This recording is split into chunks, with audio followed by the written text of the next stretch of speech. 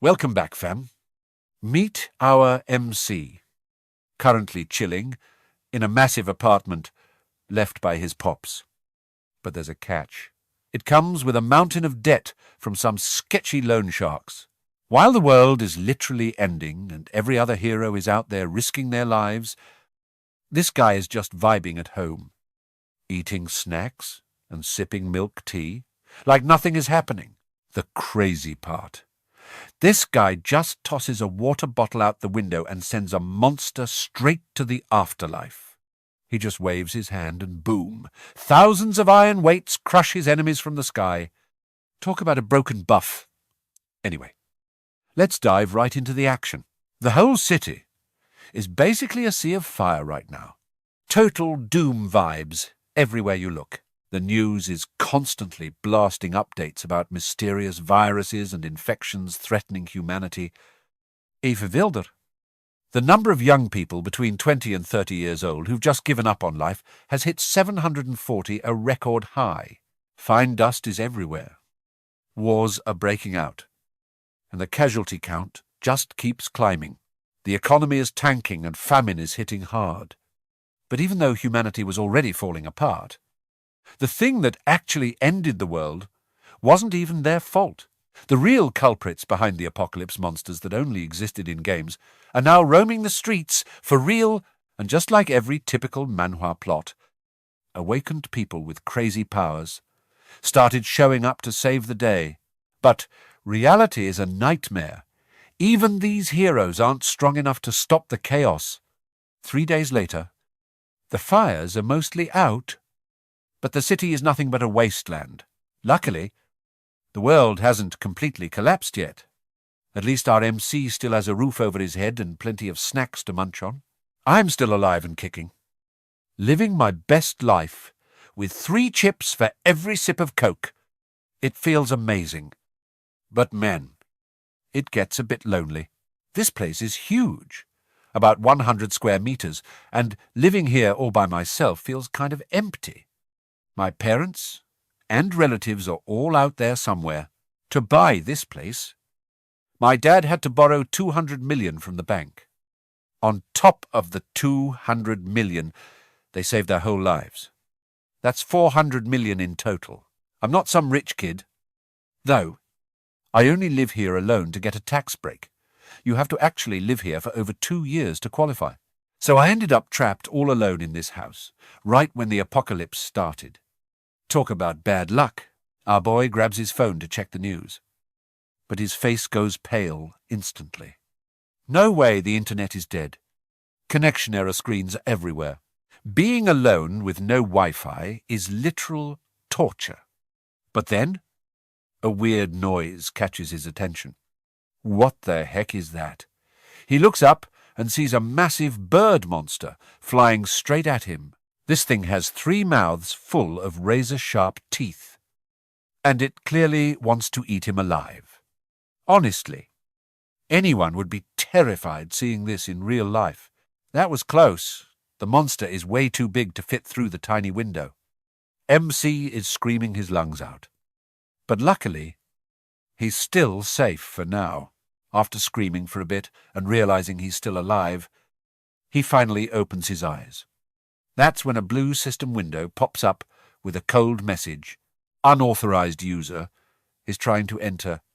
The monster gets blocked outside like it just slammed into a brick wall. This is his level 1 passive skill called King of the House. As long as the owner doesn't allow it, no one can step foot inside.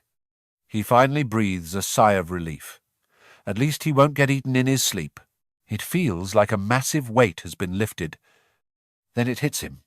This broken skill is the only reason he's still alive. But the security is a bit too much. No one can get in.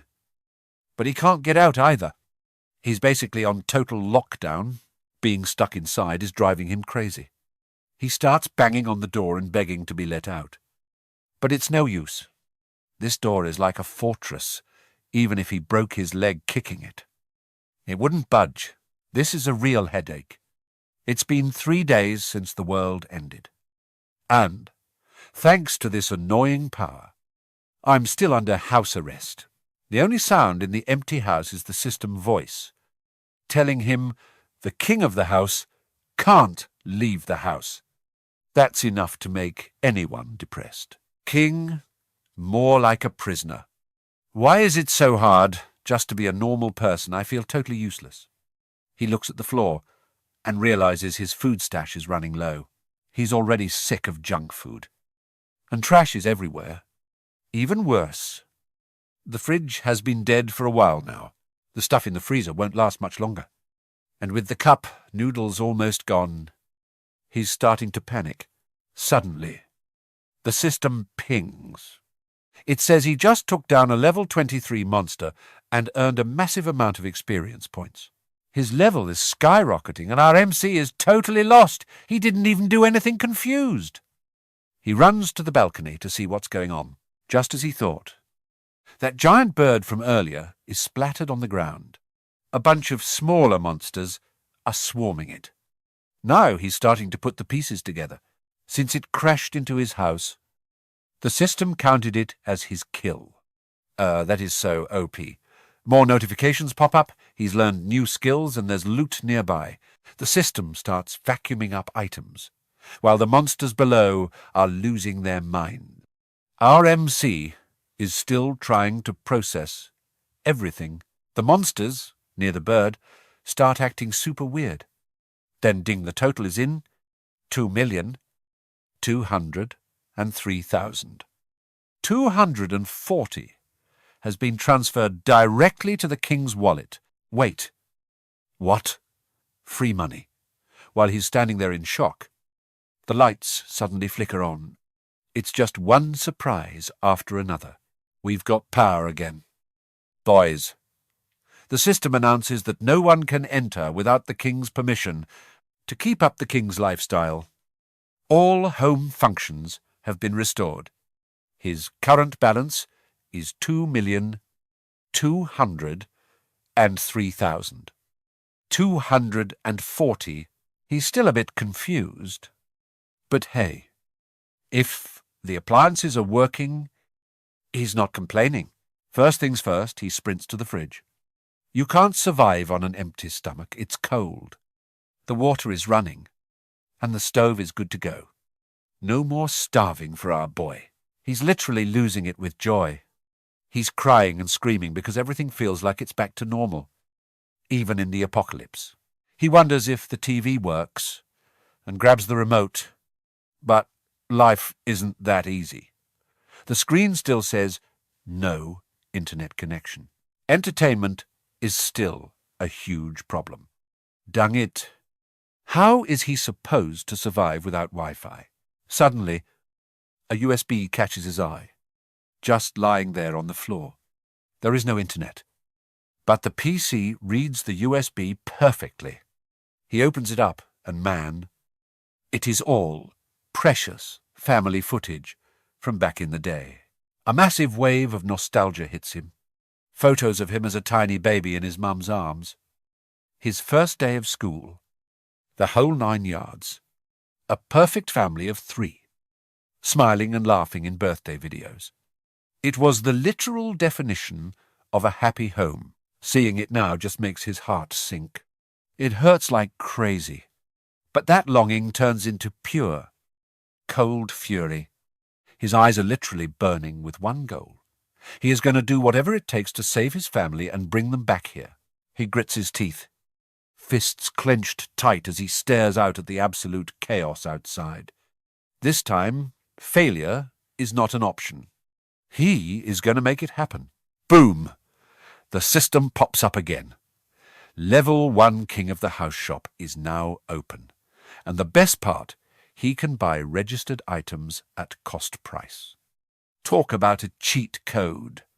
His balance is sitting at 2,203,239.1. Time for that first item registration.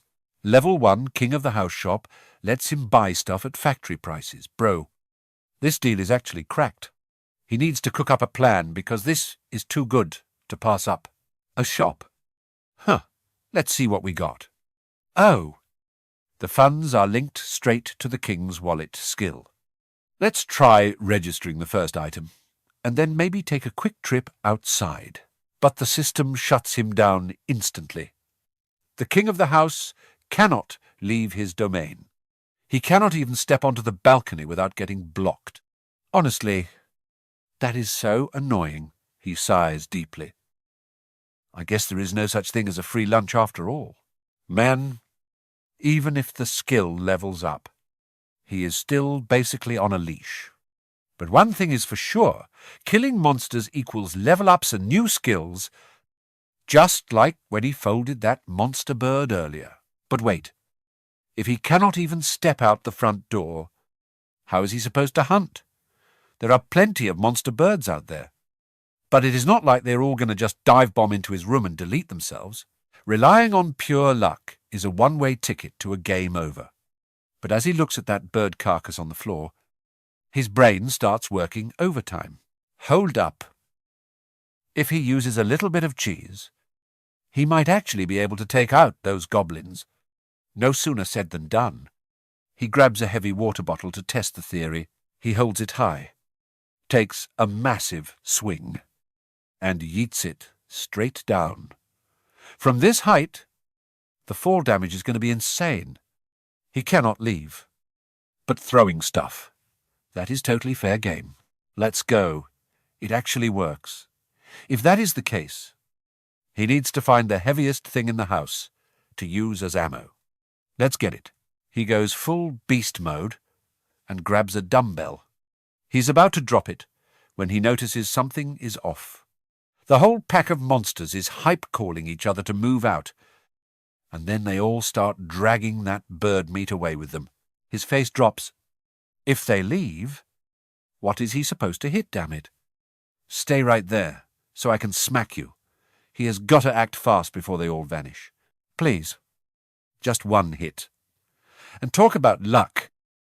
The dumbbell lands right on a monster's head. Blood everywhere. It is a gruesome sight.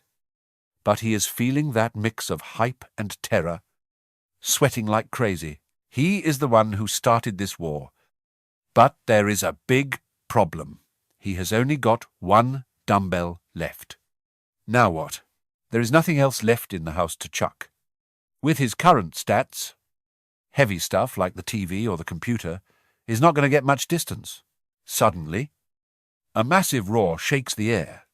He jumps. Yep, the monsters are all turning toward his building, screaming their heads off at him. They are pointing and looking up, absolutely livid. If this whole mob comes for revenge, he is cooked. A second ago, he was worried they would leave, and now they are rushing the building like a pack of rabid dogs. They are swarming in like ants, non-stop screaming. He grips the railing and looks down. But wait. This might actually be a once-in-a-lifetime chance. This distance is perfect for a literal dumbbell rain. He is finally starting to understand how this game works. Why worry about ammo when he has a shop? Time to go shopping. King of the house, shop. Please register an item. Current balance, 2,203,239.1. He hits that register button without missing a beat. Do you want to register this item? He holds up the dumbbell. Heck yeah. Register this for me. The system starts scanning it in a flash. Registration successful. 3-kilogram non-slip dumbbell. He looks at the price and his jaw drops. It is the exact same price as the app he used to use. I guess the world ended. But inflation stayed the same. Huh? 3-kilogram dumbbell at a bargain price. Should he buy? Oh, absolutely. As many as possible. Get ready to catch these hands and these weights. You monsters. Ding. A dumbbell spawns right in front of him. He is losing it. Eyes glowing with pure hype. It worked. He picks it up. Feels the weight. Yeah. This is the good stuff. Now that he has got the ammo, he is just yeeting them down non-stop. The more they swarm, the higher the hit rate. He is just dropping them at random, and you already know someone is getting logged out permanently. The notifications are popping off. Level 7, Goblin defeated EXP, gained 345 added to the wallet. Man! Playing a game in real life is actually fire. This is insane. The rest of the pack sees their buddies getting flattened and huddle up to check. Some of the aggressive ones are looking up at the building, absolutely fuming. But before they can even open their mouths to talk trash, his dumbbell rain comes crashing down. The whole mob starts sprinting like their lives depend on it, because they do. If they are slow, it is straight to the afterlife for them. These guys are actually learning. They are starting to dodge his shots, and he cannot land a single hit. So annoying, dang. Missed again. Too bad. Time to load up on more ammo. Ding! He buys 3 more sets of dumbbells. This time, he hits the jackpot. Level 6, Goblin deleted, 2050-12 added to the wallet. His level is skyrocketing, and he even unlocked a new skill. Bro literally cannot stop smiling. Let's go. A new skill is finally unlocked. Housekeeper King. Level 1, Inventory. It has got massive storage space. He tries putting a dumbbell in right away to see how it works. With a sharp ping, the dumbbell vanishes into thin air. The system says the 3-kilogram dumbbell is stored. Do you want to summon it? Now this is what I am talking about. It is so convenient, summon, and boom, the dumbbell is back in his hand. It is a success. He can summon anything from his inventory to any spot he wants. When he realizes the potential, a totally wicked look flashes in his eyes. Those monsters down there, yeah, they are absolutely cooked. Here, from a distance, his room is glowing with an intense light. He stands there, hand raised like a total boss. Inventory summon, keep those dumbbells coming. In an instant, the entire sky is filled with dumbbells, falling down like a massive rainstorm. There is literally zero escape for those monsters. This time, the monsters are dropping like flies. The sound of the impacts is like a literal earthquake, and they are panicking hard. There is nowhere to run. The leader is literally frozen in shock, legs shaking, completely clueless on where to go. Meanwhile, the system notifications are popping off like fireworks. Level 5, Goblin defeated. Level 6, Goblin defeated. It is non-stop. He racks up a massive amount of EXP, plus 54,661 added to his wallet. The system even asks if he wants to register more items. This is getting way too hyped. Guys, I mean, obviously, just keep looting and farming monsters, and the money just pours in. This game is so addicting. I could play it forever. Since the shop is open, I am registering 10 items right now. First, it's dumbbells, then a mountain of snacks and bento boxes. Whatever happens, I gotta fill this empty stomach first. Even if I'm using these weights to smash those green goblins' heads in, I registered everything from cooking ingredients to daily essentials. After throwing money around like a boss, I checked my wallet and oh my god, my balance is down to 2,178,805 won. Now I'm just standing here confused. What the heck happened to my cash? Does maintaining skills actually cost money now I checked around? But the power and water are still running perfectly. It's definitely that fridge draining my bank account. This is getting sketchy. Seriously. Those trashy goblins are such a pain. Ever since I clapped those goblins with my dumbbells, the rest of them was so shook they vanished. After that, I only managed to snag 2 more kills. Damn it. Are there no more monsters left to farm without mobs? I'm just a jobless bum living off my savings. I've been staring at the ground all day, but not a single soul is popping up for me to slaughter. I gotta find another way. My brain is literally fried. If only some brainless monster would just deliver itself to my doorstep. Right, as I said that, I looked up, and my eyes nearly popped out. Talk about perfect timing, there's one circling right above me. It looks exactly like the one from before. Mouth wide open, diving straight down to take a bite out of me. Last time, I almost got deleted. So, I'm still a bit shaky. But I recognized it instantly. I locked in, kept my cool, and ran inside to grab my gear for the showdown. Let's go. The ancestors are definitely watching over me. I tightened the straps on my DIY slingshot. Time for some target practice. But this monster is actually smart. It's keeping its distance instead of charging in. Suddenly, my weapon started glowing like crazy. And that definitely caught its attention. The monster screeched and charged like a total maniac. Just like the last one. Right into my sights. I'm literally screaming success. It flew in like a rocket but didn't see the barrier. So it slammed right into it. Ouch! I couldn't stop laughing, watching it dive headfirst into its own funeral. Game is too easy at this point. If I take this thing down, I'm definitely leveling up.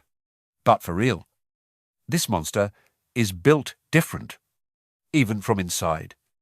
I can feel the pure pressure radiating off it. Suddenly, everything went dead. Silent. What the heck? How did it vanish that fast? Not even a feather left behind. Was I hallucinating? I ran out to check. And honestly, I'm speechless. It's literally clinging to the wall over there. No way. It's still alive. And trying to bait me out. It actually knows how to set traps. It's way too smart. My face went dark instantly. The monster tilted its head back, gearing up for another round. It used every ounce of its strength to ram the barrier. The system is going wild with warnings about an unauthorized intruder trying to break in. The sound is deafening. If this thing actually breaks through, I'm getting logged out of life permanently. I'm low-key terrified. But I'm praying this door is tanky enough to hold. I gotta check the shop for a solution right now. But looking at the shop, besides dumbbells, it's all just food. The real problem is, I have to be close to the corpse to actually loot it. Look, farming goblins hasn't always been a walk in the park for me. The survivors will drag their buddies' bodies away. And if they do, I get zero loot. Basically, if the distance is too far, the system won't let me cash in the rewards. This is so frustrating. I'm literally grinding my teeth. This isn't working. I need a way to one-shot these things immediately. I looked at the items in the system, and suddenly IQ Infinity Mode engaged. Aha, I bought 10 packs of canola oil instantly. Order confirmed. I grabbed the bottles, filled up my pots, and got them boiling hot. I have no clue what our MC is cooking up this time. He tied some alcohol-soaked cotton to a stick, dipped it in the hot oil, and then registered the boiling oil into the system. The system confirmed boiling canola oil registered successfully. Everything's ready. I grabbed the torch. Oil plus fire equals a massive explosion. That bird is about to be fried. I stared at the floating screen and yelled, "Summon the boiling oil!" Right now, a literal waterfall of hot oil poured down, soaking the monster. I took the chance and lunged with my torch DIE. You beast! The monster got roasted instantly. 0 misses. We're having giant grilled bird for dinner tonight. I couldn't help but laugh like a maniac. Success! It didn't even have time to gasp before hitting the dirt. It's a bit gruesome. But hey, it's the apocalypse. It's either me or him. The bird struggled for a bit, and then finally kicked the bucket. Congrats! You defeated a level 27 Kelly Can. The XP is pouring in. Skill levels are skyrocketing. You've learned a new move. And it's time to collect the loot. Just like that. The Home King's wallet got a boost of 9,347,487 won. This one was worth way more than the others. My jaw literally dropped. 9 million. That's almost 10 million won. I've got enough now. Let's expand this territory. Suddenly, the whole house started shaking like crazy, catching me totally off guard. What is this? Is the house auto-upgrading and moving on its own? I was terrified, but had no choice but to stay put. My room is moving somewhere, and I can actually see other people's houses now. There's a family of 4 just sitting around a table, totally clueless. My face went pale. Real people. They're the neighbours from next door. They're actually still alive. My eyes are heavy, and I'm sweating buckets. Something feels off. What's going on with that family? I honestly can't believe anyone else survived this mess. I really thought I was the last man on earth. The house came to a screeching halt, and the silence was deafening. I snapped out of it and covered my face. The system just scanned their info. The husband is Choi Hui-jun, around 35 to 39 years old, and his wife is Park Hae-gon. Their oldest daughter, Chua Naon, is 6, and the youngest, Choi Soo-on, is 4. The system popped up. New citizens detected. Do you want to grant them residency? I had to ask, what happens if I don't? The system said they'd be kicked out of the house. Like, are you sure you want to deny them? That's cold. If I don't take them in, the monsters will definitely turn them into a snack. I can't just leave them to die like that. I've decided grant citizenship to all 4 of them. Success Choi Hui-jun's family is officially in Plus. I get some sweet perks out of this. Absolute win. I bet the skills related to citizenship are unlocked now. Let's check the stats while they're still fresh. Just as I expected. I've now got the Lord of the House skill, along with level 1 Lord's Eyes. In this house, nothing gets past me. Now let's see. Where's that Citizen tab hiding? Dinghouse Proclamation. A level 6 passive skill. No one's stepping foot in here without the king's say-so. There it is. Found it. Let's click it and see what's up. Choi Hui-jun is level 9 with 24% trust. Old Man Hae-gon is level 5 with 18% trust. Choi Naon is level 3 with 33%, and Choi Selen is only level 2 with 42% trust. No way. The current population is 4 out of 600. That's wild. Our MC is low-key shook. Isn't 600 a bit too cracked? But hey, thanks to that, everyone's levels are showing up clear as day. An XP and gold sharing ratio. You mean they do the work and I get a cut. That's fire. I can even manually adjust the rates myself. I'm officially a straight-up capitalist boss now. Asterisk laughs. Asterisk. So this is how the big shots level up so fast. Huh? I can even assign quests. This is absolutely cracked. Quest details. Time limits. Rewards. And even punishments. It's all here. Managing these guys is gonna be a piece of cake. This is getting interesting. I can even write the quest content myself. No time like the present. Let's drop a quest right now and see what happens. What should I write for the content? Task: slay 1 goblin within 168 hours.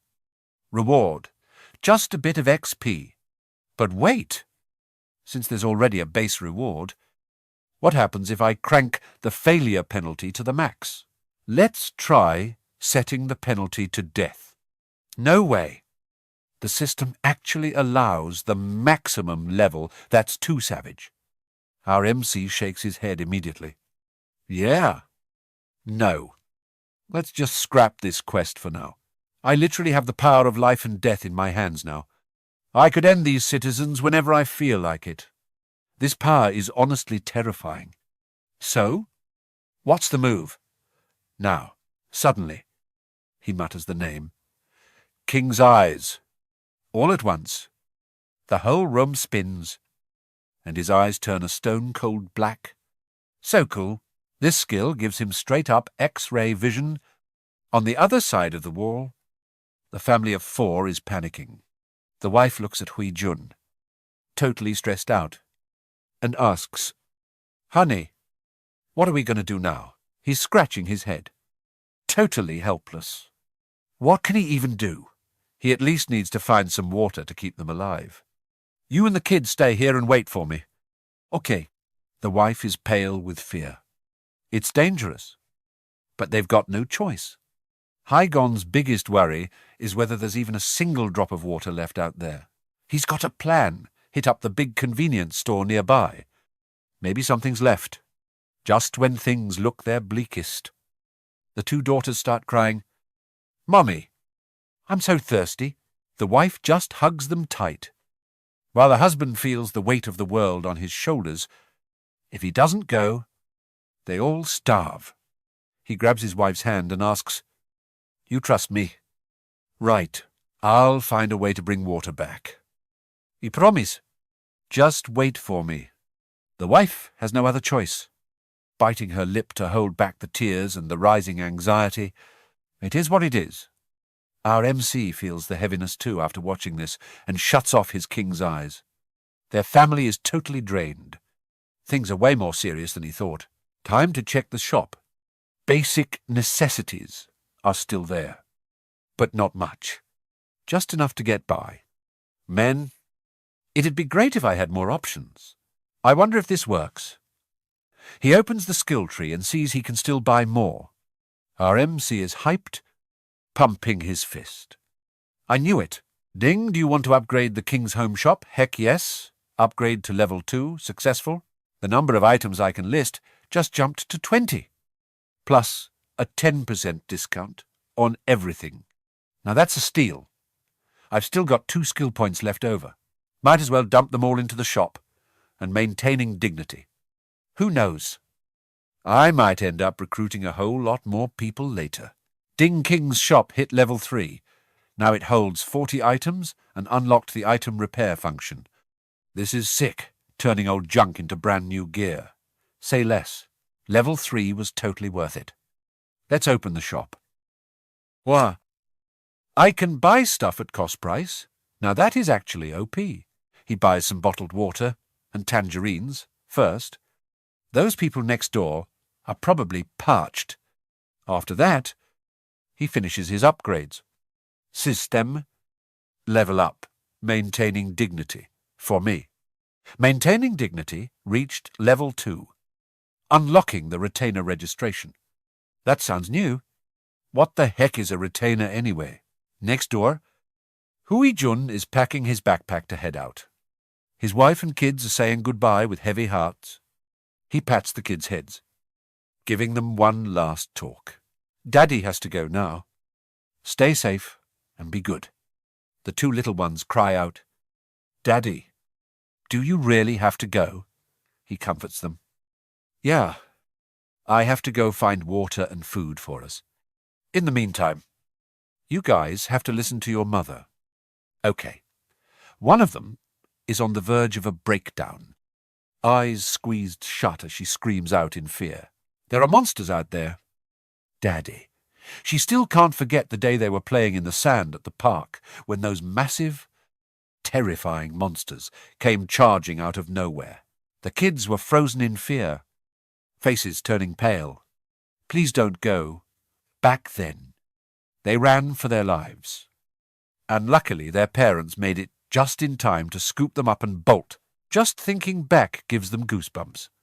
Hui Jun isn't some hero. He's terrified too. The 2 kids are making a scene crying. So the wife has to pull them close. It's okay. Don't cry. This might be the last time we see Daddy. He bites his lip hard. Sweat dripping down his face from the pure stress of it all. Right then, a knock comes from the doorknock. Knock. Hui Jun immediately grabs a baseball bat. The whole family goes dead silent, staring at the door. What was that? Who's there? Our MC calls out from the hallway. Sorry to bother you, but if you're free, could you open the door for a second? The family's faces are pale as ghosts. Totally on guard. Nobody daring to make a sound. But wait. That sounds like a real person.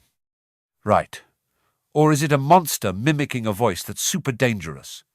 Our MC calls out again. Hello.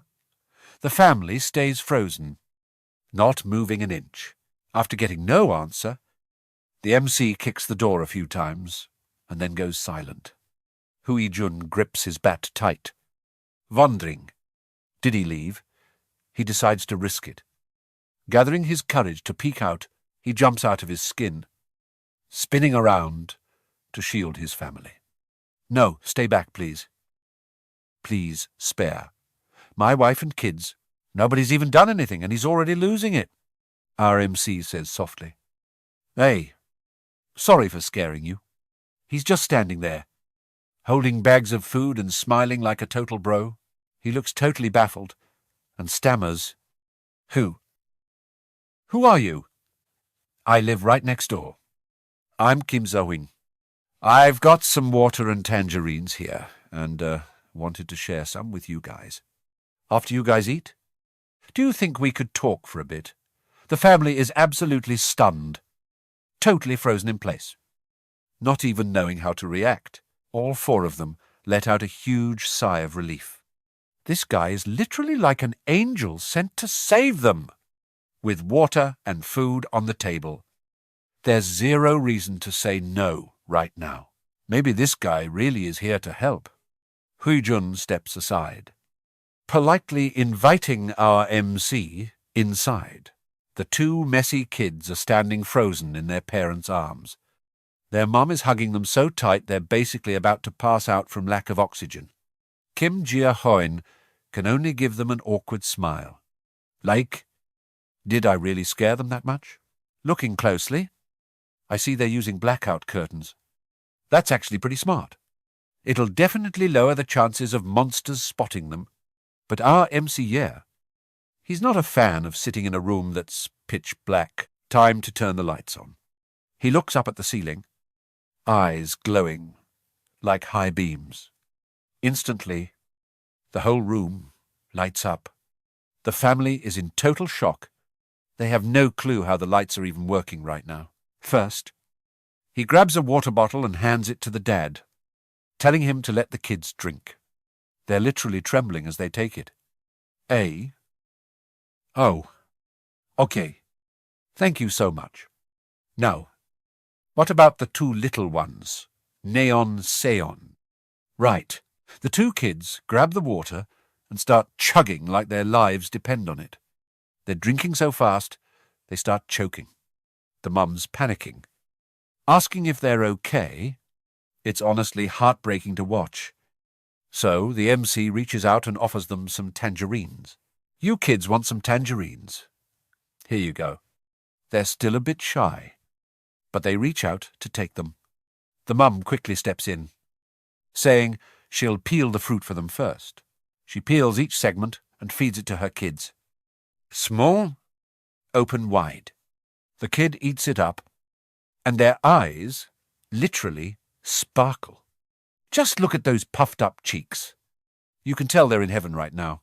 Mom smiles and asks if it's good. The older one nods like crazy and asks for some for their sibling too. Now everyone's got a snack, and the vibe finally starts to feel warm and cozy. Nothing builds trust like providing food and water. Ding. The requirements to register them as retainers have been met. Our MC just sits back and observes the group for a bit. Little Neon has the most potential. Even though she qualifies as a retainer, she's still just a kid. There's no way the MC is going to dump a heavy burden on a child like that. Unlike normal civilians, he can only have 10 retainers. He needs someone with actual skills, like Uncle Run here, to get things done.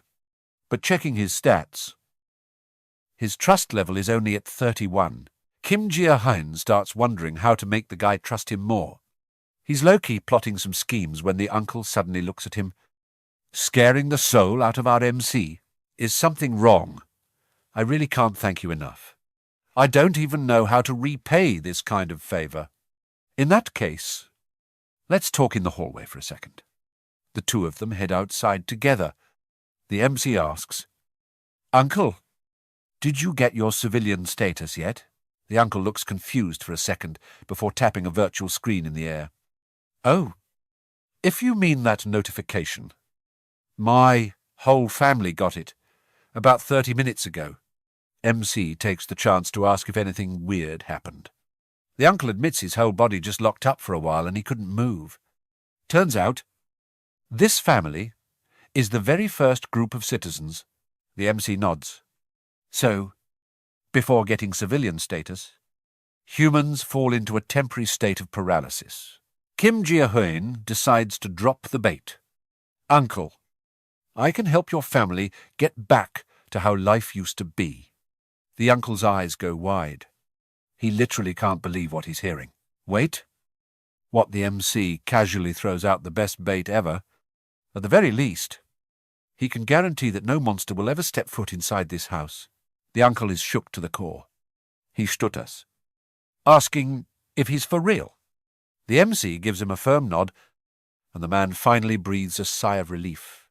That's amazing, but nothing in this world is free. And the uncle knows the drill. He asks straight up, You're not doing this for free. Right. What do I need to do for you? Doing this might get you killed.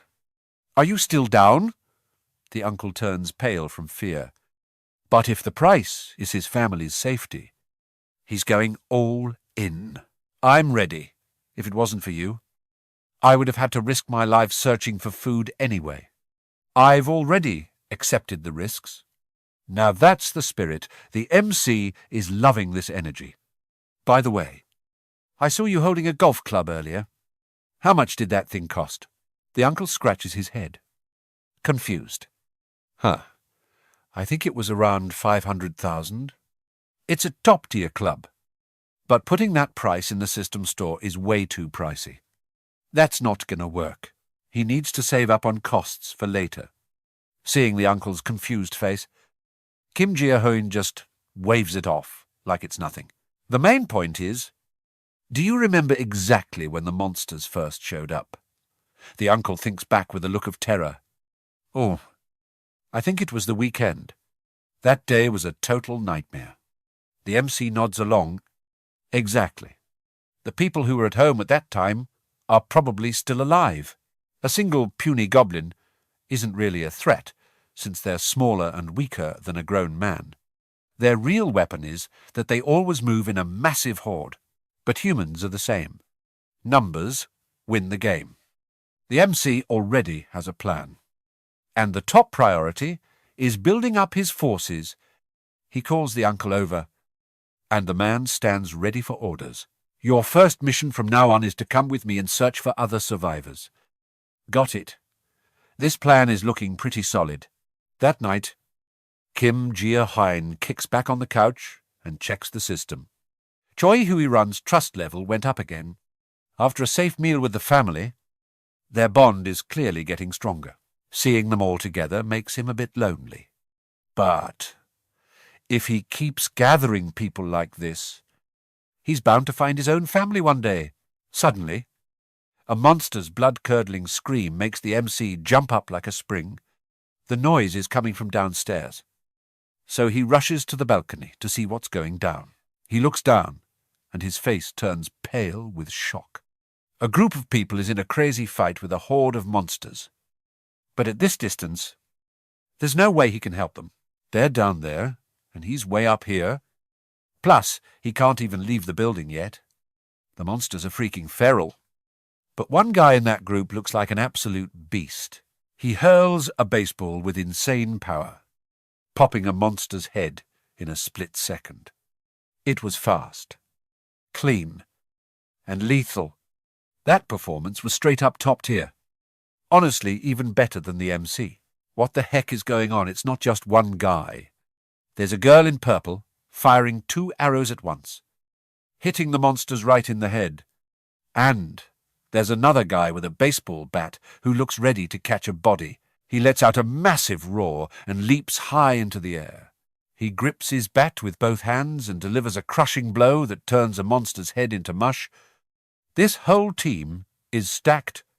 Every hit lands. And the monsters are so terrified they literally turn around and bolt. Talk about a legendary escape. Suddenly, the girl snaps into high alert and aims her bow, ready for a fight.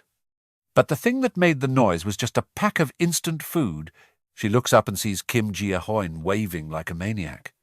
He knows they can't hear him, but he keeps waving his arms like crazy anyway. From her perspective, she just sees a tiny little dot moving around. The MC is practically flailing his whole body just to get their attention. What a wild day. Suddenly, there's a knock at the door, and the MC has to stop. Oh, coming.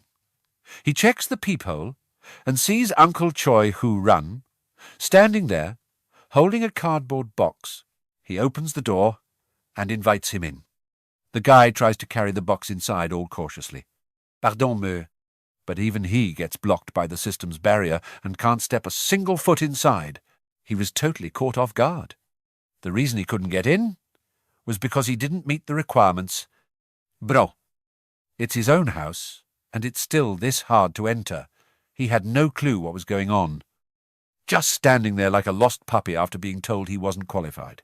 What is even happening right now? Is our MC actually stuck? Wait, let me think about this. Is it possible that not just anyone can just waltz into my place whenever they feel like it? Or maybe only people registered as my vassals have the right to enter. But hey, I can still pass items through. Yo, take this for now. I brought everything I could find that could be used as a weapon. He takes the gear. Oh, thanks, ma'am.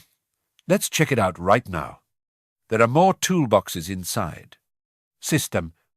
Open inventory. Take out 5 bottles of water and 5 packs of ramen instantly. Those items spawned right in front of Choi Hui Run. He hands them over and says, "Hey, do you think you could help me carry this water and ramen down to the first floor?" Bro instantly got the chills. Down to the first floor. Isn't that like way too dangerous? Our MC immediately tries to calm this scaredy cat down. Relax. I've been watching them closely. Turns out those goblins actually only move around during the day. Plus, you've got to be pretty impressed with the crowd down there. I definitely need to turn those people outside into my own crew. First off, once they realize I've got food, they'll be crawling over here on their own. But he can't say that out loud. So he just tells him, I've got my own plan, so I'll have to trouble you for a bit. The guy is scared out of his mind, nervously asking over and over, seriously, I just leave it on the first floor and that's it. MC is starting to get annoyed now, replying in a cold voice, exactly. He doesn't dare ask another question and heads out. Got it? This shouldn't be too hard. I'm off then. He even gives a deep bow before leaving. Thank God he's finally going. MC smirks and says, thanks, honestly. For guys who are this straightforward, it's better to give them a little extra motivation. No sooner said than done. He opens the quest board and assigns the task. Place 5 packs of ramen and 5 bottles of water on the first floor. Time limit 24 hours. Reward is a small amount of experience. And there's no penalty for failure. The screen pops up right in front of him. Ha! What is this? MC explains it, so he understands. Once you finish the quest, you'll get experience points or something like that. Just like in a video game. That's right. And by the way, you're currently at level 9. If your level goes up, you'll definitely get some cracked rewards. So, I'm counting on you. This helps give him a little extra hype. He takes a massive deep breath. Phew. All right.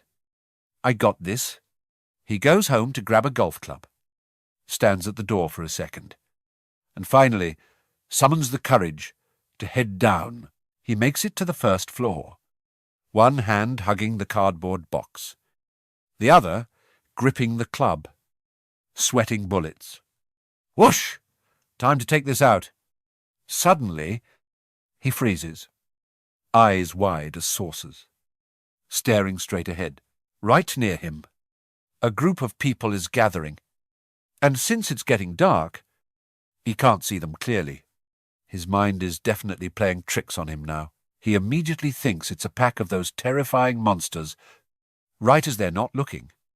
He turns and mutters, "Run. Gotta run." But then his leg gives out, and he faceplants hard. Everything in the box spills out with a loud crash, and he's just lying there flat on his face on the ground. Honestly, no one even did anything yet, and he's already scared himself half to death. His whole body is stiff. His legs are like jelly, and he's trying to talk himself up. Please, just stand up. Come on. His face is as dark as a coal mine. He glances back, unable to even make a sound, and yikes. He's already wet his pants. He shuts his eyes tight, crying a river, covering his face because he's so terrified. Suddenly, a voice calls out, "Yo, over here." That shout finally brings his soul back to his body. He lowers his hands and sees a group of young guys standing around asking, "Hey man, you, okay Ding-an? Entity is attempting to enter without permission." Gia Huynh is inside and sees the notification, totally stunned. He realizes he might have to go out and check this for himself. He activates the King's Eye skill. Yep, it's that same group he saw earlier, following the big guy Choi Hui run into the building. They're whispering to each other. The guy who just dropped the ramen is right here in this apartment, so there really is food here. Right, exactly. Thinking about it, our supplies are pretty much gone. He looks closely at those faces and recognizes them instantly. The fish took the bait. Ding people who meet the requirements to become citizens are approaching. Would you like to propose citizenship? Our MC has to think for a second. Is giving citizenship an offer? Now, is it a privilege? I mean, I could just force them to join while expanding my territory. But in this case, am I giving them a choice? That means they actually have the right to say no. Man, this is a headache. If I just invite them out of nowhere, there's a 90% chance they'll refuse immediately. This is tough. What should I do? Right then, a noise comes from outside the door. Looks like they've arrived. He decides to go check it out. Outside is Choi Hui run pressing the bell. Hello. Gia Huynh. He speaks through the door. Yeah. Hold on a sec. Ding. The system pops up again. Choi Hui run is currently on a mission. Would you like to reset the quest? That works. He decides to agree. Yeah? Reset the quest. Invite 6 guests for a meal. This is his chance to get on their good side. The big guy outside gets the quest notification immediately. Gia Huynh. He cuts him off and says, Yeah? That's the new mission. Tell those people first that I've got a really great idea. He confusedly agrees. Okay. I got it. Once you get a quest, you got to grind it out.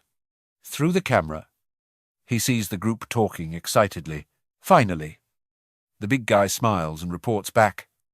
They agreed. That was fast. MC nods. Good. Thanks, man. He immediately triggers the citizenship proposal for all 6 of them.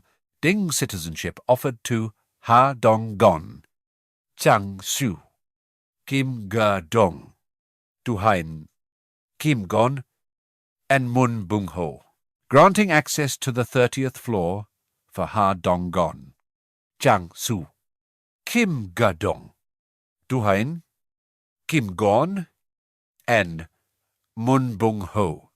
Now they can finally come inside. Ding citizen count has reached 10. Citizen experience. And gold bonuses increased by 10%. Let's go. Kim Gia Huynh eyes light up. He's getting extra experience and cash now, too. Not only does he have more muscle to fight monsters, but he's also got these insane buffs. Of course I'm welcoming them with open arms. All their info shows up on the citizen management system.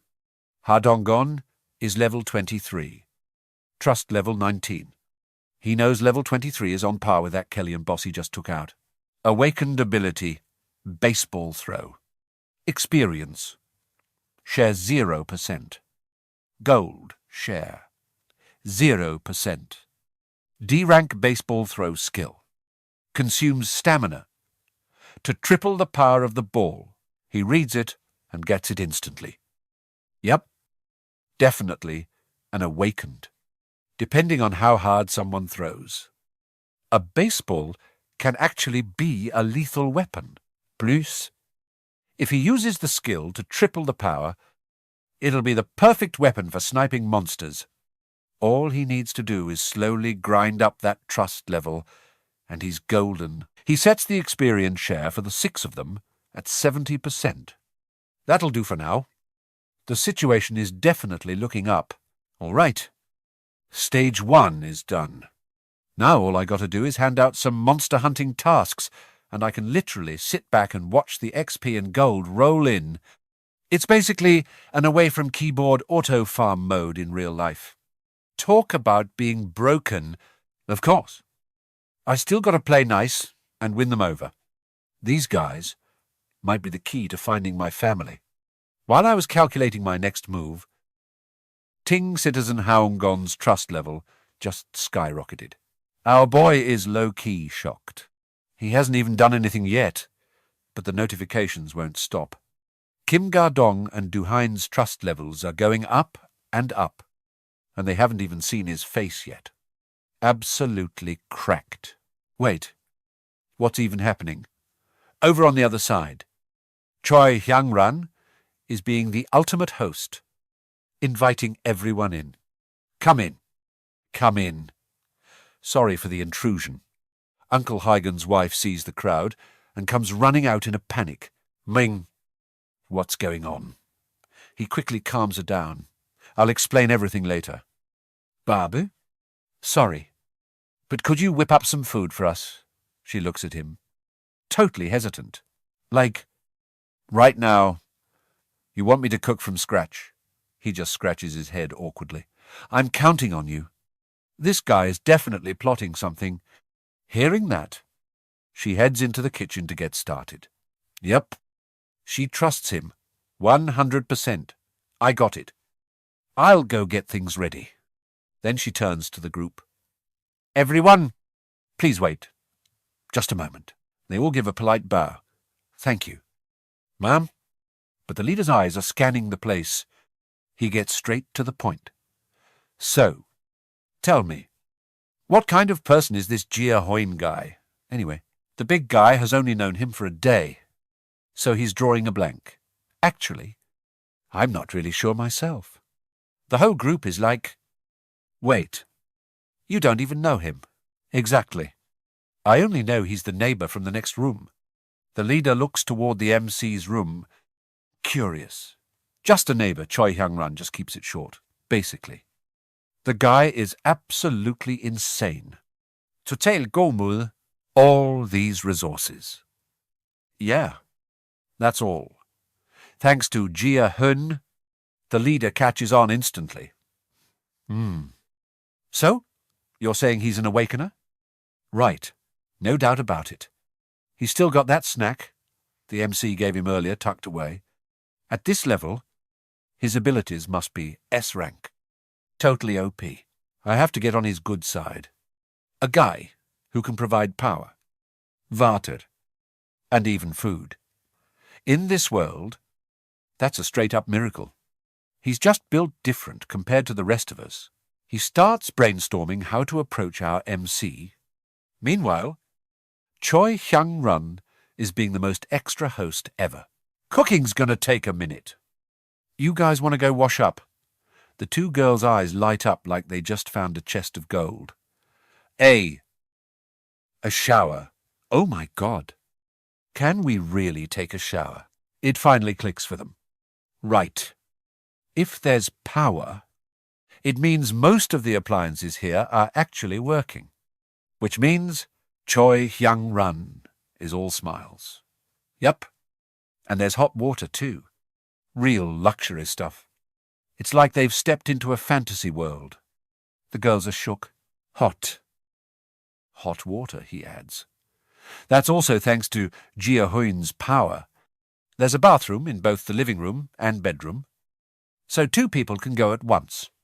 Let me show you the way. With this kind of treatment, no wonder their trust in the MC is going up like crazy.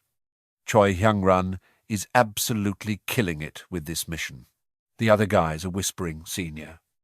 Is that man really an awakener too? Probably. If all this is true, his power is on a level I can't even touch. They start roasting each other. Aha! Don't be a loser. Just take your baseball bat and give him a good smack. You'll be fine, you idiot. We're trying to suck up to him. Not fight him. What kind of trash talk is that? Oh, really? Please. Just don't do anything. Just sit there and be a good boy. Ha ha.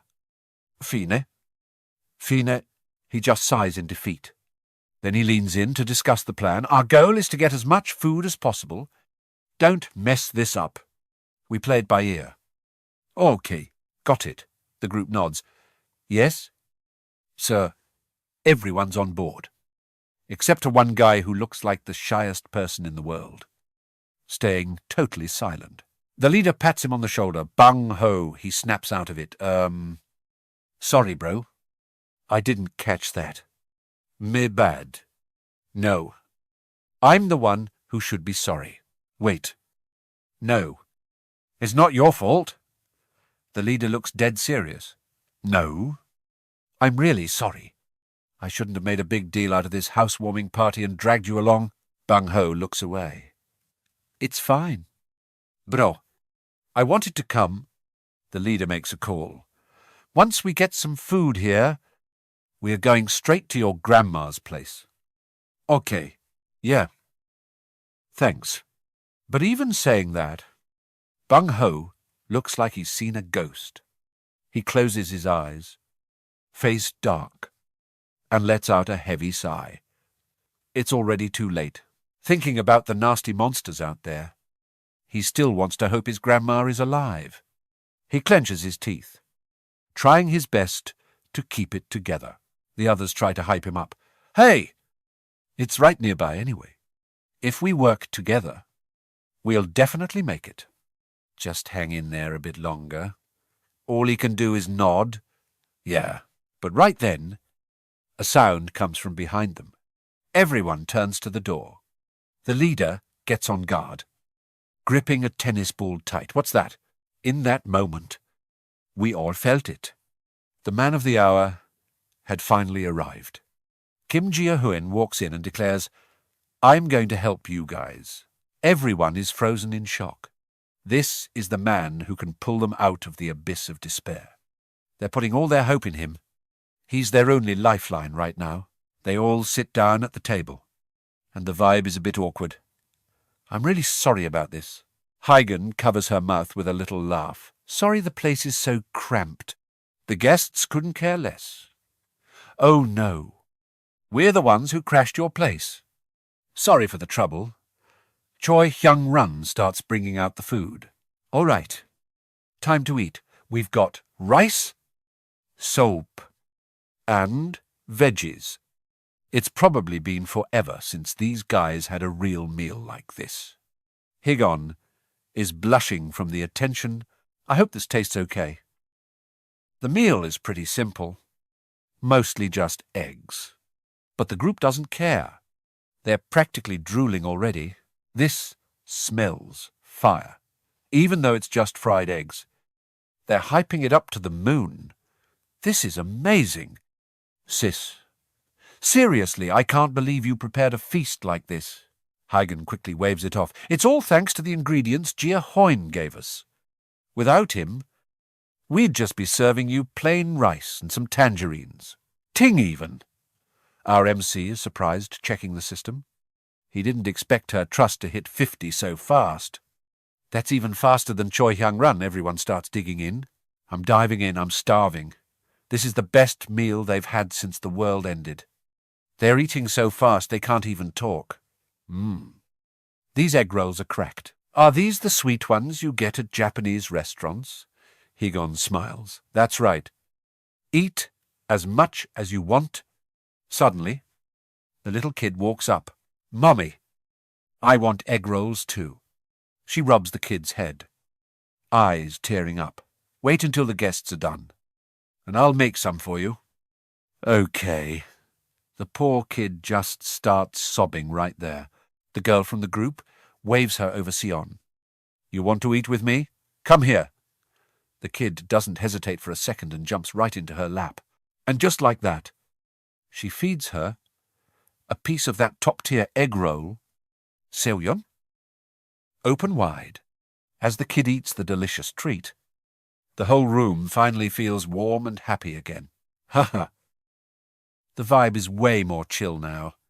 Min calls the couple over and tells them there is plenty of food left. So they should come eat and join the fun. The two of them look at each other, totally caught off guard. Their eyes light up instantly, and they agree right then and there. Sure. Of course. We definitely won't turn that down. Just like that. Everyone is huddled together like one big happy family. He eats while lost in thought. It has been a long time since he felt this kind of warmth. Looking at the eggs, he remembers the lunchboxes his mom used to pack specifically for him back in the day. Deep down, he is just praying. Please, let everyone stay safe and sound. In no time, the plates are wiped, completely clean. Once the little kid finishes eating, he starts rubbing his eyes, wanting to go to sleep. Huynh scoops up the two little ones and says, All right, you two go to bed with Mummy. He watches them leave. It is getting late. Time to get down to business. All right. Let's get back to what we were talking about earlier. Your grandma's house is right around the corner. So, what exactly is stopping you guys from getting there? The leader's face goes dark at the question. It's because of the goblins. Goblins! Yeah. That underground parking garage is the perfect hideout for those things. It looks like the entire place has been completely overrun by goblins. Even our MC did not see this plot twist coming in the parking garage. They add that there have to be at least thousands of them down there. He gets it now. The current King's power only covers up to floor 30. So the goblins can easily use the tunnels to sneak inside the building like it is nothing. He also mentions that every single exit in the apartment complex leads straight into that underground parking lot, so don't even dream about leaving this building easily. Kim Gia Huynh folds his arms and calculates for a moment before saying, But from what I know, there is still another path. The guy nods in agreement. Exactly. Our original goal was to take that path to get out of here. Hearing this gives me major goosebumps. Is that way even more dangerous? What does it look like? The guy looks like he has seen a ghost just thinking about it. It looked a bit like a wolf, but also kind of like a bear. Luckily, that beast was busy throwing hands with a pack of goblins, which gave us the chance to dip. Based on the description, it seems he hasn't run into this thing yet. A wolf or a bear? The guy's memory is a bit hazy. The only thing that really stuck with him was those two glowing eyes. But he is not entirely sure. It was pitch black at the time, so he couldn't see what the heck it was. Our MC thinks it over and makes a call. Looks like the only way is a direct assault. Time to go big or go home. He nods right away. True. But there is something else I have to admit. We have officially reached our limit. Our weapons are just bows and baseball bats. And all that stuff is basically just consumables. But in his eyes, this is light work. He holds out his hand and says, I can handle this. Let me help you guys out. Let me take a look at your bows and baseball bats for a second. They hand the gear over to him. He picks up a baseball bat and starts inspecting it. Asterisk, ding, times. Would you like to register this item? That is not all. He starts tossing the gear into the system one by one to get a price check. Recurve bow in good condition. Costs 1,530 gon. Do you want to register it? You bet. He flexes the bow in his hand and turns to ask, Does everyone here actually know how to use a bow? The whole group goes dead silent. They are sweating bullets, not knowing how to answer and still look cool. But hey, they will probably learn on the fly. He decides to buy 5 sets of bows anyway. Even if you don't know how, use this chance to practice, because you're going to be using these non-stop from now on. As soon as he finishes the purchase, the system pings, trust level of citizen Harong Gon, citizen Kim Gadong, and citizen Duin has increased. These guys are way too easy to please. He is actually low-key shocked. Like, how are they this easy? Especially Bung Ho. Dude is absolutely beaming. If this guy is this OP, then maybe my grandma actually has a chance to be saved. Asterisk, ding times. Trust level of citizen Muon Bung Ho has increased significantly. The squad is hyped, talking amongst themselves. With gear this cracked, we're going to clear monsters 10 times faster. I don't even need a bow since I have these. From now on, I won't have to risk my life to go back and scavenge for arrows. But our MC is the one calling the shots here. Don't get too excited yet. First, we need to thin out the goblin numbers. The others take the hint and start treating him like their undisputed leader. Facts. So, when do we start the mission? Kim Gia Huynh announces loud and clear. We start tomorrow. Wait. Tomorrow? Yeah. The sooner, the better. He does not dare to say a word in protest. That makes sense? He has everything planned out. Tomorrow, we are definitely saving Bung Ho's grandma. Bung Ho is losing it. He cannot stop smiling, but the other guys are still kind of shaking. How exactly are you planning to do that? Of course, he has already crunched the numbers. Here is a little spoiler. I'm going to use the bait strategy. The whole group sits in dead silence, listening to Kim Gia Huynh's presentation. Nobody objects, but deep down they are still a bit skeptical. Sounds like there is a chance it might actually work. The guy with glasses is still stressing about something. Assuming the battle actually goes well. Suddenly, the system pings. Citizen Choi Hairun has completed his mission. The service fee of 30,000 Nandan Ter has been completely used up. He did not see this one coming. Whew. First time hearing about this. Oh. So, assigning tasks actually costs a ton of money. This means, as long as you have the cash, you can level up someone's social status, unless it's absolutely necessary. Don't go spending like crazy right now. Choi Hui-run's trust level has increased. It hit the 50 mark. Unlocking loyalty. Since his loyalty has passed 30, he decides to grant Choi Hui-run access to the login records. The guy immediately feels something strange and jumps back. Wait. did something. Just flashed just now. System alert. First advisor, officially appointed. You have received the subordinate summoning skill. As a reward, now you can summon your servants straight to your house.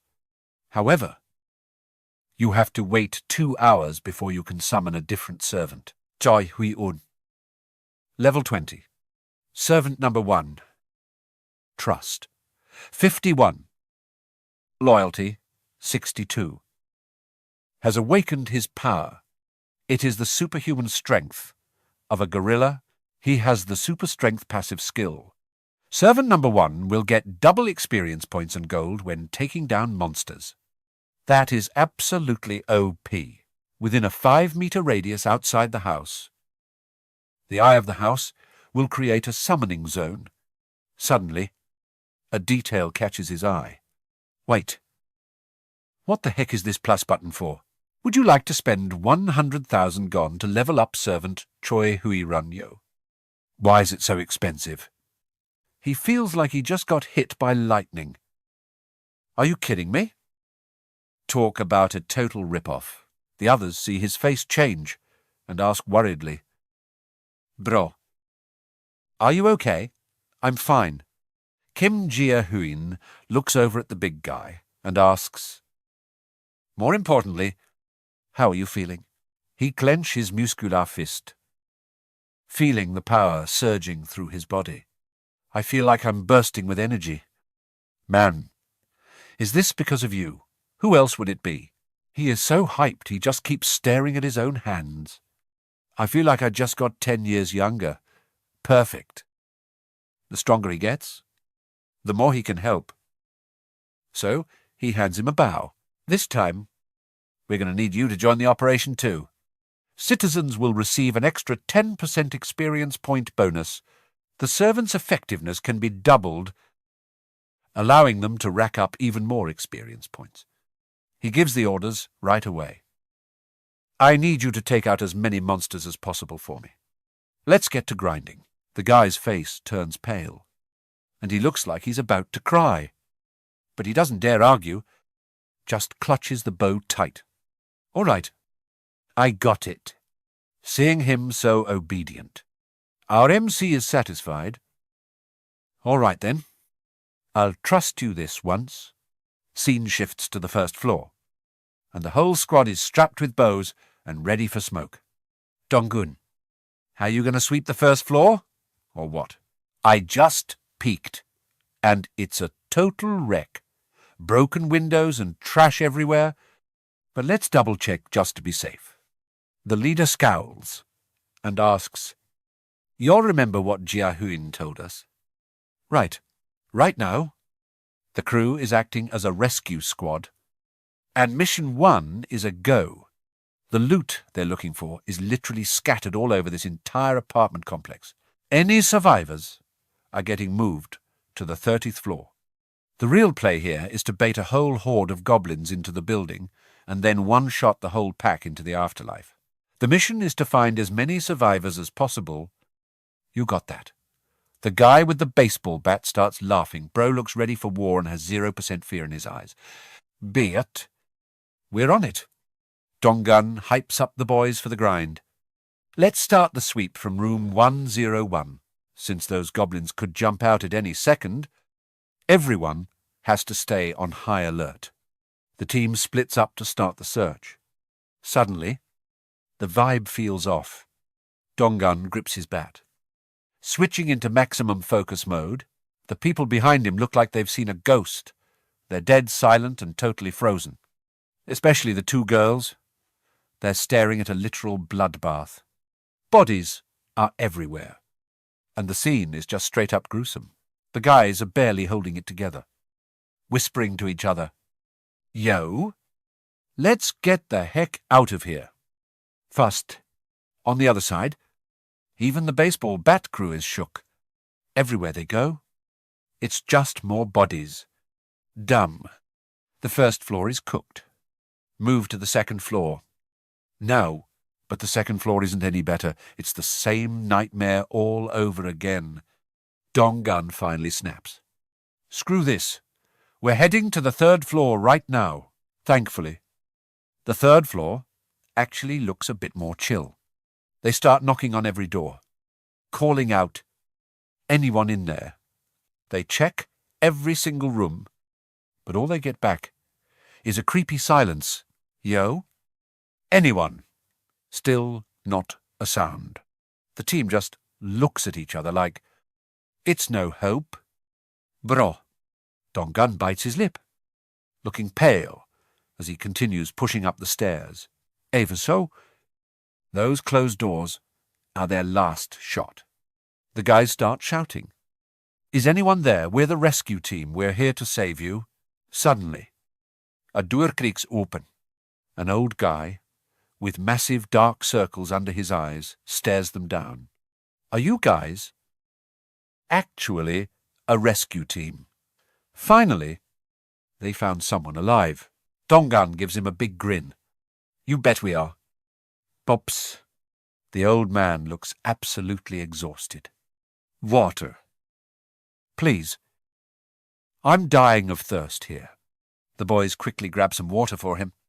He only sticks his hand out, still acting super sus. Is this really for me? Are you guys actually legit? Donggun starts losing his patience and tries to convince him. Look, we live here too. We're just trying to help. We've got a way safer spot for you. So just come with us. The old man just blanks out like his brain stopped working.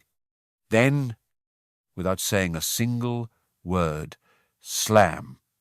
He shuts the door right in their faces. The squad is speechless. But they decide to wait it out. A moment later, the door swings wide open, and there are a few more people inside. This time, he's being all friendly, even reaching out for a handshake. Me bad. I guess I was just overthinking things. I'm Hong Jung-soo. Nice to meet you. Talk about a total 180. This guy's attitude flipped faster than a pancake. I'm Heong Gun. Let's look out for each other. He turns to Gia Dong and Hulin. You two? Take our guest to the 30th floor, and then meet back here with the squad. The old guy nearly jumps out of his skin. Wait. What? The 30th floor. I thought we had to go to the first floor to escape. A young guy from inside the house walks out, finally breathing a sigh of relief. We're finally getting out. See? Dad, I told you a helicopter would eventually come for us. The girl quickly waves her hands to explain. It's not exactly like that. But just go up there. We've got hot meals, and you can finally get a warm shower. The little kid's eyes light up. A shower, for real. Typical kid, as soon as she hears about a bath, she's all in. Yep, warm water. And everything, that was all she needed to hear. She's ready to move. Yelling back, Dad, stop being so slow. Let's go upstairs already. The residents just banked 90% extra experience, and the rewards are stacking up. Kim Gia Huynh checks the system from home. Easy money. The population just hit the 40-person mark. Put the seniors and kids in Choi Hu Run's place first. The young guys can just crash in the hallway for now. Donggun reports back to the boss. That's 40 people total. All accounted for. Gia Huynh asks, Is that all we got? Donggun nods.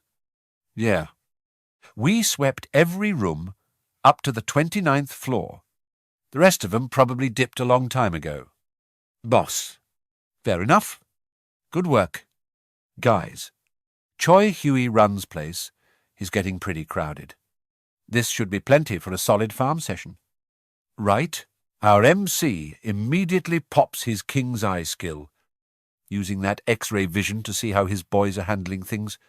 It looks like they're actually taking it seriously and saved everyone they could. Everything seems fine. All right. Donggun, listen up. The mission is moving into Phase 2. It's officially goblin hunting season. The crew huddles up in the hallway as Donggun breaks down the plan. The goal is to smoke out every single goblin hiding in the basement. We start at basement level 1. We'll split into 2 teams. taunt the goblins. Wipe 'em out. And then head down to basement 2. Suddenly, a guy with glasses raises his hand.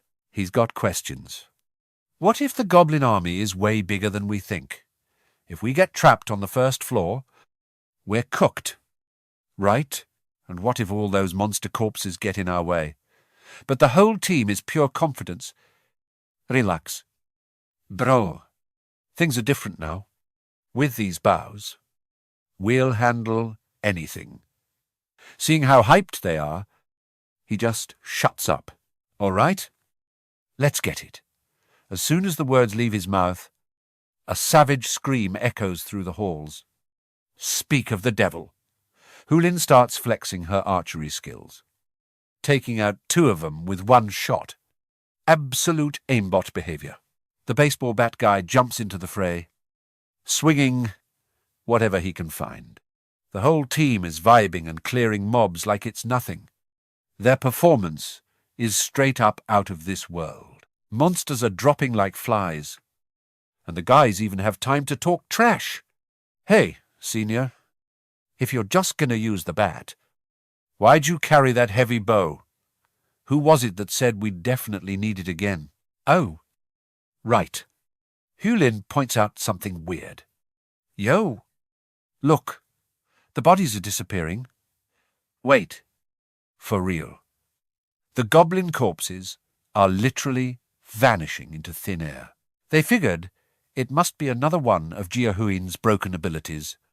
Donggun's in the lead. Nice. Let's move down to basement 1. Boys, the team follows behind.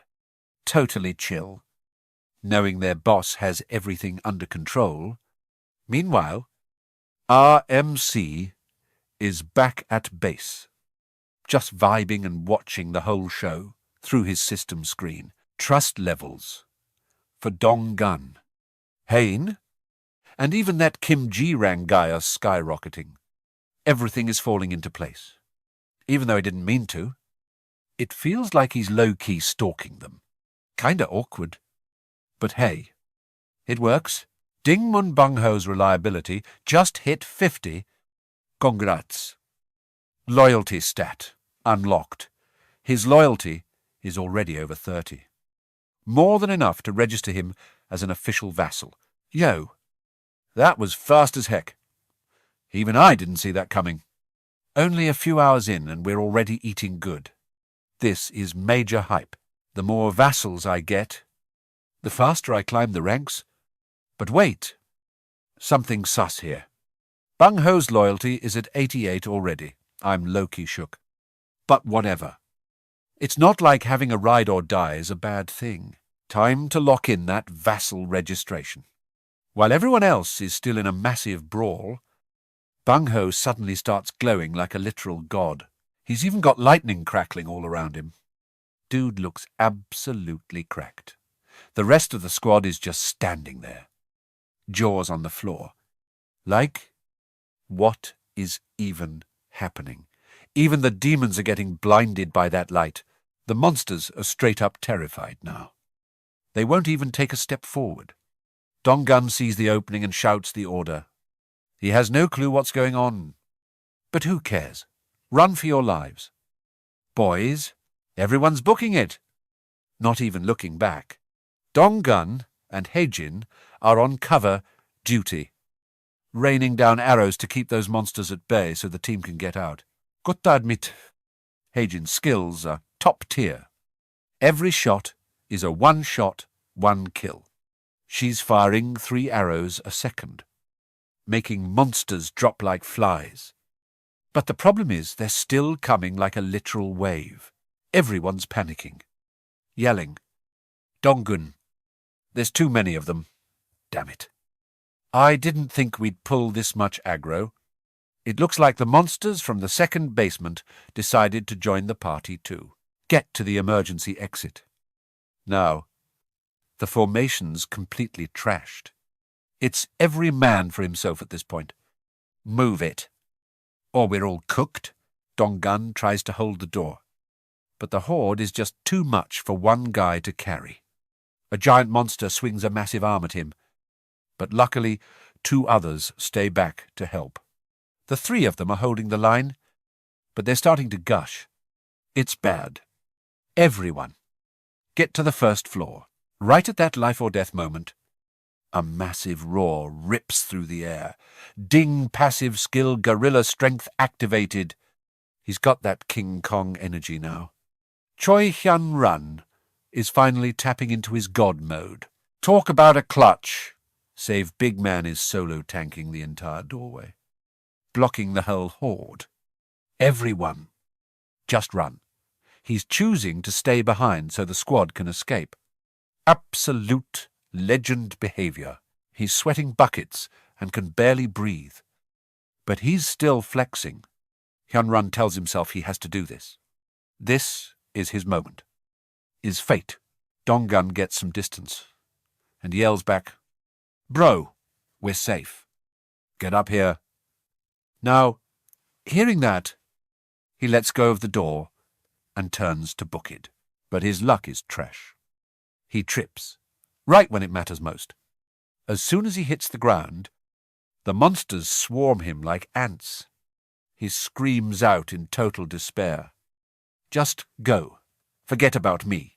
Dong-gun is frozen. Not knowing what to do? Total nightmare. Right then, the guy with the baseball bat blazes in like a gust of wind, clobbering the monster that was about to delete his teammate. Bro, get over here. Fast. He refuses to leave a man behind. But it looks like it's too late. A bunch of monsters already have their claws deep in Choi Hyun-ran. Just as everyone reaches out to grab him, boom. The big guy vanishes without a trace. The whole squad is straight up paralyzed. Like, what the heck just happened? He can't believe his own eyes. But there's no time to worry about others. He's got to save his own skin first. A monster is lunging straight for his throat. He barely manages to swing his bat in a desperate counterattack. Dong-gun and Hae-jin keep the arrows flying. Screaming. Run for it. He turns and books it like his life depends on it. Watching that wave of monsters crashing toward them, the other 2 are shaking in their boots, screaming their heads off, "Faster! Run faster!" But honestly, it's looking pretty no hope. The monsters are only a few steps away. Are they really going to make it out of this? That night, the apartment complex is deathly silent. Outside, a massive black bear is ripping through monsters, butchering them, while cursing them out with pure hatred. D. You absolute trash! Who even knows how many monsters have been shredded by its teeth? Its eyes are glowing red, and those sharp fangs won't let go. For this beast, this isn't enough. It needs blood, and it needs a lot more of it. Suddenly, a fierce roar comes from behind. The bear spins around. Its eyes are full of bloodlust. It's going to wipe every single one of them out. Back to Choi Hyun-ran. A second ago, he was buried under a mountain of monsters. He thought he was meeting his ancestors for sure. But then he suddenly blasts off, teleporting to another space like a flash of lightning. He has zero clue what's going on. Gia Huynh looks at his pale face and just sighs. That was a close one. Big Man's brain is still clearly trying to load the situation. He's dripping sweat, too terrified to even speak. Only when he sees his leader does he start whimpering. Big brother. Men, saving a life feels so satisfying. To play it safe. I've been using my king's eye to watch their every move this whole time. Good thing that vassal summon skill actually worked when it mattered. Or things would have been cooked. Suddenly, his face scrunches up, and his limbs start shaking. That's when the pain finally hits him. He looks at his bloody leg and is straight up shook. Like, when did I even get hit? I quickly try to calm him down. Hold on. You? Okay. His legs are shaking like crazy, but he's still acting tough. I'm fine. These are just scratches. They'll heal in no time. I look at that deep gash, and it hurts, just looking at it. Guess it's time to use the good stuff. I turn around to head inside. Wait here for a sec. Choi Hyun-run just blanks out. Having no idea what I'm up to, I head straight for the drawer to grab some meds. In this chaotic world, medicine is worth more than gold. It reminds me of when I was a kid. Every time I got hurt, my mum would put ointment on me just like this. All I could scavenge was a few bottles of antiseptic and some random bandages. There's so much stuff I want to register to the system. But the problem is I've only got 40 slots left. Ding. Big brain move. I quickly grab the stuff from the drawer and dump it all into the system. The system notifies me. It successfully repaired the trashy old first aid kit. Got to move fast to save that guy's leg. Let me see that wound. He rolls up his pant leg and it's a total bloodbath. Looks nasty. But he's still trying to play it off. Seriously. I'm fine. Big brother. I just ignore him and pull out the meds. Let me disinfect this first. My movements are super professional and smooth. Gotta be careful, or this leg is as good as gone. The cone hits the wound and he makes a huge face. But Ding Choi Hyun-run's reliability and loyalty stats are skyrocketing. I guess taking some pain to impress the boss is a trade-off he's willing to make. Finally, all done, he lets out a huge sigh of relief. View. Thanks a lot. Man, seeing him banged up like this makes me worry, though. I wonder how the rest of the squad is doing.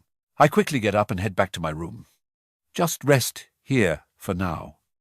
I've got things to handle. Now, let's see how the war zone downstairs is looking. Eyes closed. King's Eye activated. A few people managed to escape from the second floor down to the first. Little Sis Haejin is still firing arrows like a literal machine, sending every monster chasing the squad straight to the afterlife. Might actually save them in time. Donggun is firing away while screaming his lungs out. Ju, run for it.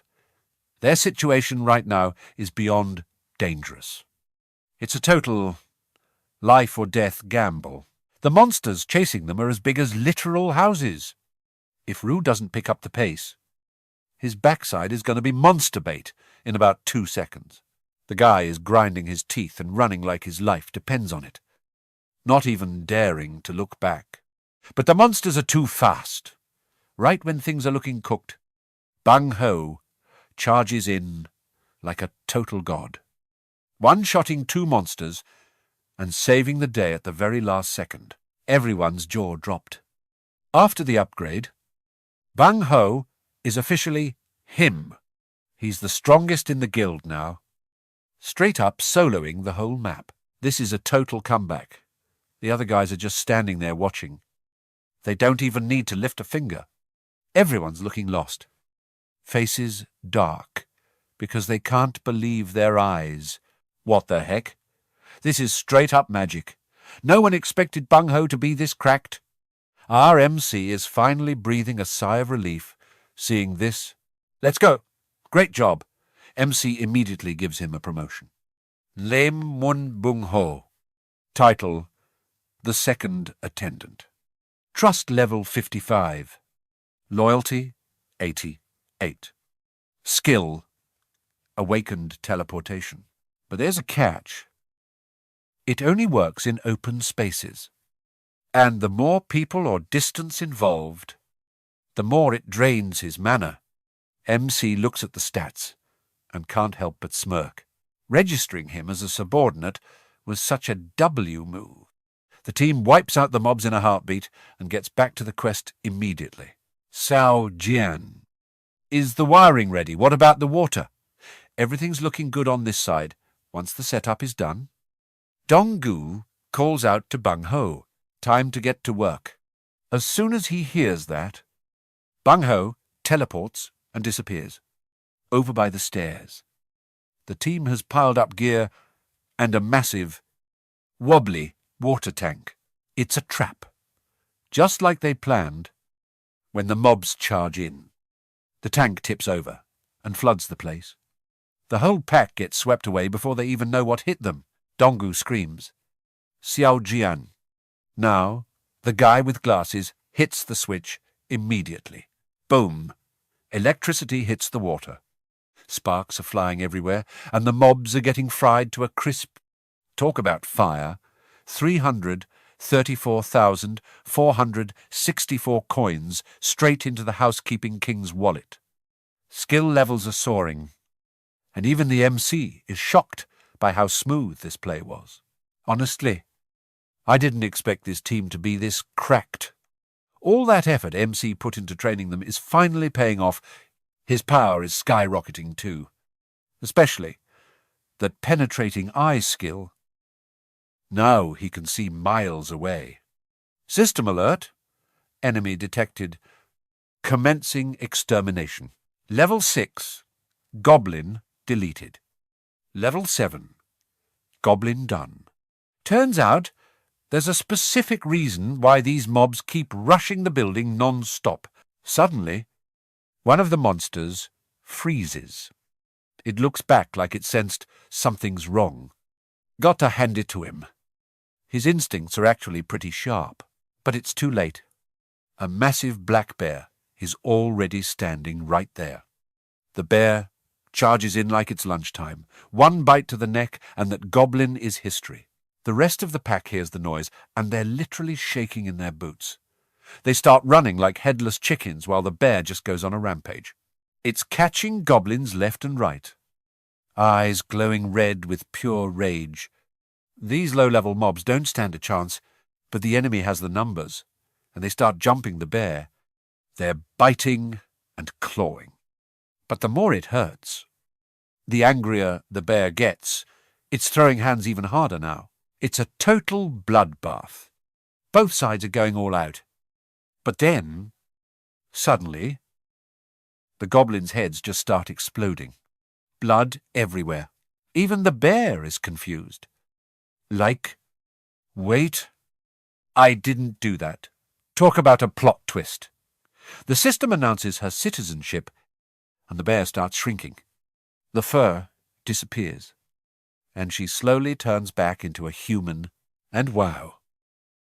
She's actually a top-tier waifu, but she's completely drained. As soon as the transformation ends, she passes out cold. Gia Huynh sees the whole thing. He's wondering who this girl is. System info pops up. Name Ju. Level 33. Trust 9. Skill Werbear. Werbear mode lets her go full beast, maxing out her physical stats and giving her insane regeneration. This girl is OP. Not only is she level 33, but she has an A-rank skill. Suddenly, system alerts start blowing up. Ha Donggeun's trust hit 50. Loyalty unlocked. Even Yu Hai Lim hit 52. Wait. Donggeun, Heye Lim, and Jiang Detu all hit the 50 mark at the same time. Jiang Detu's loyalty passed 30. So he's ready to be recruited as a subordinate. Amazing. After this fight, everyone realized just how built different the MC really is. They trust him 100% now.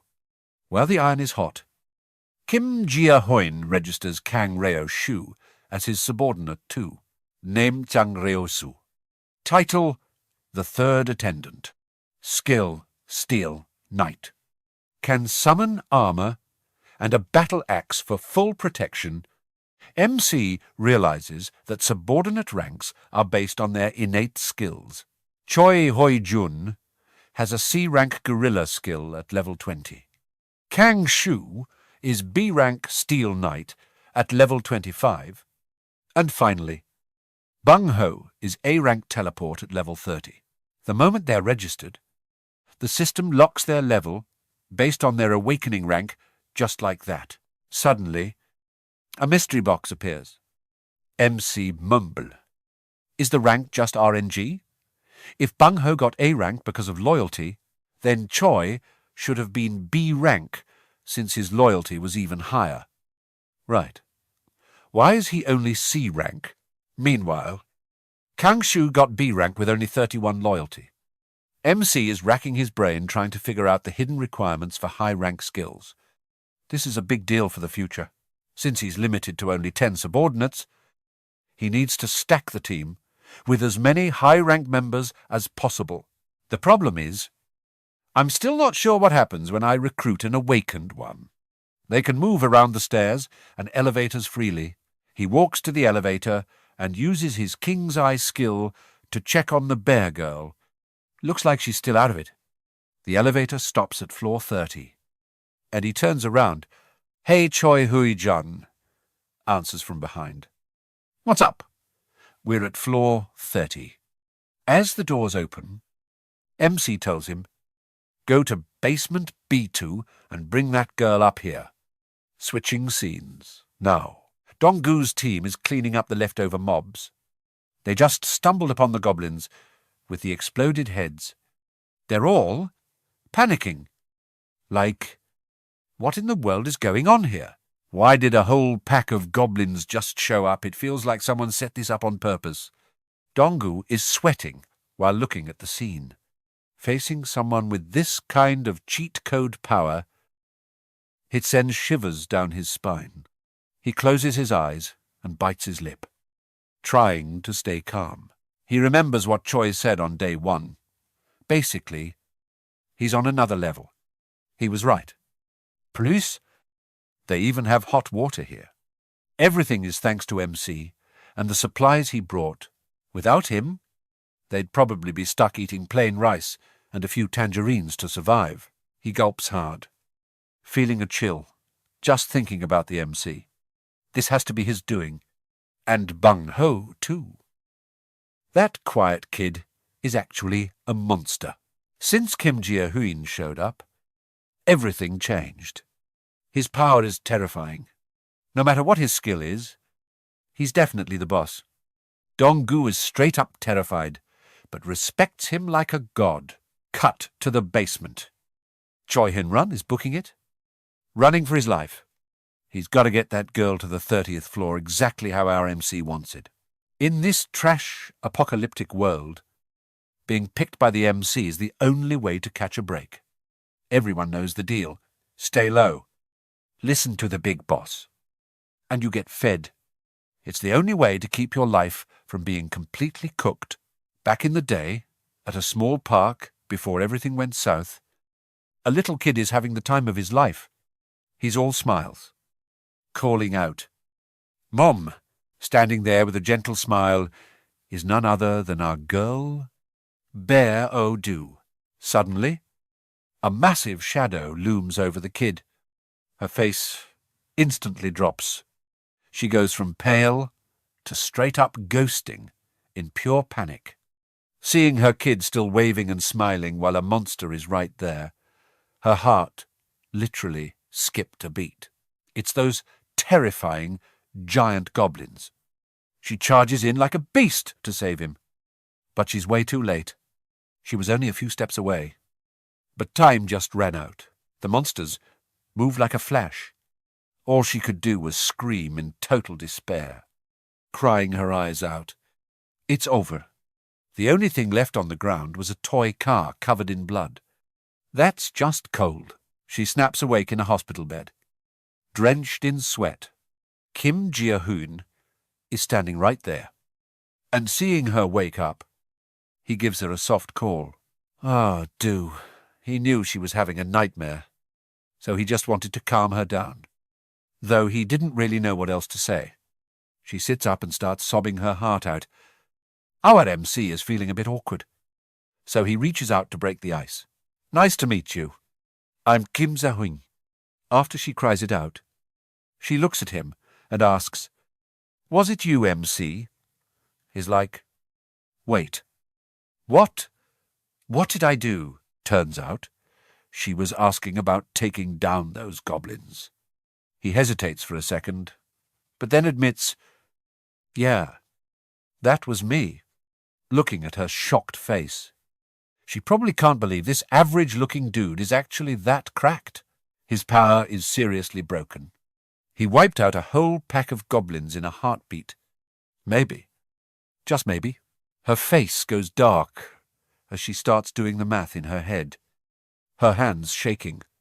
With his God mode, if it's him, he could definitely pull it off. She breaks down, begging him through tears.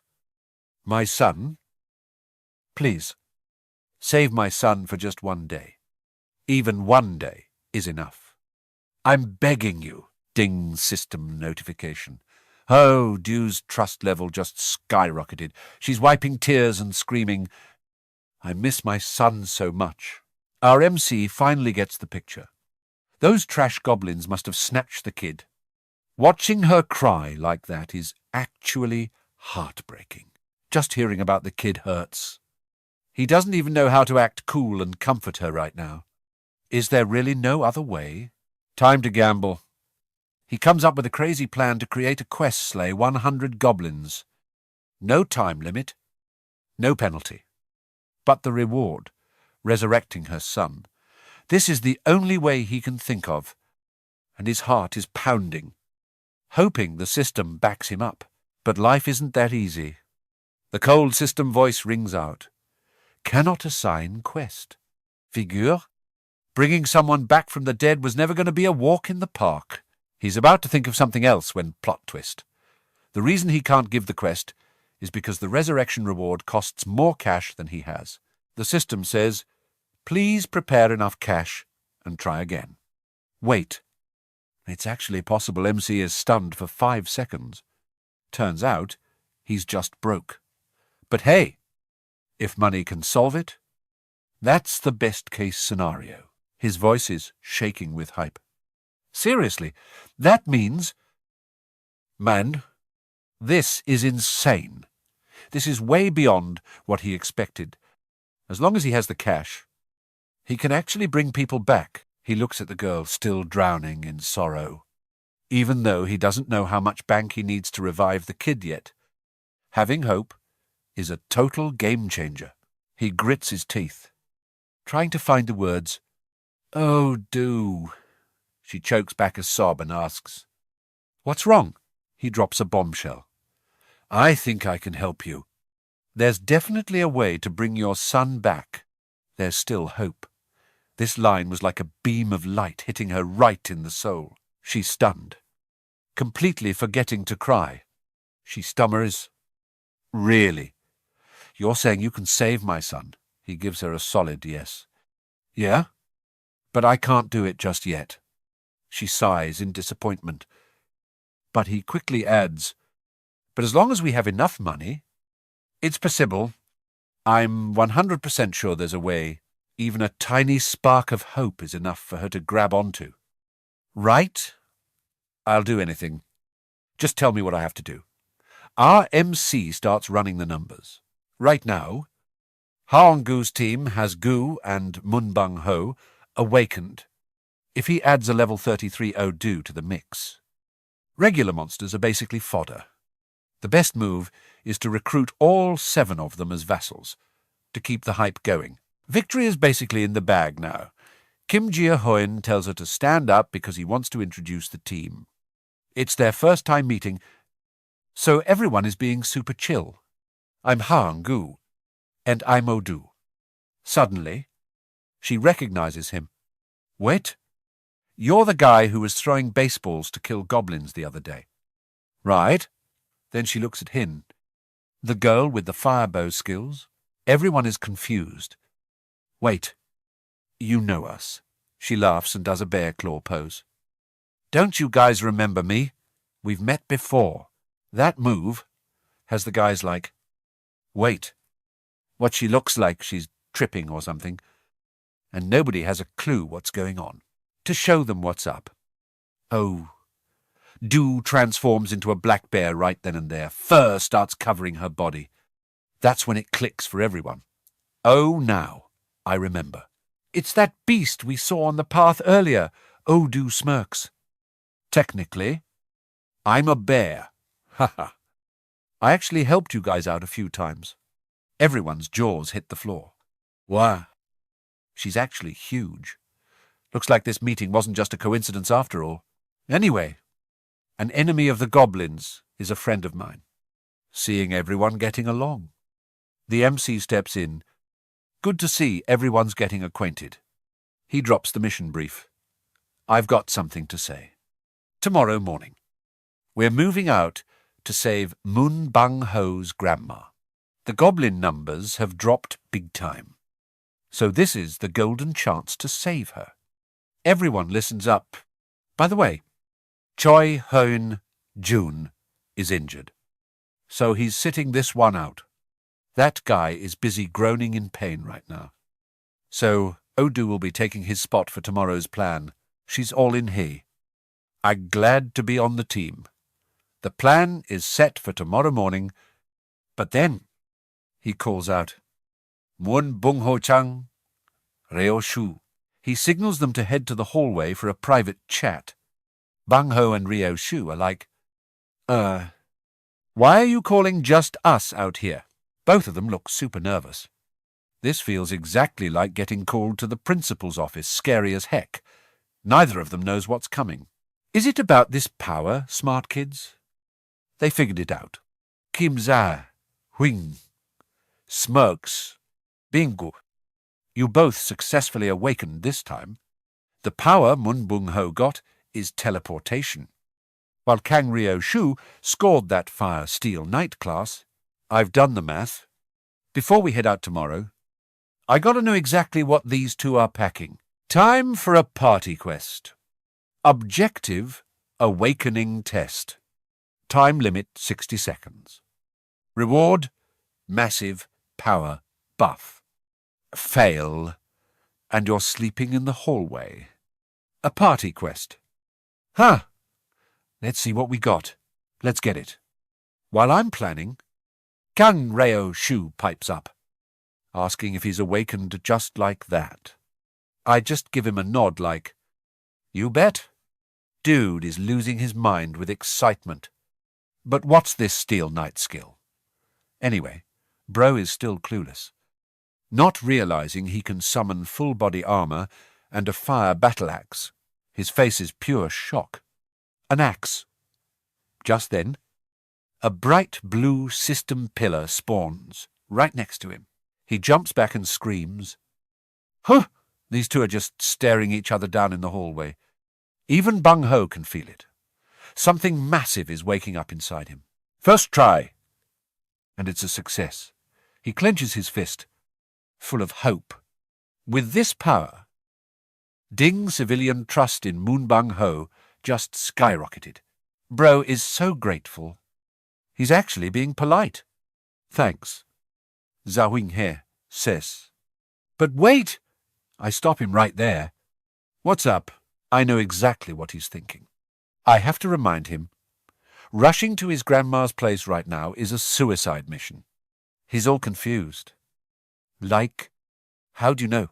Because there's zero guarantee he can even control this power yet.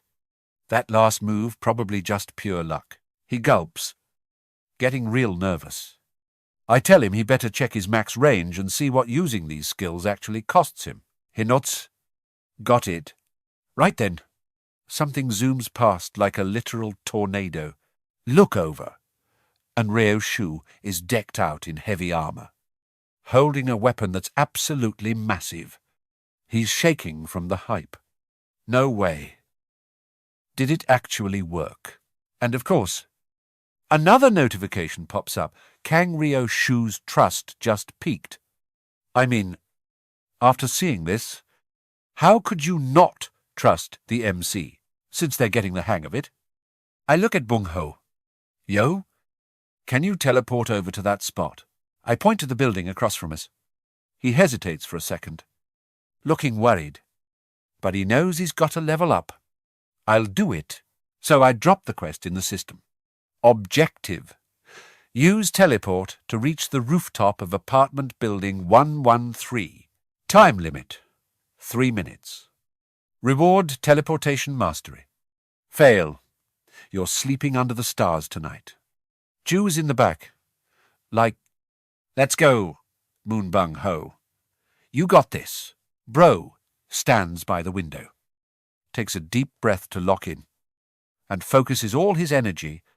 Then, boom, he's gone, faster than a blink. He's already at the other building. He actually did it. Bro is losing it, waving his hands like, "Look at me, go." He successfully swapped positions. Ding Moon Bung Ho has completed his quest.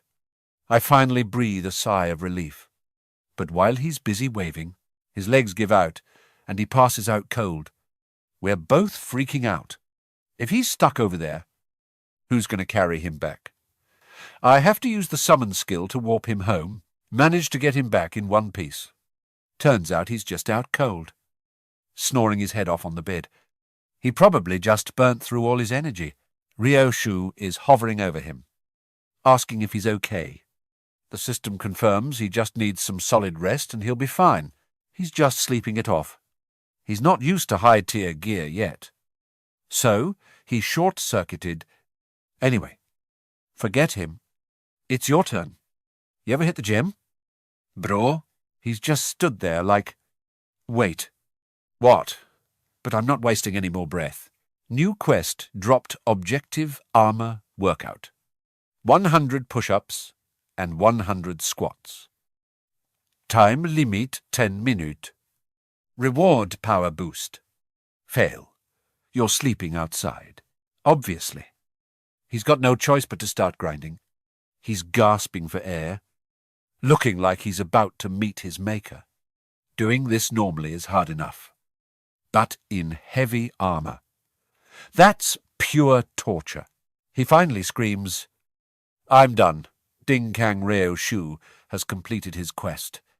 I'm actually surprised, turns out. This guy was a sports prodigy. No wonder his stamina is cracked. Suddenly, the system pops up. But there's no info. Even I'm confused. What is this now? Bro is so tired, he just collapses and asks if it's over yet. I give him a big grin. Yeah, good work. Go hit the hay. He was waiting for that, dragging his soul back to bed. All right. He worked hard. The system shows a slight power increase. Right then. I feel this dark. Heavy energy surging from my hands. What is this? I can't believe it, they did the work. But I'm the one getting the buff. This is an absolute win. I can't even stop smiling. Now the game has changed. Next day, in an alleyway in Busan, Jong-gu's crew is running for their lives. Screaming as a pack of goblins chases them down, Ryoshu has had enough. He's sick of running, so he summons his armor and charges straight into the chaos. You freaks. He's soloing the whole mob, getting used to his new armor and giant axe. The monsters get aggressive. But Shu doesn't give a damn. He's just wrecking everything. Come and get some. He's literally taunting them. Bung Ho yells at the others to keep moving while Ju just laughs. She knows what's up. It's the ultimate tag team 1 on melee. 1 on ranged. The goblins are backed into a corner, too scared to even move. Ryoshu just keeps egging them on. Suddenly, a massive roar shakes the ground, terrifying the goblins. Oh Ju has entered the chat. These monsters are officially cooked. The goblins are crying for mercy. As they get jumped from 3 sides, the squad doesn't hold back, clearing the mob in record time. Dong-gu screams at Bung Ho. Go now while you can. That snaps him out of it. Go find your grandma. Man, they've got the monsters covered. So he bolts. Thanks, guys. Meanwhile, I'm just chilling at home, eating ramen and watching it all unfold. Ding Ju has completed her quest. Evaluating quest. Evaluation complete. 132,000. 966 won has been deposited into my wallet. This system is straight up wild. Man, I don't get how it works, but I'm not complaining. Money, again. But this reward feels different. Last time it was a power buff. So are these extra gifts. Just random. Makes sense. The harder the quest, the better the loot. Right then, another notification drops. Moon Bung Ho just cleared his mission too. Moon Bung Ho just burned through all his daily quests. And the system is already handing out the grades. This is the moment our MC has been waiting for. Let's go. Time to open up the rewards and see the loot. Bro literally froze the second he saw it. We hit the jackpot. Boys, let's go, Ding. A massive jackpot. He just scored some skill points. Gia Huynh almost choked on his own spit when he heard the news. Wait. What? A straight-up jackpot. I didn't think he could farm skill points here. One more point means he's one step closer to being God tier. Things are getting spicy now. He's just laughing like, not bad. Right. Meanwhile, Bung Ho is spamming his teleport skill. Totally drained, but refusing to stop, he finally makes it back to his small house and starts screaming for his grandma like his life depends on it. Seeing her lying there on the bed, he turns pale. He rushes over to check on her, terrified of what might have happened. Thank God. She opens her eyes and still recognizes her grandson. She grabs his hand, asking if it's really him. Our guy is crying his eyes out. Just relieved. He made it back while she's still alive. They hug it out. And it's honestly so wholesome. He's sobbing like a baby, apologizing for being so late. But even then, he doesn't forget who helped him get here. Gia Huynh, thank you so much. Suddenly, the system pings. Moon Bung Ho's loyalty just skyrocketed all the way to 100%. His vassal limit went up too. Gia Huynh is seriously living the dream, getting buffs while doing nothing. All three of his vassals got an upgrade at the same time. This is straight up fire. Our MC is grinning so hard he has to cover his mouth. He didn't expect to level up like this. Now, let's see how much gold it takes to upgrade our boy Bung Ho. No way. The system says he's broke. It cost 100 million gold to upgrade Bung Ho. Please top up your balance and try again later. That price is absolute daylight robbery. 100 million? Yeah. I'm out. Sorry, Bung Ho. No upgrade for you today. But you're still doing those daily quests every single day, though. Suddenly, a weird sound comes from outside, and Gia Huynh immediately goes into high alert. Is that the elevator bell? Who could it be? He pops his X-ray vision to check it out. There's a guy and a girl in the hallway carrying a cardboard box. They knock on Choi Hoon's door and shyly ask if anyone's home. The wife answers right away. Coming. Who is it? The girl introduces herself with a smile. Hi, I'm Kim Gabin, and this is my brother, Kim Min Ho. We're from room 1701 in this building. Hi, Gon, greets them back politely. Oh, hello. Is something wrong? The siblings sigh, admitting they came here because they need a huge favor. Hi, Gon is totally confused. A favor for me. The girl's face goes dark, looking super awkward. I know this is super thick-skinned of me, but could I please use your shower? She thought it was something serious, but they just want a shower. Hi, Gon is stunned. A shower. That's it. The girl nods like, yeah, just a shower. Please. Hi. Gon finally breathes a sigh of relief. I thought it was something major. Of course you can. Come on in. Thank you so much, Min Ho. Carrying the box. Asks where he should put it. Oh, what's this? They even brought gifts just to take a shower. We brought some canned food and a few snacks for you. Man, that stuff looks pretty tasty. Hi. Gon is trying to act humble, but she's totally feeling it. Oh my God. You guys didn't have to. Thank you. They keep going back and forth, saying, it's no big deal. We just barged in with a weird request. So a gift is the least we could do. Suddenly, Garbin stops and stares at the pile of bows and baseball bats in the corner. Hey, quick question. Are those bows and bats from someone living in this building? Hi, Gon just gives a little laugh while explaining, oh, those aren't from here. Someone from another building brought them over. It's a bit of a long story. They start chatting, and everything starts making sense. Gia Huynh sees everything with his X-ray eyes. They don't seem like bad people. He decides to head over there in a bit to check things out and have a proper chat. Plus, maybe he can use them to rescue survivors in the other buildings.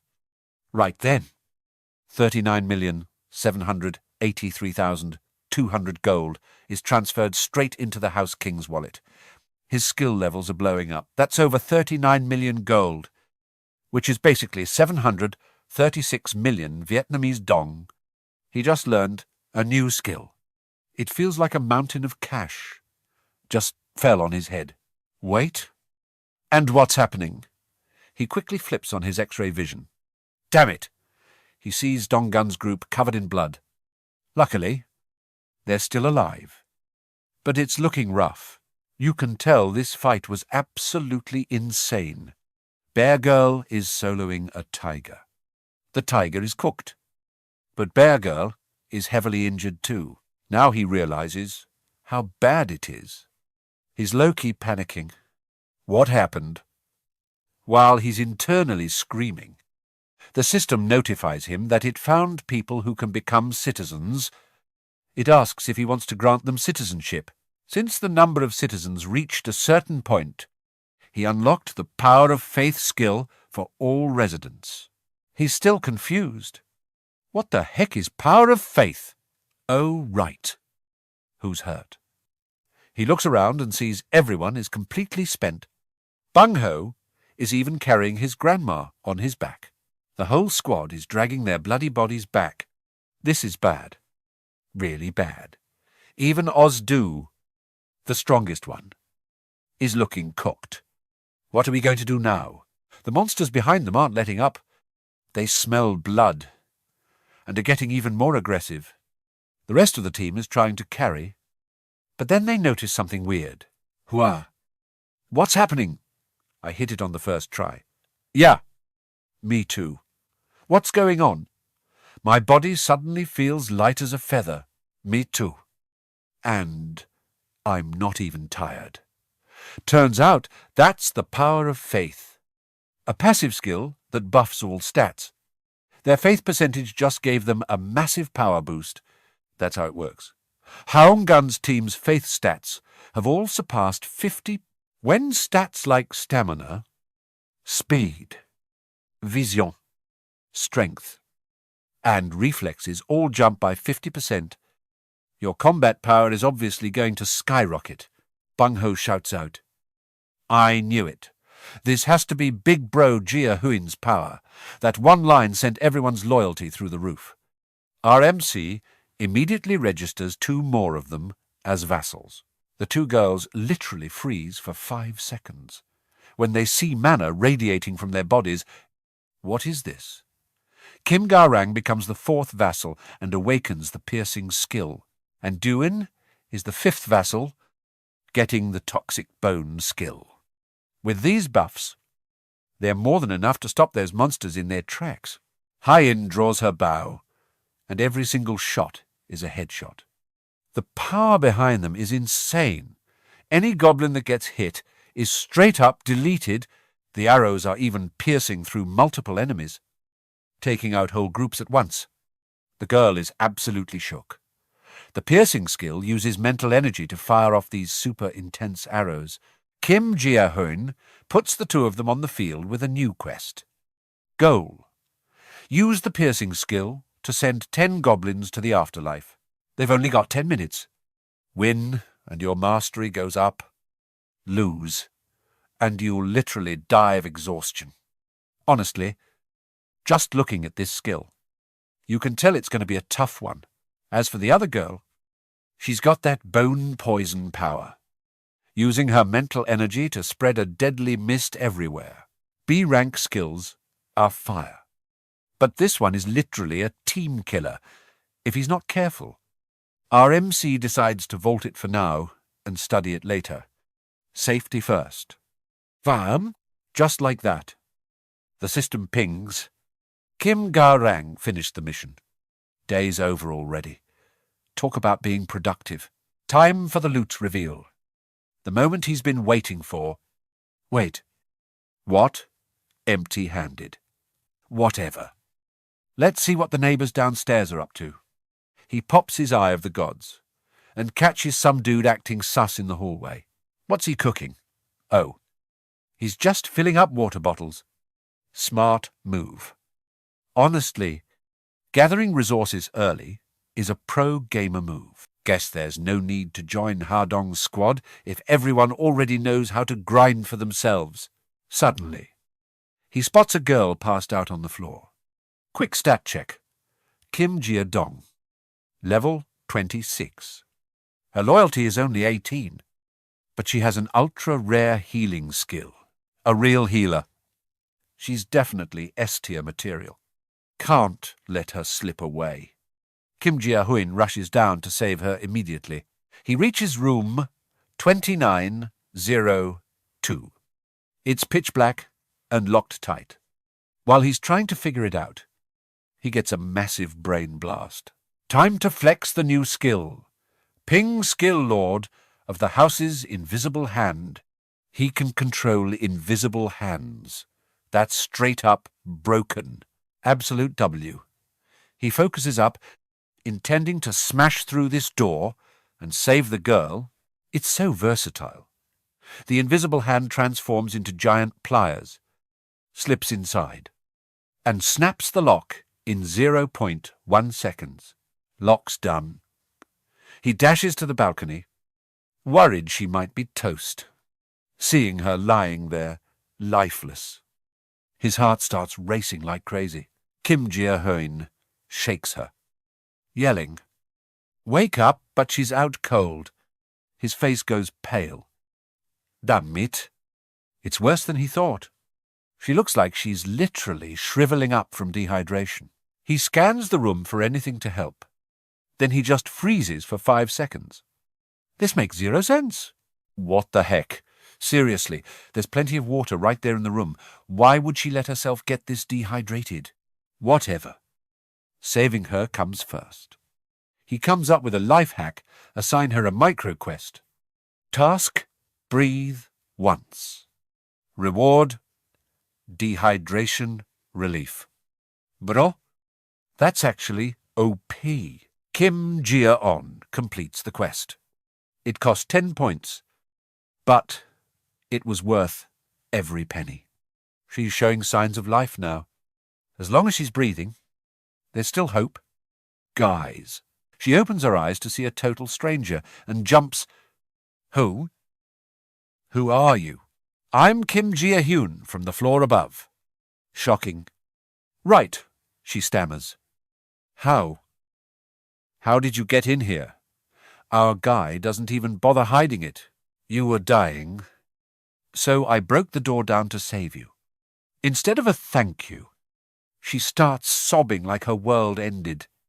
Tears everywhere. No idea what happened to her. But she was literally starving herself to death. He's at a loss, so he just sits there letting her vent. But she cries for so long he has to call her name to snap her back to reality. No time for more drama. He gets straight to the point. Sorry, but we really need your help. My teammate is badly hurt. She stops crying immediately and stares at him like he's an alien. Her brain starts racing.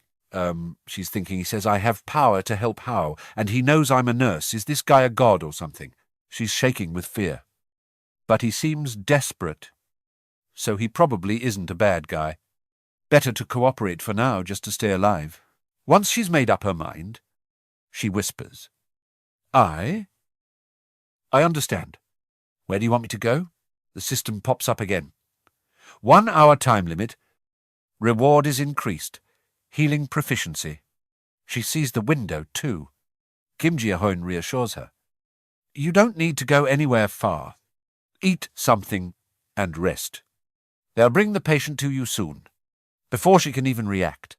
He flexes a pile of fresh tangerines while she's having a second panic attack. Wait, stop for a second, she finally screams. She points at the system raining down tangerines like, what the actual heck is going on? He's in a rush. So he just brushes it off.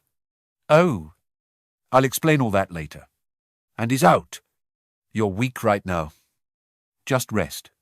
She sits there like a ghost. Her brain still loading all that info while she eats oranges, and wonders if this is even real life. Back in his room, Gia Huynh gets a ping. Loyalty of Kim Gia-zeon increased by 1 point. Seriously, only 1 point. He's speechless. But honestly, she probably saw him as some creep breaking in. Fair enough. A girl alone in this mess. High alert is the only way to survive. Standing on the balcony. He figures the boys should be back any minute now. But when he looks down, his heart drops. What the hell? Everyone is sprinting toward the apartment complex for their lives. And right on their heels is a massive tiger. Look at those razor-sharp teeth. That's a red tiger. 1 hit, and you're literally logging out of life permanently. It's a life-or-death situation. 1 more second, and they're all finished. Kim Gia Huynh is shook. There's another one. This one is way more aggressive. And since the bear girl is badly hurt, nobody has the stats to 1v1 this beast. In the heat of the moment, Kim Ga-rang trips and faceplants. Everyone freezes. Ga-rang is shaking so hard she can't even stand up, watching from above. He wants to scream. It's over. The tiger is right on her. Jaws open for a killing blow. Ga-rang just closes her eyes. Totally helpless. She's definitely cooked. Right. Straight into the tiger's belly. But just as the beast snaps its jaws shut, she vanishes into thin air. The tiger's lunch literally disappeared. It's looking around like, what? On the other side, Ga-rang realizes she just dodged death. Her heart is pounding like a drum. No way she survived that. Our MC clutched it. He summoned her back just in time, making even him break a sweat. That was way too close to being game over. But that heart-stopping play bought them some much-needed time. Ping. The system detects new potential subjects. Want to claim their citizenship. The next ones up for summon are Bung Ho and his grandma. The second he arrived, he carefully put his grandma down. Bro, I am trusting you with my grandma. Our MC stopped him real quick. Like. Hold up a minute. Wait. What? But after seeing that super confident nod, he knew the MC had it all under control. This plan is fire. I will handle the rest. The MC said, honestly, he did not expect the MC to be this OP. He thought they would have to teleport back and go all out in a bloodbath. Catching the vibe, he hugged his grandma tight and replied, got it. Bro, down below. The tiger lost its mind after missing the girl. It is totally tilted and chasing everyone else now. No way the MC is letting this beast run wild any longer. Time to shut it down. He immediately activated his invisible hand skill. He needed a different way to take down that red tiger. The crowd below was completely helpless. Just struggling to run away with zero clue on how to escape. Donggun suddenly stopped, aimed a baseball perfectly, and chucked it with everything he had. He was just trying to buy a few more seconds. He pumped all his mana into that ball and threw it like a pro, but somehow he whiffed it completely. The tiger dodged it easily. Not only did it do 0 damage, but it actually made the beast even saltier. Huynh screamed out in a panic. Donggun, look out! The tiger closed the gap, ready to end him right there. He knew he could not outrun it, so he decided to go full hero mode and use himself as bait. He is really doing the most right now. He pulled a quick 180-degree turn and sprinted the other way, shouting for everyone to run. It worked perfectly. The tiger ignored the crowd and locked onto him. He is literally being hunted solo right now. He made a break for the entrance, running like his life depended on it, with that monster right on his tail. Honestly, Donggun was scared out of his mind. But at this point, he had no other choice. Suddenly, the tiger froze like it was hit by a lag spike. It could not move a single inch. That is the MC's invisible hand skill for you. He basically formed a psychic pincer around its neck, styling on it from a distance like it is a joke. MC Diff is real. The invisible grip squeezed the tiger's neck and hoisted it high into the air. The beast was flailing in pure agony. Yeah, it is definitely not eating anyone today. It is cooked. The rest of the squad did not ditch their teammate. They rushed back with weapons only to see this insane sight. And everyone just stood there frozen. Like, what even is this? Right then. The system screen popped up in front of everyone. The girl's eyes went wide with total shock. One look, and you already know who is behind this. Our MC planned it all out, so he would not even have to break a sweat. Say, if he lets Kim Ga-rang get the final hit. The loot multiplier hits 4 times. That is a massive W. She stepped up with her bow, aiming straight at the trapped tiger. At this point, it is just a training dummy, with 0 chance of escaping. She locked in, ready to deliver that satisfying finishing blow. Ding Red Tiger defeated. Huge XP gained. The system just dropped 63,211,776 world into the Lord's wallet. Please? Everyone's trust in him just skyrocketed. Best of all, Ha Dong's loyalty just passed 30, which is the requirement to become a vassal. Kim Gia Huynh gave a smug smile. Nice. Registration complete. Ha Dong is officially part of the crew. Everything is coming up roses. The wounded started getting treated. Garjon stepped up to help. And her skills are cracked. Everywhere she touched. The wounds just vanished instantly. Talk about a top-tier healer. The MC felt lucky. He scouted her talent early. He turned to Donggun and asked, "So, what actually happened? Where did that red tiger even come from?" He let out a long sigh and replied, "I am guessing. Bung Ho's grandma's house just happened to be right in the middle of their territory. They already killed one, but nobody expected a second one to pop up. Once the MC heard that, it all clicked. No wonder things felt off. Looking back, there were absolutely 0 traces of goblins near that house. If goblins were looking for a nest, there is no way Mun Bung Ho's grandma's place would have stayed that peaceful. They would have trashed it, for sure. Luck was on their side since it was just those 2 red tigers. Every cloud has a silver lining. I guess Ding Kim Gia Joan finished her mission. Total cost 73,312 world. She wiped her forehead and let out a sigh of relief. Phew! Finally done. The MC walked over, feeling super grateful. Ga Jion, thanks for the hard work. She smiled back and asked, "No big deal.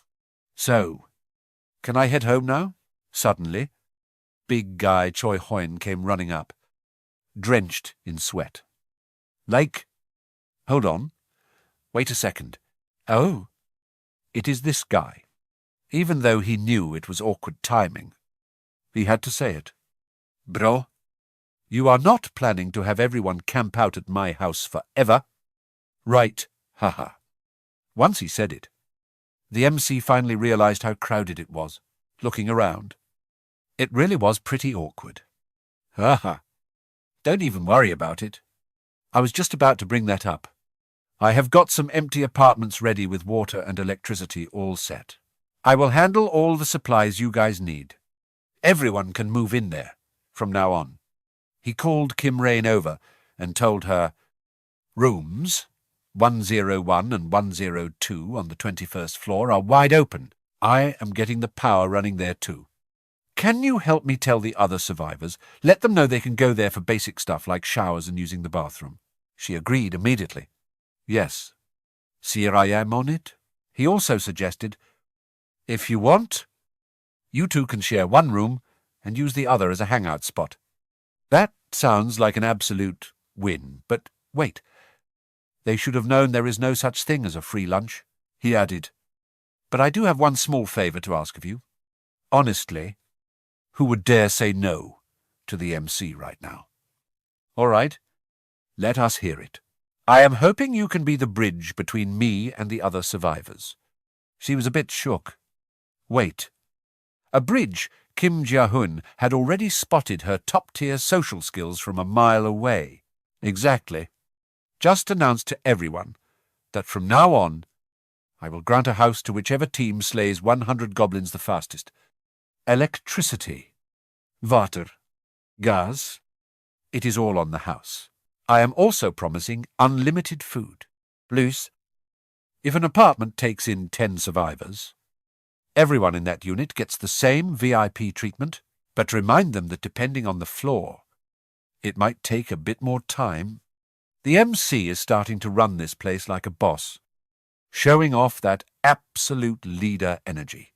Basically, from here on out, only those who prove their worth are going to get those sweet rewards. No handouts. The time limit is 168 hours. The reward is a chunk of XP, but if you fail, you are banned from all public utilities. After hearing that, everyone is definitely going to risk it all in battle. One guy tried to go solo. But honestly, how was he ever going to survive alone, sweating like crazy? He dashed for the door. But before he could even reach it, a monster snatched him up and tossed him like a rag doll. Turns out, this guy was just the bait. Now he is screaming his head off, right on cue. The rest of the squad, waiting with weapons, jumped out. Nice. We lured the whole pack in. The guys hiding behind the door started stabbing like crazy, turning those goblins into literal trash. This distraction play was actually super effective. Countless monsters got skewered before they could even react. The ones that survived were shaking in their boots, too terrified to fight back. So they just turned tail and ran. The team immediately gave chase. Yo! Over there. They are getting away. Attack. Now suddenly, one of the guys gave a real sneaky smirk. Hey, you guys want to see something cool? He stepped forward, grabbed his homemade weapon, and launched it forward. This guy's strength is actually insane. With just one throw, the spear ripped through the air. His two teammates were lightning fast, following up with a perfect strike on that annoying monster, even from that distance. He threw it like it was nothing, making that monster log out of life instantly. The guy shouted out in triumph. Let us go. You see that his two teammates were totally jaw-dropped. That was smooth as butter. After the battle, it was time for the recap. Yo! How many did we get so far? I got 22. I am definitely winning this. Wait, I got 24. They were all laughing their heads off, having the time of their lives. So the three of them combined actually took down over 100 of those things. For real. That was way too fast. Damn. At first, I thought it'd take forever just to hit that 100 mark. The guy acting as bait finally caught up, looking completely drained. Dang it. Xiong Rou, didn't you say there were only like 15 of them at most? Shung Reo looked super annoyed and just glared back. "What's your problem this time? Just spit it out." The bait guy shouted back in frustration. "Do those look like 15 monsters to you?" The others tried to jump in and cool things down. "Look, a win is a win. We're moving into our new place soon." But this guy wasn't having it. Veins literally popping out of his neck. "What did you just say?" "You almost got me killed." Shung Reo was totally caught red-handed and couldn't even argue back. But he still tried to act all tough. His face was beet red as he tried to intimidate the guy. "Who do you think came up with the plan to wipe them out? Me. I made the strategy. The twins made the spears. And weren't you the one flexing about how fast you can run?" The bait guy totally lost the argument and just stood there, speechless. Since it's come to this, Shung Reo flipped the script faster than a pancake. "If you're that unhappy, just leave the group. We'll carry just fine without you." The twins quickly stepped in to separate them, trying to play peacemaker. "Wah! Shung Reo. Take it easy, man. Shung Min was actually doing some firework back there." "Yeah." Shung Min's bait game was top tier. He was running fast as heck, but the leader still wouldn't back down and kept acting like a big shot. PHA. He's the one who started it. Imagine trash-talking your senior like that. Haha. The blonde twin turned to give some advice. Shung Min. He's right. Cursing at your leader is a bit much. Just apologize already. Shung Min finally gave in. Fine. Me bad. I'm sorry. The drama finally died down. Shung Reo turned around and barked. Whatever. Let's get to the 21st floor. Time to claim our new home. But as soon as they arrived, Kim Gabin hit them with some cold, hard facts. Sorry, guys, but another team already snatched the reward. Of course, they weren't about to take that sitting down. Say what? You're telling me someone actually cleared 100 monsters faster than us? The girl just nodded. Pretty much. Shung Reo tried to argue. Wait. Gabin, stop playing around and just give us the keys. Shisahil, trying to explain it again. I'm not joking. Right then. They heard footsteps approaching. Oh, they're actually here right now. She pointed toward the newcomers. That's them. The vanguard team that finished off the 100 goblins first. Shung Reo was completely stunned. Frozen for like 5 seconds. The rest of the crew just stared at each other in shock, while the Gabin sisters caught up. So, how'd it go? Everything settled. We gave up the new house. But in exchange, our place and Mr.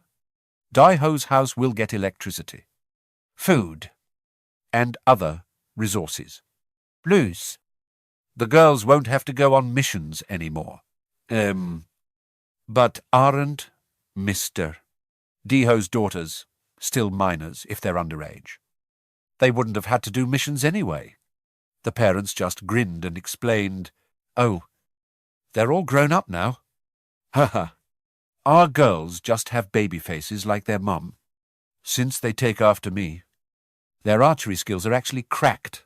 You should worry about your own kids instead. Oh, right. He even promised to provide more bows and arrows. Why do we need more weapons? Are we going back to farm more goblins? Yeah. Jun, personally, asked us to clear out the ones nearby. Seriously. I don't know where those disgusting things keep coming from. They're like ants. No matter how many you kill, they just keep coming.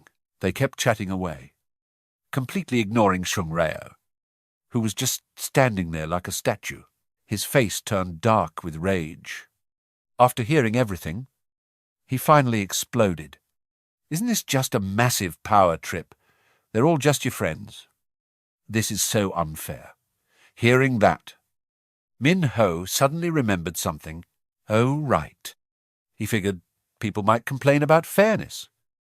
so he prepared similar rewards for the second and third place teams. Go ahead and head up to the 30th floor. Gabin was just finding out too. Oh, really? She gave them a bright smile. You heard that? Right, that's great. Take your team to the 30th floor. He's waiting for you there. Shung Reo was still salty as heck, but kept his mouth shut. While they were in the elevator, they started talking trash.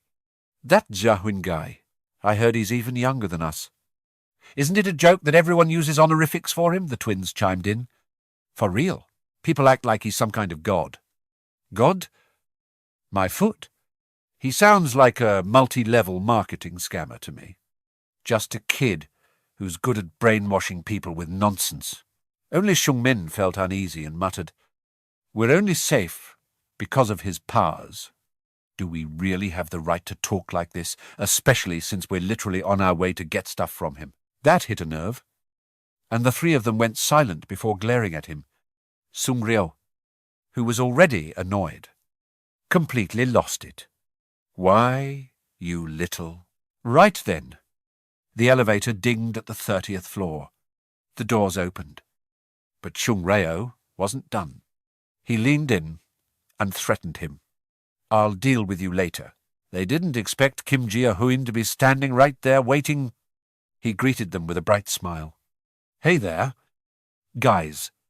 Their faces went pale as they struggled to squeeze out a greeting. Hello. Sung Reo stepped forward. I'm Bang Sung Reo. They shook hands. I watched your battle. I saw how you and your team performed. That defensive wall strategy you used to take out the goblins was actually brilliant. His face went ghostly white. How? How do you know about that? He didn't answer, just kept smiling. I'll be setting up electricity, water, and gas for rooms 1301 and 1502. He was totally stunned. Ari? Are you serious? He felt a massive wave of guilt for talking trash just seconds ago. Kim Gia Huynh nodded firmly. Yeah, of course. They were confused. But how are you even doing all this? He was blunt about it. First off, you guys killed 100 goblins. So you earned it. Then came the ultimate face slap. Also, I'm not a scammer. He looked straight at the group, who were all frozen in place. And I'm not trying to be a god either. At that moment, they all just wanted to vanish into thin air. He added one more thing. Oh, and since we're already here... Kim Gia Huynh covered his mouth with a devious smirk. I need to ask you for one more favor. This time, they were going to learn that talking trash comes with a price. The mission he gave them was, of course, to go back out and hunt more monsters without a break. The whole group started running, like their lives depended on it, regretting every word they said. Shung Reo led the charge, screaming, Throw it now. They were farming alongside Donggon's team, but honestly, their job was no different from being a human punching bag or live bait. Donggon gripped his weapon, a confident smirk on his face. The real fun was just beginning. He was now the 6th Guardian, a throwing spearmaster with insane piercing power and a 200% experience buff. His throwing skill consumed mana to launch items, boosting his attack power by 5 times. Talk about God mode. As for the piercing skill, it drains stamina to unleash insane sword chi at the spear's tip, right when it hits. Plus, the knight's physical stats get a massive buff based on their loyalty. When a knight vassal takes down a monster, the gold and EXP are tripled.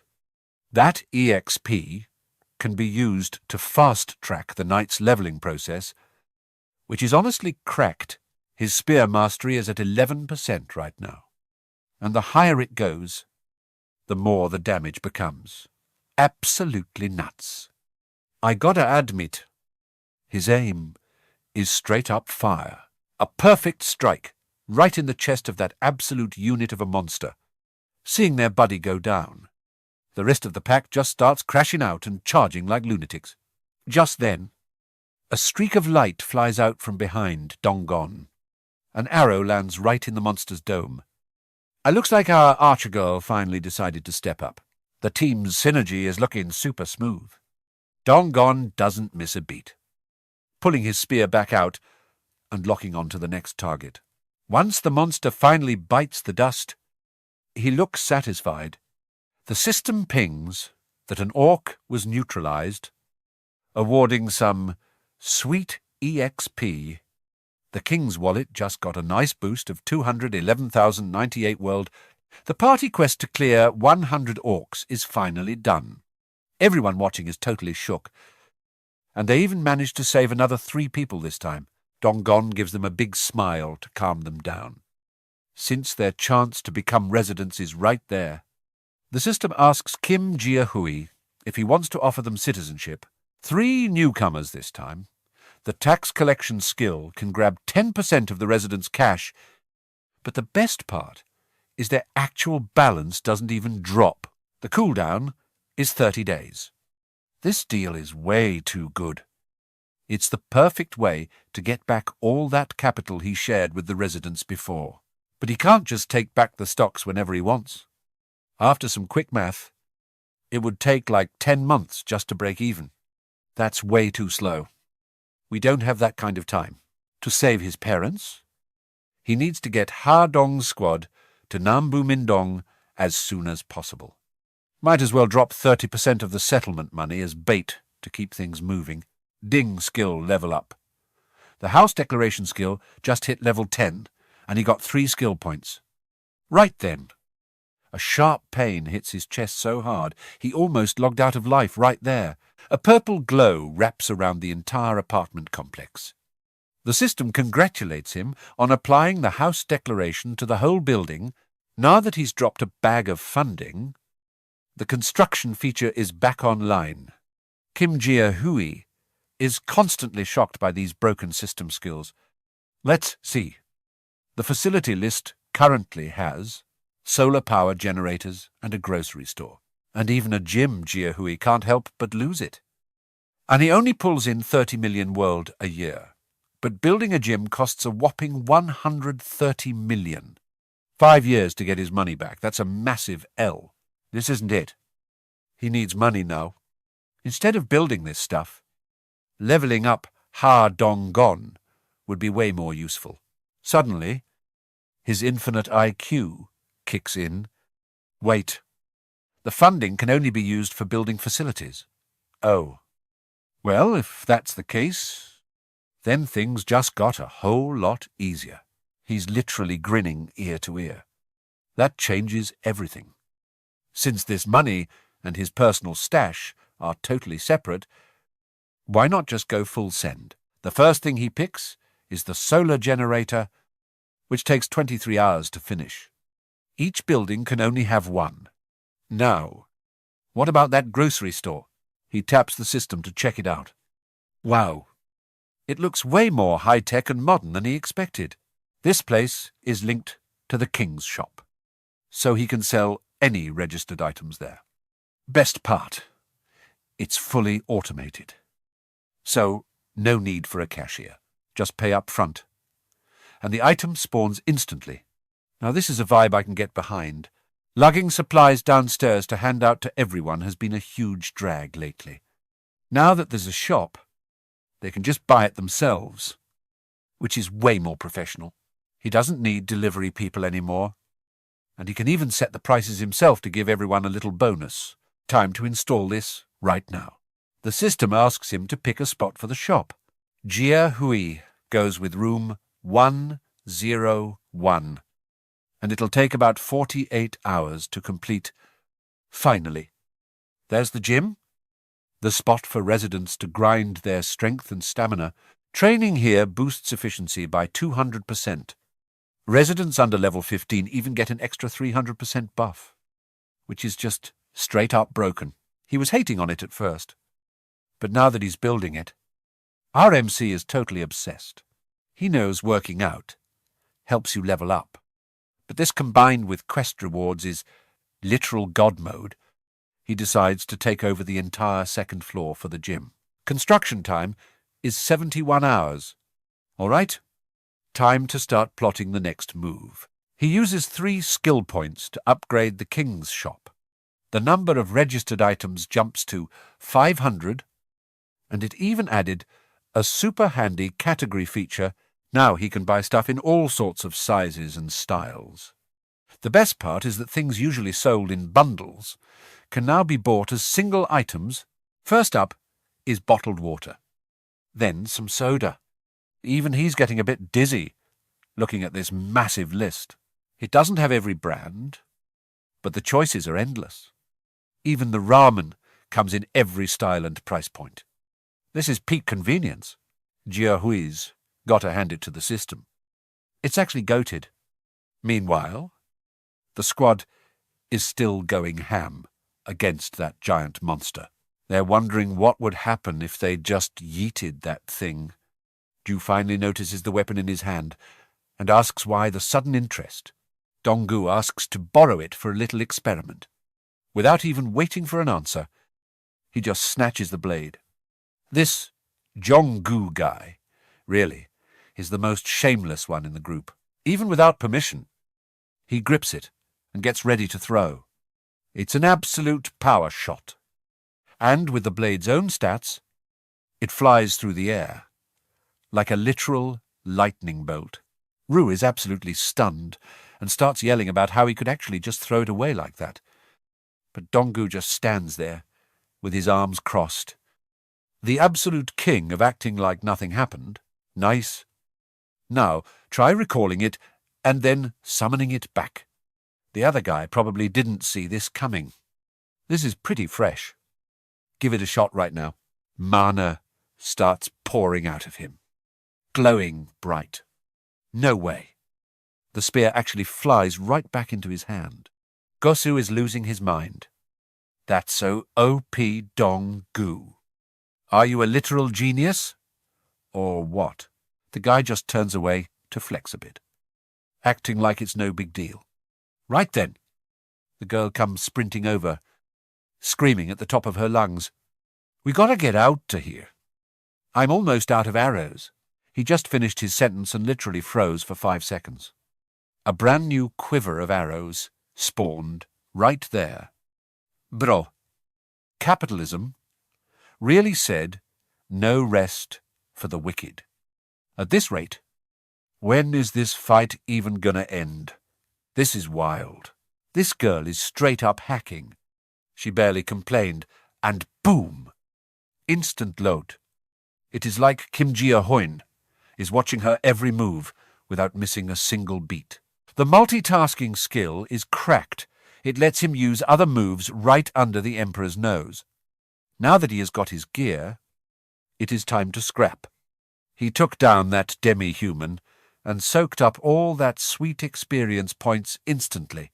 200,338 units were deposited straight into the Emperor's wallet. Our MC back home saw the notification and realized that quests also buff your stats. Talk about a massive win. Finally, a tiny spark of hope. He never lost sight of his original goal. Not for a single second. He is about 10 kilometers from his parents' place, which is like a 3-hour walk. He stepped out onto the rooftop and looked down at the city. The whole place is a total wasteland. It looks absolutely cooked. He needs to grind harder. This pace is way too slow. Maybe he should start with Ha-Dong-gon's squad, 33 awakened who can control crows. Okay, that actually sounds kind of fire. Kim Ji-yeon's rank C scouting skill is totally legit for recon. And then there is Ozel-do, who can literally turn into a bear. Kim Gon has armor buffs and heals. But the real play is recruiting both Ozu-do and that healer. If he gets them in the squad, they are going to be eating good.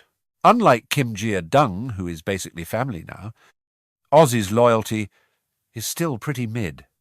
But you got to admit, These early awakened are on a whole different level compared to everyone else. If he wants her to be ride-or-die loyal, there is only one move left to make. The only way is to use the quest reward to bring her son back to life.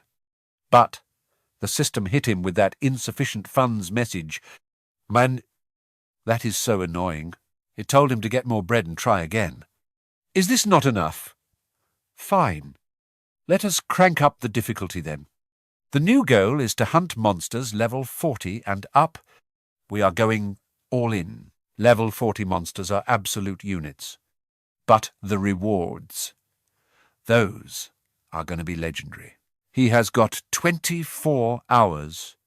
He even set the penalty to death if he fails. This man is a literal madman. But the system still says he is too broke to revive the kid. This is exhausting. He tried every way possible, and still nothing. Is being broke really a death sentence? Suddenly, a new window popped up. A level 18 orc was taken down. Experience points secured. 278,000. 221 units just hit his account. That is when Gia Huynh remembered the party quest. If he pulls everything together, taking down those level 40 monsters might actually be doable. 24 hours on the clock. The prize is reviving her son for one whole day. But if he fails, it is game over. Permanently. This is high stakes. He had it all planned out. He needs to make Ozu do his person first. Right then, someone started pounding on his door. Hey, open up, Huynh. Let me in. Our MC stayed cool as a cucumber and slowly opened the door. Before he could even ask who it was, Ozu just barged right in. She was gasping for air, tears streaming down her face. Asking frantically if he was the one behind it, he just gave her a solid nod. Yeah, it is a limited-time deal, but she can definitely pull it off. She literally collapsed and started sobbing from pure joy. Thank you, she cried over and over. Even if it is just for one day, she is finally going to see her son again. Ting. Her loyalty just skyrocketed past 30. Now she is officially ready to be recruited as his vassal. Everything is coming together perfectly. MC was staring at the ceiling so hard. His face was all scrunched up from the focus. Suddenly, the light bulb started flickering. Turns out, he was testing his new powers, and it was a total success. He was not done yet. He glanced at the faucet, focused his mind, and the water started dripping. Then it just started blasting, even though no one touched it. Ting, he just unlocked the maintain dignity skill. Our man is losing his mind with excitement. He is basically becoming a real-life mage. Everything is finally going according to plan. Now he can perfectly control 3 main resources: electricity, water, and gas. Plus. The system just dropped the daily revenue report from the convenience store. 320,981. One was added to the king of the house's wallet. And that is just 20% of the profit. That means today's total revenue was over 1.5 million. Time to pop the king's eye and check the vibes. Every single corner of the building was clear as day. Down below, people were whispering to each other. Yo, how much more cash do we need to grind for? That bow costs a massive 150,000. But they only made 10,001 today. At this rate, it will take half a month just to buy the thing, you idiot. Did you forget? We need money for ramen and water too, if you are so smart. If you calculate it. And just like that, they started going at each other's throats again. He is honestly bored of these petty fights. It is crazy how fast the vibe changes just because of some pocket change. Ever since that mysterious shop popped up on the first floor, everyone has been getting paid for killing goblins. and it has dialed their bloodlust up to 11. Now the residents are racing each other to hunt goblins for that sweet cash. Not only are they leveling up like crazy, but more and more people are joining the hunt. The population is currently at 789 out of 11,000.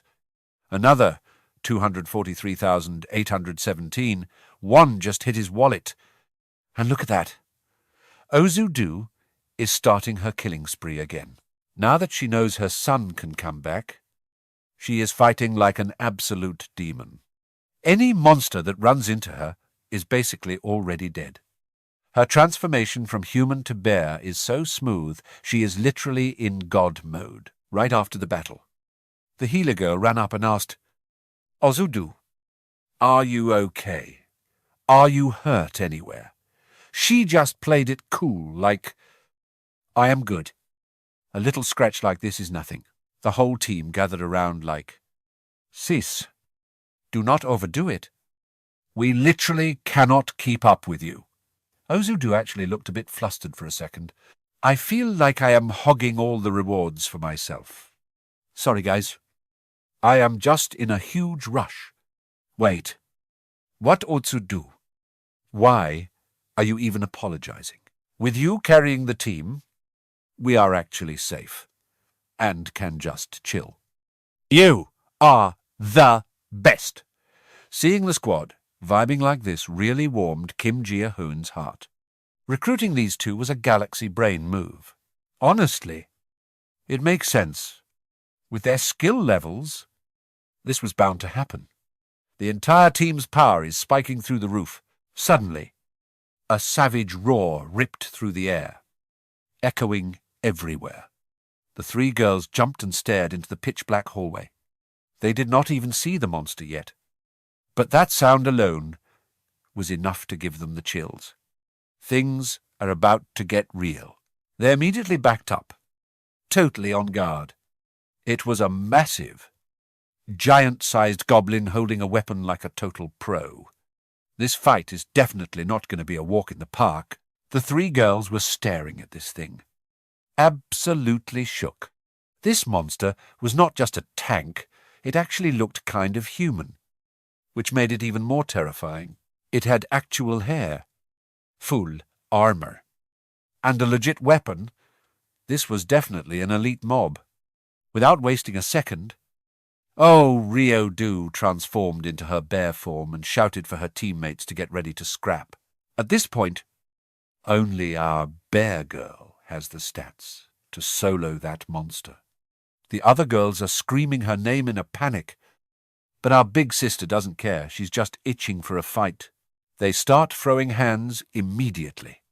The bear roars like a beast, and the monster charges in with its weapon. Bro definitely didn't expect a fragile-looking girl to turn into such a savage predator. It's a total stalemate. Neither side is backing down an inch. That monster's weapon is actually cracked, though the movements are way too smooth. Henry's in the back, with her bow ready, but they're moving way too fast. If she misses and hits her teammate, it's literally game over. She's cooked. But hey, she's a pro marksman for a reason. She sends it anyway.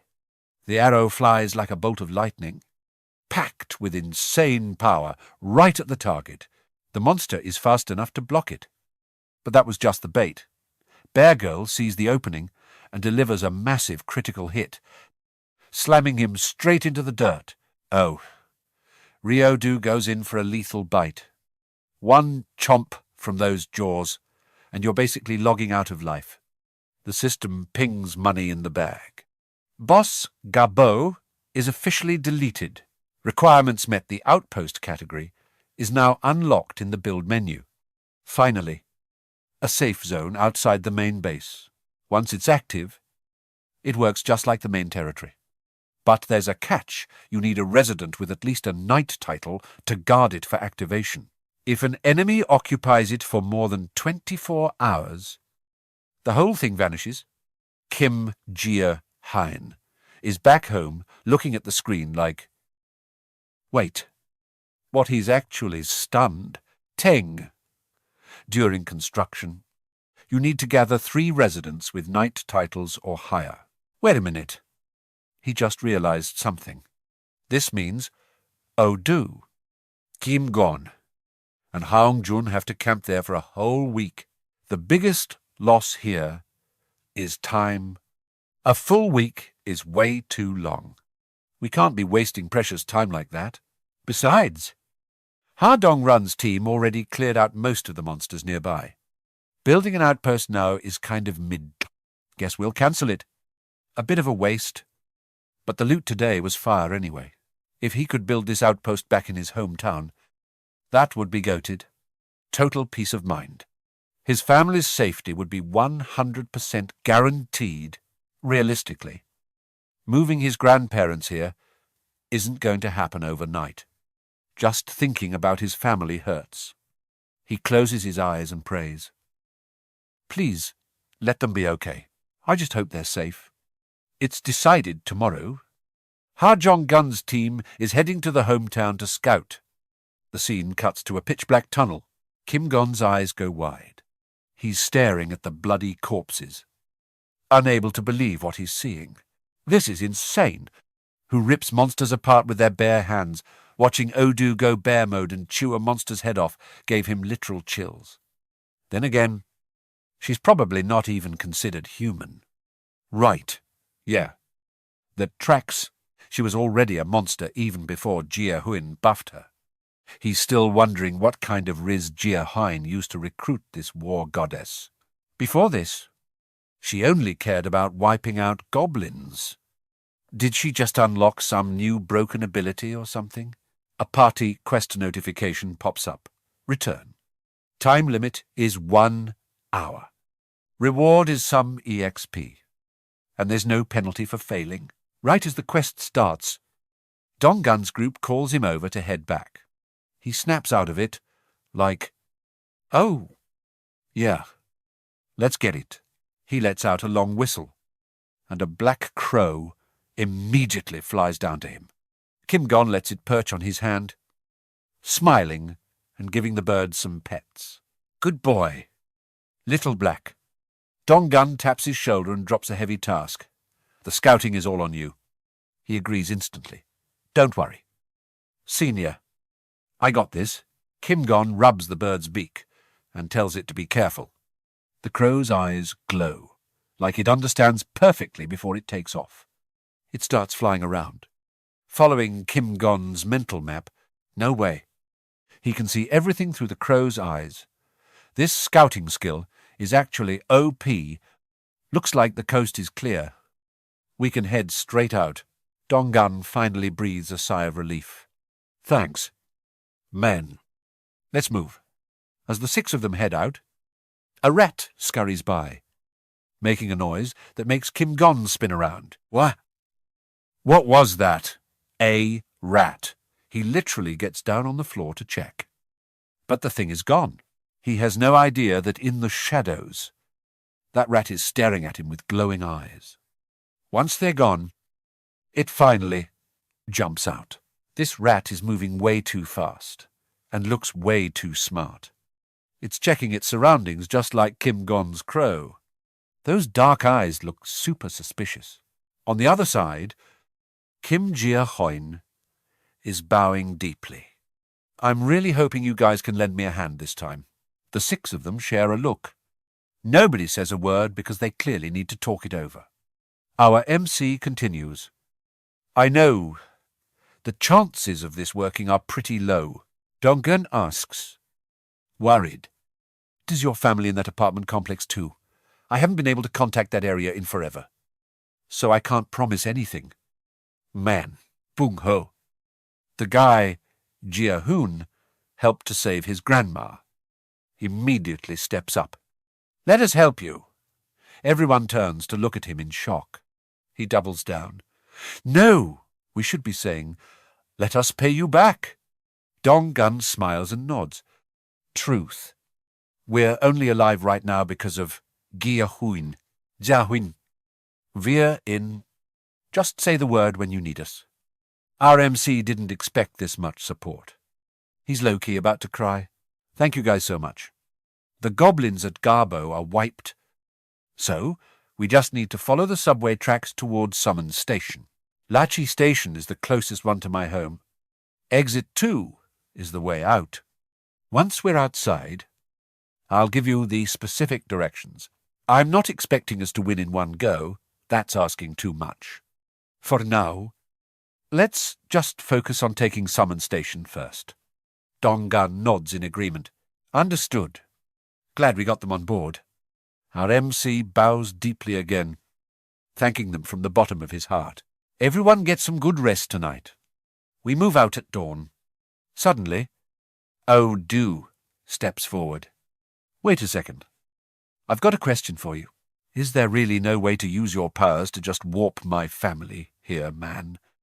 If I could do that, I wouldn't be doing all this extra work. Trust me.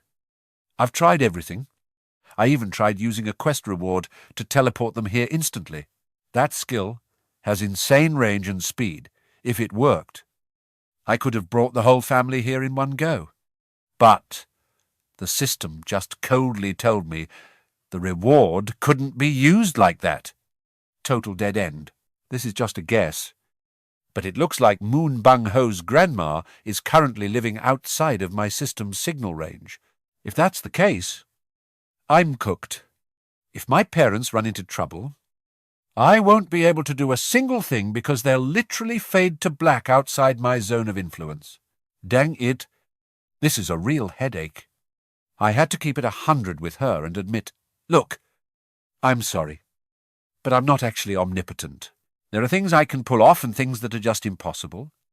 But you don't need to stress because I'm definitely keeping my promise to you. Our MC knew exactly what she needed to hear right now to keep her cool. Citizen Oju's trust meter just went through the roof. She gave a satisfied smirk and said, "Thanks for being real with me." Since they were done, they all started saying their goodbyes. All right. Thanks, everyone. You guys should get some rest for today. The group started heading out quietly, but Donggu stayed behind to handle the final words. We're heading out now. Get some rest and get your strength back. Boss. Right then, the system started pinging like crazy. An unauthorized entity is trying to break in. New citizen candidate detected. Grant citizenship. Well, obviously I hit accept immediately. But I also had to pop my divine eye skill to see who exactly was trying to slide into Seo Yejin's DMs. Seo Yejin has accepted the request. Name Seo Yejin. Level 31. Trust, level 7. Awakened ability. The Rat Queen, I read that and was like, wait, another awakened. Turns out, that rat from earlier was actually this girl. When I used my skill, I could only see that one specific rat. I was low-key shook. I thought it was just a pest. But it's actually a whole person 1 hour ago. This rat spotted Donggu's squad and was totally baffled. Who the heck are these people? They're out here slaughtering monsters, like it's nothing. Maybe they're all awakened. No way. Is that even possible? I gotta follow them and see. These people are definitely worth getting close to. Honestly, trying to survive, solo is starting to feel like a drag. With my abilities, I should be fine. But let's observe a bit more first. So, she decided to tail them and crawled right out of the sewers. She followed the main road all the way to the lobby of the apartment complex. As soon as she got inside, she heard people laughing and having a blast. Haha. Let's go, Mommy. Look at this. It was a scene of kids playing and vibing like the apocalypse never even happened. She was straight up stun-locked. It felt like she'd stepped into another dimension. Kids are actually playing in a park right now. Why is this one apartment complex popping off like a festival? What kind of crazy base is this? I need to see more. This place is completely cut off from the wasteland outside. The rat scurried fast, wanting to uncover the truth as soon as possible. But the moment it tried to jump further into the building, it slammed right into my world barrier. The poor rat ended up with a massive bump on its head. Ping access denied. It read the prompt but couldn't make heads or tails of it. Do you want to accept citizenship? The rat went wild with joy, nodding its head like crazy. Yes. Yes. But since it was coming from a rat's throat, all that came out was a tiny squeak. She was officially speechless. She just stared at the system screen with a blank rat face and sighed. Being a rat definitely has its downsides. Just as she was about to lose hope, the notification popped up saying citizenship was granted. She was hyped. Oh, it actually worked. She rushed inside to check things out while it was still fresh. Let's go. But she didn't expect the people inside to freak out the moment they saw her. Ah, a rat. A whole mob surrounded her, trying to stomp her into the floor. She ran for her life. Get it. Poor girl was getting chased away, catching some painful hits that echoed through the hall. Luckily, she's built different and managed to survive. She barely rolled away to save her tiny life. After that ordeal, she was exhausted. She realized she should have just walked in as a human. Somehow, she ended up stumbling into a room full of handsome guys. Wait, is this a gym? There were guys with six-packs and girls working out everywhere. Everyone looked totally relaxed. Just like the pre-apocalypse days, the rat took it all in, completely losing its mind. Where on earth am I? Right then, a massive shadow loomed over her. Oh, crap. Next thing she knew, a barrage of punches started raining down on her, back at her real body. The girl felt the throbbing pain in her head. Ow, that hurts. She had to cut the link with the rat immediately. But that glimpse she got, that place was straight up heaven. She couldn't help but laugh out loud. Ha ha! I finally found a glimmer of hope, but the road ahead is still going to be a struggle. The real question is, how do I actually get there? First, I need to find a way to Gassen Station. Heading towards Suwon. Is that really my only option? I could use the subway tracks, but the problem is that monster lurking at Gassen Station. Then again, maybe that's my chance to succeed, because there's nowhere my army can't go. This girl literally controls a whole rat army. Ping A system screen popped up in front of Gia Huynh, Tamed Rat. Eliminated, gained a small amount of experience points. 416.1 has been deposited into the House King's wallet. Every rat that encounters her has to swear loyalty to the Queen. These tamed rats act as her minions and share their vision with her. Our MC read this and immediately clocked what was happening.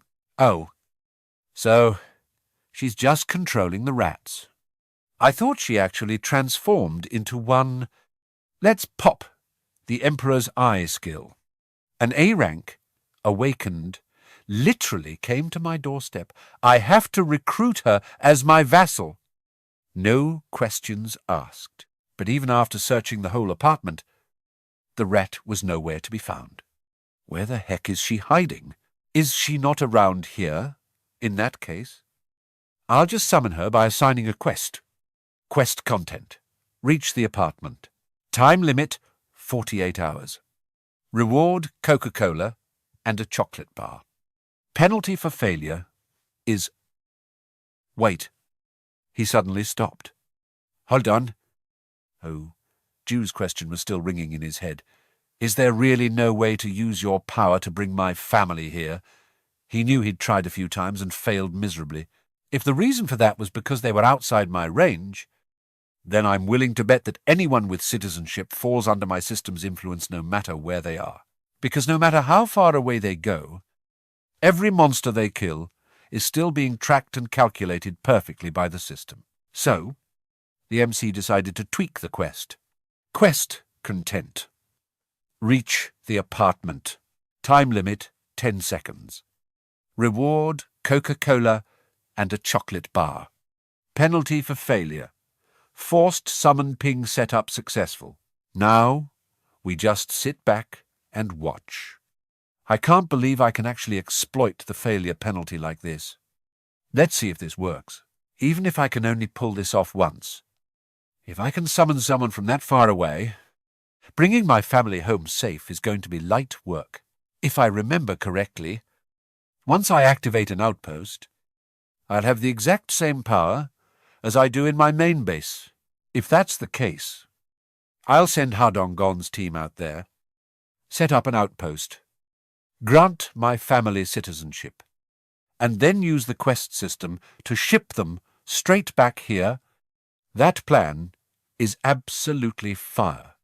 The only catch is how much it's going to cost me. Let's get it. As soon as he clicked to assign the mission, he started praying to every god out there, hoping the cost wouldn't go over 1 billion. But nope.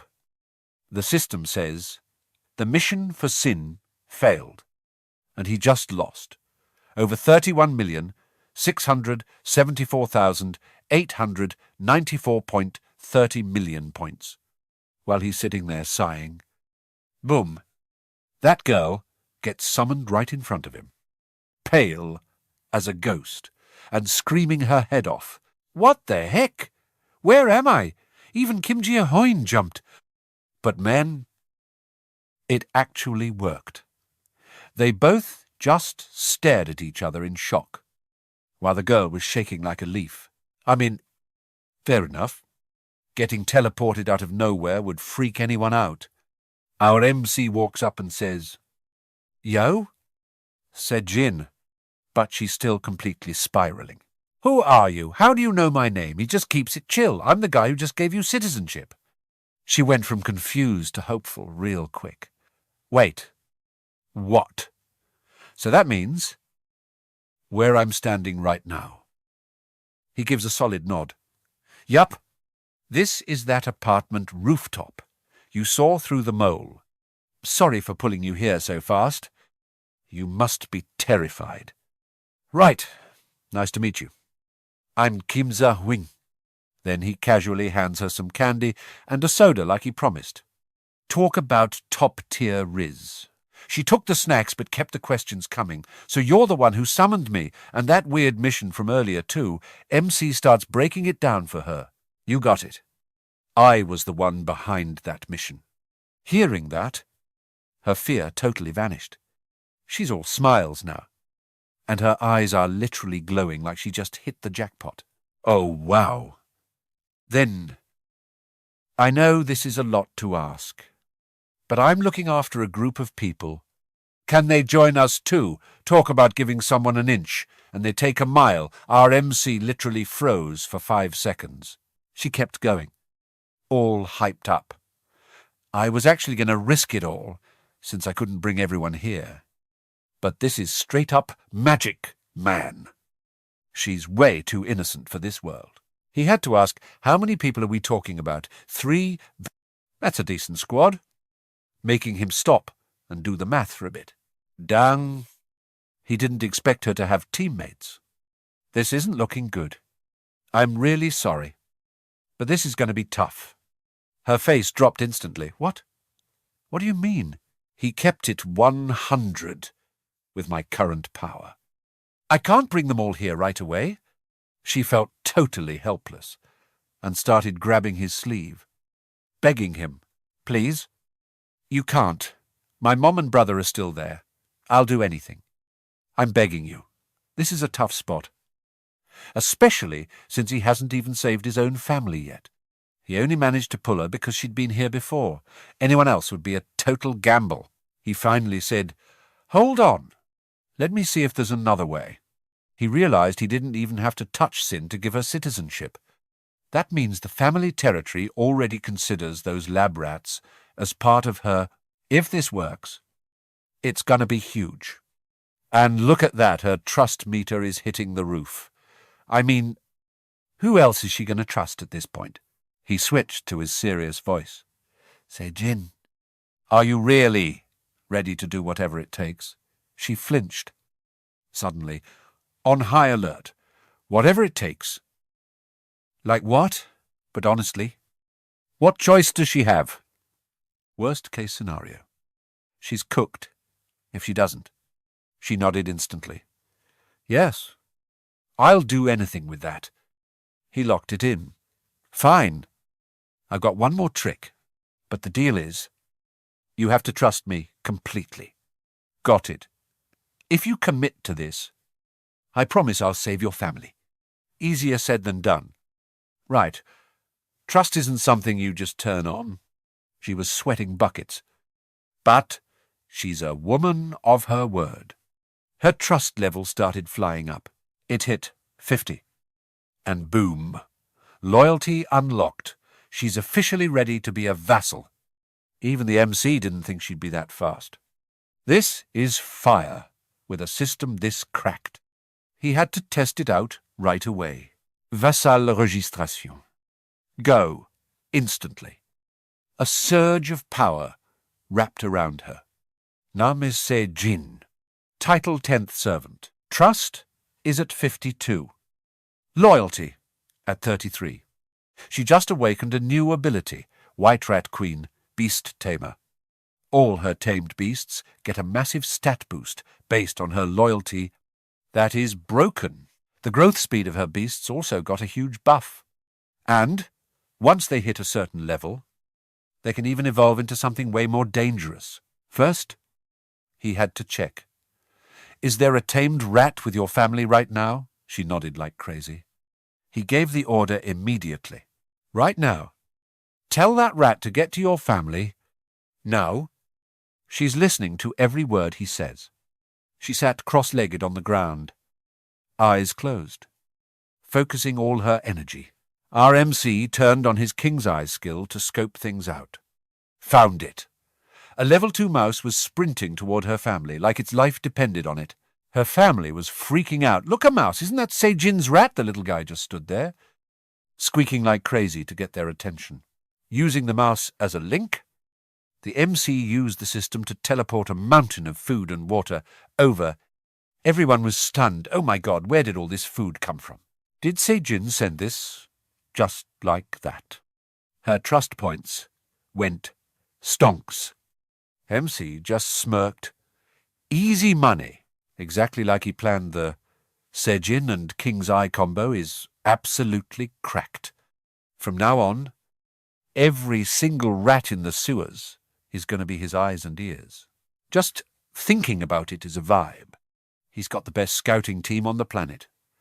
By the way, that Nambu Mindong place you mentioned, is it near Songdo Beach?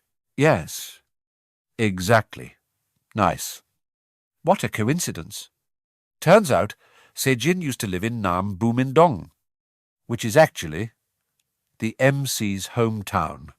Talk about luck. With her on the team, Ha Jong-gun's squad is going to be unstoppable. Plus, just sending a mouse to scout means they'll always know how her family is doing. Sending supplies is going to be a piece of cake. Before he could even finish, she was all smiles, puffing out her chest. Just leave it to me. Her trust was climbing like crazy again. He took the chance to seal the deal, so, can I ask you for another favor right now? She didn't even hesitate. Of course, no problem at all. I want to move along the subway tracks. You mean the Boo Line 1? Yep. I'm planning to use that for the rescue missions later. But as soon as she heard that, her face went white and she screamed, No! You can't do that! MC was caught off guard. Ha! Why not? She was shaking like crazy. At some station. There's a monster. A monster! Seeing how terrified she was, he started getting a bad feeling too. I need to see what we're dealing with. Can you send a rat to check it out? Okay. At some station, a mouse dashed through the shadows. Suddenly it stopped, totally paralyzed with fear. She was on high alert. And sure enough, they found it. The vibes were absolutely cursed. A massive monster was busy munching on a goblin. Its body was long like a giant snake, and it just tilted its head back and swallowed that goblin whole. The rat was about to pass out. He tried to back away slowly, but it was completely outclassed. The monster glanced over and spotted it instantly. Yeah, that mouse is cooked, but that monster wasn't about to let it slide. It slithered over in a flash, opening a mouth full of razor-sharp fangs that looked absolutely foul. The mouse was shaking like crazy, paralyzed for 5 seconds and couldn't even move.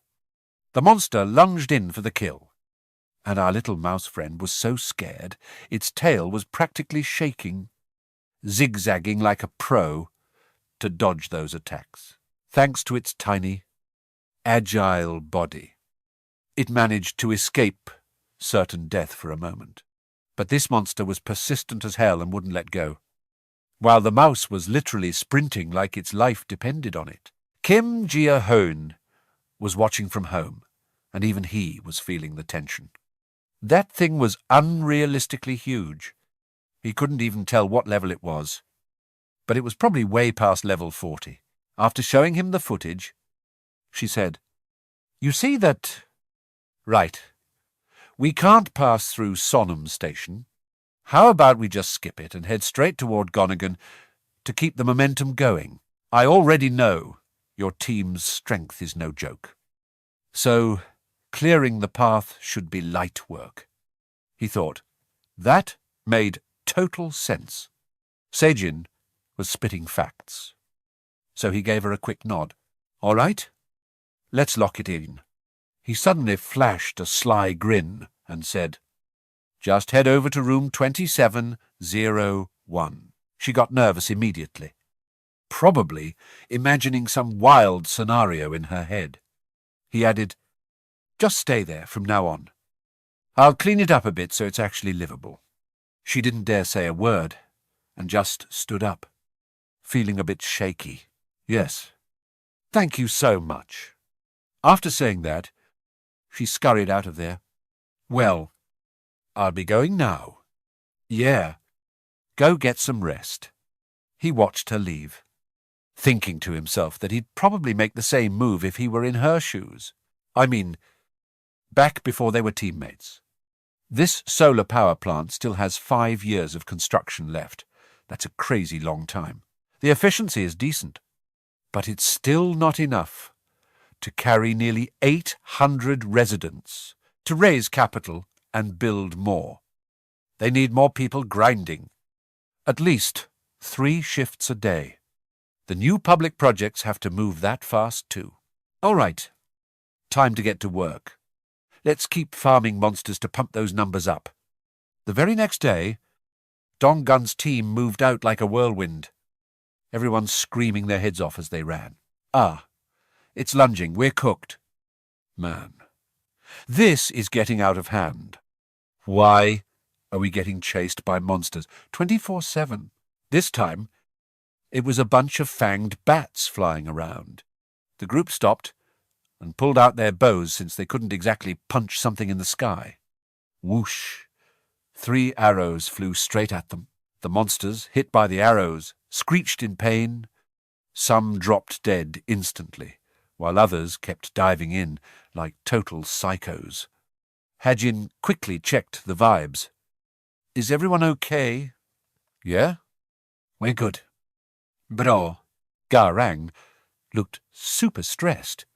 "Sis, what about that snake at Sonham Station?" Gia Huynh mentioned. "Do we even have a chance of winning?" The others told each other it'd probably be fine. If things really go south, Gia Huynh can just summon them back in a heartbeat.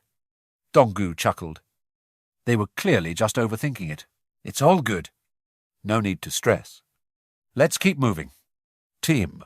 As soon as they hit Sonham Station, the ground started shaking violently, and the scene in front of them was straight up horrific. Blood and monster guts were everywhere, enough to make anyone want to barf. The whole crew was gagging as they pushed forward, but after a few steps, they froze. The ground was rumbling like crazy. Donggun shouted, "Stop! Everyone stays still. Watch your back." He could smell real danger now. It was that massive, overgrown python. No one knew when it showed up, but it was suddenly just towering right there, which was terrifying. The whole squad was shaking like leaves, practically about to pee themselves. Rue couldn't even stand straight. Her face went totally pale.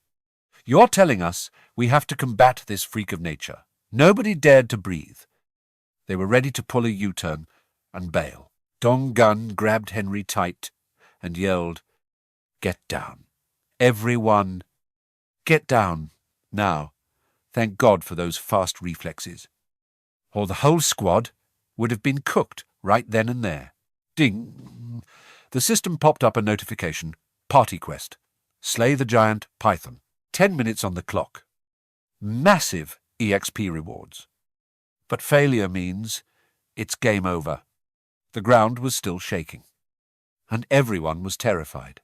They all looked up dizzily, wondering why everything was spinning. "Is this an earthquake?"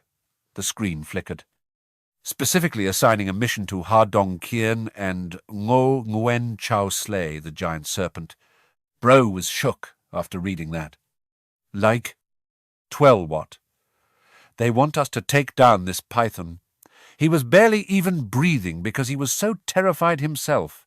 But wait, this is weird. Looking closely, the python had been lying stone cold still for a while now. What happened? Nobody had even touched a single scale on its body yet. He just stood there looking confused, not getting the situation at all. What's wrong with it? Suddenly, a massive, bloody wound ripped open on the python's body. They signaled each other, realizing the python was weak as hell. Even if they didn't know why, when an opportunity drops, you got to take it. He shouted, "Stay sharp." Everyone, right after that, he chucked an energy sphere at it, making the monster scream in agony. Usually, it would use venom to stun you and then squeeze the life out of you before snack time, but that's only for big prey. When it deals with a tiny little mouse, it just swallows it whole, without even thinking. The little mouse that escaped was flying fast, taking a leap as its whole body glowed with a super flashy pink light, even in its wildest dreams. That monster never expected the mouse it just swallowed would bring such a nightmare. It walked straight into Kim Gia Huynh's trap. Our MC smirked and opened his inventory. He had 2 skills ready to go. He reached out and opened both his storage and the shop right inside the python's stomach, summoned toxic gas. The python's belly immediately puffed up like a balloon. Then he summoned a pile of burning toilet paper, roasting its guts from the inside. Talk about being cooked from the inside out. Its belly was all lumpy and pathetic, as the python just had to take the hit. Finally, it burst into flames. The mouse died along with it. And since Seijin was linked, she got a sharp headache. The MC immediately checked on her. "Are you okay?" "Ha ha. I'm fine. Just got a bit startled. Anyway, you did a great job." "Yeah?" But he didn't want the monster to die just yet. Seeing Donggun's team rushing in, he told himself he absolutely couldn't be the one to finish it off. That thing has to die by the hands of a knight, with a title to get that 6 times EXP and gold buff. MC Diff is real. He had it all calculated. Donggun and Oz shared a look. The system screen popped up, assigning Ha, Donggun and Oz the mission to slay the giant serpent. They both shouted in unison, pulling out their gear to start the combat. Donggun threw a heavy strike, stabbing deep into the snake, while the girl transformed into a bear and lunged, shredding it to pieces. Talk about peak coordination. This python was already weak, and with those 2 teaming up, it was straight up deleted. One bear punched to the head, left a massive hole, killing it instantly. They took down the Serpent King and scooped up all that sweet EXP. So satisfying. The king's wallet just got a nice fat deposit. Hoang and Ozil Jin just officially sent that Gomzon boss to the afterlife. The Gomzon outpost is officially online, and everyone's stats are skyrocketing. Even though Gia Huynh is getting a piece of that buff, he's feeling a sharp pain in his chest. Bro is clutching his arms and coughing hard while his power floods the whole building. Suddenly, the system pings that it's found some people who qualify to be citizens. Do you want to grant them citizenship? His chest is burning and his face is twisted like he just ate a ghost pepper. But 200 people might as well just hit agree and get it over with. The resident count hits the 100 mark, and the system immediately unlocks the basic wage skill for everyone. This passive skill is straight fire.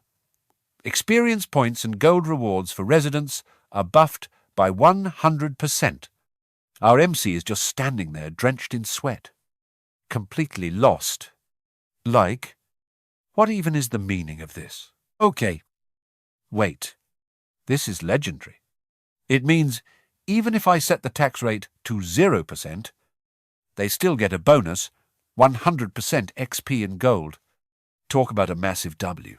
While he's vibing, Sein volks up Gia Huynh. I'm kind of embarrassed to ask this, but can you help me bring my teammates here? Again, she asked once before, and he was still on the fence. But she's been putting in some serious work lately. So he just nods and says yes. Of course I'd help. Hearing that, her eyes light up like crazy. Seeing the opening, our MC decides to make his own move. Can you control that rat one more time? She's down for it immediately. Sure thing. Easy peasy. I'll tell your teammates to follow the rat. You just lead the way. It's a done deal. On the other side, that snake is officially deleted, and Sejin starts moving a new rat out. Donggun and his crew are stumbling along after it. Suddenly, he's shook when he sees Ryeodu. Wait, you guys are already here. Ryeodu starts shaking her head, trying to clear things up before they get the wrong idea. I didn't do this. Everything was already like this when I got here. Looking at the blood and bodies everywhere, everyone's face turns pale. Was the demi-beast territory always this nightmare-ish? Even though the boss is cooked and things look quiet, they can't let their guard down. If there are still monsters hiding around, they're in trouble. Suddenly, the rat stands up on two legs and waves them over. Hurry it up! The whole squad is speechless. Bro, how is a tiny rat this smart? Bung Ho starts putting the pieces together. Is this rat part of Gia Huynh's power? They follow it without a second thought, while the MC watches everything closely from the shadows. Nice.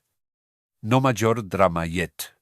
The system shows 3 skill points available, so the MC starts overthinking where to spend them to get the most bang for his buck. His range has expanded, so it's definitely time to level up Emperor's Eyes. That skill is absolutely cracked when paired with Sejin's scouting. He locks in the upgrade for Emperor's Eyes. System says, success, but every time his power spikes, his head feels like it's getting hit with a sledgehammer. He grinds his teeth and powers through it. Meanwhile, the group runs into some goblins. These level 8 small fries are only 103 centimeters tall, but they hunt in packs. They're smart enough to use tools, and their eyesight is actually insane. They can see for miles. Even in a pitch-black cave, they can see everything clearly with those sharp eyes. Gia Huynh sees the stats and is hyped. That's exactly the power he needs. First, he needs to find some mid-tier mobs to give everyone quests so he doesn't waste money on revives. Next up is the Maintain Dignity skill. Since he's going to be dealing with a lot of people later, loyalty and trust are going to be top priority. Just as he's about to upgrade, he snaps his head around. What was that, gunshots? His heart starts racing. Those were definitely gunshots. But they weren't coming from him. No way. How the heck do goblins have guns? The world has officially gone crazy. He can't wrap his head around goblins packing heat. And they're all carrying one. That's wild. Dong Gun's group is terrified, yelling for everyone to get back. Everyone dives for cover and peeks out to see what's going on. Why do these monsters have straps? A head-on fight right now looks like a guaranteed L, but Bung Ho just smirks, full of confidence. Don't sweat it. Bung Ho has that fire blink skill. In a flash, he's behind the enemy, deletes one, and ganks their gun. No bullet is faster than his speed. He solo clears the whole pack without missing a beat. One goblin is losing its mind and tries to pull the trigger, but before it can do anything, its gun gets swiped. Henry jumps out with his bow. Where do you think you're going? Kid Ryu charges in with her armor, and Oreodu goes full Battle Bear mode. They aren't letting anyone slide. Once the monsters lose their guns, they're basically trash. The two people following them are just standing there with their jaws on the floor, terrified of how broken this team is. These guys are absolute war machines. Gia Huynh quickly grabs the guns to register them as items. Plus, he snags 100 rounds of 38 caliber ammo. Our MC can't believe his eyes. Real guns. But he knows he can't just put these in the shop yet. Even if the profit would be massive. With guns, everyone would go hard on hunting. Even level 10s could take down orcs. XP and gold would skyrocket. But the problem is, he can't trust everyone. If they turn those guns on him, it's game over for everybody. He realizes his recruitment process is a mess. No standards. No control. Just vibes. If he just lets anyone in without checking them out, he won't be able to handle it when things go south. Having a big population is cool and all, but giving them guns is a whole different ballgame. He can't be sure who's a snake among all those people. Doubts, grudges, or jealousy could lead to a total bloodbath. That's why guns are only for the ones who've been vetted and have max loyalty, and the first person he picks for a weapon is Bung Ho. A high-tier gun drops right in front of him, and he picks it up feeling like a boss. Big Brother Kim. Thanks a ton. The group moves out again, but they only get a few steps before stopping. Right in front of them is a closed door. They pop it open and find a group of people shivering and hugging each other. After rescuing them, Seijin feels a huge weight off her shoulders. Man, having a place to walk around in your own territory is top tier. Thanks for coming out to meet them with me. Don't mention it. I just wanted to get some fresh air anyway. Suddenly, a notification pings on the system screen about an unauthorized attempt to enter. He realizes it immediately. Yup! Looks like they've finally arrived. As soon as he hits confirm to let them in, he hears voices shouting for him right away. Jin suddenly screams out for her mum, and the family rushes into a tearful hug. Yain? Where did you run off to without saying a word? Do you have any idea how worried I was? I couldn't even eat or sleep. I'm so sorry. Mom? The little sister's eyes light up like literal high beams. What? You smell amazing. Did you just take a shower? She nods her head like crazy. Yeah? There's top-tier hot water here, so you can bathe as much as you want. For real. That's so hype. Obviously, it's for real. We've got plenty of cozy beds and hot meals ready to go. Our MC stands there, letting them have their moment for a bit before finally strolling over. Big Boss Kim has made the call. Room 2701 is all yours. So feel free to make yourself at home. But trying to cram over 30 people into one room is going to be a bit of a squeeze. Hearing that, she quickly looks back at everyone, and their faces instantly go pale with worry. The little sister looks down sadly. So what's the plan now? Big bro, out of nowhere, our MC drops a total bombshell. I'm giving you 3 more empty rooms because your value is worth every bit of it. Total big spender vibes. And she's absolutely stunned. Oh man, thank you so much. Everyone can use rooms. 24, 0, 2, 23, 0, 1, and 1902. In this building, getting all these luxury rooms has her so hyped she promises to work 5 or 10 times harder to pay him back. Right then, Ding. Their trust and loyalty stats start blowing up, which even surprises him a bit. Oh, wait. It just hit me. I just finished upgrading and haven't even checked my new attributes yet. The screen shows a section for Virtual Beast Management, but man, the price is straight-up robbery. Summoning one costs a whole 1 billion. Our MC's face goes dark. 1 billion? Are you kidding me? Suddenly, a voice calls out, Mr. Kim, can I talk to you for a sec? So the two of them head to a private room to talk.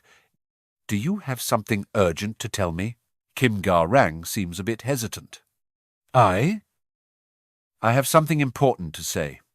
Go ahead. Just say it straight. Okay. Then. Her face suddenly turns grim. She's sweating bullets and keeping her head buried low. It takes a while before she can even make a sound. I'm really sorry. But I want to leave the team. Big Boss Kim is totally blindsided. Why the sudden pivot? What's the reason? She must have gathered all her courage to say this. I'm sorry. I want to leave the team because my skills feel so mid. I feel like it wouldn't matter if I was there or not. I'm just holding everyone back. Our MC is a bit flustered. Just tell me how you really feel. Don't hold back. So she spills everything. The truth is, I'm terrified. All that mental pressure Kim Ga-rang's been holding finally explodes. I'm scared of goblins. And the orcs are horrifying. Even that giant snake from this morning. It was way too much for me to handle. Even being hunted by the red tiger before that has left me totally traumatized. She starts crying uncontrollably, totally spiraling and shaking like a leaf. I'm sorry. Truly, you always have to step in and save us. And I just feel so useless. I'm always terrified. I'll mess up and let you down. She just keeps sobbing, unable to stop. Big Boss Kim already had a feeling about this. Actually, I noticed her fear back when we were saving Van Bin Hao's grandmother. Same thing during the orc hunt. Honestly, when the red tiger was chasing her, she almost got deleted. To be fair, her impact on the team really isn't that huge. But you can't really blame her for that. Just one tiny slip-up with that poison mist ability. And boom, your own teammates are toast. It's an incredibly tricky skill to use. Kim Ga-rang definitely worked herself to the bone. But because things didn't go her way, she just completely broke down, seeing her cry her heart out. He thinks if she's that scared of fighting, why not just switch her to a different role? Perfect. I actually need more help with logistics anyway, he asks her. Do you know Kim Gabin over at the service area on the 21st floor? She's handling everything by herself. And she's totally overwhelmed. I'm planning to build more utility zones in every building, so I really need someone I can trust to manage them. If it's you, I'd be totally at ease. Would you be willing to give me a hand? He pauses for a second, then continues. I believe that as long as you're willing to take action, everyone has their own value. No one is a loser here. Besides, your poison control skill is actually cracked. I'm sure one day you're going to shine and straight up carry the whole team. If frontline boss raids are too much pressure right now, just take a step back and handle the support for the crew. When the time comes that I truly need your power, I'll come asking again. After saying that, he even gives a super polite bow. She's so shocked. She forgets to cry and immediately nods. Yes, I understand. Thank you so much. She can't help but let out a happy smile. Ding! Her loyalty stat shoots straight up to 100. Totally maxed out, she wipes her tears. I'm so embarrassed I let you see me acting so weak. Mr. Kim, just like that. She's beaming again. I'll definitely give it my all. Seeing her get her spirit back. Our MC satisfies. Says, glad to hear it. You've worked hard lately, and I'm counting on you from now on. Once she leaves, Big Boss Kim goes back to messing with his new skill. Maybe I should just send it and see what happens. Let's see what we're working with. Summoning the Phantom Beast. 1 click and boom, 1 billion gold gone. A blinding golden light from the system hits him right in the face as a glowing summoning circle appears on the floor. A massive golden egg starts cracking open. The aura coming off it is literal eye candy. Wait. So, summoning a beast just gives me an egg. As the light fades, our MC sees a pitch-black bird with huge round eyes staring right at him. He's totally caught off guard and immediately pops his King's Eye skill to check its stats. This thing is actually the divine three-legged crow, born with the power of the sun itself. Since it's still just a baby, it's a tiny fledgling that needs serious protection to make it grow fast. I've got to feed it high-quality sunlight. Big Boss Kim gives a little wave. Hey there, kiddo. The bird blinks and chirps. And honestly, it's cute as heck. He stares at it for a bit. What kind of cool name should I give it? Oh, since you're a black crow, let's call you Little Black. The bird seems to love the name because it starts flapping its wings like crazy. Oh, if you like that name, haha. It's official then. Suddenly it starts hopping all over the place, and he's not sure what it's trying to say. Let me guess you hungry. He grabs a bag of snacks for it to munch on. Looks like it really was hungry. The bird starts devouring the food like a beast, then lets out a massive burp. Talk about a food coma. As soon as it's full, it shuts its eyes and starts snoring with drool dripping everywhere. It doesn't even care about its owner anymore. Just rolls over on its belly and passes out cold. Our MC looks on, totally jealous, and sighs, man. You've really got the life, don't you? But suddenly, he sees the three-legged crow's level go up, and the solar generator's efficiency just jumped by 100%. Turns out feeding it was a major buff. Definitely not a waste. Hold up. His brain starts moving at max speed. The 10 new buildings he just got don't even have solar generators yet because his funds are completely drained. Honestly, dropping 130 million on a facility that takes a whole year just to make back 30 million is usually a total waste of money. But things are different now, because the three-legged crow leveled up. Generator efficiency is up 100%. Hitting 90 million watts per year, the output just tripled instantly. Zero reason to hesitate. It's go time. We're installing solar generators for all 10 buildings right now. No cap. Just thinking about it gives me chills. I'm grinning like a madman. I head straight to room 301 and knock. A voice inside asks who it is. Yo, it's me. Choi Hein Run rushes to open the door. Oh, Gia Huynh, what's the move? You said you needed a favor. Right, I'm down. What's the play? But then, the MC just drops the bomb. I want you to hold on to my money for me. This big guy is absolutely shook, eyes popping out of his head. Wait, what? Kim Gia Huynh already did the math back home.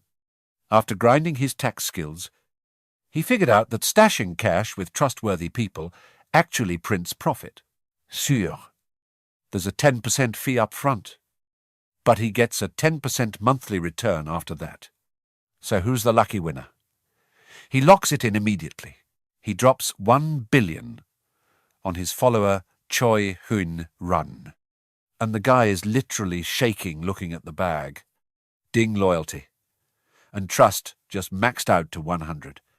Now that's what I call a flex. Bro actually asks if he needs to guard it and not spend a single cent. That was the plan. But he didn't expect loyalty to break past 100. He just laughs and tells him, if it's just for pocket change, go ahead and spend it. Don't even worry about it. He immediately bows down, thanking him 1,000,000 times. Wait. For real. Thank you so much. Boss. No sweat. I'm counting on you. One job down. Next. Stop finding the girl. Rain. She's skeptical, asking if she can really pick her own team. He personally brings the girl Gia Rang over to meet her. Yup. No problem. Including Gia Rang, you can pick whoever you want for your squad. Since you're the captain, I'm doubling your salary. Her eyes literally turn into dollar signs. Her loyalty stat hits the roof. She does a complete 180, hugging Gia Rang and giving a super fake military salute. Thanks, boss. I'll give it my all. Then she just drags the poor girl away. Gia Rang, let's go over the work details. Wait. Yain. Slow down a bit. Our MC just watches them bicker and breathes a sigh of relief. Everything's looking good for now. But there's still one super important move to make. All right. It's time to bring up that awkward topic. Gia Huynh checks in on the guys. Good job today. Everyone. How are you guys feeling, Donggu? And the boys nod like crazy. Yeah. We're all good. Boss. But did you need something thanks to everyone's hard work? The monsters in Gomzon were completely wiped out, turning this place into a safe zone, especially the subway. It's way safer now. The area around Samson Station is basically monster-free. This is a golden opportunity. We have to strike first before the monsters take over other areas. He's starting to realize a lot of things. Seeing Gia Rang crying and begging made him see the truth. The people standing in front of him right now are all putting their lives on the line just to help him fulfill his goals. They're real ones. Straight up brothers. It's a good thing Sign joined us. Otherwise, we wouldn't have known about the monsters at Samson Station. Without her, things would have been cooked. For real, he knows that in this here today, gone tomorrow world, wanting your family to be safe and going to rescue them is a massive luxury. But even so, he tells them straight up, I want everyone to head straight for Gachi tomorrow. Deep down, he knows he can't just give up on this. The next morning, he wakes up early, and his little black bird is already stretching and chirping with good news. Solar generator efficiency is up 100%, and the three-legged crow just leveled up. He didn't even expect it to level up this fast. Is it seriously at level 5 already? So satisfying, Ding the three-legged crow releases a portion of its solar power, inheriting mythical beast abilities, and awakening basic fire, magic. Wait! Magic. Now we're talking. He tries it out immediately. Do it like this. His fingertip bursts into flames, making him look like a total wizard. That's fire. It worked. This feeling is so familiar. Oh! It's just like when he uses his dignity maintenance skill. Since that's the case, our boy heads out to a deserted spot, checking the area to make sure no one's watching. Nice. 0 witnesses. He closes his eyes, focusing every bit of energy he has, and tries to visualize it. He imagines a fire powerful enough to swallow an entire building, throws his hand forward, and shouts, burn. The fire in his hand blazes up into a massive fireball. But looking at it now, he's a bit underwhelmed. Is this the best I can do right now? It's a bit small. Honestly, this power isn't exactly groundbreaking yet. But if he summons poison gas and combines it with the gas from his dignity maintenance skill, it would be a massive threat. It's not OP yet, but the potential is infinite. He closes his fist to put out the flame. Since Little Black is still growing, something is better than nothing. This is good for now. Time to end the test. Time to recharge. The solar power base is finally complete. After breakfast, Little Black's level jumps up by another 3. Because of that, the generator efficiency skyrockets by 8 times. Now, after powering everything, there's still plenty of juice left over, and that extra power can be converted straight into cash. Absolute OP-Mode. Suddenly, the doorbell rings. Oh, she's here. It's Gia Huynh, and she's all smiles. Thanks for letting me get some rest. Boss, I'm fully charged and ready. This girl has been a huge help. Thanks to Sejin. He's been able to use his abilities much more flexibly. So he's definitely got to take good care of her. He called her over for another favor. I'm counting on you again today. She knows exactly what's up, and even makes a move before he asks. I already sent my rat down the subway lines. I think everyone can make it straight to Chojang Station without any issues. He's a bit shocked only to Chojang. Is there something going down after that? That's when she spills the beans.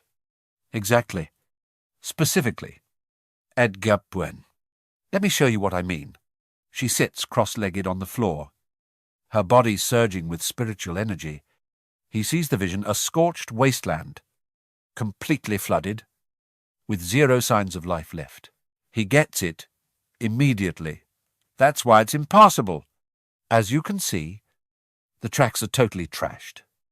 So I sent the rats to the surface to scout things out. But she keeps her eyes closed, pushing deeper into the ruins. It's a total disaster zone. Our MC is starting to sweat. The buildings all around are completely demolished. Not a single spot was spared. What on earth happened here? Suddenly, the scouting rat stops in front of a massive, crater-like hole. He looks closer. Are those footprints? He's freaking out now. It's a giant dammit. Now I get why the streets are totally cooked. Look at his face. He's pale as a ghost.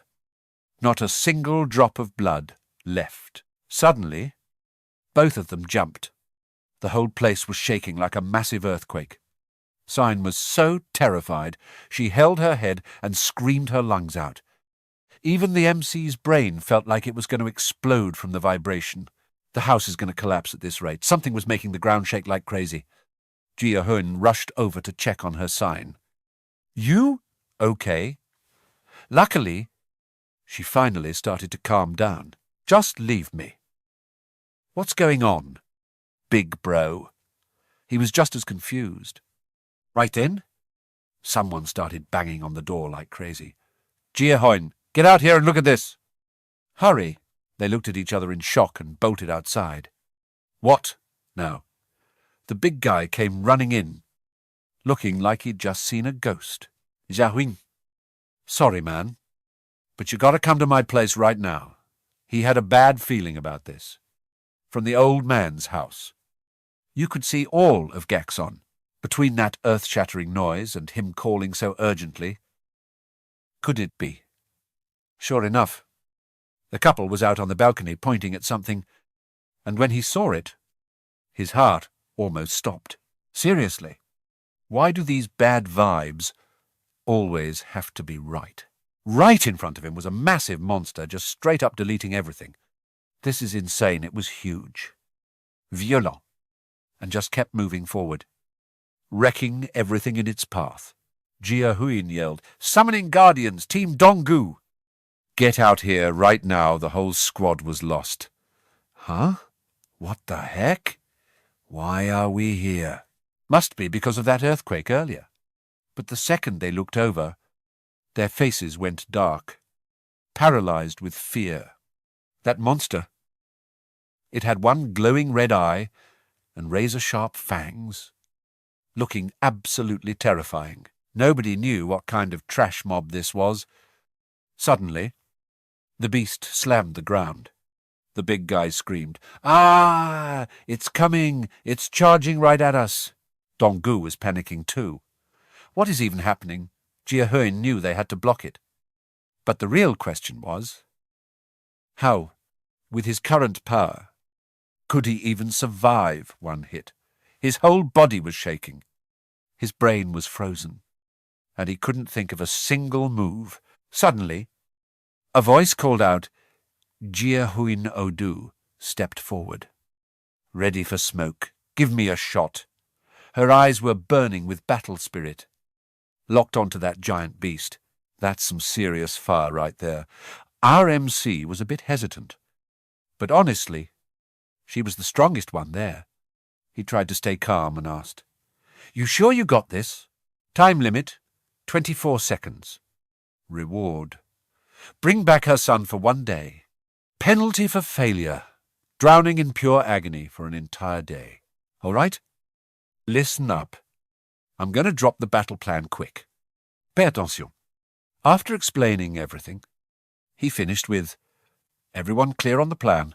The squad yelled back Roger Group 1, Odu, Haongun, Kim Gyadong, and Chang Su. Group 2, Hen Mun Bung Ho and Kim Gon. Finally, Group 3, me and Sign. I'll handle things here.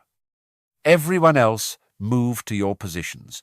I'm counting on you guys with that. The 6 of them rushed into the fray. As soon as they left, Gajiang called out. She reported, I did exactly what you told me to. Everyone with military experience is at the main gate. And the other residents are in the underground parking. Thanks. You should head down there too. Stay safe. But she gripped her hands tight and begged, I want to help too. She was talking big, but her hands were shaking like crazy. MC saw right through her and asked, You sure you're okay? She was pale as a sheet, but still spoke with conviction. I'm terrified. But I'm going to be brave, seeing how determined she was. He couldn't say no, and just turned around. Fine. Come with us to the main gate. Cut to area 23 Giano. The count was going 98. 99. 100. Out of over 1,200 residents, only 101 had military training. Talk about bad odds. Shungmin shyly raised his hand. So, what do we do? Someone asked, Where are Shung Reo and the twins? Shungmin looked away, his face turning red. Well, it looks like they dipped. MC's veins were literally popping. Those absolute cowards, hundreds of residents, including that Baek Shung Reo guy, played dumb and hid in the basement parking.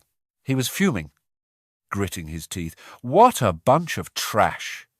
The people standing here aren't idiots for risking their lives. They just know that if they don't fight, they're all cooked. They chose to stand up to protect their families and their own lives. Honestly, everyone's scared. Look at them shaking. Yet those young, capable guys had the nerve to go into hiding. Someone once told me courage isn't about not being afraid. It's about facing that fear and refusing to back down. To survive in this nightmare world, we need more people with guts.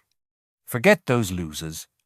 He looked at everyone and said, Thanks for stepping up. Guys. So, he decided to flex. He bought 101 pistols plus ammo. Not only that, he boosted the XP and GOLD share rate by 100% for everyone there. Get your gear. Everyone got hyped. Real guns. Baby. With these, we might actually have a chance to win. Gia Huynh had it all figured out. Those who face their fears get the best perks. Totally fair. Suddenly he spun around and popped his skill, Eye of the Sovereign. On the other side, the massive monster was charging with its mouth wide open. Donggu was waiting for his moment. He precisely threw an iron bar, aiming right for the monster's thigh, a clean one shot. The beast let out a world-shaking roar of pain. It glared down at him. Donggu definitely pulled the aggro this time. It's about to go down. Just as it was about to counter, the bear girl lunged from behind, landing a critical hit. The monster's red eye flared up as it roared in pain, stomping the ground so hard it felt like a quake. These two giants were throwing hands for real. But then the bear girl took a heavy hit and got sent flying into a building. That kick definitely hurt. She was bleeding out. The monster wasn't stopping. It was closing in for a finishing punch when suddenly someone yelled. This play was wild. Reo Shu pulled out a megaphone to trash-talk the monster. Hilarious. He called it an idiot and told the stinky beast to get lost. Believe it or not, the monster actually understood him and froze for 5 seconds. He was about to celebrate, but then the monster looked down at its leg with an arrow in it. Reo Shu completely froze up, sweating buckets. What the heck? Look at its salty face. Turns out the monster hallucinated that the arrow in its leg was actually from Shu's spear. Now it's dumping all its rage on him. Its anger meter is totally off the charts. He charges in without saying a word. Bro's face went pale real quick. He thought being a keyboard warrior was easy, but getting actually jumped. No shot. He flipped the script and changed his tone immediately. Wait. Big Bro. Hold on. But the monster isn't listening. It just hits like a literal truck. Reo Shu's face is straight up purple from fear. Talk about a shock to the system. Staying to fight is a death sentence. But running, he's not fast enough. What's the move? The monster is closing the gap in just a few strides. Gia Huynh is watching from a distance and shouts for everyone to get in position. He's almost here, turns out. Our boy, Reo Shu, was just the bait to lure this beast into a trap. But man, this monster is fast as hell. Poor Reo Shu, wearing heavy armor and running for his life like his soul is leaving his body. He almost got sent to the lobby multiple times. The second he slides into the safety zone, the MC gives the signal. Instantly, a black crow dives from the sky and pecks the monster's eye out. Now that's what I call an epic play. Henry isn't playing around either, landing a clean shot right into the other eye. Bro's definitely blind now. Next up is Bung Ho, blinking right next to the beast without it even noticing. He's carrying a whole swarm of Seijin's mice and dumps them straight into the monster's wide-open mouth. Mission accomplished. He shouts the signal to Gia Huynh. So far, everything is going smooth as butter. Just like the plan. Time for the MC to bring out the toxic gas. To finish this quickly, he activates his basic fire magic to grill this thing on the spot. The monster is burning, like a giant torch. Flames hitting the sky. After getting absolutely wrecked, its strength is finally dropping. Everyone inside the safety zone is holding their breath, totally terrified. Wait. They're all backing up because the giant is heading this way. The MC quickly tells them to stay calm. Everyone, to stay in your spots. Don't move. He knows things are almost perfect. All they need now is for the villagers to dump their firepower onto its head once it hits the ground. And it's game over. It'd be perfect if the retainers could land the final blow. But the heavy hitters like Haungan and Du are nowhere to be seen. At the very least, Yain, the one with the knight title, has to be the one to finish it. Suddenly, the big guy next to him starts shaking like a leaf. Gia Huynh. Look behind you. The MC calmly turns around and tells him not to sweat it. The monster's going to hit the floor before it even touches the wall. But reality is a beast. The second the MC sees the monster's face, his smile disappears. What the? This massive giant is staring him down, and those eyes that just got stabbed are completely healed, like nothing happened. Now, even the MC is feeling the pressure. What in the world is going on? It tanked that entire combo, and it's still standing. It's absolutely livid, slamming its hands down to crush everyone. It's putting every ounce of strength into a massive overhead punch. It's going for the kill. It's definitely trying to settle the score. But as soon as it makes contact, the system blares beep unauthorized entity. Attempting to breach, Gia Huynh is shook. He didn't think the barrier would actually hold. Seeing this, Old Man Choi Huynh immediately orders everyone to open fire. A literal rain of bullets pours down. Since the monster can't get in, the people finally feel safe. It's getting peppered with lead and screaming in pure agony. But the MC is still sweating. It blocked one hit, but a few more of those, and it's game over for the barrier. If that thing breaks, everyone is cooked. This isn't good. He needs to end this right now. He activates his giant invisible hand skill. This is the emergency skill he spent so many points on. Just like he thought. Normal bullets aren't doing enough, and the monster is already winding up for another punch. Everyone loses their minds and starts screaming. It's attacking again. They're all watching in pure terror as that massive fist comes crashing down. The system keeps screaming, unauthorized entity attempting to breach, thank God. It still can't break through. Everyone breathes a sigh of relief, grins, and goes back to blasting. We actually stopped it. Keep firing. Everyone. The monster takes another round of bullets. The MC watches closely and realizes it's not invincible, whether it was the mouse bombs or the villagers' pistols. They're actually leaving marks. If we keep chipping away at its health, we can definitely take it down, but they still need a finishing move. Right then, 3 of Henry's arrows fly in from a distance and sink right into its skin. Donggu's squad has finally arrived with them here. We have a real finisher. Their attacks deal way more damage than just shooting guns.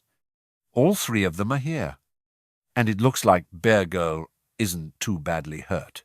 The monster opens its mouth full of sharp teeth and lets out a roar. Gia Huynh decides to pull out a skill and summons a basic spear. I'm counting on you. Donggu, he grabs the weapon, his eyes glowing with intensity, and launches it with everything he's got. A barrage of spears tears right through the monster's flesh. It's working. The monster is screaming in pain. Henry rushes in with her bow to back him up, and the 2 of them start stacking damage using their beast spirit powers. Check this out. The basic fire magic just evolved into mid-tier. The 3-legged crow feels an intruder in its territory and is starting to get real mad. The crow is asking to unlock its true power.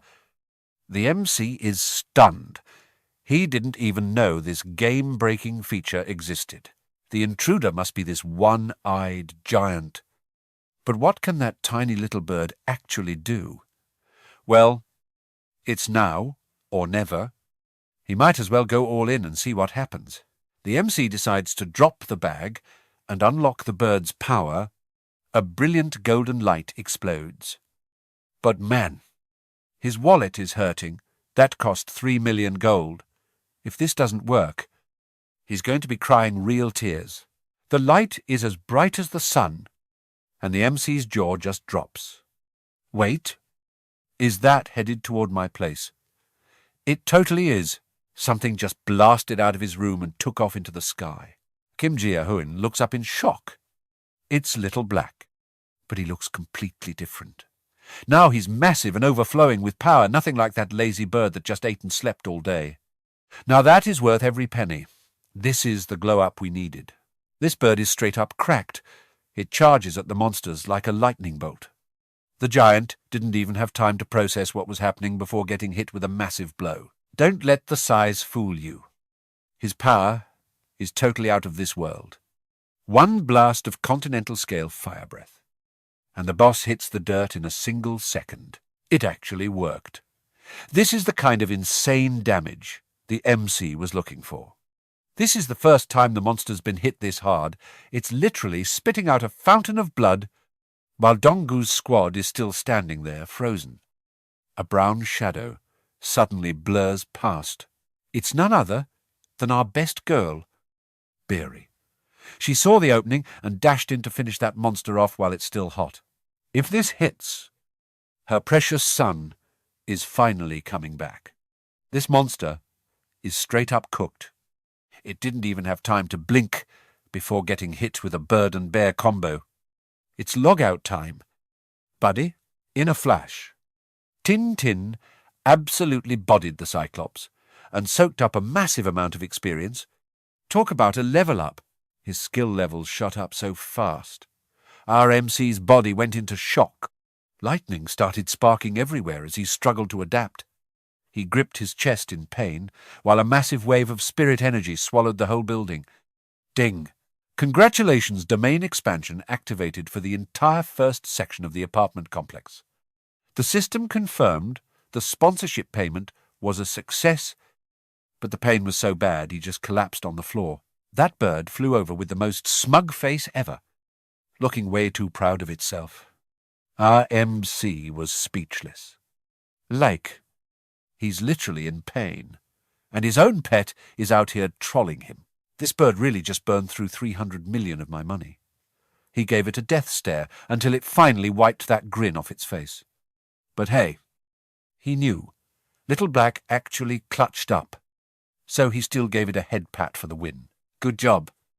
Buddy, even though summoning is stuck inside the domain, this profit is insane.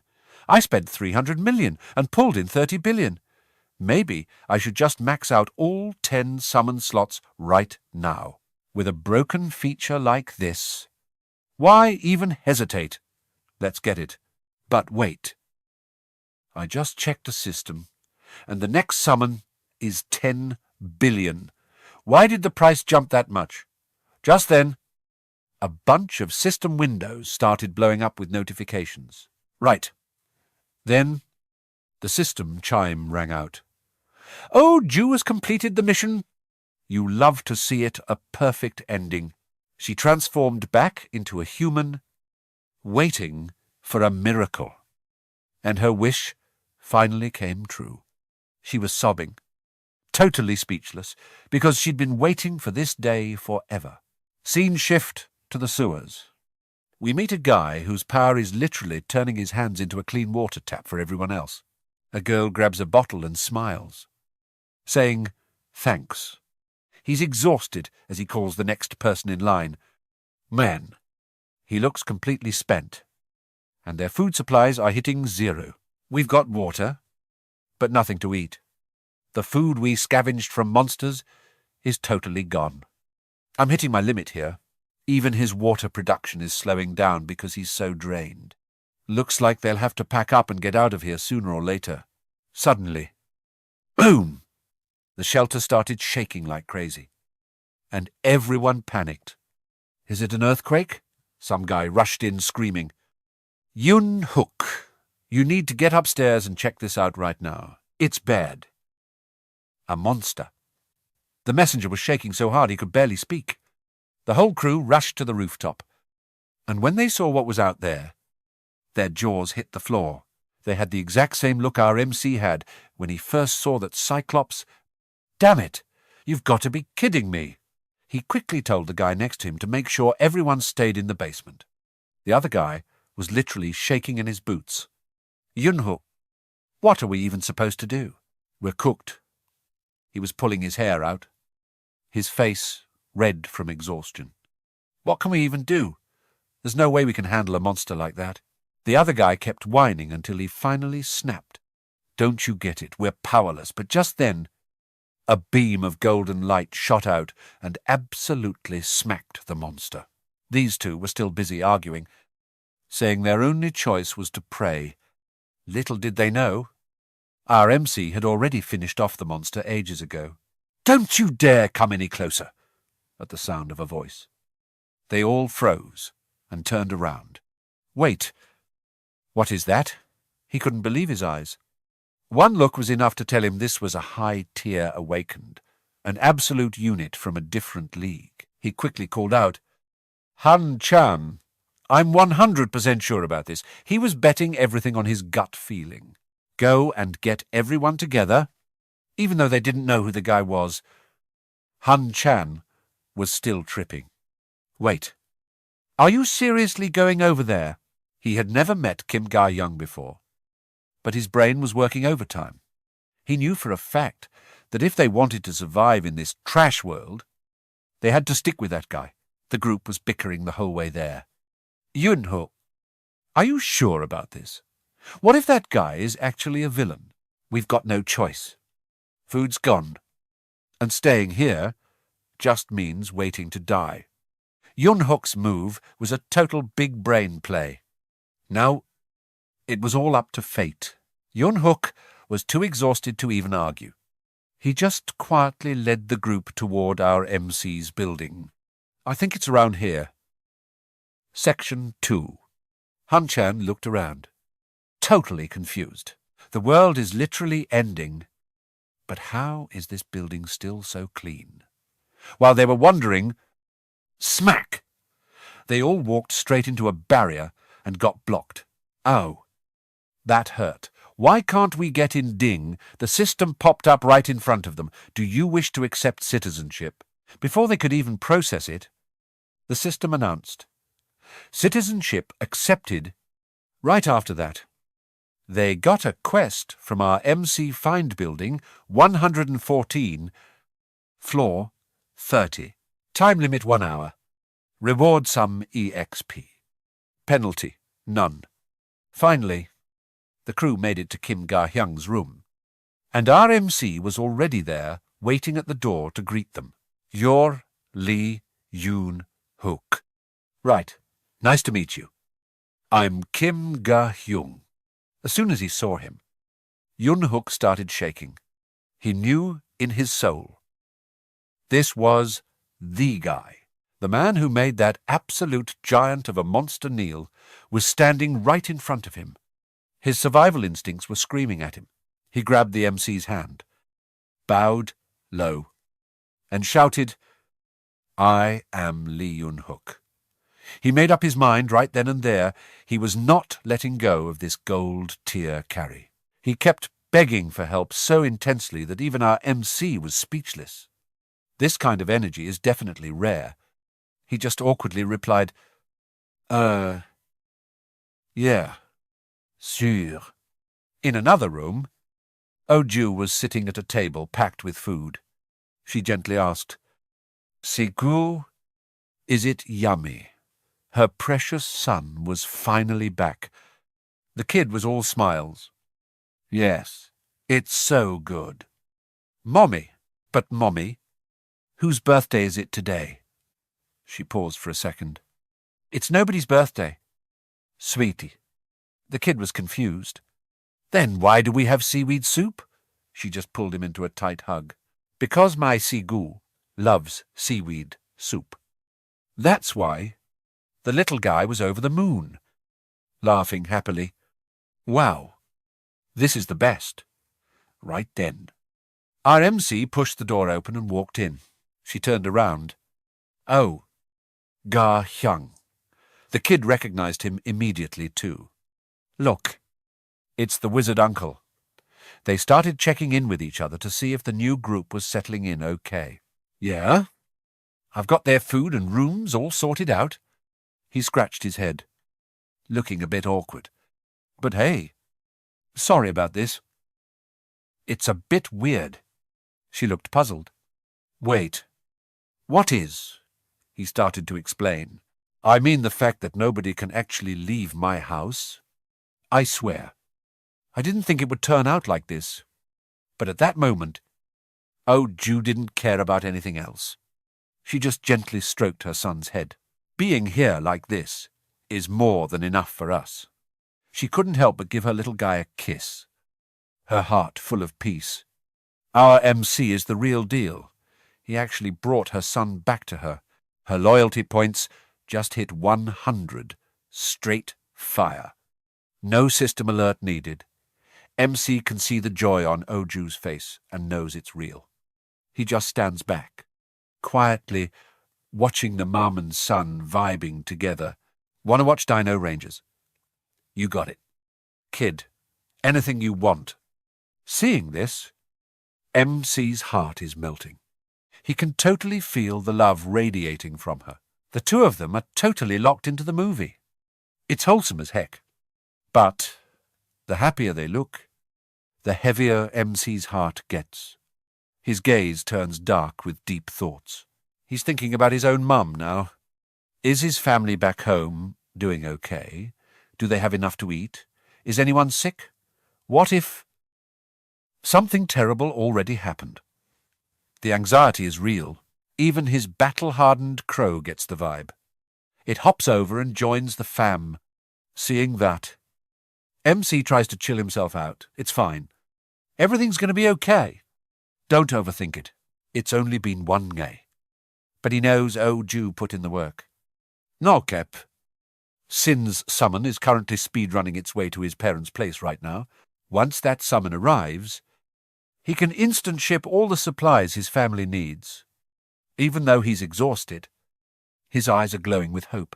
He just watches quietly, not wanting to ruin this short-lived dream for Jew. MC is being a total gentleman, giving up his own bed for the mum and her kid. You and Sigu take the bed. But she doesn't want to bother him. So she's like, no.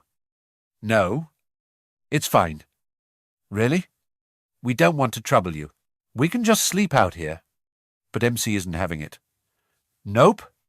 Women and children first. Always. You, Hainui, need a good night's sleep. He gives a playful smirk. And that's an order, seeing he's serious. She stops arguing. If you say so, then thank you. They both give a deep bow. Thanks for looking out for us. Even the little guy is polite. Thank you. Mister, they say their goodbyes, and the kid gives a super cute wave. Good night. Mister, Mage MC looks at them so softly, he probably remembers his own mum tucking him in just like that when he was little. Late at night, a sweet lullaby echoes through the room. Sleep tight. Me baby. Close your eyes. Mummy's little Sigu. Sleep well. My love. Sweet dreams. My little one. Roasters. Don't crow. Don't wake my baby. Puppies. Don't bark. Don't disturb my little angel's sleep. Jew's voice drifts through the cracks in the door, filling the quiet room, even though he's way too old for lullabies. Hearing that melody makes MC's eyes feel heavy. It's so peaceful. The next day is super chill. No drama at all. MC and little Sigu feast on a 5-star meal cooked by Jew herself. The whole squad binges Sigu's favourite cartoons. The kid is running around chasing the crow. Blackie, making it totally lose its cool. After that, they all settle in for a nice afternoon nap. They play with all the toys MC bought from the shop. But man, time is a thief. It's flying by, and it doesn't wait for anyone. Ting. The system drops the news. Only one day left. MC's face goes totally dark, and even the crow is tearing up. It's devastating. They only have 24 hours left together. Jew pulls her son into a tight hug. The kid is sharp. Though, Mommy, are you crying? Even with tears streaming down her face. She forces a smile. No, sweetie, I'm not crying. The little guy holds her face. But you are. Please don't cry. Jew finally breaks down Sieg. I'm just so scared. I'm scared of a world where you aren't by my side. Suddenly, his tiny hands wrap around her neck. Mommy! Who, me? I'm right here. Sigu's voice is so warm, it hurts. Jew can't hold it back anymore and just starts sobbing. Then the kid starts letting go, backing away slowly. Mommy, I'll always be with you. You have to remember that. Okay. Jew watches her son fade away and screams his name at the top of her lungs. Sigu! Sigu! No matter how hard she tries to grab him. He's leaving. No, not yet. Don't leave me. Baby, there's still so much I want to do for you. I wanted to cook all your favorite meals, everything you love. Sigu is crying too. But he forces one last bright smile. Mummy, I love you so much. The dead can't return to life. And he knows his time is up. With those final words, his silhouette fades into nothingness, forced to say goodbye all over again. Oh, Ju completely collapses. She's shaking uncontrollably, her eyes blurred with tears. The pain is so deep she can't even make a sound. She bites her lip until it bleeds, whispering his name over and over. Finally, she forces a heartbreaking smile. Mommy loves you too. My little angel, even with her soul shattered. She tries to give him one last smile. Goodbye. Mummy. The boy's image turns into white petals and drifts away, never to return. The wind blows away every trace of him. This world is cold. Men, oh Ju, just stays there, slumped on the ground. Even after the last bit of Sigu's warmth is gone, she doesn't look up. Truly, hope is a flower that only blooms in the deepest despair. The more you hope, the harder you fall into the abyss. MC watches the whole thing, his heart twisting. But he's powerless to stop it. He starts thinking about his own family. Will they end up like Sigu, gone forever? Just the thought of it makes this life feel way too cruel. Once it's all over, he walks over and reaches out. Don't be too sad. This isn't the last time. He knows. He just sparked a new flame of hope inside her. She snaps her head up, shocked. Wait. Really, MC says it with total confidence. If there's a chance, I'll help you bring Sigu back for real next time. Oh, Ju grabs his hand, totally won over by his promise. Her loyalty points just maxed out at 100. From now on, she's going to go all out on missions just to see Sigu again. Scene change. Sung Reo is absolutely losing his mind, screaming at everyone. Damn it. The twin brothers just stand there and take the heat while he rants. All their top-tier weapons and the fortune they spent forever grinding for gone, literally vanished into thin air. They've been cleaned out. This is trash. We got robbed. Where are the supplies? One of the twins pulls his hat down, looking lost. They're just gone. We woke up and everything was missing. They got stripped for everything they had. The other twin frowns, feeling the pressure. I checked around. Turns out a ton of people got their gear jacked exactly like us. You know what everyone who got robbed has in common. Every single one of them skipped the veteran call-up at the main gate. Damn it. This is so frustrating. To make it worse, the NGI who actually went that NG all came back safe and sound with their gear intact. Now they're kicking themselves. One twin sighs. If I knew, I would have just gone. Now we've lost everything. Sung Rio's face goes dark with rage. He grabs the guy's collar and barks. Oh! So you're blaming ME now? Is that it? The twins turn pale. No, not at all. We'd never say that. He keeps going, absolutely tearing into them. Damn you. Didn't you both agree to this? You were the one who said anyone following that trash order was an idiot. Am I wrong? The guy being choked can barely breathe, yes? You're right. Sung Reo finally lets go, acting all annoyed. Now the twins are shaking in their boots, worried they might get kicked out of the group. It wouldn't be the first time something like that happened. Word on the street is some trash tried to mess with a miner. He got caught in 4K and was kicked out immediately. No mercy for creeps. A bit later, they found that Loser's body just rotting in the street. Anyway, after the giant got clapped, survivors are swarming our apartment building like crazy. We've got way too many people now. If I keep acting up and defying him, I'm definitely the next one getting outgamed. I'm cooked. The more he thinks about it, the more he panics, grinding his teeth in rage. Damn it! Bang Min got such a free win just by showing up at the rendezvous. Bro even has a gun. This whole situation is a massive headache. How did things get this messy? You have no idea what kind of punishment I've got waiting for you. Just wait. You're going to be treated like absolute trash by every single survivor here. And then, boom!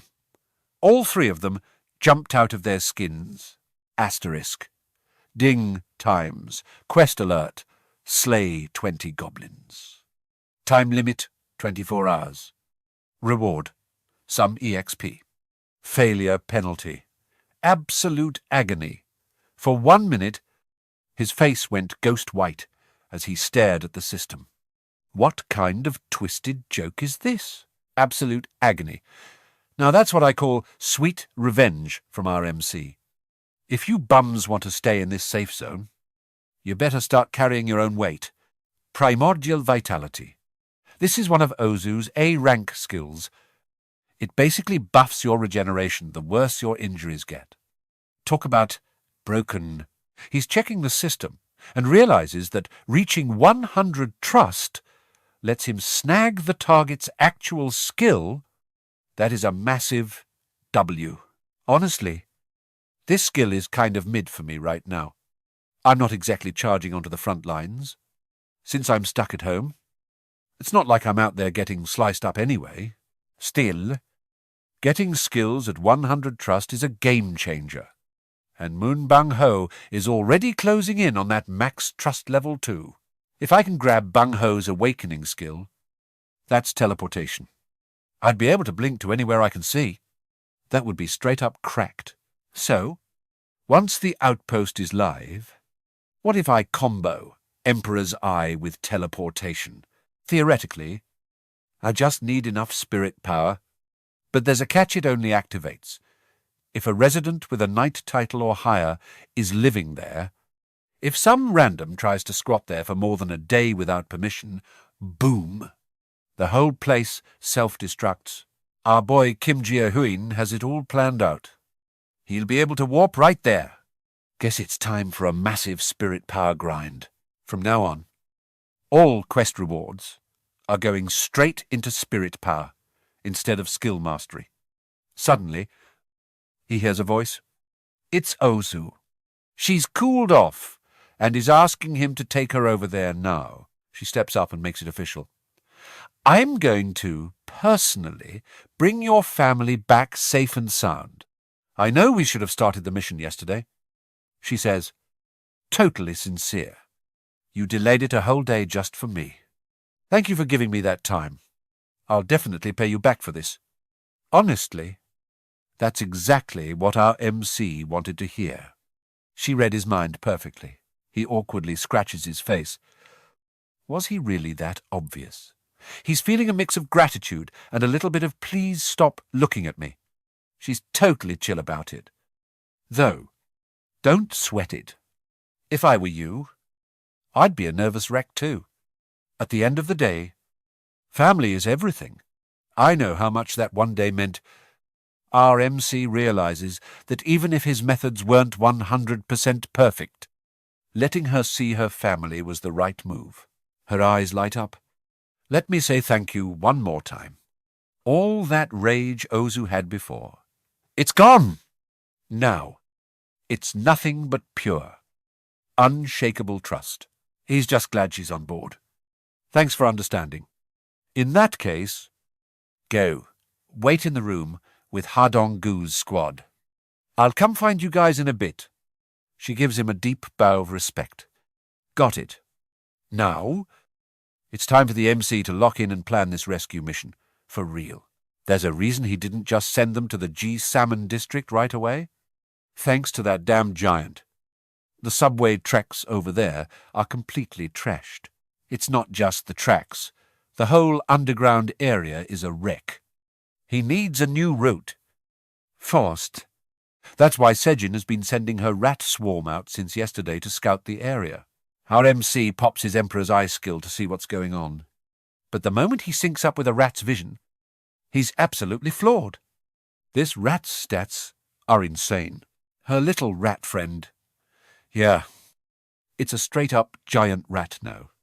A level 7 tamed giant rat. To be exact, he didn't even know these guys could evolve like this. Fire, did it evolve because Sejin became his vassal? Probably. But wait, what the heck is chasing it? He catches a glimpse of some pale, creepy legs. They're undead, man. The longer this apocalypse goes on, the weirder these monsters get. Undead. Huh? They used to be human, and now they're thirsting for some rat meat. But suddenly, the rat stops and turns around. It's ready to throw hands or paws. A whole pack of undead versus one little rat. This looks like a good game. Even our MC thinks the little guy is cooked. But wait, instead of letting the rat die for nothing, why not just trigger a poison gas explosion and wipe those zombies out? The rat's eyes turn cold. It dives in, dodging and weaving through the zombies like a pro. It's refusing to go down. It turns out this rat is actually high IQ now. It's out there, making plays. Look at this little fighter. He's impressed. Just a little further to the exit. Go. Go. Go. The rat makes it out and keeps flooring it. Almost there. And yes, it made it. But wait, before he can even celebrate, a new monster spawns right in its path. Boleskin. Razor-sharp teeth. This doesn't look good. This thing looks hungry. And the rat is definitely on the menu. Both the rat and our MC are shaking in their boots right now. It's a level 23 land shark. It's just sitting there with its mouth wide open, waiting for the rat to delivery itself. This is way out of the rat's league. Wait. What now? And R.I.P. little buddy. The rat's death hits our MC hard, and he's clutching his head in pain, drenched in sweat. What was that thing a land shark know? That's not right. Wait.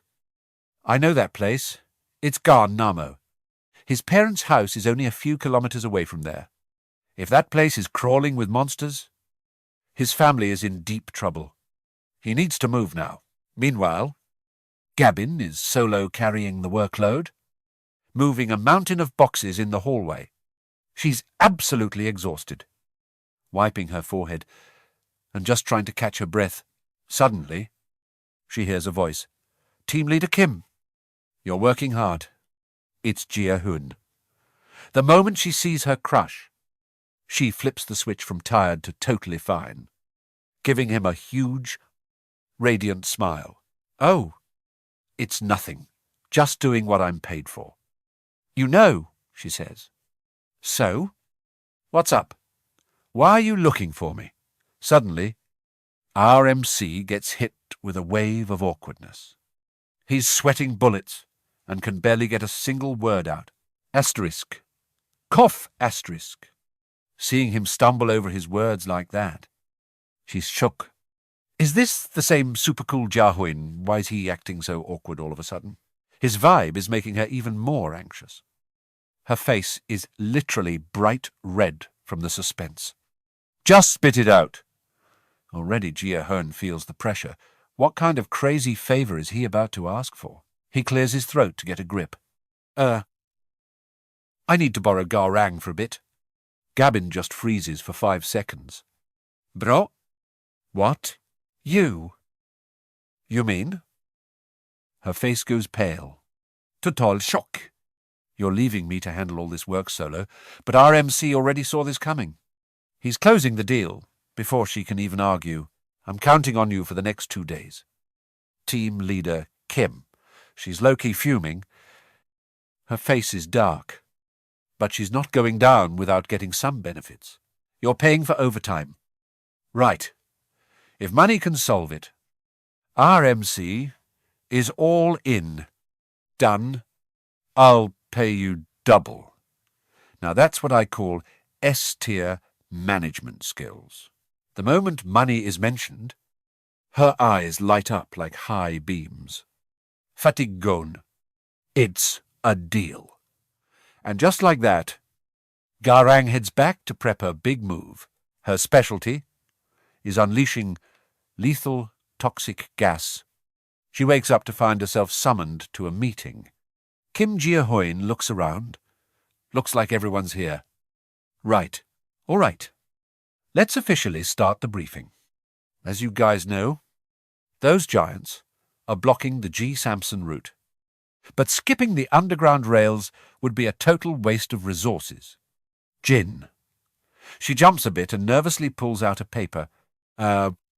Yes. After Samson Station, the path from Bonagon to Chojiang is still good to go. The monsters haven't claimed it yet, so we can pass through smoothly. So, our main goal is... She lays out a map for everyone, breaking through to Gabbon. The plan is to follow the main road. But looking at this artistic hand-drawn map, the whole team is literally frozen. 0 words. Just vibes, even in broad daylight. You couldn't find your way with this? Our MC has to step in. Hold up. Go do. Just laughs it off, Jean. Your drawing is beautiful. Ha-ha. She actually takes the compliment and beams, leaving the MC completely speechless. This is... He clears his throat to regain control. Let me explain. We need to be extra careful at the station before Gonagon. There's an orc horde that turned a massive supermarket into their base. We're looking at least 500+ units. Donggun asks, do we really have to go all out against them? Jin nods. Exactly. After all, the main goal is reaching Bonagon to use the subway tracks. Don't sweat it. I sent my scouts, and there are 0 orcs on this route. We just got to clear out the fodder monsters and dive into the subway. It's easy money. Gia Huynh has this all figured out. Before the giant hunt even started, he dropped some serious cash to max out Ha Jong-gun's squad. Now, everyone's level 30. In his squad, only Choi Hu-yun and Garang are still below level 30. At this point, Zambas and goblins are basically nothing to the Ha Jong-gun squad. The team is hyped. Pointing at the map and talking strategy, the subway tracks take us straight to Chojiang. But there's a major problem at the next stop, Gabusan. The team panics. Wait, are there giants at Gabusan too? Nah, no signs of giants yet. They finally breathe a sigh of relief. Phew! Thank God, but Jin looks even more stressed. The issue isn't giants. It's the tracks. The stretch between Chojiang and Gabusan is absolutely infested with an insane amount of terrifying zombies. If we can't wipe out these mobs in a tight space, that route is going to become our grave. Everyone immediately looks at Garang, using toxic gas in a confined space. That's a one-way ticket to a team wipe. Plus, she's literally the biggest coward in the group. She's pale and shaking like a leaf. She finally grits her teeth and tries to stay calm. My ability... It will definitely help everyone. After the meeting, she gets straight to work. Asterisk. Ping times. The system alerts her that the 100-kilogram toxic bone storage has reached its limit. She finally breathes a sigh of relief, right as she finishes. The MC walks in Garang. You did great. Oh, thanks. You okay? I'm totally fine. Halfway through, I was feeling pretty gassed. But then this sudden burst of energy hit me. So I'm good. That's great. Honestly, our MC was low-key helping behind the scenes, seeing Garang reaching her limit. He quickly opened the squad management panel to give her an instant upgrade. It cost a fortune, but with tens of billions in his pocket, it's just pocket change. Who cares about money when he's on a mission to save his family? Looking at the results, this was a galaxy brain move. She's still a bit curious. But, Gia Huynh, do I really not need to go there in person? He nods. It's fine. Just stay here and keep producing those toxic bones. This is the ultimate meta play, maximizing her talent while making sure she doesn't literally die from a heart attack out of fear. All right. Prep work is finished. Time to execute the plan. Immediately, Kim Gia Huynh activates his God's Eye skill while Jin summons her scout mice. This time, the mouse runs into a whole horde of zombies. These are level 3 tamed mice, so they definitely aren't pushovers. Both sides dive into a high-stakes combat. The mouse is soloing the entire zombie mob.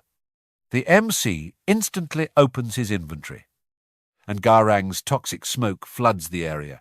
The mouse is cracked at dodging, with those toxic bones as backup. Wherever the mouse goes, zombies drop like flies. Garang's poison has a massive paralysis effect. One whiff of those toxic bones, and you're moving in slow-mo. Your body just stops listening. Then your diaphragm and rib muscles lock up, and it's game over. You suffocate, but here's the catch. These guys are zombies. They're dead, so they don't exactly breathe. The poison, basically useless. But don't worry. The MC already has a plan B. He shouts, "Jin, you're up." She knows the drill and lets out a shout. Suddenly, hundreds of glowing red eyes appear in the hallway. A massive army of mice swarms in. In the apocalypse, there's no shortage of mice. These zombies are cooked. The mouse army eats them down to the bone. The system notifications are blowing up. Victory, asterisk, ping times. The system reports the good news. The zombies are deleted. He scores a mountain of EXP and 120,000.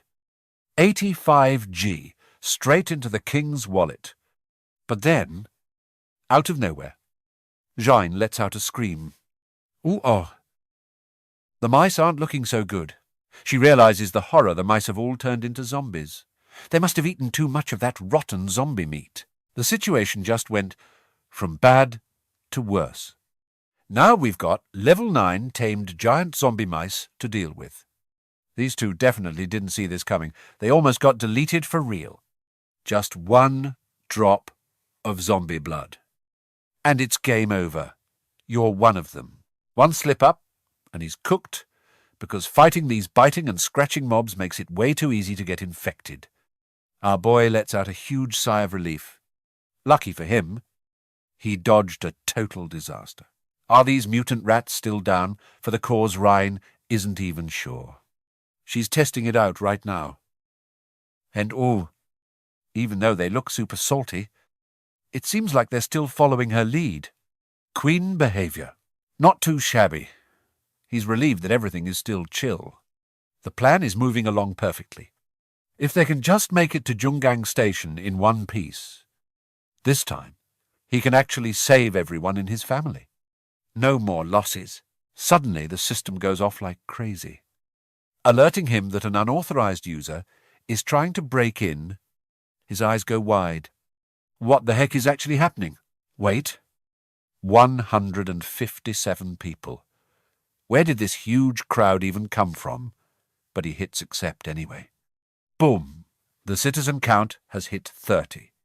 Milestone reached. New broken skills unlocked. Population subsidy and economic activity. Let's go. Reaching a citizen milestone and immediately getting economic skills is a major flex. Turns out having more people isn't a bad thing at all. He's literally glowing with excitement. This skill is looking straight fire. The system starts listing a bunch of new job titles. Population subsidy in economic activity allows him to assign roles to residents and give them a weekly allowance. This subsidy money is kept totally separate from the king's personal wallet, which is super convenient. Plus, these titles sound high-key fancy, like secretary, director, or manager. He immediately thinks about assigning roles to Kim Gia-pin and the facility management team.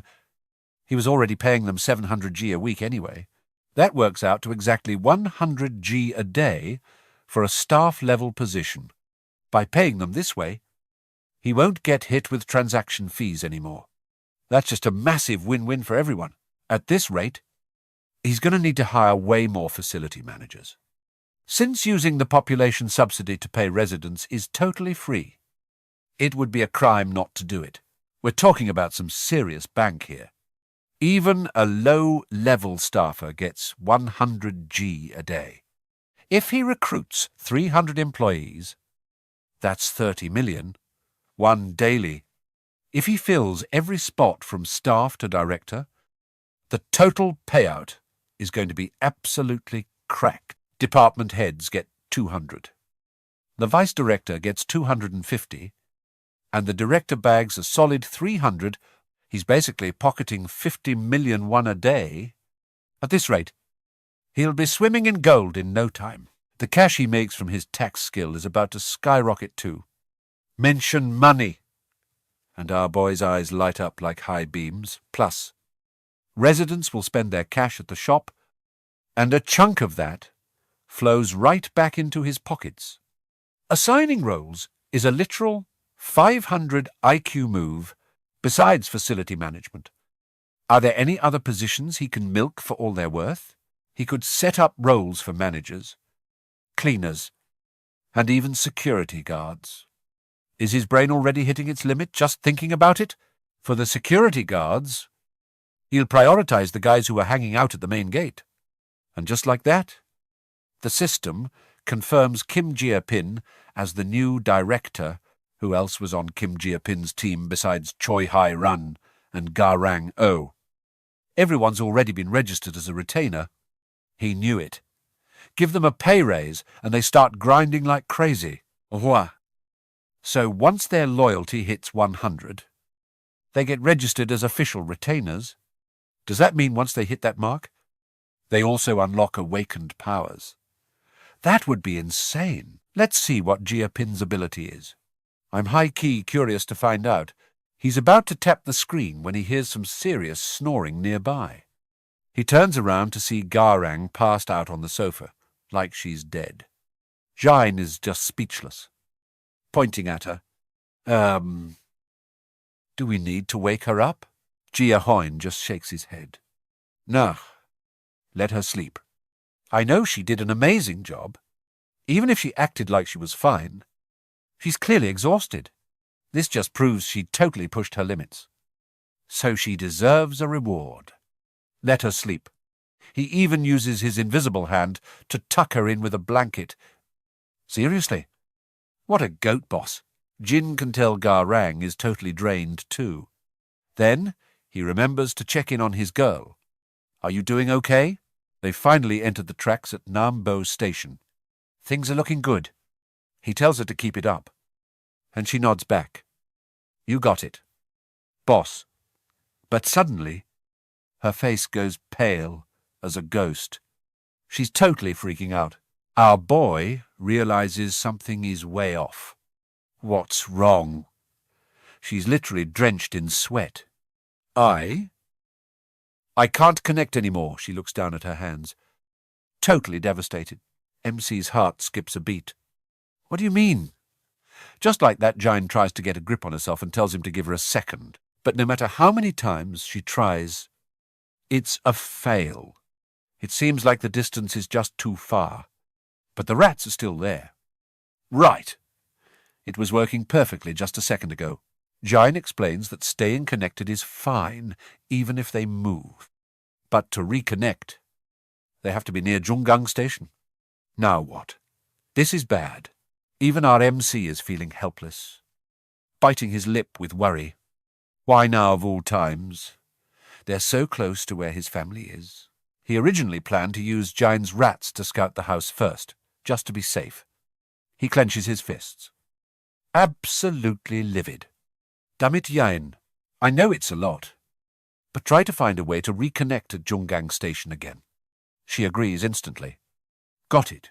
She sits cross-legged, eyes shut tight, giving it everything she's got. You can do this. Those rats are still running wild over there. If they turn into zombies without Jane's control, who knows what kind of chaos they'll cause. MC is stressed to the max. I've got to try every trick in the book. Until then, I hope everyone stays safe. Meanwhile, Donggun's squad is getting dangerously close to the rats. Back at Jungang Station, the squad is climbing up from the platform to the street level. The scene is a total wasteland. Buildings are trashed, and there are massive footprints everywhere. Everyone is looking pretty traumatized. Good grief. This is terrifying. Henry taps Gahion on the shoulder. Go scout the area. Gahion nods and sends his crow flying into the sky. Through the crow's eyes, it looks like the coast is clear. They figure that giant monster must have rampaged so hard that it cleared the path for them. Gahion agrees. That's probably it. Any monster seeing this carnage would be scared out of their minds and wouldn't dare show their faces here. Gon suddenly gets a bad feeling. But the sun's going down. Is this really okay? Maybe we should find a safe spot to crash for the night and wait for morning. Henry turns to reassure him. Don't worry. Based on how goblins act, it's actually safer at night. They usually hide when it gets dark. Let's keep moving. Besides, if things get hairy, Gia Huynh can just summon us back instantly. Just then, Arot scampers over, squeaking like it's trying to spill some tea to the whole squad. Everyone recognizes it immediately. Oh, it's one of Seo Jane's rats. Everyone follow it. They chase after the rat, but the deeper they go, the more they get the major creeps. No way. Is Gabu-san, seriously? A giant lake now. How did this even happen? This has to be the work of those giants. No doubt about it. This hole looks like a massive crater from buildings being smashed into the ground. While they're staring in shock, something starts rising out of the water. Gon is the first to spot it. Wait. What's that? Yo. I just heard something super weird. He points straight at that mound in the middle of the lake. Is someone over there? A person. Wait. I think it's a woman. Hold up. Something is definitely off. Looking closer. She's got a fishtail. It's a straight-up mermaid. What the heck is going on? Just as everyone's panicking, a piercing scream rips through the air. Everyone flinches, covering their ears for dear life. Ugh. Everyone cover your ears. Now it's a siren. That fish witch is howling at the sky like a maniac. You already know things are about to get real ugly. Everyone's clutching their heads, gritting their teeth, trying to survive that noise. But no matter how hard they press, that freaky sound is literally drilling straight into their brains. Suddenly, their eyes flash purple. They're helpless. What's happening? My body's moving on its own. An invisible force snatches them up and tosses them into the water like literal trash. Ryo Du and Ryo Shu are the first ones to get cooked. They get yeeted into the deep end and can only stare at each other in pure panic.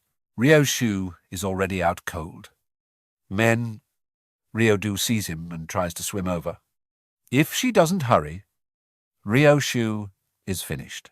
But just as she's about to move, dozens of creepy fish hands reach out from the depths, trying to drag her down. She's terrified, and these monsters are clinging to her like crazy.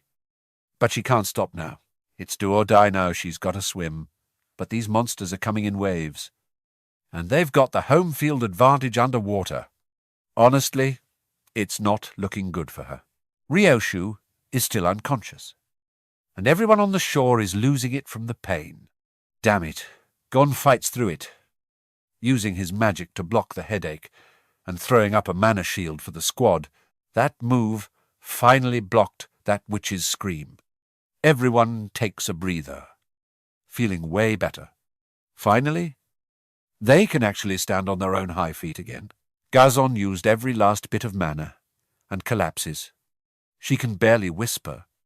Hurry. Save Ryo Shu and Ryo Du. She's completely drained. Guys, suddenly, a mob of monsters crawls out of the water. Wait. What the? There's a whole squad of them, and they're carrying weapons.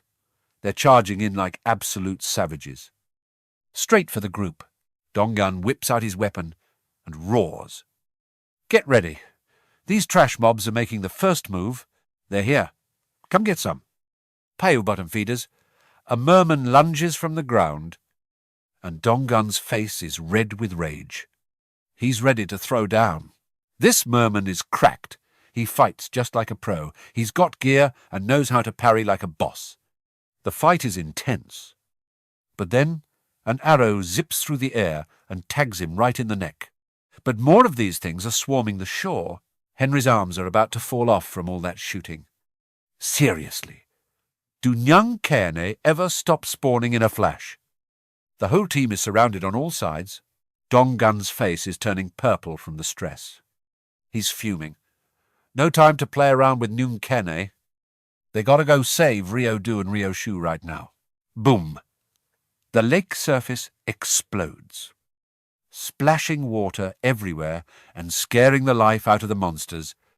Everyone looks over and sees Ryo Du in full bear mode, carrying Ryo Shu as she leaps from the water onto the shore.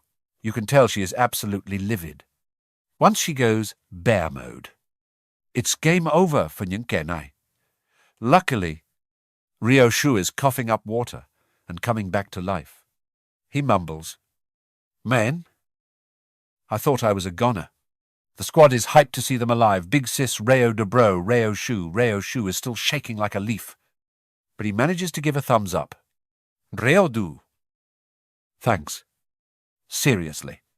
You're a lifesaver. She just gives him a big smile. Don't mention it. I owe you one too. The monsters are watching this touching moment and they are salty.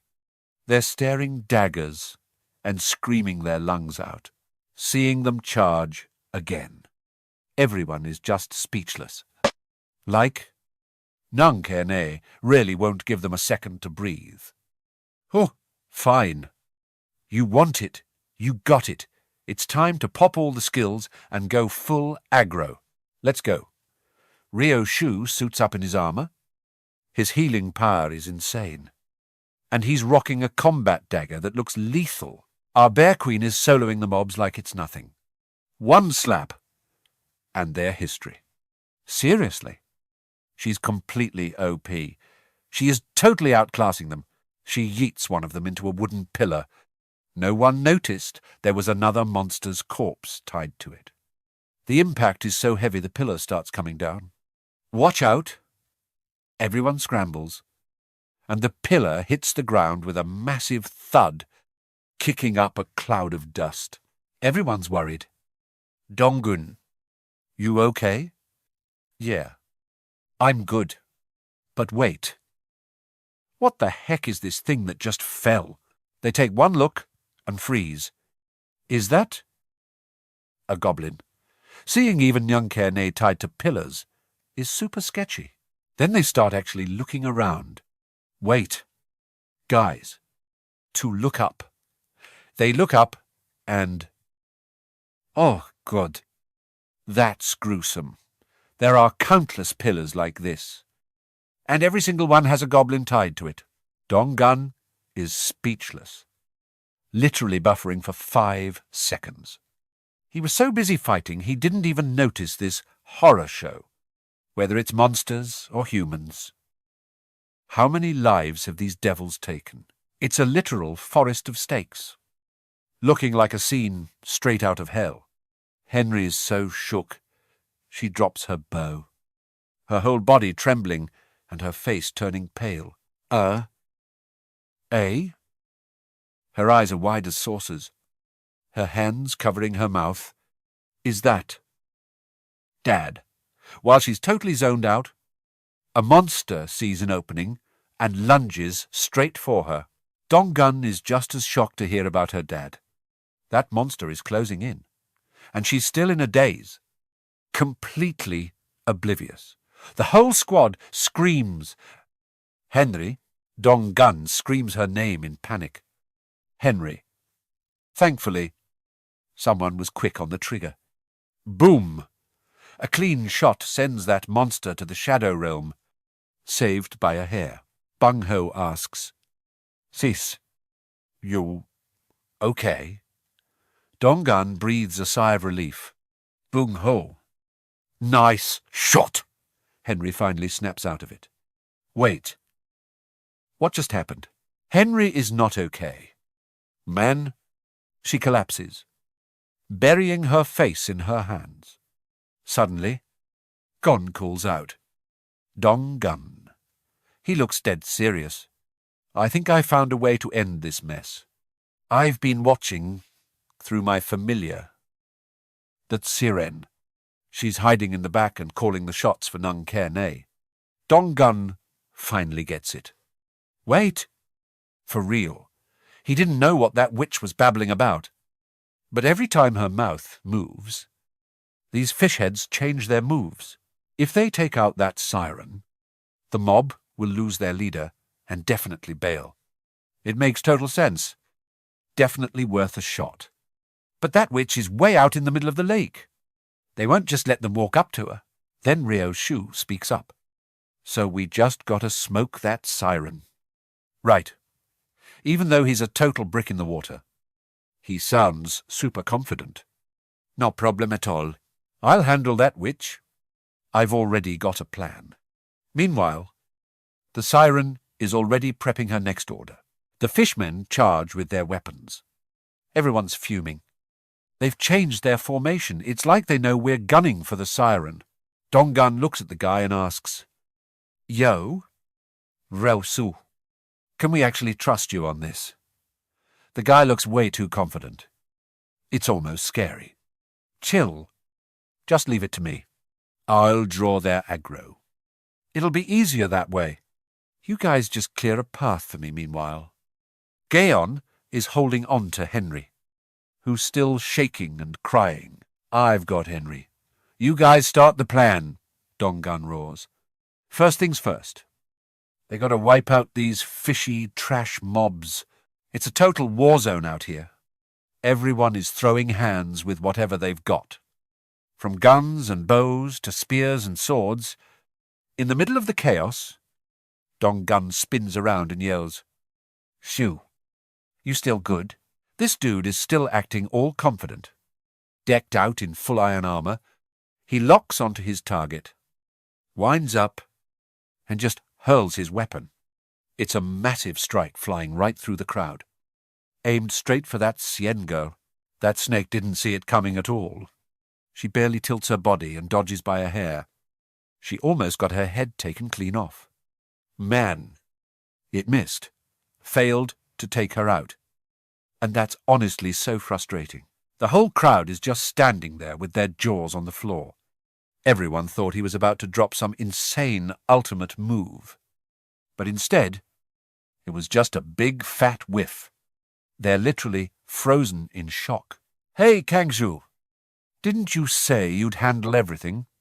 But the guy just stays chill, not even bothering to answer. Sien realizes she survived and starts laughing like a maniac, mocking them while her little fish lackeys join in. Suddenly, Ju smirks and says, Dong-gun, did you forget? If even you fell for the trap, what chance do those fish have? Dong-gun still doesn't get the plan and snaps back. What the heck are you even talking about? But right after he shouts, it clicks. He remembers the broken hidden feature of the azure spear that he discovered himself. Rue just waits there with a smug look. Everything is going exactly according to plan, as the azure spear pulls a U-turn and flies back like a homing arrow. This time, it's a direct hit. Straight through that girl's chest. Talk about karma. Cien's trash-talking days are over. She's officially been sent to the fish afterlife on the spot. The system goes ting-ting with notifications. Cien is eliminated. A mountain of XP is earned. And the gold is deposited straight into the family wallet. Total victory for the squad. The mermen are caught completely off guard. Their smiles disappear instantly as they turn pale with fear, diving into the water and napping out of there. They're retreating. And the group finally takes a breath. Thank God. They actually made it out alive. Ha ha ha. See, I'm literally a genius. Ryo Shu is feeling himself way too much. His ego is basically hitting the ceiling right now. Dong Gun rushes over to Henry and asks, "Are you okay?" Daeon is holding her sister tight while she's sobbing uncontrollably, looking totally lost. Dong Gun has no idea what's going on. Then Henry, trembling from head to toe, points and stammers. "Me dad?" "My dad is hanging up there." Dong Gun's face turns ghost white. "What?" "No way." He quickly spins around to look. How did his future father-in-law end up like this? He's panicking too. Mumbling. "No. I must be seeing things." Meanwhile, Henry is just drowning in tears. Dong Gun is at a total loss for words. He looks again, but there's no mistake. It's definitely him. "Your dad?" What do we even do now? Everyone just goes silent, feeling the heavy grief. "Dad." Her heartbreaking scream echoes through the dark area. Kim Gia Huynh sees this from the other side and tries to use his system to update a major mission for them. Kim Henry gets a reward to revive her father. But then the system drops a bombshell. You can't revive someone who died outside the king's territory. That is a straight-up reality check. Jejin quickly looks over at Gia Huynh, but the guy doesn't say a word. He just hangs his head in total helplessness. The system screen is glowing blood red, and the pain is so intense it even scares him. If his own parents ended up like this, he wouldn't be able to save them either. I really put my trust in Ha Jong-gun's team. If it was truly life or death, I wouldn't hesitate to summon them back. But if I summon them without a forward base, everything we've done gets reset to 0. The risk is just too high. But I only did it because I had no choice. Was it really no choice? They were dragged underwater and surrounded by mermen with jagged blades. If that doesn't count as a life-or-death situation, then what does? Are you kidding me right now? I'm the only one who truly gets it. That anxiety and the desperate need to see your family isn't just my feeling. They have families too. And obviously, they're worried sick about them.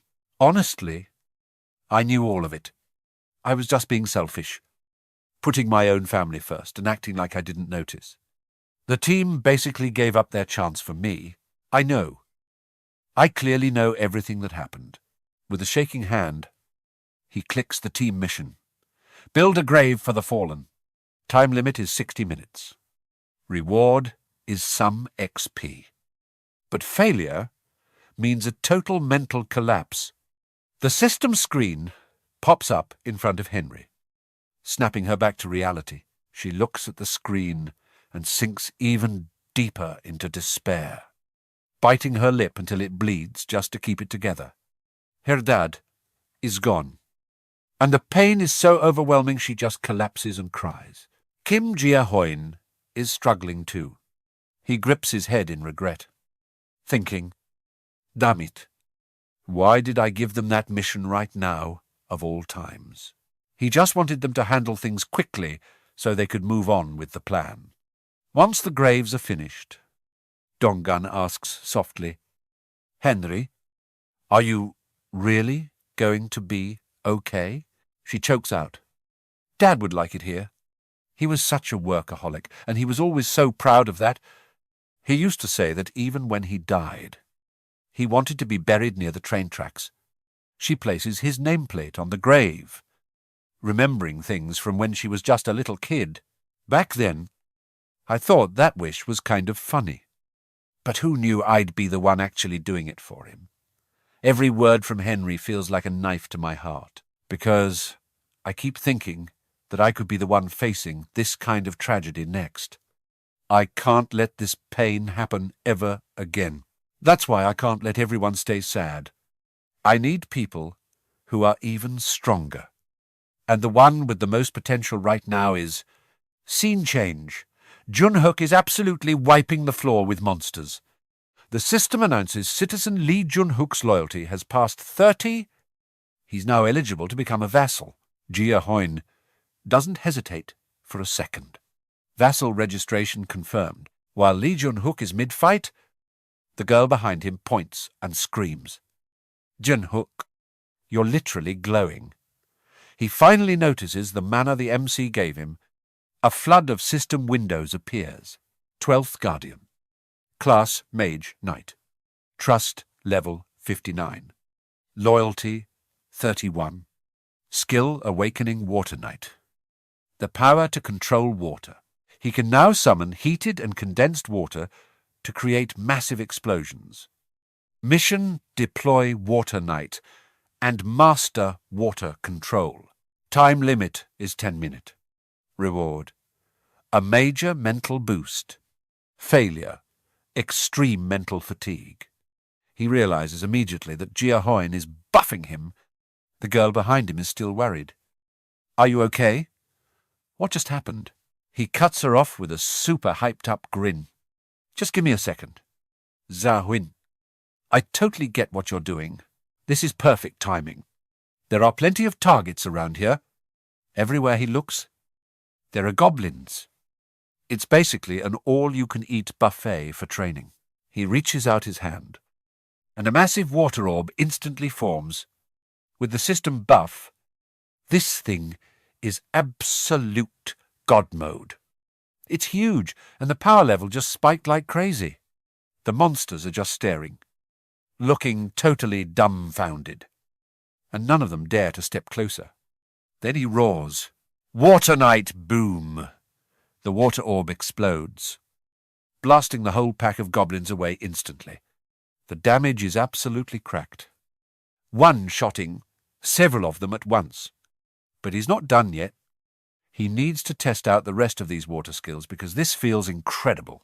In the sky, a ton of giant water spheres are raining down like crazy. Everyone watching is losing their minds.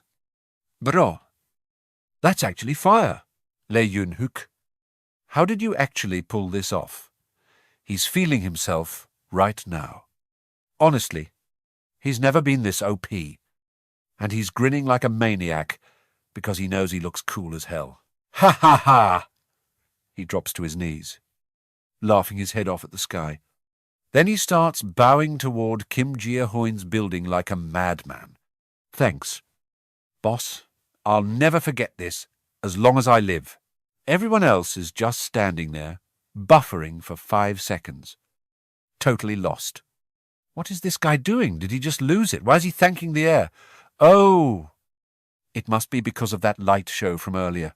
Ding Lee Junhook's trust and loyalty just hit the roof. Even our MC is shook. He didn't expect this guy to awaken an S-rank ability. Just like that. The second S-rank powerhouse has officially entered the chat. To be honest, I thought his power was only B-rank.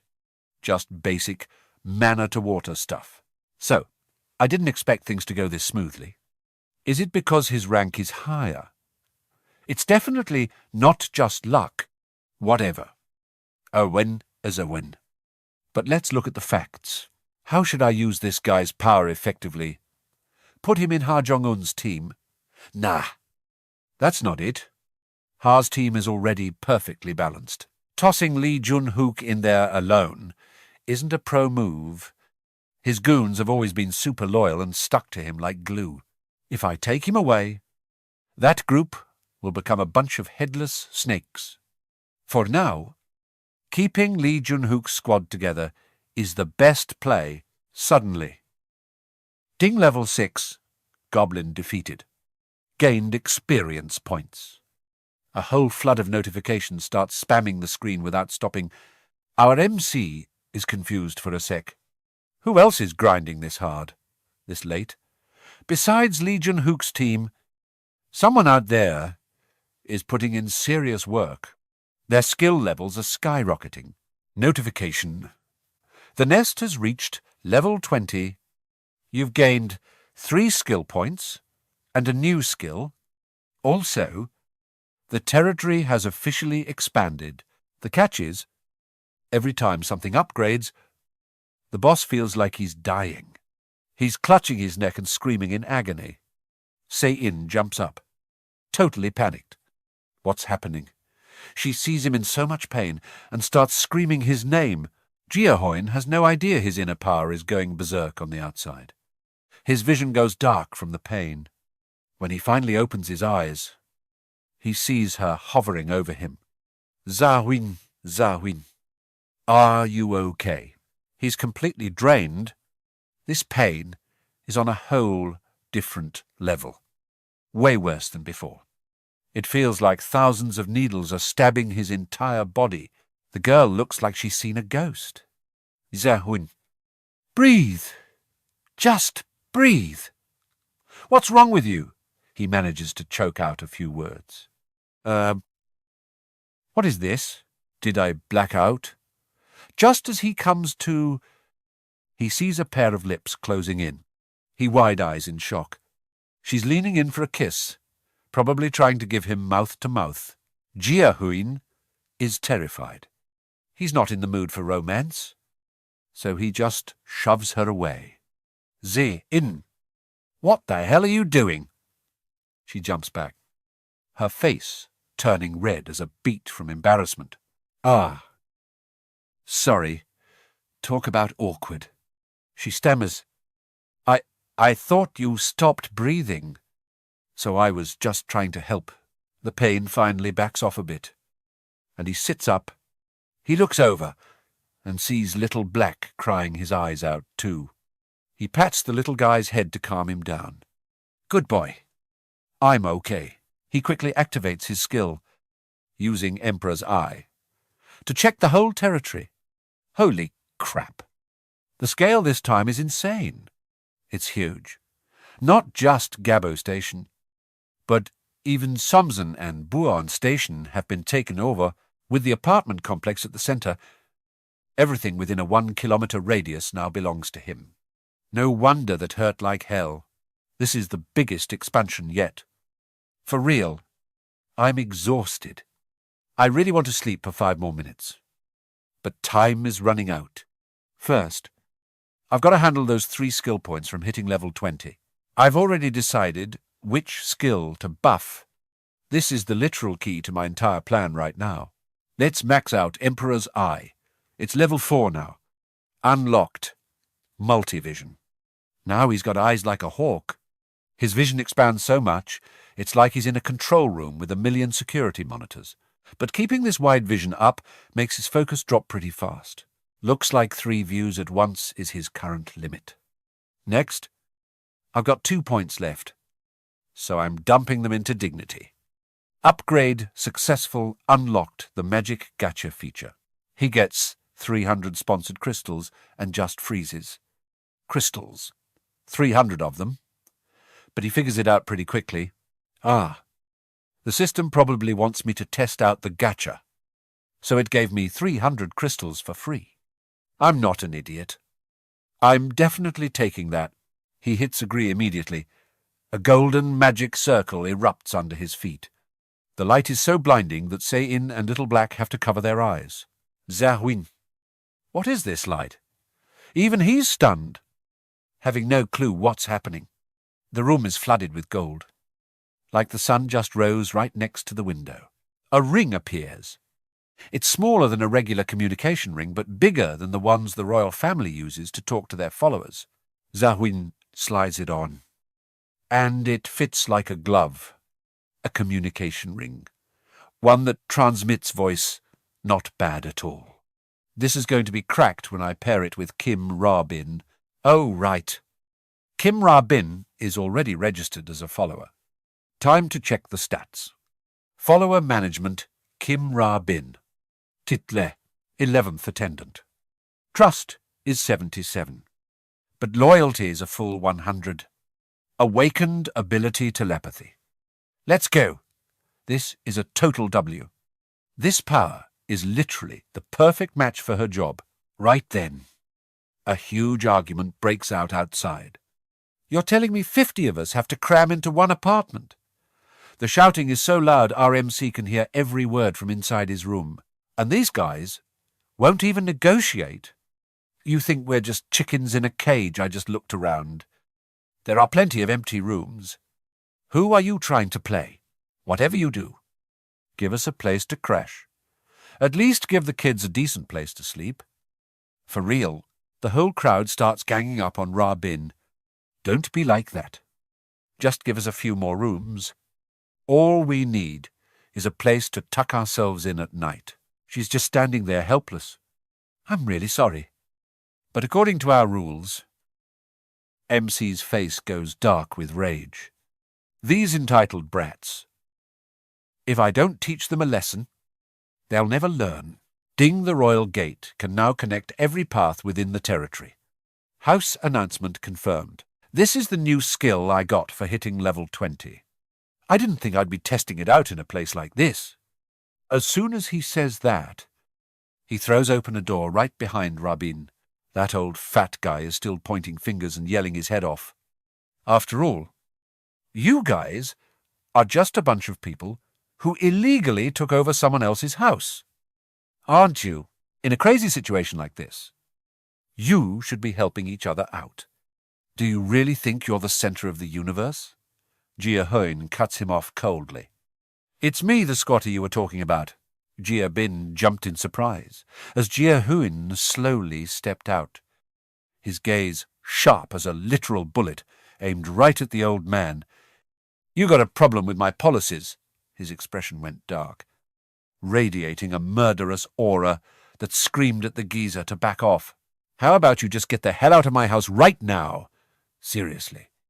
Even after all this, he still thinks he can flex that respect your elders card like he's actually someone important. Our MC wasn't about to waste another second on this trash. He pointed a finger straight at the man's face and dropped one command. Expelled instantly. The old man vanished without a trace. The crowd was absolutely shook, paralyzed with fear, and scrambling back like they were about to lose it. He stood there perfectly calm, looking like the literal Grim Reaper as he scanned every single person. Finally, some peace and quiet. All right. Anyone else got something to say? The whole place went silent. Nobody dared to even breathe. He made his announcement. Starting now. I'm cutting off all the electricity, water, and gas you've been using. The crowd completely lost it, screaming in panic. What? How can you be so heartless? He didn't even blink, just looked at them with pure disgust. I should be asking you guys that. Let's keep it 100. I'm about to expose how snaky you all are. You guys waited until we bodied that giant before crawling over here to leech off us. Didn't you? What a coincidence. Right? You only ran here because you saw this place actually has the power to take down monsters. You just wanted a free ride. Isn't that it? What? You surprised. Every single day, hundreds of freeloaders with that exact same mindset show up here. Do you even understand the problem? First, rooms are going to run out fast, and then there'll be nothing left for people who actually matter. Second, the current residents are definitely going to be salty about having to share their loot with you. And, the most important part, if I cave to your demands once, you'll just keep pushing for more and more unreasonable stuff. So, let me set the record straight right now. There's no such thing as free rights or handouts here. Open your eyes And look at how brutal the world is now. The government is long gone. And I'm not representing anyone but myself. Everyone's faces went pale. Now they're acting quiet as mice. They probably think he's just some tyrant flexing his power. But the reality is, the world is too savage for your little fantasies about basic rights or social welfare. That's over. I need to teach these people some manners. You want perks? Then prove you're actually worth something and have the guts to earn it first. Look around. The other survivors are out here grinding and doing whatever it takes to survive this hellscape, to save space. They're literally sleeping in 3 different shifts and asking the veterans for advice. Even in this nightmare, people are looking out for the elderly and the kids, sticking together to stay alive. But you guys, you didn't even try to use your brains to help. All you did was make demands and complain. I don't need people like you. He glared at them, his voice cold. Get back to your assigned rooms right now. Seriously. Just a bunch of greedy trash who never know when enough is enough. If you don't want to lose everything, then beat it. They were terrified. Not a single person had the courage to stay. They turned tail and bolted immediately. Gia Huynh let out a huge sigh of relief. Gia Huynh. Thanks, man. You totally saved my skin back there. He smiled at his friend. Don't mention it. It's what I do. If anything, I should be the one thanking you. She clearly heard his voice.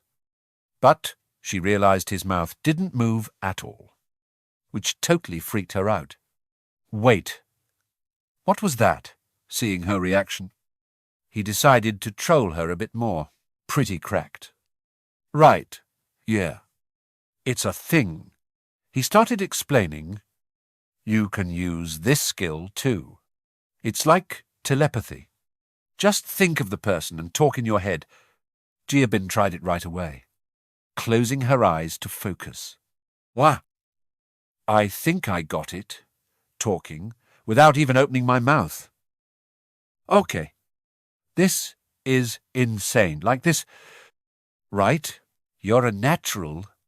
Just keep using it, and you'll get the hang of the limits. She was still mind blown. Thanks. But seriously, how are you even doing this cool stuff? They thought everyone had left. But one guy was still standing there, shaking like a leaf. Gia Huynh. They both turned to see a young, chubby guy, bowing his head in fear, stutting over his words. The MC could tell he had something on his mind. You got something to say to me? The guy kept his head down, too scared to look him in the eye. I know I'm being super shameless right now. He bowed even deeper. But could you please forgive the person you just kicked out? Just this once. The MC asked him flat out. And why should I? The guy quickly explained. Honestly, we're all responsible. I don't think Run-Sheet should be the only one catching heat. I'll take any punishment you want in his place. So please, just have some mercy and give him one more shot. Honestly, our MC had already calculated this. He was already thinking about whether or not to let that guy back in. After all, his goal was just to make an example of someone to keep the rest in line, not to just waste lives for no reason. Luckily, the guy hadn't run off and was still outside knocking on the door. After a moment, he asked, What's your name? I'm Han Can Huan. All right, Han Can Huan. I'll restore Run-Sheet's citizenship, and I'll turn the water and power back on for your house. But the gas stays off. The guy's jaw almost hit the floor. He was so shocked. For real. I can see you're being for real. So I'll give a pass this once.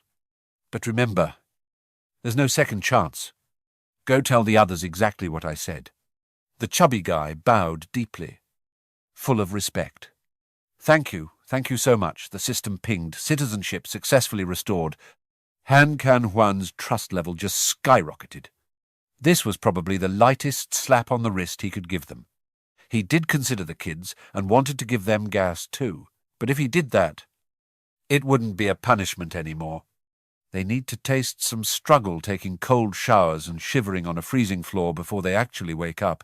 He looked over at his friend, and Gia Huynh was grinning ear to ear. "You're actually a big softy, aren't you?" He was caught off guard. "Me soft? Since when?" "Yeah, sûr. Thanks for thinking so highly of me." "Oh my God. Are you actually blushing?" "All right. Enough playing around. Time to get back to it." "Okay. Let's drop it. Gia Huynh, I need to talk to you about the utilities for the 3 buildings. I'm thinking about setting up a facility for each of the 25 buildings." Her face went pale from the shock. "Wait. What? Are you actually serious right now?" He started asking questions to get a handle on the situation. "Tell me how many people are in your group right now, including Hugh Lam and Uncle Han, 15 people total. If that number jumps to 100, can you handle the management? 4 people managing a massive building like this, that's easy work. For this girl, money is everything she can handle. Any job, as long as the bag is right. 100 people." Our MC just gave a slight nod. "Bet. I'm going to pay every member of the squad a base salary of 100,000 every day." As soon as she heard that cha-ching, she was all in. With this kind of setup, everything's going to run smooth as butter. Ding floor 21. The elevator doors opened while they were still busy vibing and chatting, but having someone to talk to actually felt pretty good. Suddenly, a few figures stepped out to greet the group. "Yo? Who are these new faces? They look totally sus." One of them steps up and asks, "Excuse me, do you guys need a pro medical team here?" This old head with glasses starts flexing his resume like crazy. "I'm Lai Song-min, Vice Professor of Internal Medicine at Bai Buan Hospital." After some back and forth, they finally agree to bring them back to the shelter. "So, what's the move now? High-tier talent deserves high-tier treatment." "Right.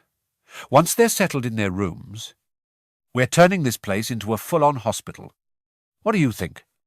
"Sejin, is it a vibe?" "That's a total W.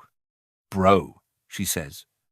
"If we filter through the crowd, we'll definitely find some low-key pro-nurses." She's taking charge of the whole med wing. Honestly, once the cash starts flowing, this girl really locks in. "Don't trip. I got this," she says. After everything is set, he heads back to his room. As soon as he walks in, Rain asks, "Oh, Gia Huynh, did you cook?" "Is everything handled?" He just gives a slight nod. "Yeah, it's light work. No more issues. Time to clock in and pop a skill." He activates the King's Eyes to check the vibes with the boys. Donggu's squad is already on the move. Right, these goats are already en route, moving smooth toward the Gatganchi area. Time for some housekeeping, then. Asterisk. Ding times. Let's spend those precious skill points. Obviously. All the points are going into the King's treasury. No cap. That's the only move. Congratulations! The King's treasury has reached level 2. The capacity just jumped to 200 kilograms. Massive W. But wait, there's more. He just unlocked a passive called Status Maintenance. This skill is absolutely cracked. It keeps the kinetic energy of any item you toss into the void, meaning, if something is flying when you stash it, it comes out still flying. Teleporting bullets. That's wild. With doubled capacity, farming loot and spamming skills is going to be easy as pie. Wait. Status Maintenance. Hold up. If I use this right, shop open, I'm copping an M60 and 100 rounds of .38 caliber ammo. If it keeps the momentum, does that mean the bullet is still firing when I pull it out? If that's the case, the MC is officially outscaling everyone. He pulls out the heater for a quick test, but first, he's got to look out for his girl. Yain, cover your ears. Bro, it's about to get loud. She's just standing there like, wait. What? But then she sees the strap and her brain just resets for 5 seconds. Gia Huynh. Is that a literal gun? You putting that in storage? No talk. Just action. He pulls the trigger. Asterisk. Bang times. Muzzle flash goes crazy. Jin's ducking for cover. But he's aiming straight at the system screen. Asterisk ding times. Bullet successfully stored in the treasury. Calculated. Everything went exactly as planned. Jin is absolutely flabbergasted. She has zero clue what just went down. Gia Huynh.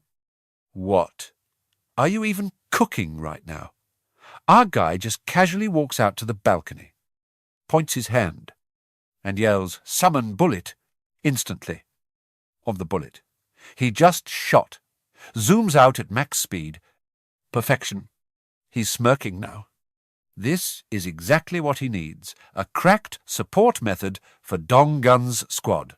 Kut to Gadgan Ki. The monsters didn't even get to breathe before they got diffed. They're getting folded left and right. Blood everywhere.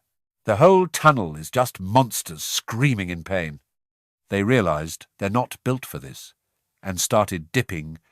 The squad finally breathes a sigh of relief. They finally made it to Gatgan Chi. Kim Gia Huynh is watching the whole thing like a hawk. He pings them with telepathy. Yo? Can you guys hear me? The whole squad jumps. Wait. Gia Huynh. Is that you? Guess the connection is fire. Huh? Yeah. We hear you. Loud and clear. Brubit. I'll be your GPS from now on. Head straight to exit 2. Dong Gun-Ho's like, all right.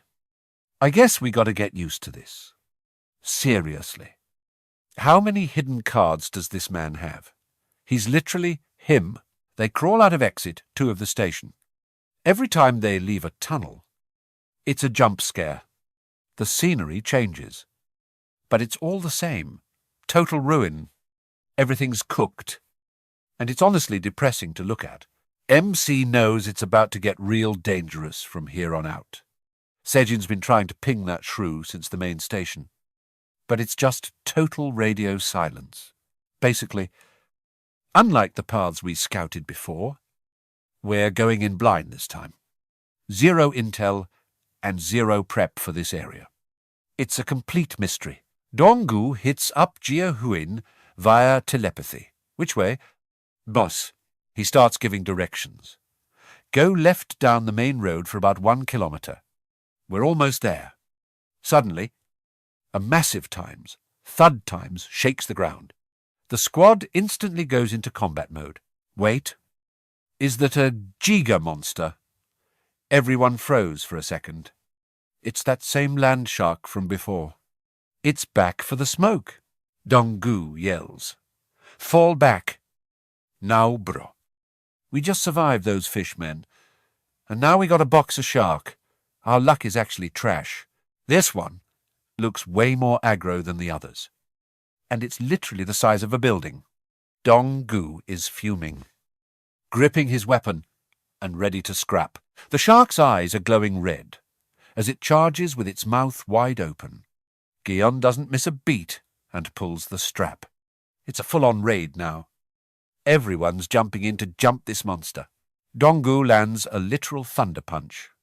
And Bear Girl, she's a beast. She leaps into the air and drops like a meteor. When that much weight drops on you, it's game over for that shark. 1 shot, 1 kill. Asterisk. Ding times land shark. Deleted. XP incoming. The King's wallet just got a nice 13,813,754 58 world top-up. Scouts.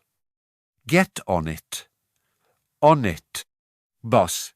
He locks in, using his bird-eye view to scan the city. Suddenly, he starts shaking. Cap. They're everywhere. It's a whole mob of them. It's a seafood buffet from hell. Forget the sharks. There's a massive crab. Now Gion is turning pale. Monster sky monsters are diving in before they can even finish the ones on the ground. What even are these things? A swarm of sharp-headed birds is nosediving like literal kamikazes. Dungon screams Rungsoblock. He pops his wheel. In his armour, looking absolutely fire. I got this. He swings for the fences with a massive strike. Take their times. Ding times. Sky Marlin deleted. Massive XP. 785,230 world added to the bag. Everyone else is letting it fly with their guns. Henry pulls out the bow and starts putting in work. Her aim is still cracked. One shot. One kill. But something feels off. Picking them off, one by one, is going to take forever. Suddenly, shots go off behind them. Daong is just spraying and praying. Screaming, "Stay back!" Too bad her aim is mid. A sharp-headed monster is diving straight for her neck. Asterisk ding times.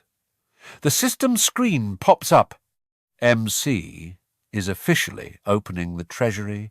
That bullet was all Gia Huynh. It clocks the monster and sends it straight to the lobby. He saved her life. But since he used his own gear, the rewards were trash. Major L on the loot. He turns to Sia Rain and hands her the strap.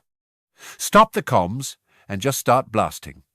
She's staring at him like, "Excuse me, you want me to do what?" He doesn't even argue, just shoves the gun into her hands. Yeah, right now. Move it. She's panicking, asking where to aim. But don't worry. The MC's request is simple. Shoot anywhere, just hurry. She's so terrified she's just closing her eyes and spraying bullets like a maniac. Every single round is getting sucked straight into the inventory. But hold up. This still isn't enough firepower. He keeps barking orders. Keep firing! Don't stop! The second those bullets fly out, he's summoning and converting them for combat instantly. Their synergy is honestly cracked. A literal rain of lead pours down, and the monsters are getting absolutely shredded. Sejin screams she's out of ammo, but RMC just gives her that cold look and says, "Reload fast and keep shooting." Move it. MC grits his teeth and buffs the efficiency by 6 times.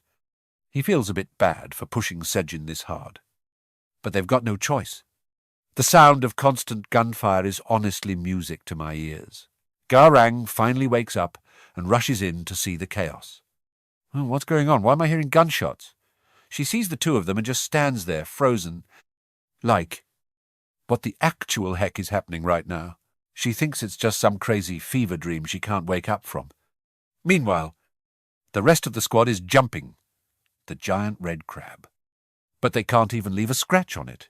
Bear Girl and Dungu are throwing everything they've got. But it's doing 0 damage. They're getting so tilted. It's total BS. Like, what kind of monster is this big and has this many legs? That crab shell is harder than tank armor. Seriously. How are they supposed to break that? The crab is just charging at them full speed, making everyone lose their minds. Look out. It's coming again. If that thing lands one hit, it's game over. Tiger Sis yells at Daeon to buff her up, and she's on it immediately. On it? I'm giving you that premium doping right now. Tiger Sis goes full god mode with that buff. She lunges forward and grabs a crab leg, her eyes glowing red as she flexes every muscle in her body. Then boom! She rips that leg straight off. Absolute legend. Dong Hun jumps in with his weapon to back her up. Their synergy is fire. He snipes it from a distance, throwing his sword straight into the monster's face. Bullseye. Tiger Sis leaps high into the air. It's now or never. She lands a heaven-shattering punch right on the crab. That was so hype. But wait. The shell is still shiny and unscratched. The whole squad is shook. Like, how is it still fine? Bung Ho screams for everyone to get out of the way. First, he teleports into the air and starts spraying bullets from above. But it's no use. Not even his rounds can pierce that insane armor.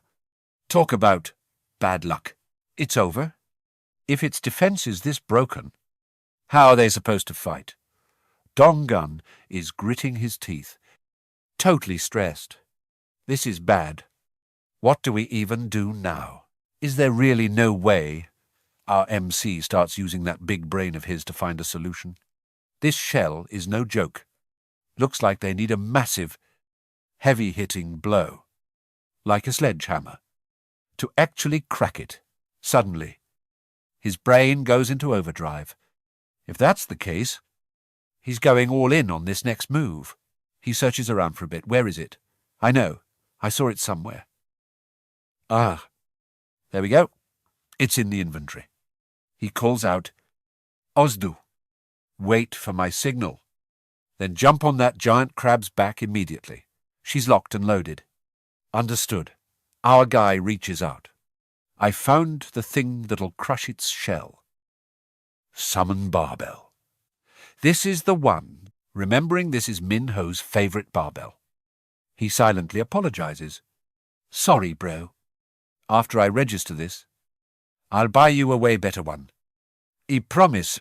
First, he lets the heavy barbell freefall to max out its kinetic energy, then stores it in his inventory, while maintaining that momentum. That's a high-level system exploit, right there. One summon, and that barbell is smashing straight into the crab's back. Vreo do. Now, she's perfectly in sync and jumps right in. The crab is getting crushed so hard it's literally spitting blood. One heaven-shattering slam, plus the bear girl's follow-up attack. Boom! The whole place is covered in dust. That was so satisfying. Bear Girl wasn't playing around. She finished it. Mission accomplished. Level 35 cancer defeated. They're swimming in XP now. Cha-ching. 931 million. 732,266 won has been deposited. He starts doing the math. Now that the crab is dealt with, the road home looks like a literal seafood market. Even though they've been styling on all the fish and crustacean monsters along the way, things are getting weirder the deeper they go. Without his carry, they'd be cooked by now.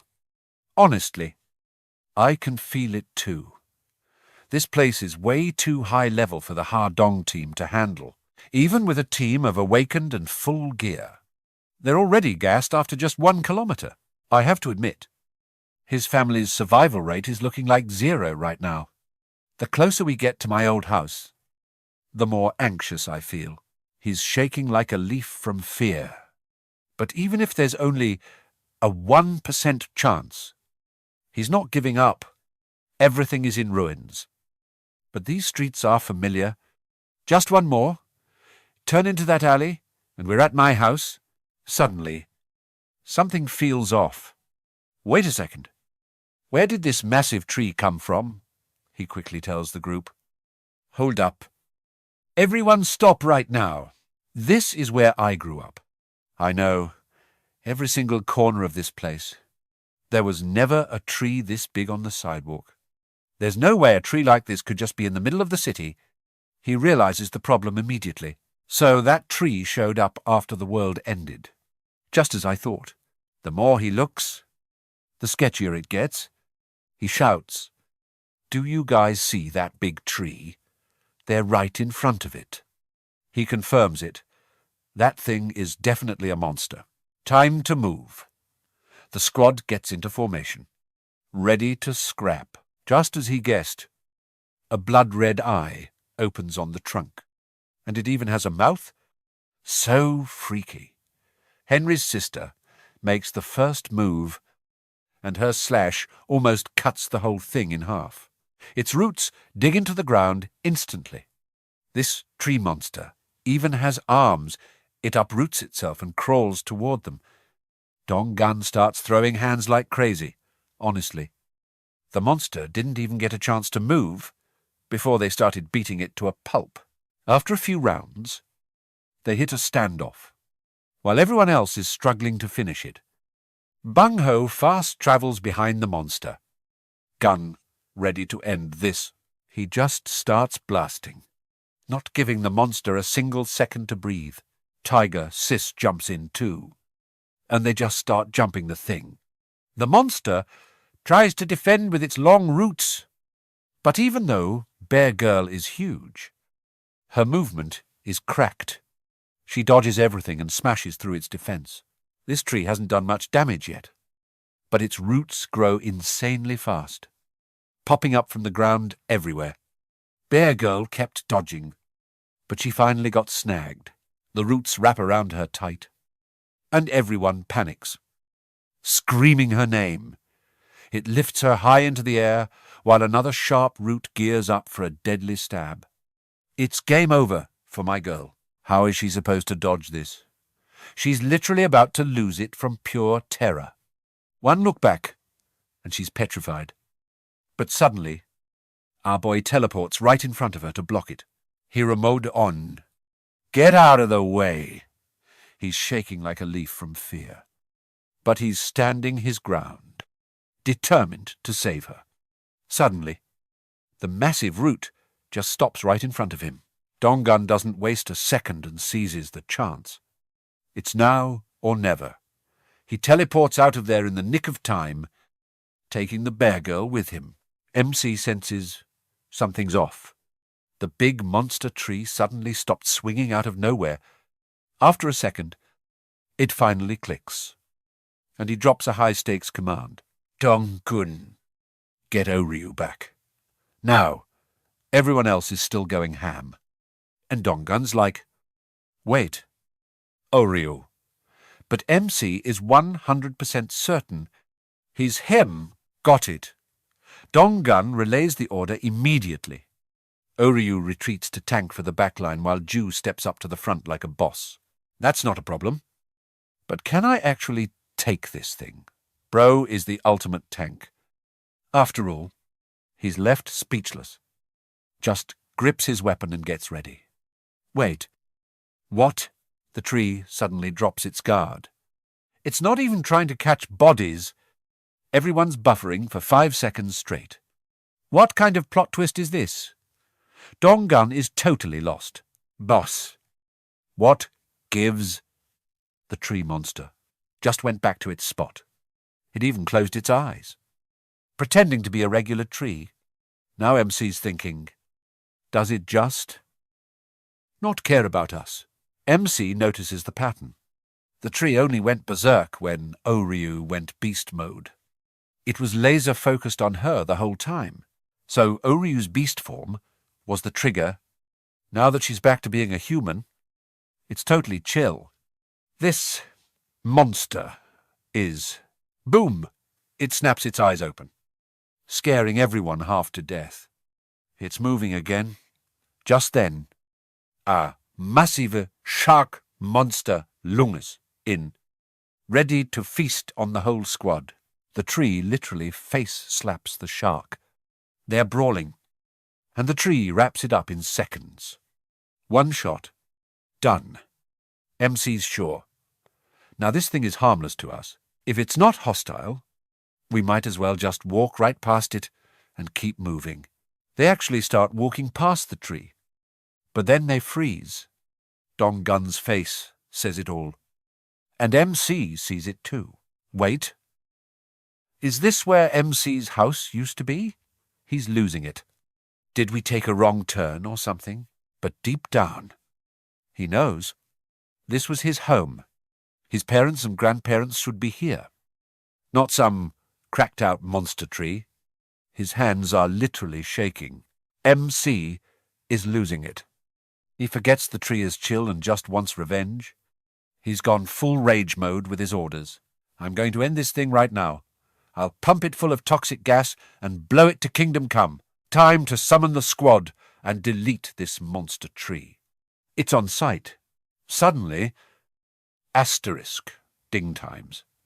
The system detects a relative nearby. MC freezes. Then a voice shouts, "Who's there?" A flashlight hits them dead in the face. "Who are you people?" 3 old dudes stomp over, looking absolutely heated. "Who's messing with our Bobby?" Turns out they're locals, and they're calling this monster tree a pet name. No way. The grandpas start crowding the tree, acting all worried. Oh man, what are we going to do? They're genuinely heartbroken over the huge hole in its side. Must be hurting real bad. "Bob, to you, okay. Buddy, the chief is going to be devastated. Our crew is sweating bullets now. One old man snaps, 'Was this your doing? How could you hurt an innocent child like this?' Everyone's bowing like, 'Our bad. We're so sorry.' Suddenly, someone yells, 'Yo! Check this out.' Another old-timer runs up, waving his hands. Little Bob caught another monster. 'Let's go. That's my boy.' The elders gather around the shark carcass. Dumb. This one's thick, but probably tastes mid. Brew. We're in an apocalypse. Just eat it. No? That's not what I'm saying. They totally ignore Donggun and the crew, just vibing over the giant fish. MC finally puts the pieces together. It all makes sense now. The math is finally mathing. The tree is chill, and it's right where his house should be. Ever since he was a kid, his house was basically a jungle with all the plants and flowers. After Grandpa retired, he turned the rooftop into a full-on farm. They were always eating fresh veggies. He grew himself. If this monster tree is actually someone's awakened ability, and they're basically on the same power level as me. Wait. Grandpa, you actually awakened too. MC can finally breathe. Thank God. This is huge. I thought they were goners for sure. Especially with level 25 monsters wandering around like it's a grocery store. There's literally swarms of level 15 monsters in the sky. I was wondering how anyone could survive this absolute hellscape. MC is going through it 1 second, he's stressed. The next, he's grinning like a maniac. Zhijin's like, "Boss, you good?" And MC just flexes the news. Everything's fine. Everyone's safe. But I need to confirm one more thing. Meanwhile, Donggun's squad is helping the locals carve up the shark. The grandpas finally chill out. Damn. Young blood is built different. Is this enough? Sirs. Yeah. That's perfect. Thanks. Boys, MC yells out, "Donggun ye." Boss, ask them what the chief's name is. He's on it immediately. Hey, Pops. Quick question. What's the name of your village chief? The old man looks surprised. Wait. You know our chief. His name is Li Peng Rio. As soon as he hears that, MC knows. It's him. It's definitely Grandpa. The old man leads them away. Before you see the chief, let me show you around first. Honestly, this place looks way too peaceful for the apocalypse. The seniors are just vibing and chatting, and they've got more fish than they can eat. Life is actually good here. The whole squad is low-key shook. MC counts the crowd. There's over 100 people here. It's like they moved the entire Ganchi market to this spot. One old man is going ham with a cleaver. Bro, MC's math was right. The head count is insane. There's at least 100 people here, like they're ready to throw a whole festival. Right in the middle, an old-timer is slicing up fish like a pro until someone shouts his name. Yo? Park-Ear Bob caught a massive one. Bro, don't even get me started. It's straight-up nightmare fuel. Luckily, these kids helped out. I'm treating them to some sashimi. So get to slicing. On it, in a flash. He brings out a plate of fresh fish. Here you go. Boys, die in. The crew is literally drooling. This would be a flex even before the world ended. But now, it's a straight-up luxury. Their mouths are watering like crazy. Henry scratches his head and asks if there are any chopsticks. The old man puts his hands on his hips and shakes his head. We don't have any of those. Just use your hands and dig in. Right, as he says that, several pairs of chopsticks materialize out of thin air. Talk about a magic trick. The girl jumps in surprise. Turns out it's Gia Huynh. Thanks a lot. Who? The old man stands there frozen for 5 seconds, staring at the chopsticks that appeared from nowhere. Ha! What the heck is this? The whole squad starts feasting. Let's try a bite. Yo? This is straight up fire. They're gapping food non-stop. It's been a minute since they had a meal this good. Everyone's losing it. This is top tier. Absolutely cracked. It's been forever since we've had raw fish. Our main man watches this and smiles, then decides to flex even harder by spawning some sodas. The old guys are staring with their mouths wide open, like they're watching a world-class magic show. Wait, that Coca-Cola can? How is that even possible? Everyone is shook to the core. Actual carbonated drinks. Donggon shyly offers them some. Do you guys want a drink? The old men are flustered. For real. Is that okay? But wait. There's more. Instant ramen. The soup smells insanely good and fresh. The old guys almost fall over. Hold up. What are all these things? This ramen. And even canned fish. Are we really allowed to eat all of this? Donggon replies with a huge grin. Looks like it. It's probably just a gift that Brother Gia Huynh sent for everyone. The old guys ask in total confusion. Who exactly is this Gia Huynh guy? Is he some kind of god? Do we need to bow down and thank him before we eat? Right then, a voice booms out. What's all this noise about? An old man is standing on a massive tree root. Oh, it's the village chief. Our MC's eyes go wide as he stares. Ding.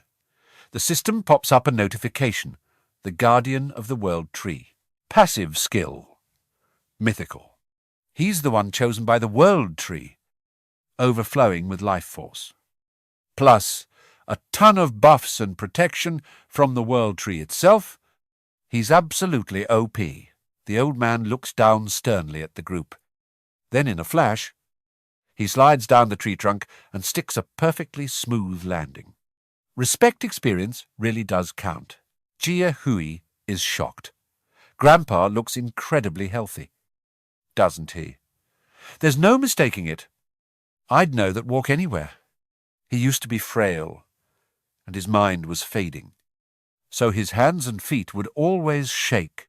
This transformation is definitely thanks to him awakening. The MC quickly tells the group, That's my grandpa. Everyone, please give him a proper greeting for me, those guys. Yeah. They're on it. Donggon steps forward. Chief, it's an honor to meet you. The old man nods as he listens to the report. These are the new guys who just arrived. Every one of them has out-of-this-world strength, and they can even pull items out of thin air. He points to the pile of supplies. Everything here was summoned by them for us. The old man squints. Is that so? We actually happen to be having some trouble with our water source. Thanks for coming to help us. The two shake hands. Thank you. Sir. But we weren't the ones who provided those things. The old man is stunned. What? Then where did all this come from? He gets a bit flustered and decides to just spill the beans. All of this is actually thanks to Gia Huy's power. The old man jumps the moment he hears his grandson's name. What did you say? Donggon adds. Kim Gia Huynh was the one who asked us to come here. Grandpa can't believe his ears. His eyes welling up as he double-checks. The Gia Huynh you're talking about? Is it really the Kim Gia Hui I know? My grandson Donggon nods with a smile. That's right. It's Kim Gia Hui from the Som apartments. The old man is still reeling and starts firing off questions. Wait. You mean my boy Hui is still alive? In that case. Follow me. He turns and places his hand on a tree root. The massive tree root just starts lifting everyone high into the air. RMC wonders nervously. Is everyone up there already? I'm finally going to see my parents and Grandma again. He smiles with relief, even though he can't go there himself yet. As soon as the outpost is finished, he can use the King's Portal skill to fly straight to them. Oh! Almost forgot meeting Grandpa. Unlocked a shiny new building option. Ding conditions met. The annex has been unlocked in the outer safe zone. Its territory will expand in proportion to the main house. When activated, it has the same broken effects as the main territory. The MC reads it over and over. Absolutely hyped. But there's one catch. A family member of the king of the house must live inside it for it to activate. The price is 8 times that of an outpost, but it can never be destroyed. Back when he took over the first apartment complex, he was given 10 billion in construction credits. Even after installing generators for the buildings, there's still over 7 billion left. Investing another 3 billion to get that annex is a total no-brainer. 3 billion is pocket change to me at this point. He decides, let's build it right now. As soon as he hits the button, the ground glows brilliantly. Is this the preview for the annex? Its scale is almost identical to where I'm standing right now. In other words, the stronger I get, the bigger the annex gets. No more hesitating. Let's lock it in. However, the construction takes 7 full days, and a family member needs to stay here. Time remaining, 167 hours, 59 minutes, and 59 seconds. It's all calculated. We're good. I'll just ask Grandpa not to leave this area while it's being built. Suddenly, the system notifies him again. Met a relative of the master. Activating relative power. Name Kim Insim. Level 21. Title Displaced Relative. Trust 99. Not awakened. Is that? Grandma. But she's lying in bed with her eyes tightly shut. And everyone is gathered around looking worried, sick. Grandpa holds her hand tightly, whispering, honey, listen to me. Our Hui sent people to find us. As he speaks, he tries to transfer his strength to her. Our grandson Hui is still alive. But she doesn't react at all, and her breathing is incredibly weak. Kim Gia Hui's heart wrenches as he watches. He quickly tells the others, please ask Grandpa for me what happened. Reodu nervously approaches Sir. Gia Hui wants to know what's wrong with Grandma. The old man turns around in shock. Hui, how does he know? She explains. He's sharing his vision with us right now. Only then does he realize the situation. Oh, don't worry, Gia Hui. I've got her. Your grandma just suffered a massive psychological shock. The old man remembers ever since that fateful day. She's been in a deep coma, ever since the monsters swarmed out and ruined the world. She's been stuck in a deep sleep. RMC is devastated. Watching this is the first time I've ever seen Grandpa look so broken. Looking at his face, my heart is tearing apart.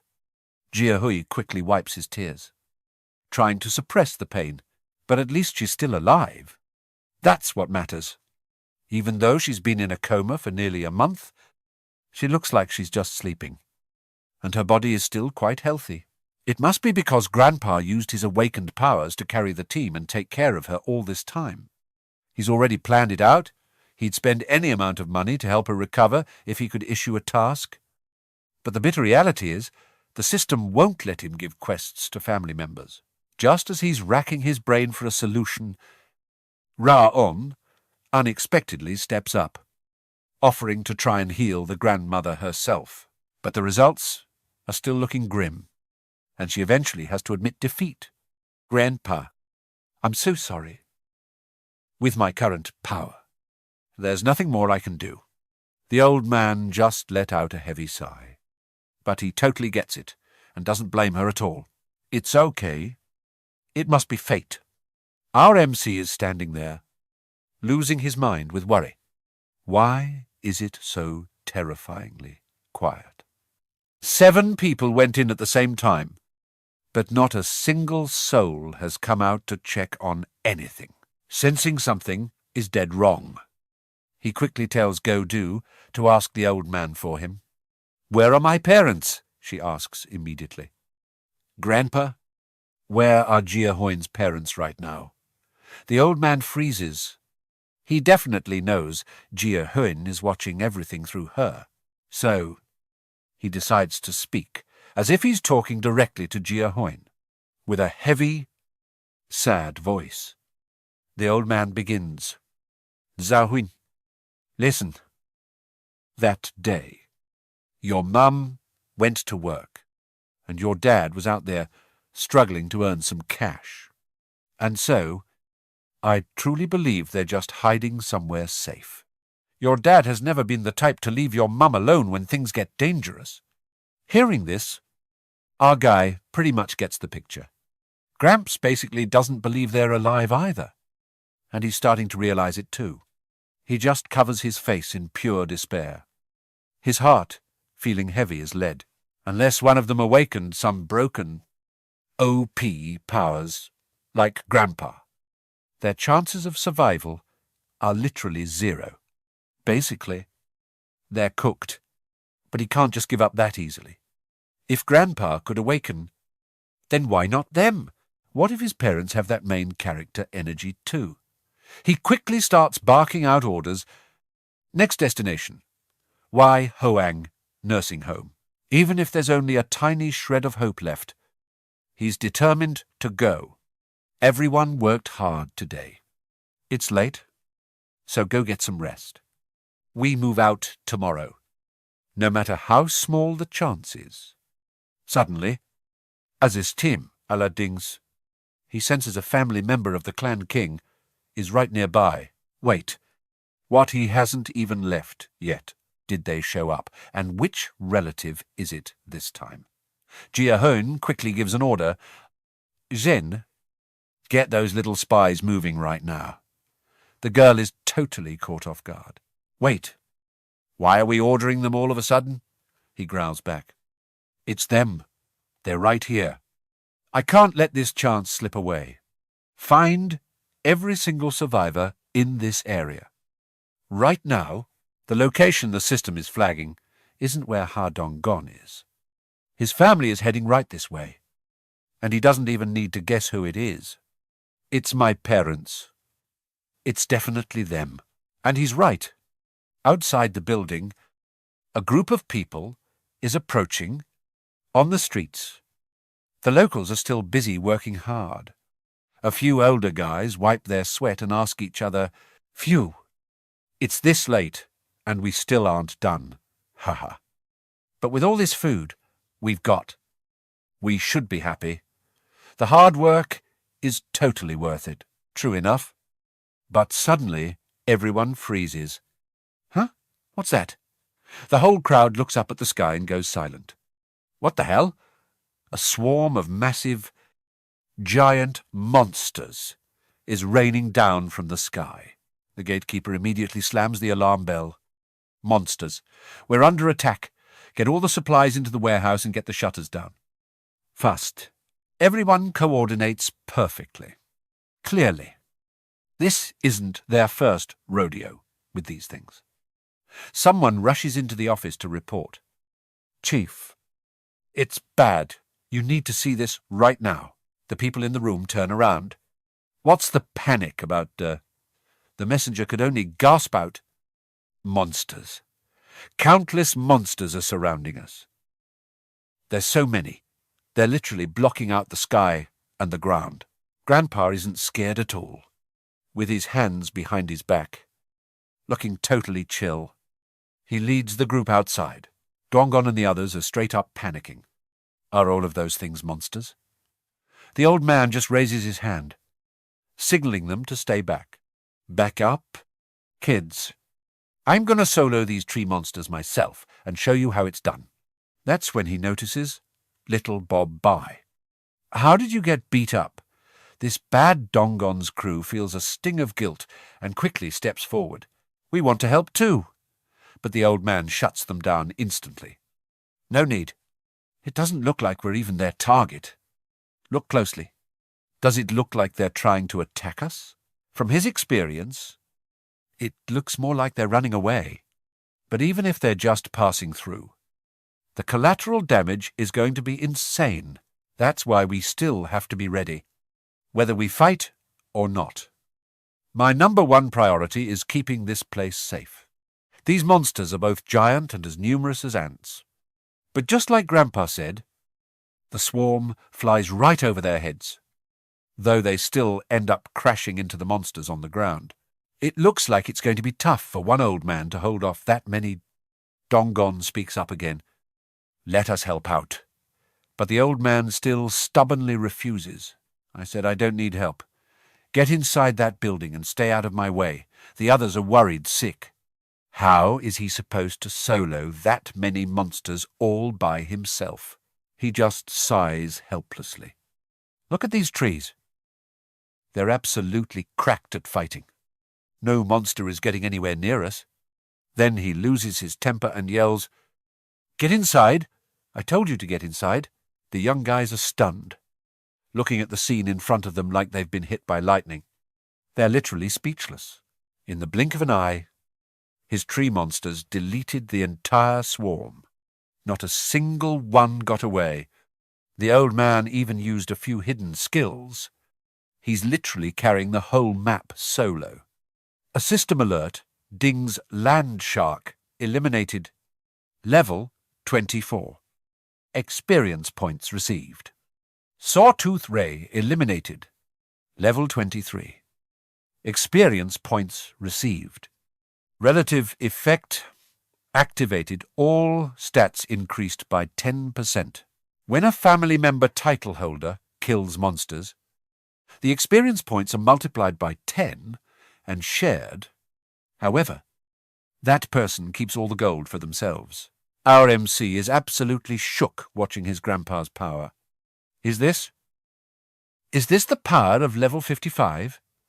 Even the old man sees the system screens popping up now. Huh? What are these blue boxes? At first, he thought Gramps was just a meathead with no brain.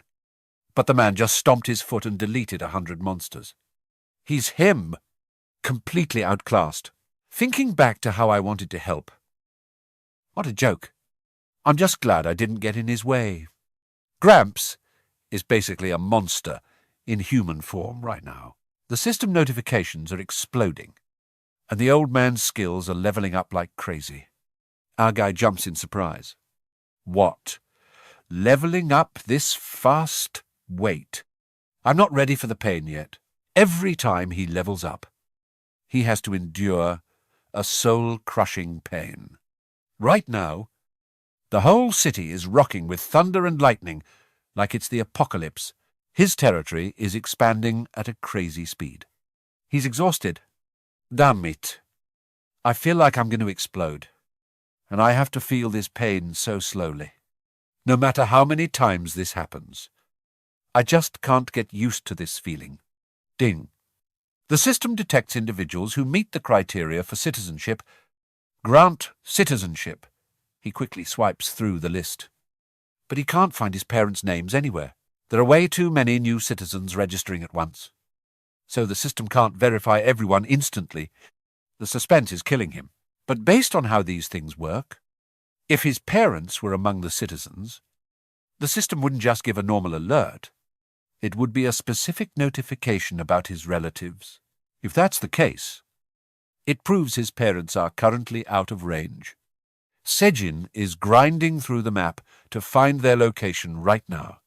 As soon as she locks onto them, she'll let me know immediately, even though his head is a total mess. He doesn't have time to chill. How's it going? On Grandpa's end. The old man is still just staring suspiciously at the system. This is seriously weird. Why do these guys look like they've seen a ghost? Yo, kids. This old geezer's sharp as a tack. He just blurs it out. Your vibes feel a bit different today, don't they? And get this, before, when I took out monsters, the meat would vanish. But now, even the bones are gone. Totally erased from existence. 0 traces left. Honestly, it's low-key trippy. It's like nothing even happened. Gia Huynh just plays it cool. Like that. Probably just one of my skills. Same for us after rolling with Gia Huynh. The monsters don't even leave a corpse. You just noticing? Wait. Really? Then what about those weird symbols floating in the air? Is that your skill too? Gia Huynh? Yep. It's a super rare ability. Anyway, we're almost done cleaning house here. Go grab the survivors from the warehouse and bring them over. These dudes are totally lost. The survivors. If they want that monster meat, they have to finish them off personally so the loot stays behind. Right. All right. All right? I'll go call everyone. Gia Huynh didn't think this would be such a headache. Guess that's the price of being way too OP. I never really thought about eating monster meat before. But if everyone else is doing it, why shouldn't I? Might as well give it a shot. Item registration. Let's go. Ding item registration was a massive success. Boom! Seafood added. Bet you didn't see that coming. It's a bit pricey. But this one item can feed 100 people easily. Right then. Sejin snaps her eyes open and shouts, Gia Huynh! I found them. She found survivors. And right on cue. The system goes off. Sejin just met the monarch's family. Family power unlocked. People outside are already pointing toward his building. Hubby. Look, our apartment is still standing. Their names pop up. Lee Di-suk. Level 50.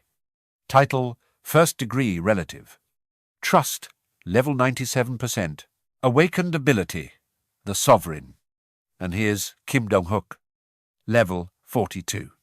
Title, First Degree Relative. Guardian Warrior. Trust, level 93%. Ability, Body Protecting Chi. Our MC takes one look and recognizes his parents immediately. It's really them. He's literally crying tears of joy, losing his mind. Oh my God, it's actually my mum and dad. Gia Huynh realizes they were living right on the edge of his newly expanded territory. As soon as a path opened up, they wasted no time coming inside. Thank God family power is active now, so that invisible wall isn't blocking them anymore. He sprints down to find them, standing there completely stunned, unable to even blink. Finally, he sees them, his parents, in the lead, with a group following behind. He finally found them. He starts screaming for his mum and dad. The two of them jump, recognizing that voice instantly. Honey, am I dreaming? He's alive. He's standing right there waving at us. Our son is actually alive. Everyone's hyped. He's waving like crazy. Mom, Dad, over here. They run toward each other for the ultimate emotional reunion. Gia Huynh. His mum is sobbing with joy, hugging him like she'll never let go. Her face is soaked with tears. Still unable to believe her eyes. What is happening? Is this really my Gia Huynh? MC is tearing up too. Yeah, Mom. It's me. The whole family is together, checking in on each other. Are you hurt anywhere? I'm okay. Mom, I've been doing great. His dad just keeps repeating, good. This is so good. MC looks over at the crowd with them. Turns out most of these people are nurses who work with his mom at the hospital. All 23 of them are awakened. Well, not exactly. It's more like his mum granted them their powers. Suddenly, dogs start barking like crazy outside the barrier. A girl is holding on to 2 dogs, looking totally confused. Why are they barking so much? Gia Huynh realizes these dogs are part of a summoning skill, just like Kim Gion's. Looks like, since he can't grant citizenship to cats and dogs, they're stuck outside the barrier. It's just like the retainer registration system. Dinger master-servant contract can be signed with 100 followers, awakening their powers instantly. 1 signature, and you've got God-tier abilities. Getting power this early is a total game-changer for survival. Seriously. His mum's ability is cracked beyond belief. She's still there, hands pressed together, thanking the heavens. Thank goodness. Thank the heavens and Buddha. Thank you. Thank you. Wait. Does that mean his dad's power was also unlocked after signing a contract with his mum? S-rank body protecting chi. It drains mental energy to create a layer of pure energy protecting the entire body. While that energy is up, his physical stats triple. This skill is actually broken because the description says it's a straight-up triple buff if it was just a flat 300% increase. I wouldn't be this shook. Like, if you had a skill for 200% and another for 300%, they'd usually just add up to 500%. But if you take that 200% and then multiply it by 3, you're looking at 3 times 300%. That's a massive 900% boost in total. So basically, his old man is looking like an absolute unit right now. First, he's got the basic buff. Every citizen gets that strength of faith, which boosts stats by 93%. Then add the kinship effect, which is another 930% together. That's already over 1,100% efficiency. Throw in the body-protecting chi, and he's rocking a physical boost of 3,369%. Gia Huynh can't even believe his eyes. This is insane! That's the power of a buff that can easily let you smoke enemies way higher level than you. The 23 awakened his parents brought are mostly B to C rank. But they're still on a whole different level compared to normal people. That's how they managed to make it here in one piece. But anyway, enough of that. They've travelled so far they must be absolutely exhausted. He needs to get them settled as soon as possible. He decides, I'm giving you guys 5 houses. If you need supplies like rice or ramen, just let me know anytime. I can get you whatever you want. I want everyone to enjoy a hot shower and get some real sleep in a warm room with the heater on. Our son looks okay on the outside, but I think his brain might be fried. His dad is starting to get a major headache. Oh man, this is bad. Did he take such a big hit that he can't tell the difference between the old world and the apocalypse anymore? MC is speechless. There's no point explaining, he just has to show them. Mom, do you see how our building is glowing with lights? She looks up. Oh. Yeah. I was actually wondering about that. The fact that those lights are beaming is crazy. He just raises his hand. Think about it in a world with no power or water. Seeing lights everywhere. That's my boy flexing his power. Watch this. He snaps his fingers. Total CEO energy right there. Instantly. Every single building around them. Lights up. God mode is just built different.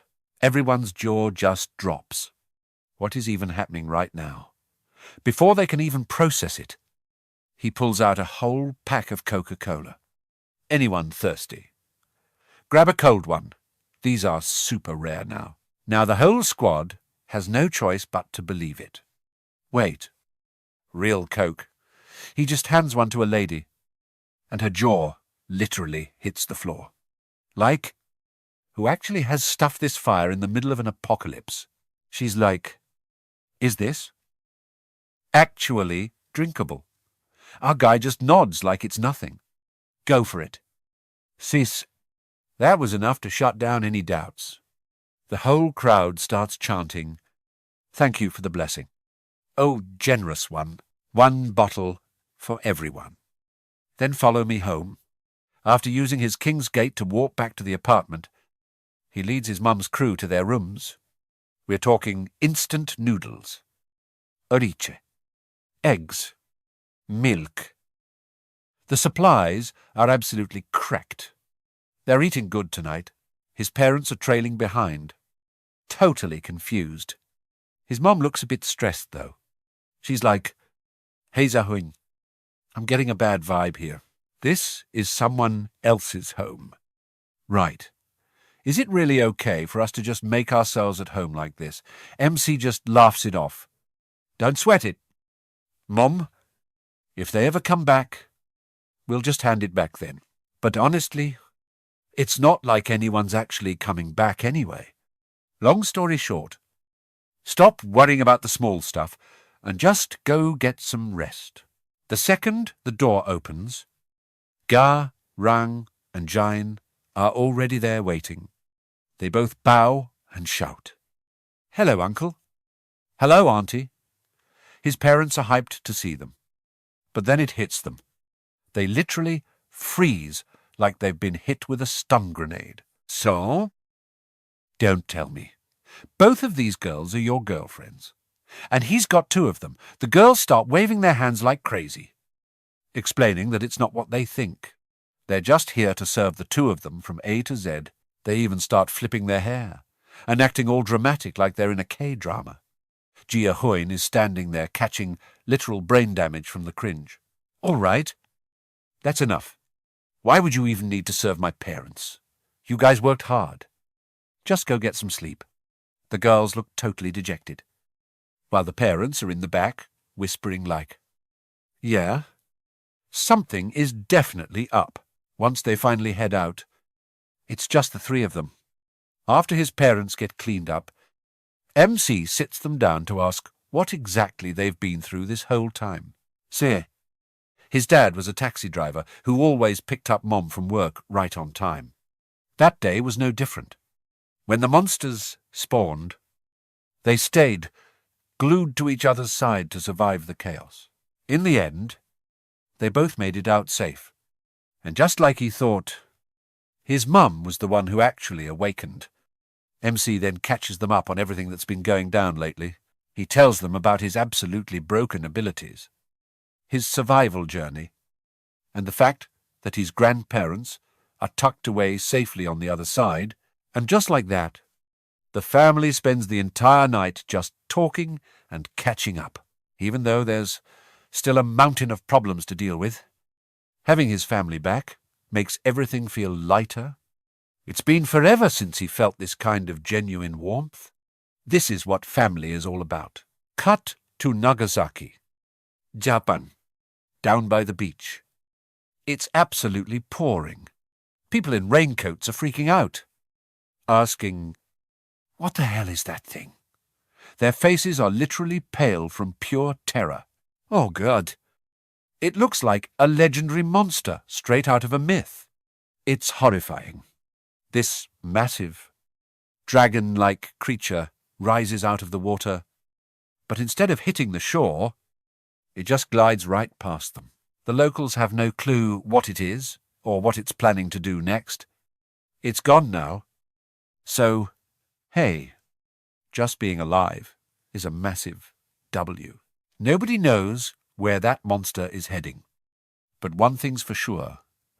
Wherever it goes, absolute destruction, and a brutal end are following right behind it. Next morning, Kim Gia Huynh sends a video back to the base. When Grandpa sees his son and daughter-in-law, he starts jumping around like a little kid. Mom and Dad are safe here, so don't you worry. Grandpa, he's sitting there with Grandma, rewatching the clip over and over. Back at the apartment, The parents are just as hyped, begging Gia Huynh to show them the video of the grandparents. He's got the video Hardong recorded, ready to go. As soon as his mum sees it, she can't even hold back the tears. It's pure emotion. Our MC gives her a pat on the shoulder. We'll see them soon. Mom, once the mansion is finished, I'll just use the King's Gate skill to fly us back to the old base in a heartbeat. He already told Hardong's squad to treat the old base as their main HQ, clearing out monsters while the mansion gets finished up. The reason he did that is because the construction side has 3 subordinates with the Knight title, which buffs building speed by 50%. With Hardong gone, Oz, and Kim Ga-zon on the job, the speed is basically a cheat code. This means a project that usually takes a week will be done in just 5 days. Talk about efficiency. Plus, a massive wave of high-level monsters just swarmed the old base yesterday. Staying there to farm is way more efficient than coming back here. That's just that MC diff right there. Anyway, back here you have to walk like a whole kilometre just to spot a single monster. Ever since the territory expanded, the hunting frequency for the locals has taken a massive dip. The citizens don't realise the territory got a massive size buff, so they're still hanging around the old spots and finding absolutely nothing to loot.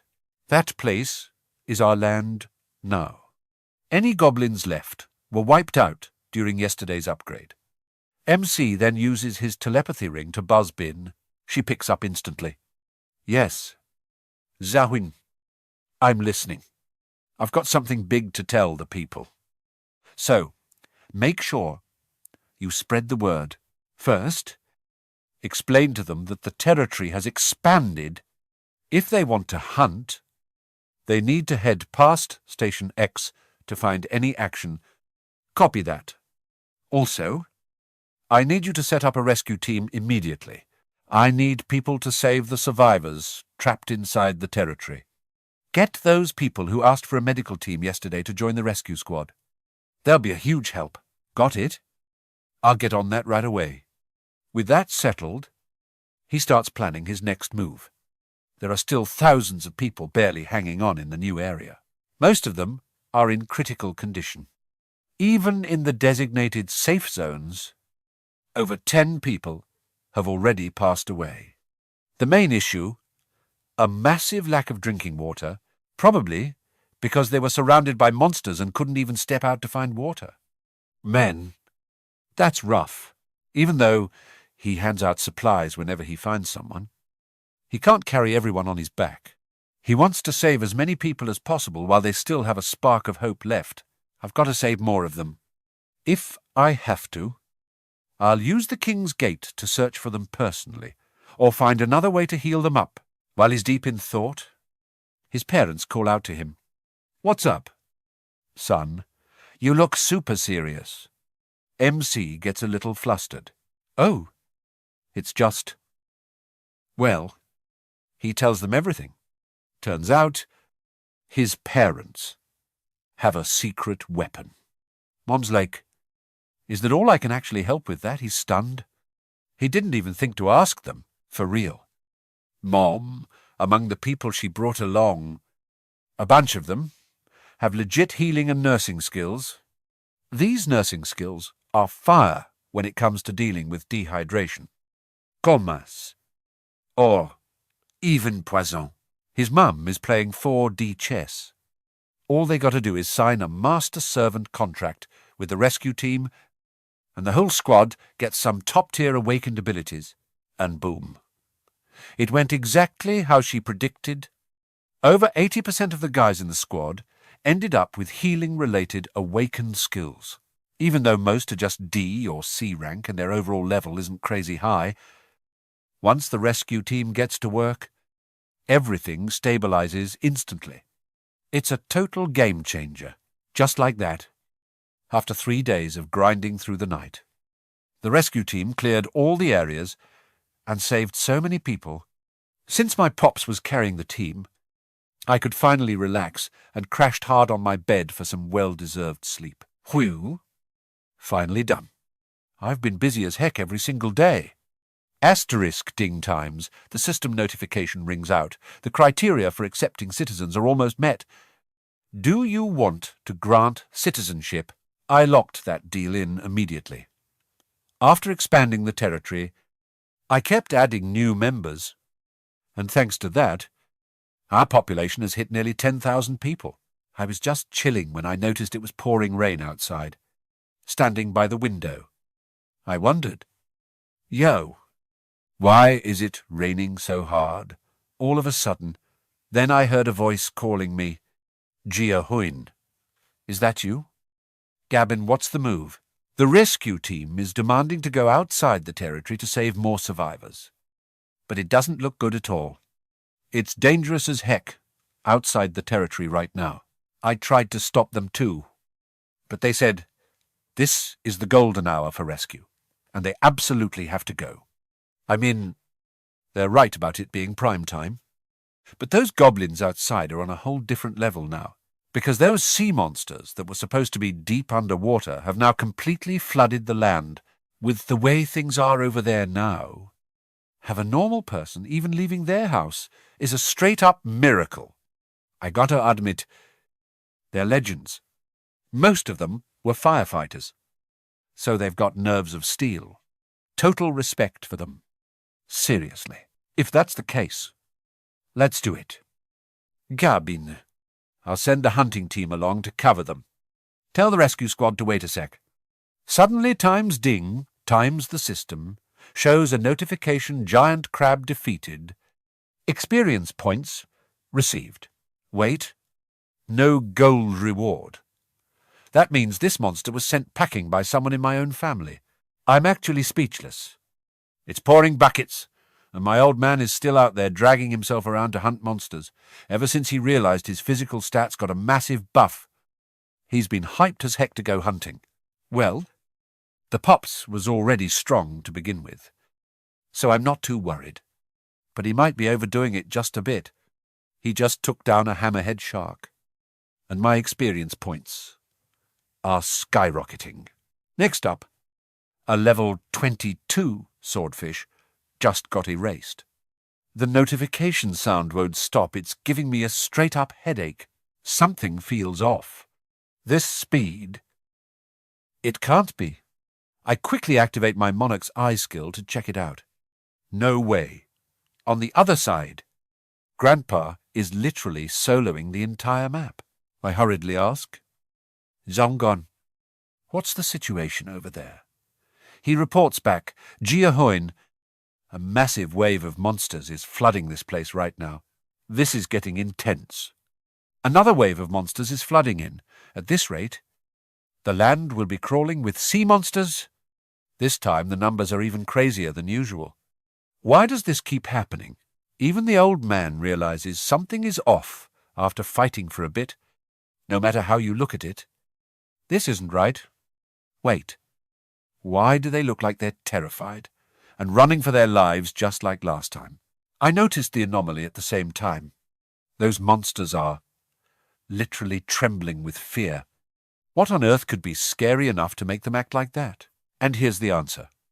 In the middle of the downpour, the final boss finally shows up. It's that freaking massive dragon.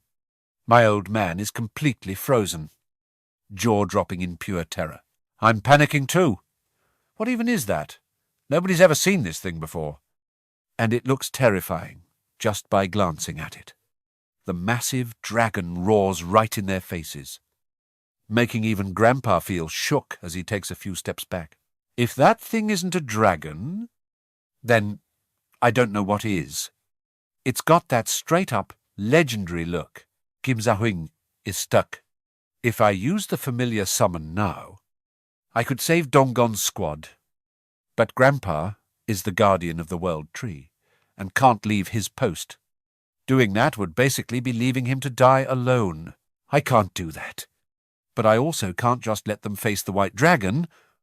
Making them fight a god-tier monster like that is basically a suicide mission. System notification. Time remaining to complete the annex is 38 minutes and 21 seconds. I've got it all planned out. Once the annex is finished and the domain expands, I can take that monster's head. But even with a 50% efficiency boost and 5 times speed, we still have over 38 hours left. We'd have to hold out for more than a full day. The more I think about it, the more I'm panicking. This is impossible. Is there really no other way? The massive dragon is still standing tall. Suddenly, my heart skips a beat, and my eyes go wide. What? The dragon's giant foot slams into the ground, shaking the entire area. It's slowly closing in on everyone. Grandpa tries his best to stay calm and organize the group. But even he knows he can't solo this monster alone. I'll buy us some time. You guys take the others and run. But they refuse to leave him behind, drawing their weapons and activating their skills to go all out. We're fighting too. The old man sighs. Fine. If that's how it is, let's do this together. All right, then. Grandpa lowers his stance and gets ready. We're striking first. To get the upper hand, everyone unleashes their moves at once, arrows flying, guns blazing, and spears being thrown. Just when things are at their most intense, I suddenly scream, "Everyone, stop right now." It startled the whole group. It's Gia Huynh. I know you're all confused, but please trust me, and wait a second, Bung Ho. Tell Grandpa not to do anything. He quickly teleports in front of the old man to stop him. Grandpa has no clue what's going on, and totally loses it. What the heck are you doing? Don't you know how important it is to seize the initiative in a fight like this? The kid hurriedly explains. I'm sorry. Grandpa Gia Huynh told me to tell you not to do anything at all. The old man is even more shocked. What? Well. At least the monster hasn't attacked yet. So we still have some time to figure things out. While I was observing the monster to find its weakness, a status window popped up. Thanks to the system, I've got all the info I need on this thing. This thing is a deep-sea monster, and it's currently in a super weakened state because it just finished laying eggs. Only the roots of the world tree can hatch the white dragon's eggs. The moment I saw that info, I realized its goal probably wasn't to fight. It probably just wants to borrow the world tree's roots to hatch its dragon eggs. Just as I predicted, the dragon starts talking guardian of the world tree. You have no reason to be afraid. The old man heard it, a voice echoing in his head. It stretches its long neck down and stares. I didn't expect this world tree to be so tiny. Looks like I'll have to be a bit careful. Grandpa is beyond confused. What? What are you planning? The dragon continues. Guardian of the world tree. Form a contract with me. That's right. Just form a pact with me, and I'll protect you until the world tree regains its power. Before the old man could even agree, it immediately carves a mark onto the back of his hand. Talk about being a total boss. It hurts like crazy, and the old man's face is all twisted up. Then it drops some cold, hard truth. Whenever things go sideways, just use that mark to call me. I'll show up and cover you any time. But wait, there's more. This dragon is actually pretty thoughtful. It pulls out a massive diamond weight. Looking closer. That's a dragon egg. I thought it was trying to close the deal with cash. But it says I'm leaving my child in your hands. After saying that, it hands the egg to the old man and just dips. It didn't even look back once. It straight up just dumped its kid and left. That is actually wild. Everyone's faces went pale as ghosts, literally shaking in their boots. Total near-death experience right there. Jew was pale as a sheet. Screaming, man. Thank God I didn't mess with him, or I'd be cooked for sure. The whole squad breathed a massive sigh of relief. Staying put, like Brother Huynh ordered, really saved their skins. Meanwhile, the old man was staring at the egg in his hand. his brain lagging hard. Just mumbling. Did he seriously just say a contract? Bro? This wasn't a contract. It was a straight-up forced deal. But hey, after that flex. His followers' loyalty and trust just hit the ceiling. Our MC sips some tea and thinks, everyone's loyalty just hit 100 at the same time. On top of that, his vassal limit got a +3 boost. That makes 18 vassals total. At this rate, he'll hit 100 in no time. He really wanted to recruit his awakened mum as a subordinate, but he already tried that. It's a no-go. The struggle is real. Once you sign a master-servant contract with your mum, she can't be your vassal anymore. Rules are rules. I guess his head was spinning. If only there was a way to just spam awakened people. Waiting for natural awakenings. The rates are absolute trash. Boom! System notification. Mun Bung Ho's trust just skyrocketed. Ding ding. You've unlocked the teleportation skill. Talk about a jackpot. He even scored an awakening pill. Teleportation that's cracked. It's like whatever he wants just falls into his lap. How is he this lucky every single time? Even he felt it was too good to be true. He didn't even need to check the stats this pill let someone else awaken Mun Bung Ho's teleportation power. OP behavior. Bit. Now, who gets the goods? Obviously, the smartest play is the best play. He calls up Rain immediately. He tells her to bring his pops over for a quick chat. Dad shows up looking totally confused at his son. What's this? Son, RMC, holds out the pill. This is a gift for you. Dad, a gift. Yep. Just swallow it. Dad? The old man downs it without a second thought. That's his boy, always looking out for his health with some supplements. But as soon as it hit his stomach, things got weird. Spiritual energy started exploding like a waterfall. Whoa. What is this? What's happening, son? Tell me you didn't give me expired meds. MC just smirks and explains, Dad. Just imagine you can teleport, and then try to zip over here. Teleport. Really? Facts. The old man, still skeptical, closes his eyes and tries. 1 second he's there, and whoosh, he's gone. Total success. In a blink. He went from being in front of our MC to right behind him. Dad was stunned for 5 whole seconds. MC already calculated everything. Dad is family.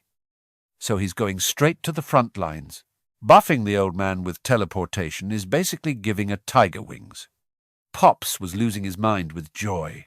No way, son. Is this power really from that pill? Ding Kim Dong Hook's trust just hit 100. Reward received Guardian Aura. This thing is fire. Another gift. He stared in disbelief. Getting high-tier skills just for maxing out family trust. He'll take it. Wait. If that's the case, what about Mom? If her trust hits 100, I get her skill too. Right. Time for a quick status check. Lidi Suk. Trust. Level 97. Only 97. Just 3 more points, and Mom's power is mine. He couldn't help but let out a devious laugh. But no need to stress. Because he's got a secret weapon to boost that trust. That massive tower under construction. Next morning, a giant beam of light slams into the ground. Ding, the annex is complete. Our MC's project of the century is finally finished. It's literally right next to his house. It's so high-end that the system detected hostiles and started a total wipeout. It went crazy, clearing out every single land shark and skyfish in the area. Level 17. Just took out a level 18 skyfish. Skill levels are soaring.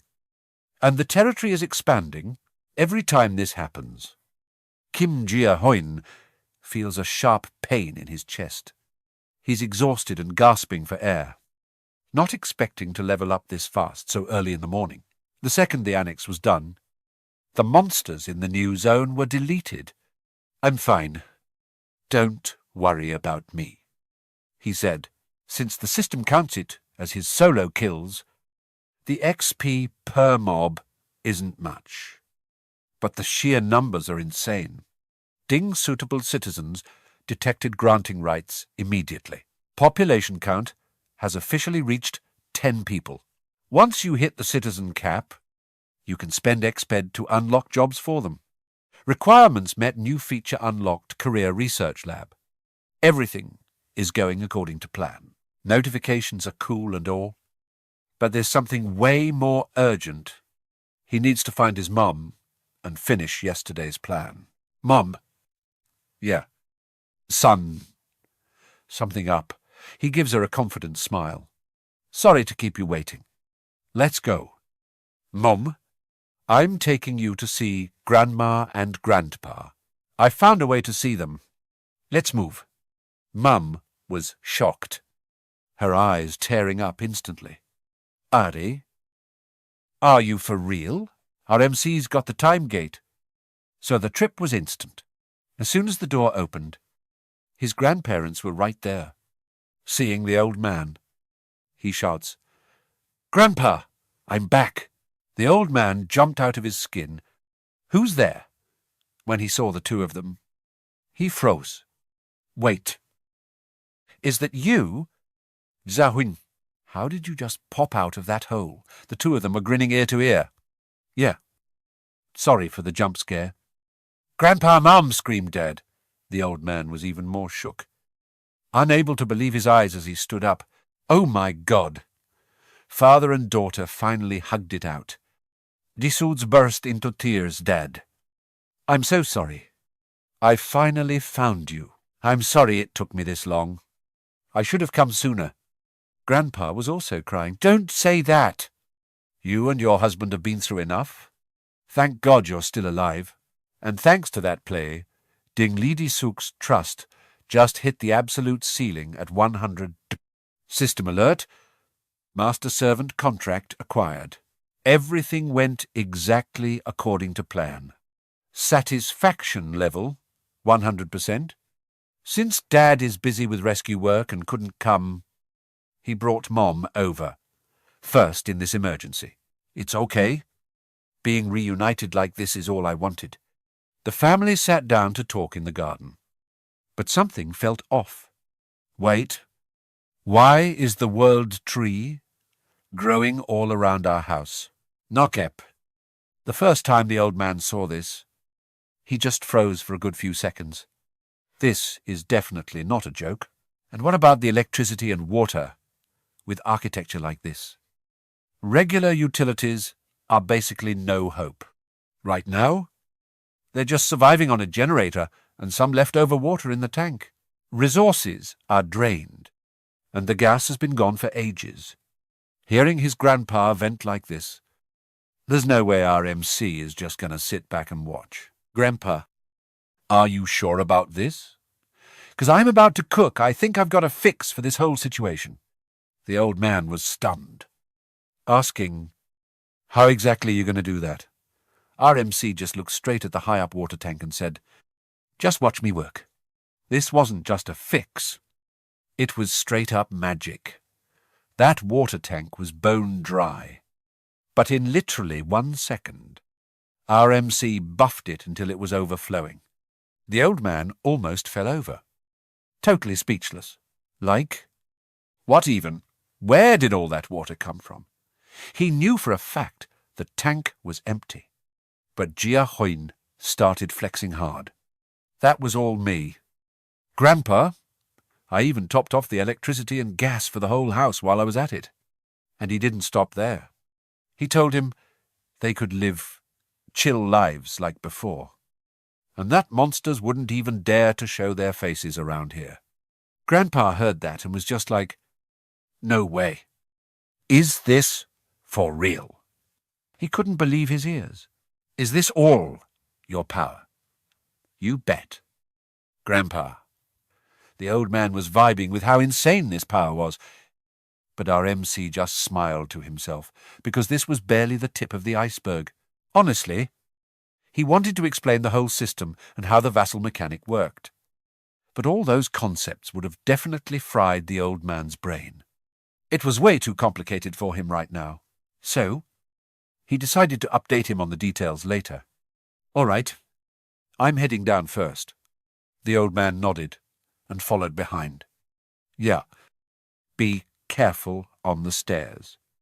"Son? Got it. Grandpa?" Now that Grandpa's settled, it was time for MC to focus on his own grind. He activated King's Eye to test out just how broken his new skill really was. First, he used the Emperor's eyes to scout the room where his mom and Grandma were. Then, he popped his new skill, teleportation. Knockep. It worked perfectly. In the blink of an eye, he appeared right behind his mom. Absolutely cracked. First try, and it was a total success. Turns out, this move is actually insane. The King's Eye plus teleport combo is literally a cheat code. His mobility just went through the roof. Right then, his mum felt something and turned around. "Wait, Gia Huynh, weren't you just on the roof? And where's your grandfather?" he replied. "He's still busy up there." "Mom, how's Grandma doing?" Mom had been watching her and said she seemed to just be sleeping. Luckily, her condition looked pretty stable. Hearing that was a relief. But suddenly, the system pinged a notification that made him jump. Summon mythical beast. Here it is. The summon button that cost 10 billion gold was finally active. This time, he wasn't even hesitating. After seeing what the three-legged crow could do, he was all in. Time to pull. He hit the button, spending 10 billion gold on the summon. A glowing blue magic circle appeared under his feet, and the raw power literally shook the entire room. His mum screamed in a panic. "Oh my God, what's happening?" He quickly covered her eyes to calm her down. "It's just my power." "Mum, don't worry. Just keep your eyes closed for a second." Lady Sook did as she was told, squeezing her eyes shut and making a fuss. A glowing green egg appeared, floating in mid-air like a giant flower bud. It bloomed almost instantly, and inside was a tiny little toddler. As soon as the flower opened, the little kid opened her eyes to the world. Turns out it was a tiny fairy. She zipped over to our MC, reaching out her arms like they were besties. Mum was still lost. So Gia Huynh explained, "She's just like my crow." "Mum, she's a little one I just summoned." "Oh, I see." Right then, Grandpa walked in and saw the kid, looking pretty hyped too. What do we have here?" "You're down." "Dad?" He nodded. "Yeah. Gia Huynh already fixed a ton of stuff for me." Gia Huynh did. Wow. That's incredible. While talking, Grandpa kept sending green light to Grandma on the bed. It was crazy he gave her life force every single day. But she never moved. The new fairy kid was super curious, staring at her with big round eyes. Suddenly, she flew straight toward Grandma like a moth to a flame, even though MC yelled, "Hey, wait." Grandpa was caught off guard. What's this? What's this light?" The kid closed her eyes and released a massive amount of spirit power. The spirit leveled up, and the natural recovery speed in the area buffed by 100%. Turns out she was trying to wake Grandma up. The old man was stunned for a good 5 seconds, totally unable to react. "Justutieng. This. Then he started waving his hands, face turning red from stress. "I don't know what's going on. But, kid, get away. She can't handle that much power." But then, a massive plot twist happened. Grandma actually woke up and cut him off.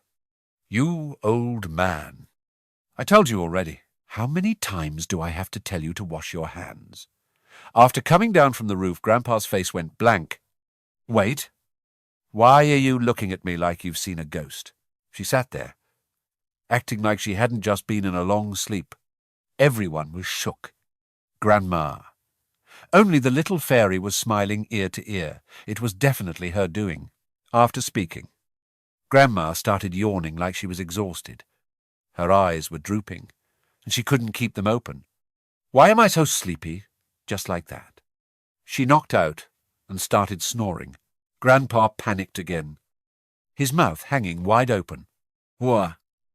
Wah! Whoa!" He immediately started shaking her. "Honey, wake up. Wake up right now." But she was out cold, and no matter how much he called, she didn't budge. Grandpa immediately turned on the kid.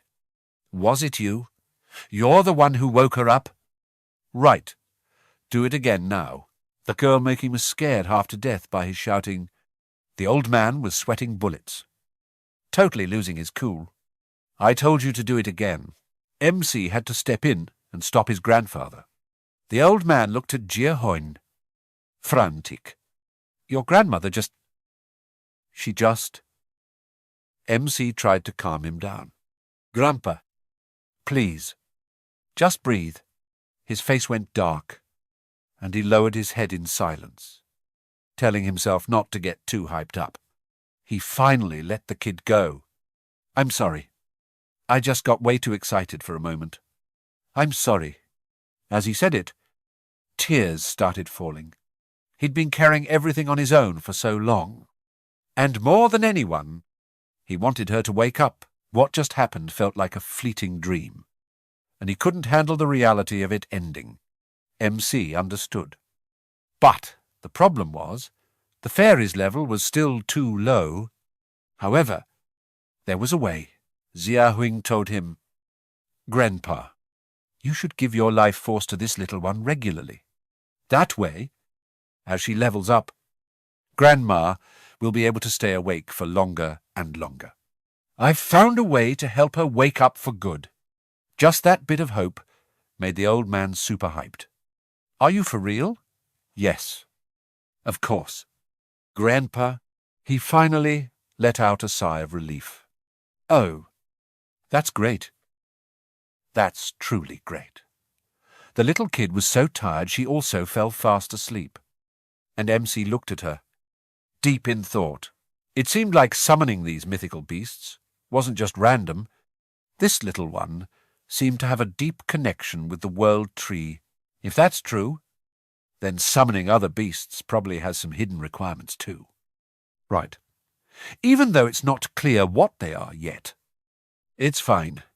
Knowing there's a way to wake Grandma up is more than enough. Ping. A light bulb suddenly went off in his head. "I've got it." He turned to leave. "Mom? Grandpa, I'm a bit tired. I'm going to head to my room and rest." The old man nodded instantly. "Sure thing.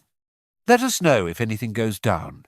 As soon as Gia Huynh got to his room, his phone started blowing up with notifications. A death alert popped up. A citizen named Shen Jingze was cooked, probably a new guy from the recently built annex. At least the rescue team at the apartment complex is looking out for everyone. So it's somewhat okay. The more he thought about it, the more nervous he got. At this rate, hundreds more people are going to be deleted. He really wanted to bring them here, but the current rescue team was already overloaded and working their heads off. No matter where you are, the Reaper is always lurking. But the cold truth, whether you live or die, literally depends on where you're standing right now. It's not just here. The whole world is basically going through an apocalypse right now. People are getting ripped apart by monsters, trapped in their homes, or falling on the battlefield. Humanity is just vanishing. While some lucky ones are surviving thanks to OP abilities, so many others are getting taken out just because they didn't get a single buff. Is this really how it goes? He's never felt this helpless before. Maybe having more power just means you've got a massive weight on your shoulders. If this world stays silent and won't give me answers, I'll use my own power to find them. This time, I'm definitely getting the final answer myself. This is the responsibility that comes with God mode. He's made up his mind. He's going to save this country. Or at least, save as many people as he can. That's my answer for now. My citizen capacity has already hit 22,000 people. But right now, my actual citizen count is stuck at a measly 1,000. Top priority. Recruit way more citizens. Level up like crazy. And build more annexes. That's the only way we're ever going to save South Korea. Come to think of it, once I passed 10 citizens, I unlocked a function called jobs. Right. The notification said I could assign jobs, but the management board hasn't changed at all. Do I need to build a Job Research Institute first to trigger it?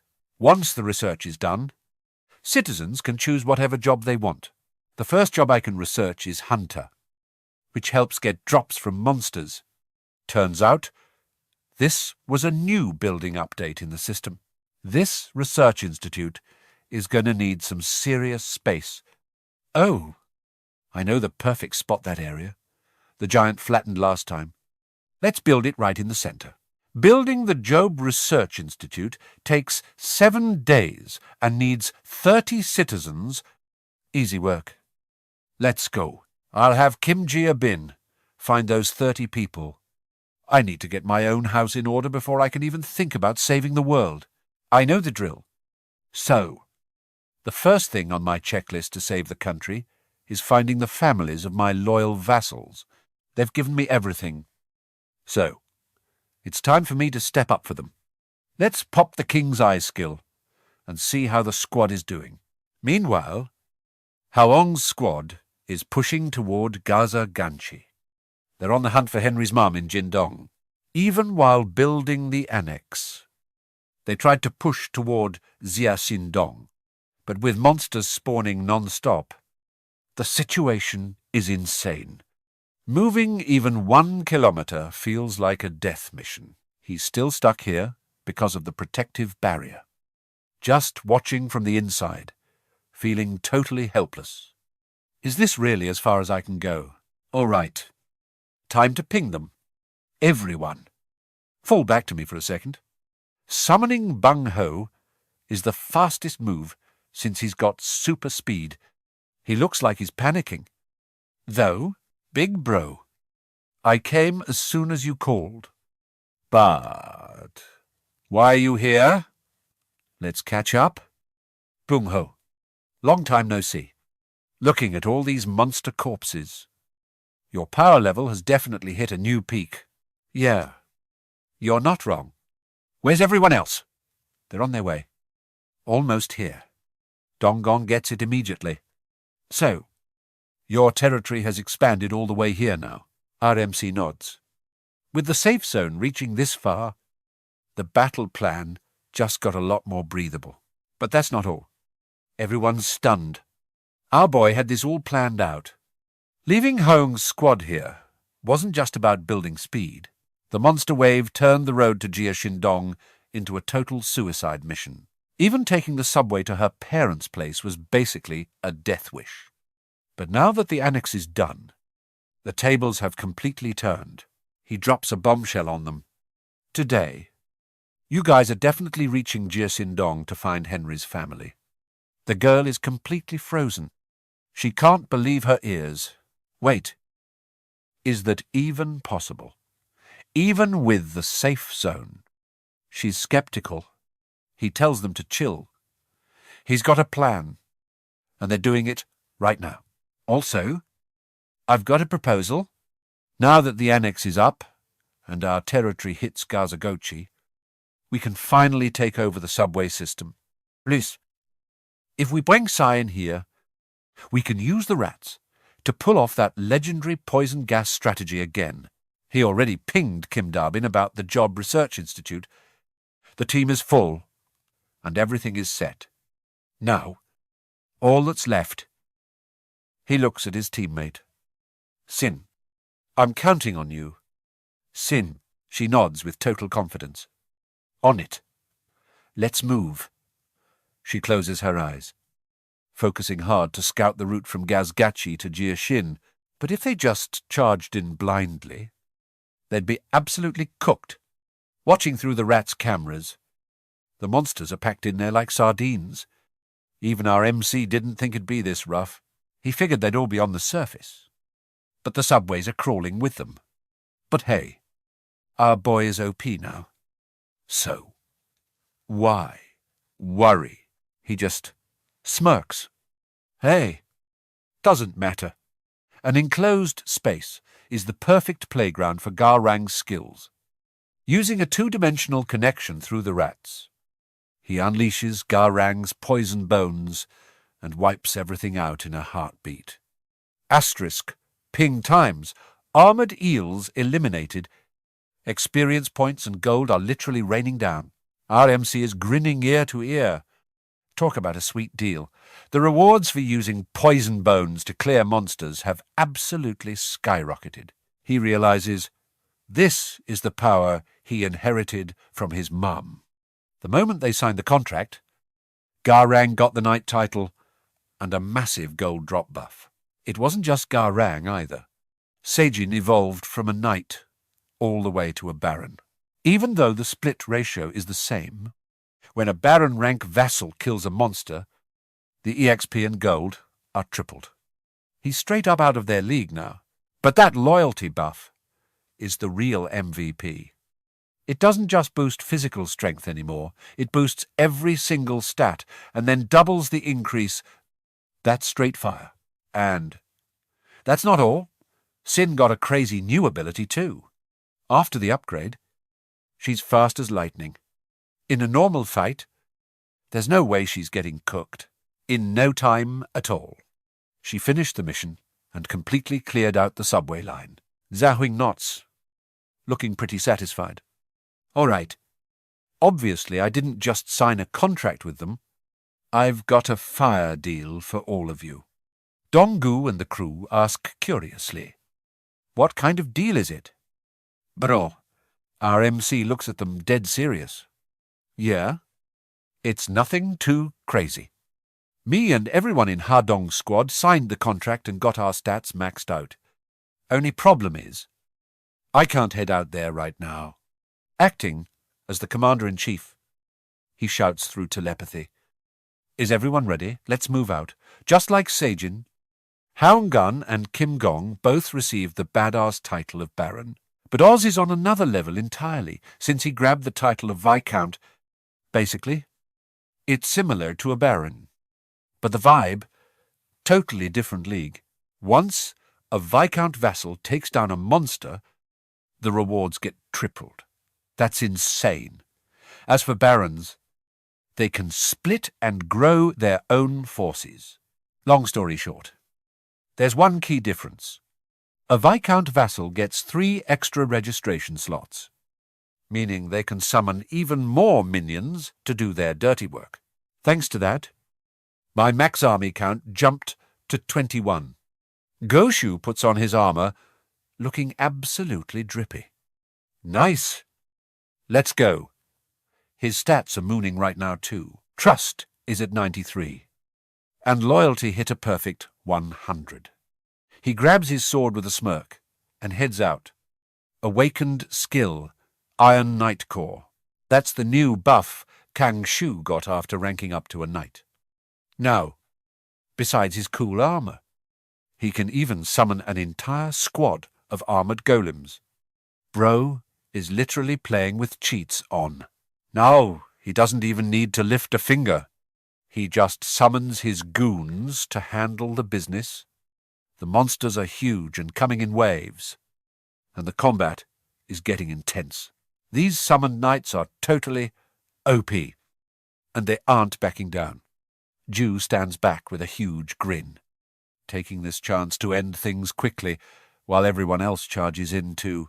All right. Su's army will stay back to hold off the monsters. The rest of the crew heads straight for the train station. Gia Huynh. We reached exit 2 above the station.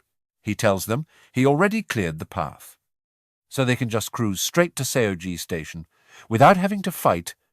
The crew is stoked and starts zooming through. This is perfect. The tracks to COG Station are about 3 kilometers long. With our team's superhuman stamina, it'll only take them about 10 minutes to get there. They finally made it. This is Henry's hometown. She's panting and drenched in sweat. But she's just happy they made it here, in only one day. Gaon asks, "Which way now?" Henry knows these streets like the back of her hand. "Just go out through exit 2, and we'll be right in my neighborhood. Let's move." But it seems like no one noticed the pack of goblins surrounding the exit. The moment they see humans, they start screeching like crazy. My ears are literally bleeding.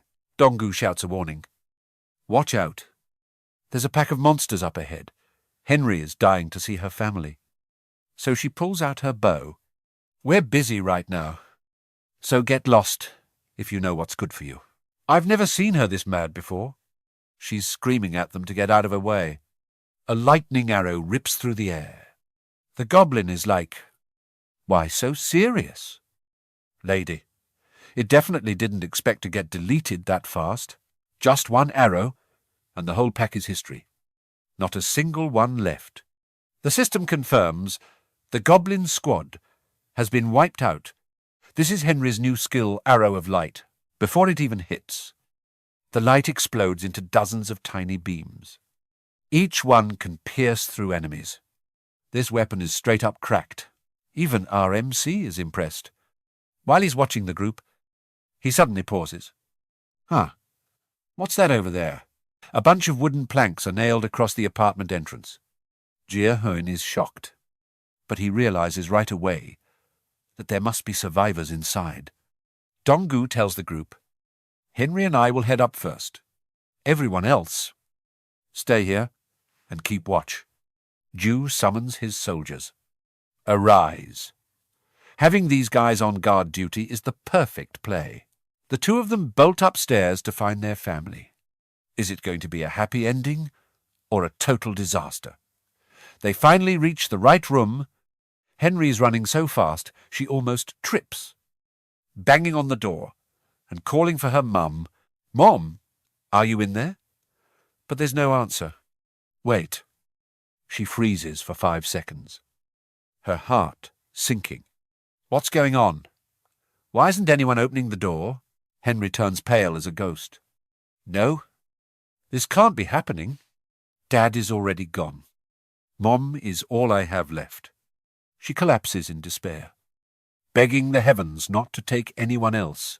Tears are streaming down her face as she grits her teeth in helplessness. Maybe her desperate prayers were heard. Because that silent door finally creaks open. Someone's inside. A young guy appears and gasps. "Sis, is that you?" Henry quickly looks up, her eyes filled with tears. Mi Ong Ha. Finally, things are looking up for her. They stare at each other, completely speechless. She rushes to ask her brother, Mi Ong Ha, "Where's Mom?"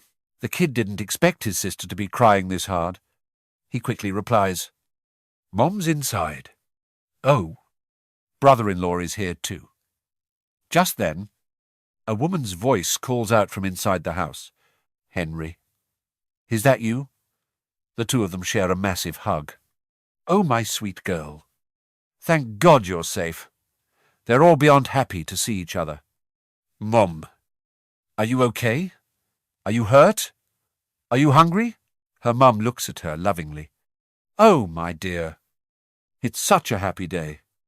Why are you crying? Stop now. Honey." But Henry just can't stop sobbing. "Wait. Where's Dad?" "Mom?" Hearing this, her mum's face goes pale, and her hands start shaking on Henry's shoulders. "No. It can't be."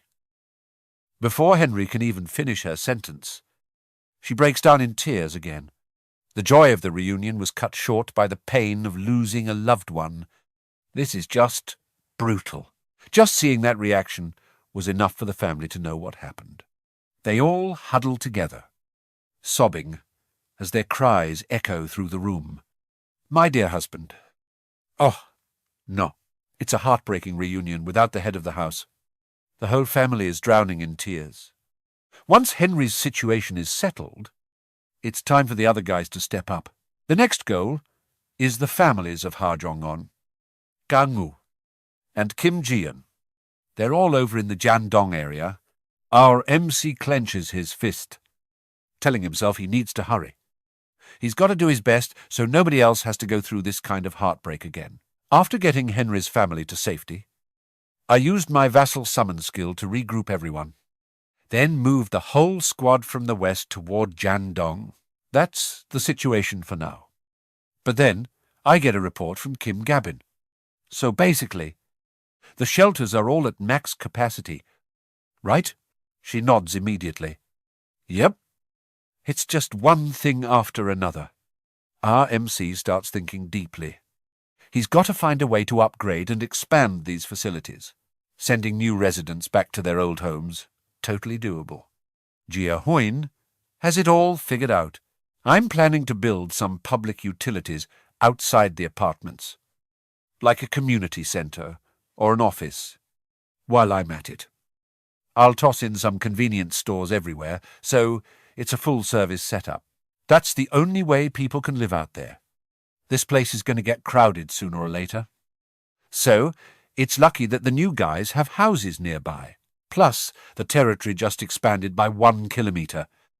So a bunch of apartment blocks are now inside the safe zone. Plenty of empty houses everywhere. Just push the people living nearby further out, and we will have tons of room to rearrange things. Oh, and while I am at it, I am setting up some outposts for the hunting teams on the perimeter. We will use those as hubs to open more shops. No time like the present. So I told my girl Rain to go gather the crew for me. I need some heavy hitters to manage these new outposts. She agreed instantly, saying, "Leave it to me."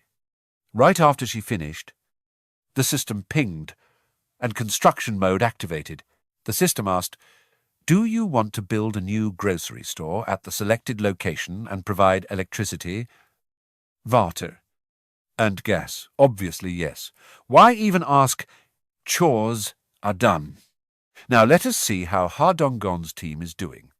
Let me check their location. They are at Station G already. That is insane speed. The path must have been clear for them to move that fast. But Garang's poison mist skill only works up to this point. From here on out, they are on their own. The tracks from Du to Dong Na run above ground, and those parts are absolutely crawling with monsters. But Nobiji. Jion sends his bird into the sky, Little Black. Eat them up. The bird is massive now and just starts wrecking the goblins. Time to scrap. Bung Ho pulls out his gun and starts spraying. The whole team has new skills now, and they are straight fire. Bung Ho even got a stealth skill. The Hong team's power level is basically multiplied by 10 now. They are in total God mode. Dungan shouts out an order. Everyone, stay close. The night squad is breaking through as fast as possible to save energy. That is the plan. Get to Dungan's house as fast as possible and ignore the small mobs to save time. Jion's bird has the sky covered. Suddenly, Donggun signals everyone to stop right now. It is a dead end. The buildings ahead have all collapsed, blocking the path. He has to climb through the wreckage. No choice. They have to head down. A 3-story drop is nothing for guys around level 35. The real issue is that broken bridge, it looks unreal. Who could have snapped it like that? What kind of monster is strong enough to crush a concrete bridge? There are no giant footprints around, though. So it definitely was not that Boss Kualop. Basically, there is a broken monster around here strong enough to shatter bridges. We have to be super careful. He warns them. Everyone, move forward with caution. They followed orders immediately. Gia Huynh kept his eyes glued to the screen. Not dare to look away. The spot where Ha Dong's team jumped down is near Dong Na Station. To get to Jangyodong, they need to pass 3 more stations. About 4 kilometers total. Their houses are all in the same area. So at this rate, they will make it home safe. Just when he was hoping everything would go smooth, the background music changed, making his face go pale. He is totally panicking. A doorbell. Who the heck rings a doorbell out here? He activated his multivision skill to check the building and saw a group of strangers standing there. Turns out the sound came from the apartment. Is something going down? This was not supposed to happen since he put Kim Gabin in charge. This is rare. He tells Jine, I need to get back to the apartment as soon as possible. She nods. Okay. Be careful. Then, boom, instant teleportation. Back home in the blink of an eye. Right when things were getting good. This happens. Let us see what these guys want. Since no one answered, they started pounding on the door. Is anyone home? They nervously asked each other. Are you sure this is the right room? Weird. It should be here. While they were mumbling, the door swung open, scaring the leader half to death. MC looks at them coldly. What do you want? As soon as he saw them. The system started spamming messages. Their trust levels are skyrocketing like they are hacking. Even MC is stunned. He does not get it. How do they trust him this much just by looking at him usually? That only happens with new recruits. The leader asks, You are Gia Huynh, right? Gia Huynh. Please save us. He puts his hand over his heart with a look of pure desperation. Please, let us borrow some guns. These guys have some guts. Asking for heat like that. Guns MC shuts them down instantly. Sorry. But guns are not something you just borrow. You are already in the safe zone. What do you need guns for, anyway? He interrupts with a troubled face. Trying his best to look trustworthy, that is not it. Gia Huynh, we won't use them here. We want to go outside the safe zone. He takes a few steps closer. We want to leave the territory. Gia Huynh asks. To farm monsters! He shakes his head frantically. No! It is not like that. He stammers for a bit before blurting out, We want to go save our families. We are out of options. Please. Issei MC gets it. Now, turns out they are just like him. They are so worried about their loved ones, they cannot eat or sleep. So they decided to take action. Seeing that desperation, MC starts to feel for them. Gia Huynh says it straight. I cannot go around helping every single person myself. The man's face drops instantly as he mumbles. Is that so? But hold on. MC said he would not go help. He did not say he would not lend the guns. Boom. Several guns drop right in front of them. The whole group is stunned. He makes his move. I will provide the weapons for you to go save your families. They bow their heads to the floor. Thank you so much. We do not even know how to repay you. But, hey, nothing in life is free. He adds, I have a proposal. The leader flinches and looks up. What kind of proposal? Gia Huynh gets right to it. Do you guys want to sign a contract with me? The master-servant contract. It is one of the most broken skills in history, allowing him to recruit 100 awakened ones. But honestly, the condition for this contract is pretty awkward. But before he could even finish, the guy agreed instantly. Deal. What do we have to do? The reason this OP ability still has empty slots is because MC finds it cringe as hell. He gritted his teeth, his face turning bright red. Please! Kneel before me. The whole crew is like, What the heck? We just met, and he is already trolling. MC is totally frozen from the awkwardness. The crowd is still confused.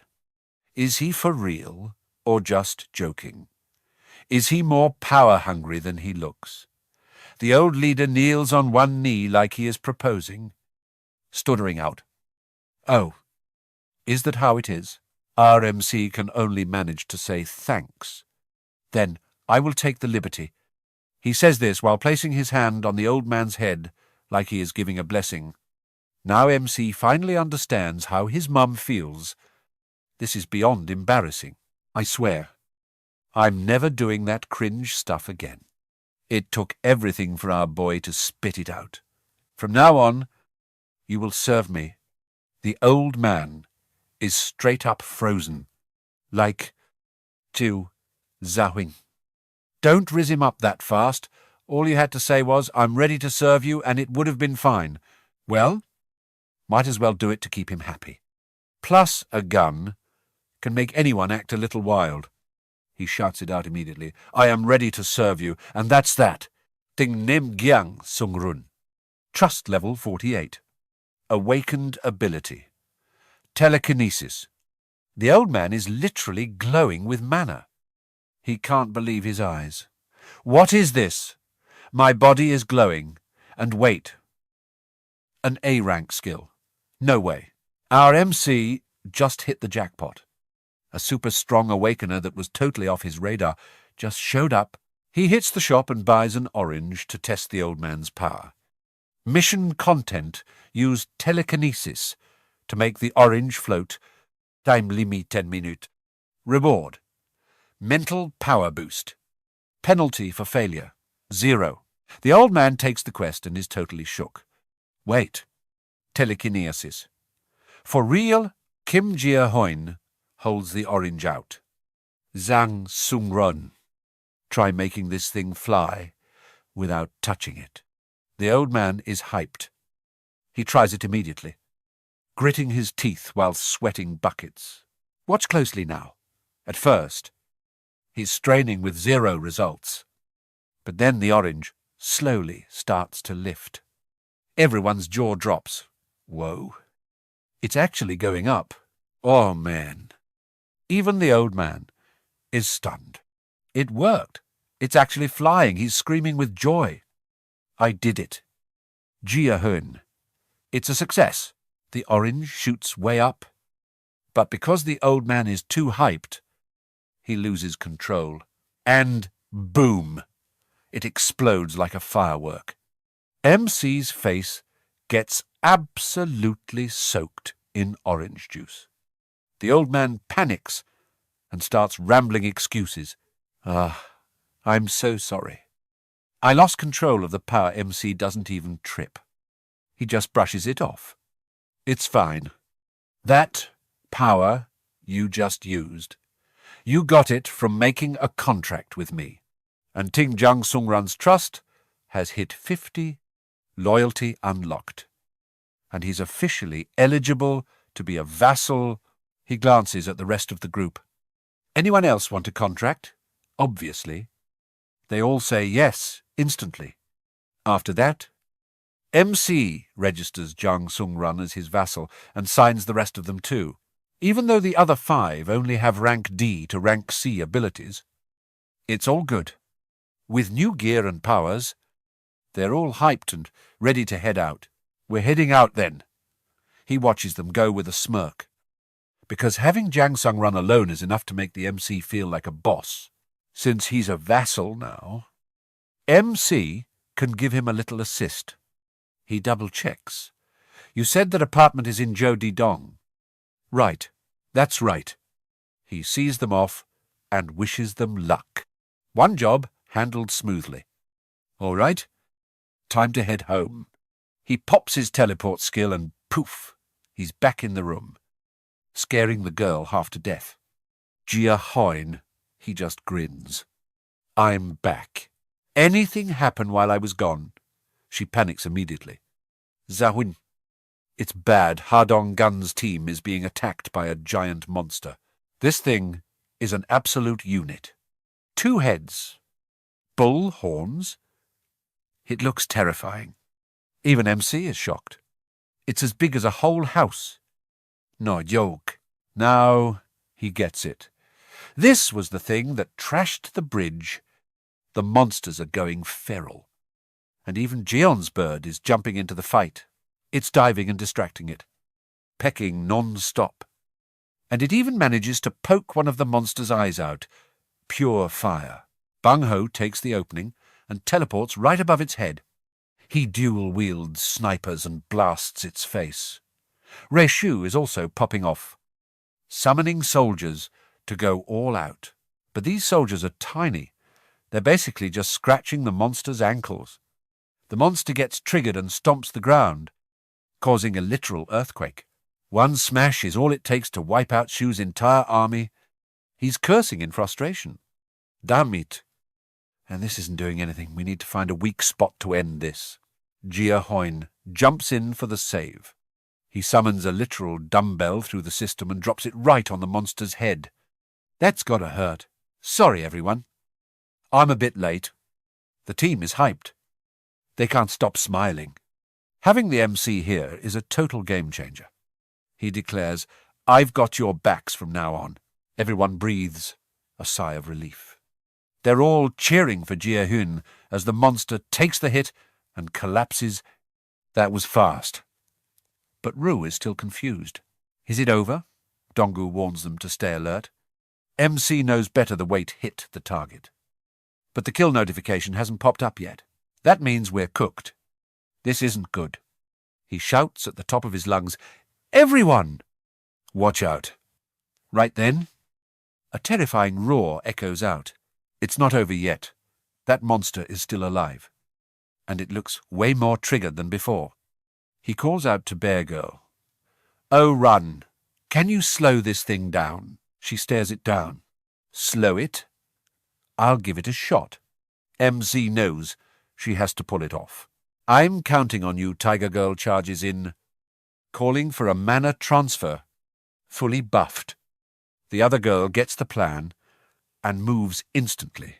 They're tag-teaming it now. Bear Girl's power surges as she aims straight for the monster's gut, flying like an arrow. MC takes the chance to summon an item, opening a system portal right in front of the monster to unleash a barrage. Thousands of bullets rain down on it like crazy. Bear Girl dives in at the perfect moment, eyes glowing red as she uses her ultimate. She lands a critical hit, making it bleed out and collapse. Gia Huynh yells, "Now! Henry, fire your bow." Got it. MC is watching every second. Just a few more light arrows, and this thing is history. Everyone else is locked and loaded for the next round. MC is screaming for them to hurry. Henry is about to loose an arrow, but then she just freezes. Wait. What? This monster is lightning fast. It hurls a car straight at the group. That's terrifying. But Henry doesn't back down. She still tries to fire that arrow. Watch out! The arrow hits the car, causing a massive explosion. The team is stuck under a rain of scrap metal.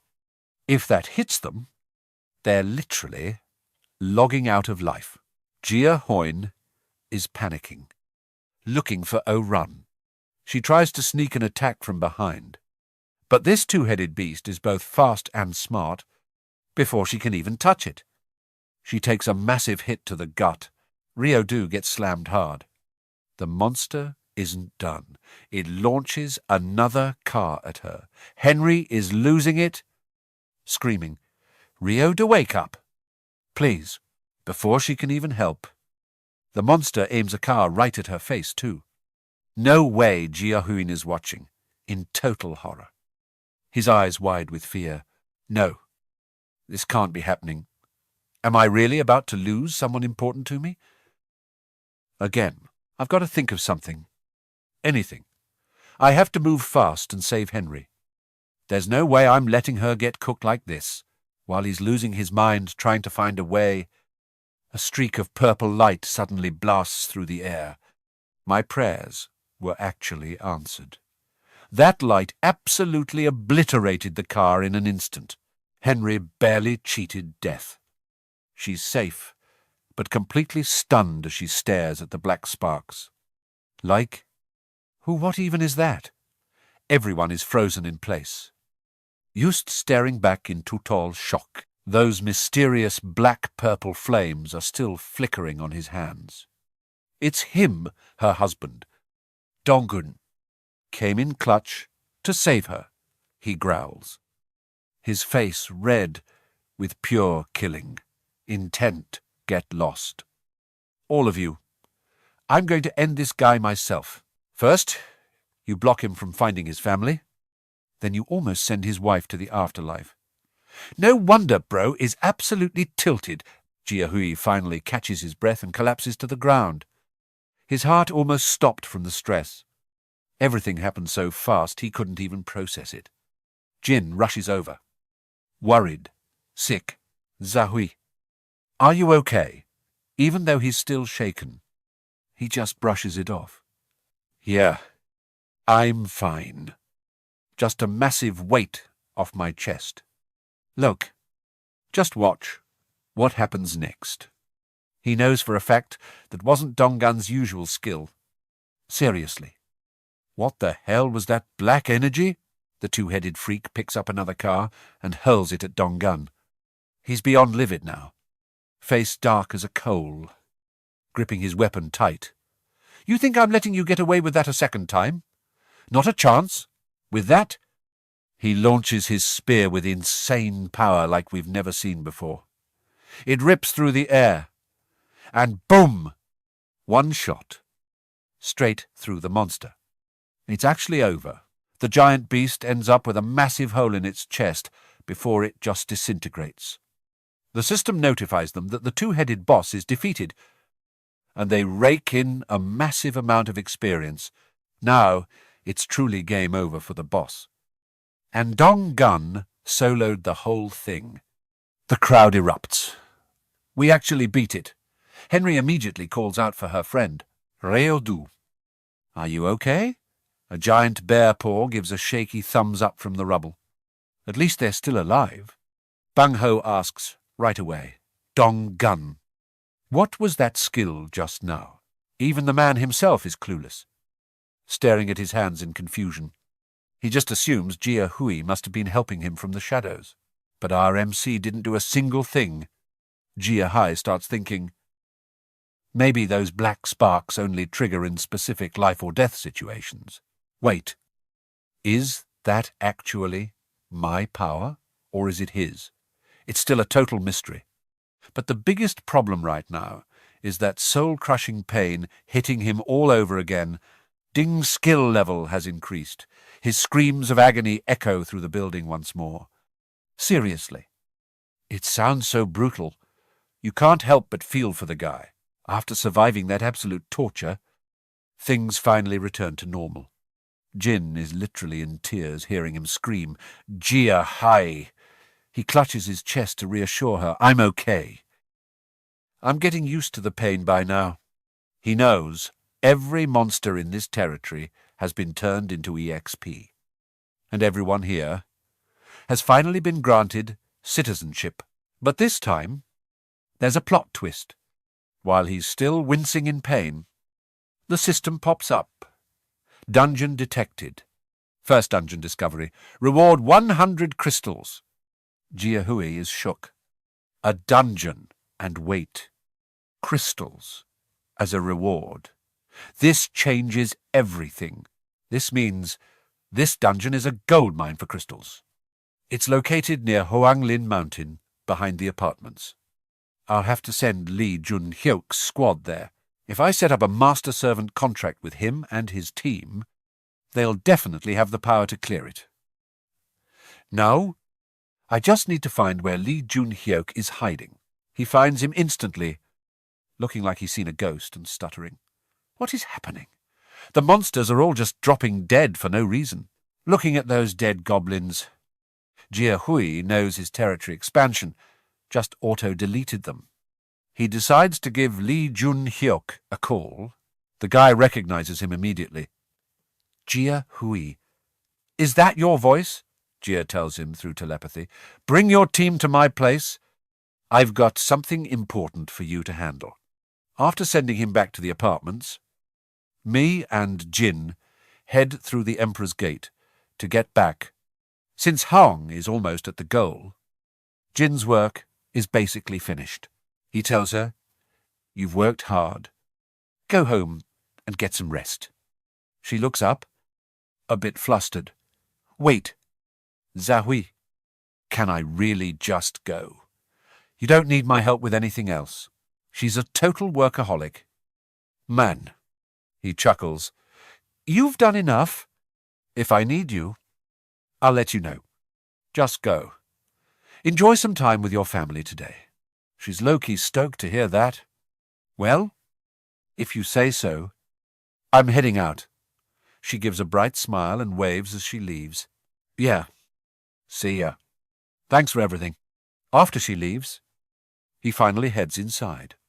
All right, Dong Gun's squad should be arriving any minute now. Right, checked one last time. They don't need my help anymore. Their powers have leveled up enough that they can handle most of the trash mobs on their own. Plus, that annoying area boss is already dead. Everything should be smooth sailing from here. And, just as expected, they've made it near the apartment complex. Seeing this, Gia Huynh finally breathes a sigh of relief with a satisfied smile. This is it, the home of Dong Gun, Kang Ro, and Kim Gun's families. As soon as he sees the building, Ryo Shu starts sobbing. We're home. Boys, Dong Gun sprints even faster. Move it. We have to save everyone inside. Gun is hyped too. Let's bring them all back safe. They're running full tilt. Eyes filled with nothing but hope. Nice.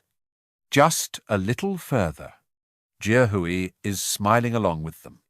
They're so close to that family reunion. They just need one last push. Everyone thought it was going to be a happy ending. But suddenly, their faces turn pale, and they come to a dead stop. They all freeze. Dong Gun is confused, Ryo Shu. What's the matter? Why'd you stop? All of a sudden, Ryo Shu's face is ghost white. His smile is gone, and he's staring in pure horror. Dong Gun and Henry catch up, and they're just as shocked. Damn it! Everyone! His hands are shaking as he grips his weapon. Rue grinds his teeth. We might be too late. Dong Gun finally sees the nightmare. The entire apartment complex is already crawling with monsters. The whole place is occupied. We're talking level 31 Dark Orcs and a bunch of high-level Orc warriors. These guys are no joke. Before they can even react, the monsters are already brandishing their weapons to challenge them. Gia Huynh is stunned as a literal flood of high-level mobs, level 30 and up, pours out of the parking garage like a wave. Ryo Shu can only mutter, "What the hell?" This is insane. Our MC is feeling the pressure too. No explanation needed. Things are beyond cooked. He screams, "How did it turn into this?" The survival rate in that building is basically 0 now. In a fit of pure rage, he summons his shadow army and orders them to wipe out every single monster. He's absolutely fuming and ready to tear them apart. One look at the MC, and you know, it's about to go down. The whole squad is in the same building, and that includes Ha Dong Gun's family too. Jang Duk-tu and Kim Kien dive straight into the chaos. Henry's looking at Dong Gun like, "Bro, you, okay." Because this whole scene is a massive shock. His wife is panicking too, calling out, "Donggun, honey, are you all right?" Right then. The guy literally erupts in purple and black flames of pure power. His eyes are wild. He's totally lost his cool, and the only thing on his mind is straight up deleting every single monster to vent his rage. He fires a massive purple blast into the sky that basically rips through space. The monsters are just standing there like NPCs, completely clueless about what's even happening. Dong Gun's power gathers into a giant fireball and slams right onto the monsters' heads. But wiping them out isn't enough to calm him down. It's war now, and not a single one of these trash mobs is allowed to live. They're going to pay a heavy price. With a shout, he and the team charge in like literal rockets, unleashing all the pent-up rage and exhaustion they've been holding back. The monsters haven't even finished loading the situation yet. They're just standing there with their eyes wide. But honestly, it's too late to even try to understand. 1 second they're looking. The next, they've got an arrow through the dome. Gion and Shu are playing with fire. Totally synced up. The one sniping, while the others charging in with a spear like they own the place. The whole team is spamming their most broken skills. Shu single-handedly sent several demons to the afterlife. Even our MC is getting in on the action, summoning a non-stop supply of ammo and gear to back them up through the system window. He's unloading every bit of firepower he's got right into the monsters' faces. These low-rank Dark Orcs total fodder, way too easy. For Donggun's squad, who've been grinding non-stop to rank up, these mobs are basically gnats. But hold up. The real trouble is just getting started. The actual threat is the warrior-class orcs. These guys look like straight-up tanks. All muscle, glowing eyes, and razor-sharp fangs. They're on a whole different level compared to the trash we just saw. Realizing these guys are insanely OP, Gia Huynh has to step in. He sends a telepathic message. Everyone, listen up. I'll back you guys up. Watch those armored orcs. They're aiming straight for your formation. Just as he says that, an arrow rips through the air from the orc side. For real, this is way worse than we thought. The situation is totally off the rails. And of course, it's aimed right at Rayon, the weakest fighter in the group. Talk about a low blow. She can't even react in time. And the MC didn't see it coming either.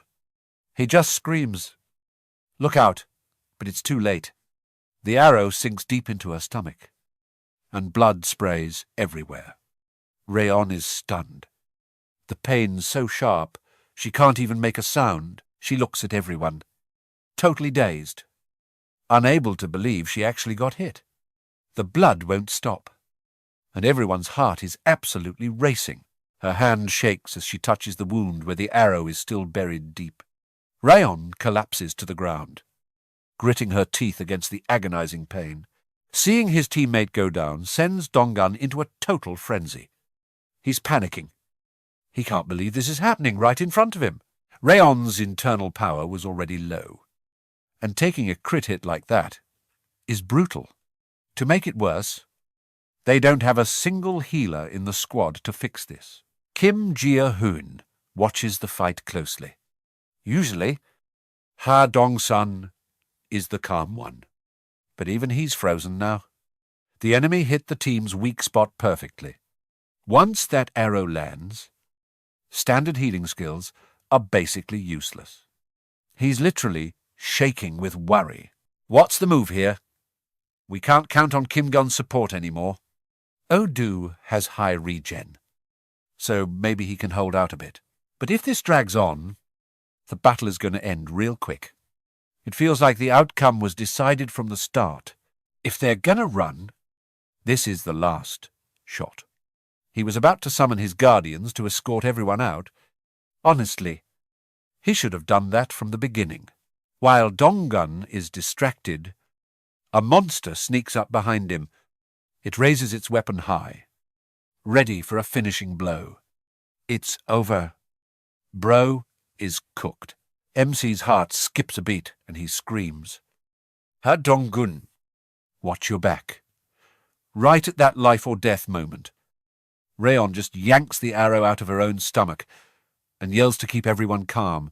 Don't worry about me. That was such a boss move that even Gia Huynh is stunned. He can't believe she just pulled it out with her bare hands and started treating the wound herself.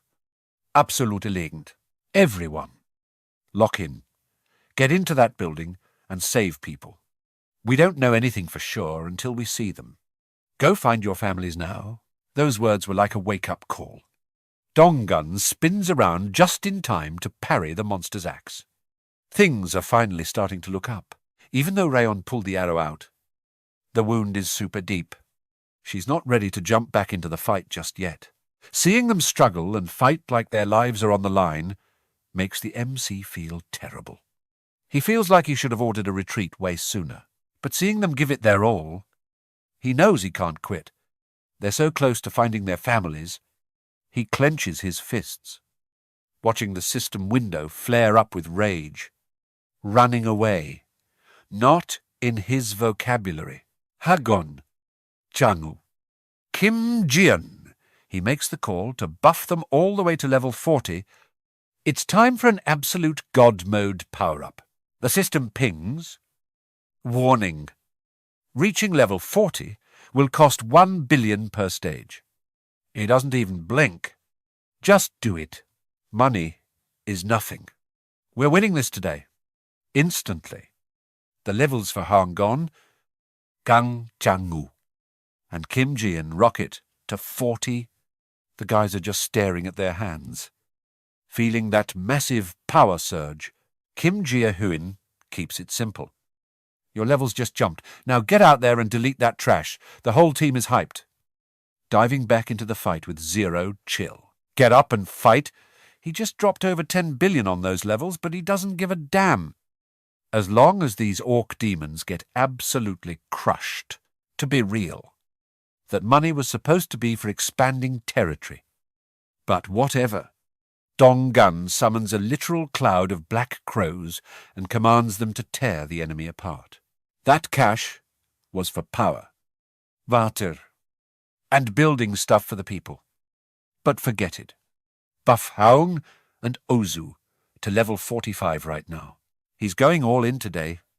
Investing future funds into Hangun's team is a W. They totally earned it. The battle is long and everyone's gassed. Kim Gia Huynh is still providing support, working with the Guardians on the front lines to help Henry, Bung Ho, and Rayon level up. Finally, Henry, Bung Ho, and Rayon hit that level 40 mark. He figures he might as well bump the rest of the squad to level 42, just to keep it consistent. So now, the entire formation has officially crossed the level 40 threshold. Talk about a massive power gap. With our three carries, Haogun, Gangu, and Os, all sitting at level 45. They're basically on the same tier as that two-headed boss from before. We've literally got three absolute monsters on our side now. After that trio goes on a complete rampage. The monsters finally all drop dead. The only ones left standing on the battlefield are Ha Donggun's squad, even though they're so tired they can barely breathe. Everyone's full of hope as they finally step into the building. But the deeper they go, the more the vibes turn dark. Everyone's face goes ghost white. It is a total wasteland inside bodies lying everywhere. Zero signs of life. The air is so heavy it feels like it is suffocating them with every step as they climb the stairs. Dead silence. No one is even in the mood to talk anymore. Finally, they reach Donggun's door. Bro is literally shaking as he reaches for the handle. Henry is clutching his arm, sounding worried. Donggun. But he is just frozen. His heart is doing backflips from the stress. The survival rate is probably 0.1%. But in his head, he is still desperately clinging to that last bit of hope. The door swings open. And men, it is chillingly empty. Blood is splattered everywhere. And there are messy, bloody footprints all over the place. A bloody knife is just lying there on the floor. The more he looks, the darker Donggun's expression gets. He does not quit, though. He starts sprinting through every room like a madman, searching in total vain. The rest of the squad just stands there, stunned by the carnage. This home is nothing but a graveyard now. Donggun is moving like a ghost. He probably does not even know what he is looking for anymore. But his legs just will not stop. After what feels like forever, he finally chokes out 2 words. Let us go. Henry is heartbroken seeing him like this. Donggun looks way too calm. It is actually scary. Like he is in so much pain. He cannot even cry anymore. Henry cannot take it. He just loses it and tackles his friend into a hug, sobbing his eyes out. You idiot. If you want to cry, just let it out. But Dong Gun is the one patting his back, trying to comfort him. He's like, I already knew this was coming. I'm fine. Really. It will be okay. But the other rooms are exactly the same, quiet and smelling like a crime scene. Gion just collapses to the floor because the shock is too much to handle. Everything is clear now. Right, yeah. It is. Is this the brutal reality they have to face? Everyone has lost their families. Kim Gia Huynh is just standing there, stiff as a board, totally speechless. I really failed. Seeing their despair, I feel like absolute trash. I am not like Kim Henry. At least she had someone left to lean on back then. Even after grinding my soul out, the world still threw me away. I am all alone again. He collapses, sobbing into his hands. It is over?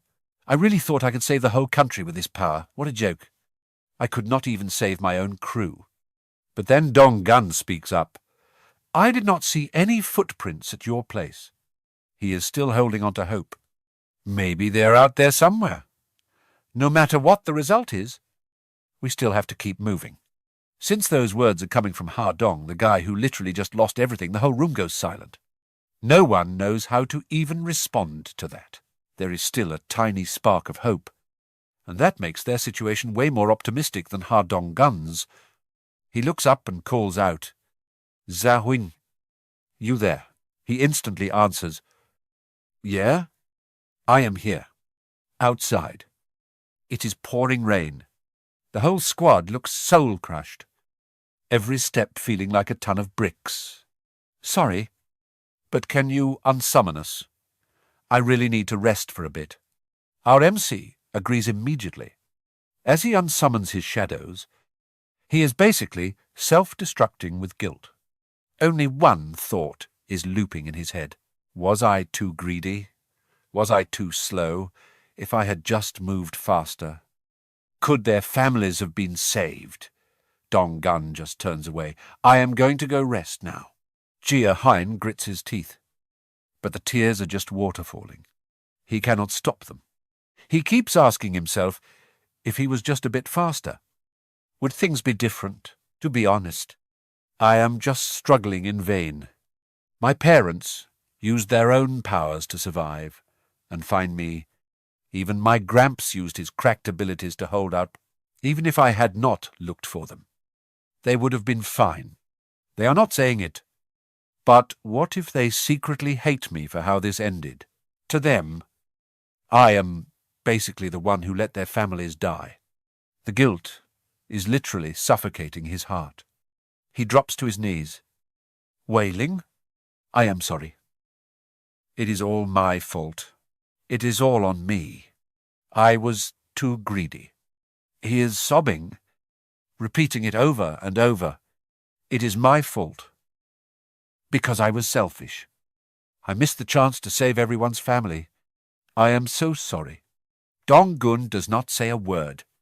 He just stops, turns around, and walks straight up to Gia Huynh, who is a total wreck on the floor. He stares at him for a long time before finally saying, Gia Huynh, stop it. This is not your fault. But our MC is still shaking like crazy, even though they said that. The guilt is still drowning him. But then, Dong Gun puts a hand on his shoulder. Gia Huynh, can you just look up and look around for a second? Look at everyone here. Including me, we are all alive because of your power. We do not have to worry about food, clothes, or those trash monsters. That is all thanks to you. Bro, if you were not here, Bung Ho's grandma and Henry's family would definitely be toast. They are all looking at him with total respect. You are literally our only salvation. Plus, without you, I never would have known what happened to my family. I would not even have a chance to get revenge on those damn monsters. The MC is stunned. Donggun's raspy voice hits deep. He can feel just how much Bro is holding back, gritting his teeth, just to stay strong for him. Today, Donggun is the one hurting the most. Yet here he is, being the one to comfort the MC. That is some goat behavior. Let us be real. With our trash power levels back then, we had zero chance against those monsters. Life is full of pain. But it does not just target one person. It is just bad luck hitting everyone. You do not need to carry the whole world on your shoulders. This is the fault of this trash world, not you. Don't put that much pressure on yourself. You just need to be like a massive tree. Standing tall as a pillar for us is more than enough. Just give us some shade so we can rest easy. We are already so grateful for that. Those words are so real, the MC is speechless. Turns out, Ha Donggun is way more cracked and mature than he thought. After saying his piece, he just quietly walks away. I am heading back first. The MC cannot believe it. He was supposed to be the one comforting them, but they ended up saving him. He is all flustered. Thanks. Man, not just him, but even Gion is giving him a supportive smile. Gia Huynh, you got this. We are always rooting for you. Henry and Bung Ho join in too. Keep going. Without you, I never would have saved my grandma. Janan and Jane are smiling too. Same here. If you did not save me, I would be 6 feet under in that house by now. Me too. I would have gone insane without you. Everyone is hitting him with the most heartfelt thank yous ever. Gia Huynh is just standing there, totally stunned. It is weird. Up until now, I was only doing things for myself. I thought helping them was just a business deal. You scratch my back, I scratch yours. But now, hearing them call me their salvation feels a bit weird. Does a guy like me even deserve that? But Ha Donggun said, I just need to be a big tree they can lean on. A massive tree. Honestly, that sounds kind of fire. I gotta make sure I do not let these guys down. Being the shade where everyone can chill, say less. Thanks. Guys, my brain is finally back online. It is decided I am going to become that giant tree Ha Dong is counting on. Let us go. Thinking back. That whole saving the country mission was only on my mind because I was way too OP. All that power created this weird pressure that made me think I had to do it. But honestly, that's not what I'm actually vibing with. I wasn't even sure if I could give it my all. Just slaying monsters, grinding levels, and expanding my domain like I am now. Yeah, that's the sweet spot. So yeah. And let's just toss that noble goal of saving all of South Korea out the window for a bit. My new goal is to become like a giant tree, creating a safe zone where anyone who walks in can just chill. For real. This is what I was meant to do. Ding. The system just notified me that everyone's trust and loyalty levels have officially hit 100%. Man, I really am him. Right as Ha Dong's group left, Lee Jun-hook showed up with a whole squad in tow. He shouted from outside the door, Hey Gia Huynh, I brought the people you asked for. This crew was massive, and they were making a total scene in the hallway. I had to head out to greet them. You guys must be exhausted from the trip. He looked surprised and said, It's nothing, but I heard you needed a favor. What's the move? I slammed the door shut and told them, Let's talk somewhere else first. Only the inner circle is allowed in the house. So the regular civilians had to stay outside the gates, but the real reason I called them here was to swap out the door.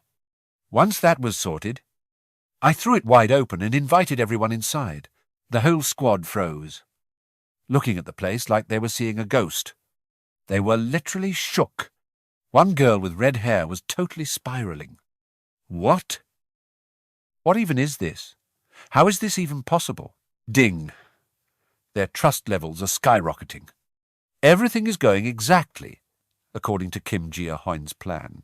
No miss. I just smirked to myself. If you want to build clout, flexing your skills is the fastest way to do it. Once they were all inside, I got down to business. Listen up, everyone. I'm about to explain how this partnership works. Junhook nodded and said, Yes, sir. We're listening. I held out my hand and told them. First off, everyone here needs to sign a contract with me. The whole group dropped to their knees, waiting for orders. They looked professional as hell.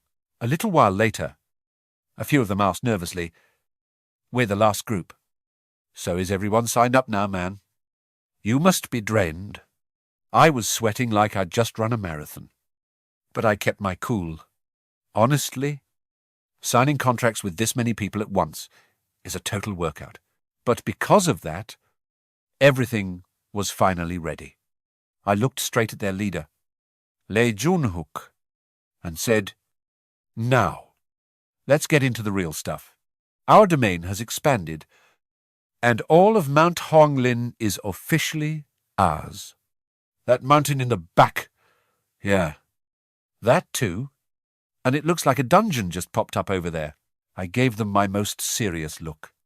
Lee Junhook, I want your crew to go explore that dungeon. You down. He looked pretty tense, like he didn't want to make a promise he couldn't keep. But this was a total golden ticket, and he wasn't about to fumble it. Of course, no problem at all. Thank you for trusting us with this mission. Nice. I was right in the middle of talking when I suddenly heard someone calling my name. My eyes went wide. Wait. Telepathy. It was Gabin calling me.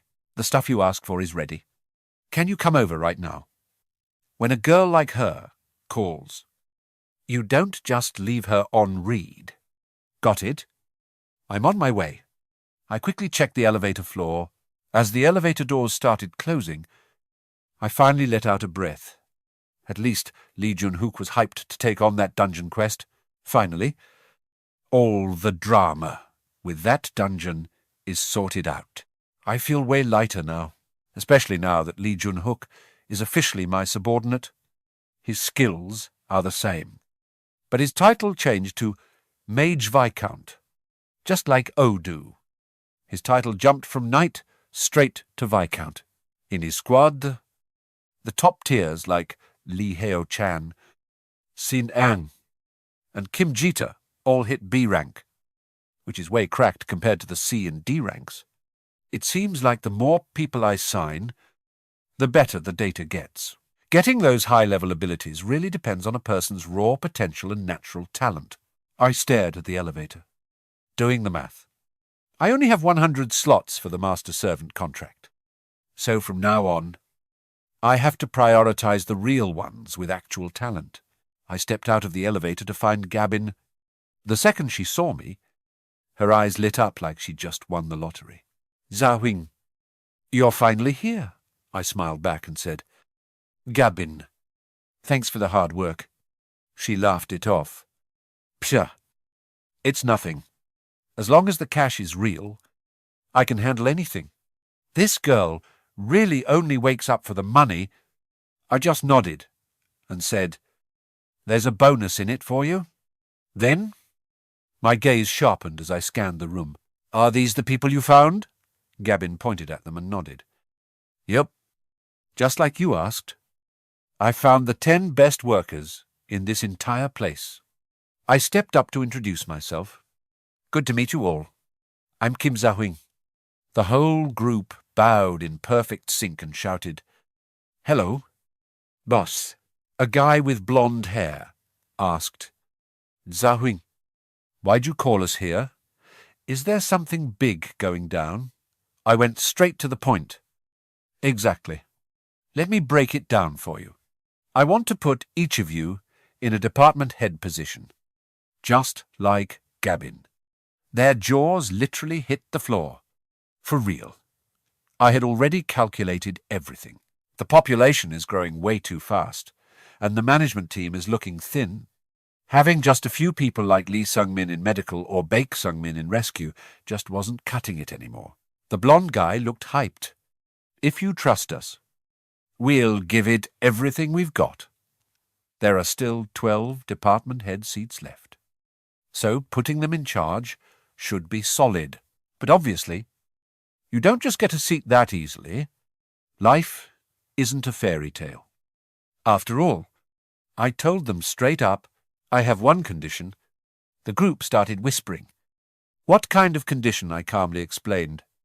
The reason I picked you guys is simple. But once more people join, problems are going to pop up like crazy. Only those who can give me the best solutions will actually keep these jobs. I held out my hand and finished. All right, let's get it. Let's start. Whoever's ready, step up and present your plan. The presentations went on for ages, and the air was thick with tension. They were throwing out tons of ideas, everything from waste management to fixing up the internal roads. All the major headaches. They had solutions for everything. And honestly, I was feeling it.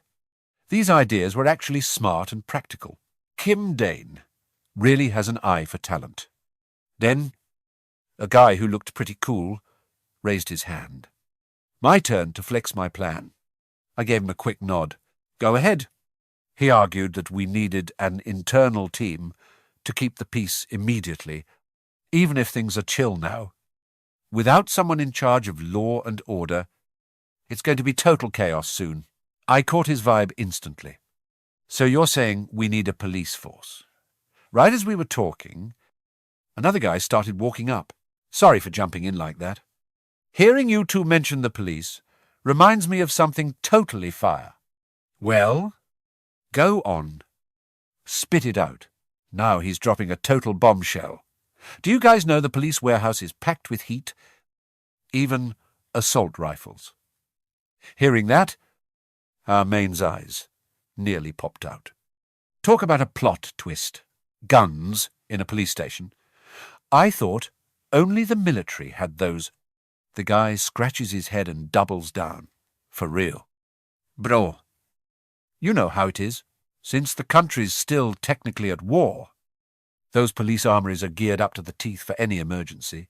It's just a local station, so it's not massive, but it's still dangerous enough to be a problem.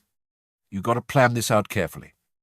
Men, so, if we bag those guns, we can finally set up a real security force. Right. The closest one is the Buanin station over in Samson. What's your name, anyway?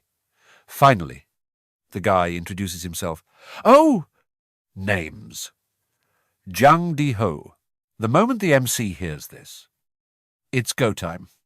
Can't let that loot fall into someone else's hands or it's game over. All right? Di-ho. You're leading the squad to take over that station. The poor guy was absolutely shook. Huh, you want ME to go? Main had to calm him down and hype him up. Yeah. Don't sweat it. Our territory just expanded anyway. That station is definitely in our zone now. But look, if it's outside the safe area, don't force it. Just pull a U-turn and come back. Hearing that, he finally takes the deal. All right, leave it to me. Main's thinking today's haul is way better than expected. Speed run, the prep, and get moving. MC couldn't help but smirk. Assault rifles. Huh, that's what I'm talking about. Who knows what other crazy stuff we'll find. The rest of you, keep strategizing. The next day, after the ministers were picked, Di-ho's gun hunting squad actually made it back with the goods. Everything was going smooth as butter. Until he used Emperor's eyes to check the loot for the system shop. Big L, though, they only brought back 2 rifles. 3 bullets. And an empty magazine. But quantity doesn't matter. Once it's registered in the shop, Main can buy a whole stash easily. The real issue. Someone else already looted the place. By the time Di-ho's crew arrived, there were only scraps left. We're talking hundreds of guns, just poof. Gone, eh? This means there's another group of survivors out there, and they are armed to the teeth. Scary stuff. This is a massive headache. If an organization that big existed, they'd be making waves. But we've got zero intel on them. Means they aren't close by. Whatever. I'll deal with that later. Right now, there's more urgent business. Priority. 1. Get those rifles to the right people. Cut to the other side. And goblins are swarming the streets like crazy. Whispers everywhere. So run, what's the move? It's that old guy's group from before. Hiding behind trees and watching. The monsters are literally everywhere. Damn it. We barely made it here. No one dares to move. And they're almost out of ammo. Crap. Make a choice. Say run. We're cooked. The old man is panicking hard. And his teammates are rushing him like crazy. What's the play? Everyone's gassed after a long fight. No weapons. No energy. There's no way they can take on a horde this big. Is this really how it ends? Just as he loses hope, Gia Huynh's voice rings out Jang Seo run. The system goes ting, and Main instantly drops a cracked care package of high-tier weapons. The squad was stunned for 5 seconds straight. Is this? Main is watching their cry from joy faces from a distance. Looking like a total boss. Looks like I'm right on time. Reinforcements have arrived. Use these weapons. The group felt like they just cheated death. Absolute relief. Gia Huynh. Thank you. Seriously. Thank you so much. Everyone grabbed a gun immediately.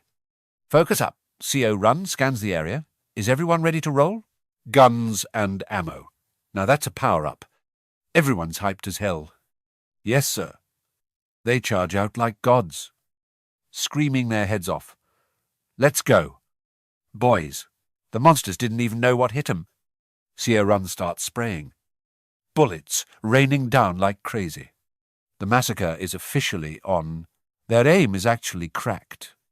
No matter how many goblins show up, they're getting deleted. The monsters realize they're outmatched and start running for their lives. The squad is cheering, they're running, we actually did it, let's go save our families. They kept pushing forward like a storm. Ting-ting notifications are popping off. Half-beasts defeated. Massive experience points gained. Even the Main is impressed. So this is the power of a rifle. No skills needed. Just pure firepower to push back a whole orc horde. Basically, if you can point and shoot, you have enough fire to crush these low-tier monsters. Nice. Truong Than. Tuan's squad is looking solid for now. I'll leave the rest to them. Wonder how Lee Junhook's team is doing. Meanwhile, Junhook's team is safe, trekking through the forest. Finally found it. In front of them is a D-rank dungeon, the Lizardman Swamp. Looks pretty tough. Junhook takes the lead, checking the entrance. Wait, it's all flooded inside. Are we supposed to swim in there? But water is literally his specialty. He calms the team down. Don't worry.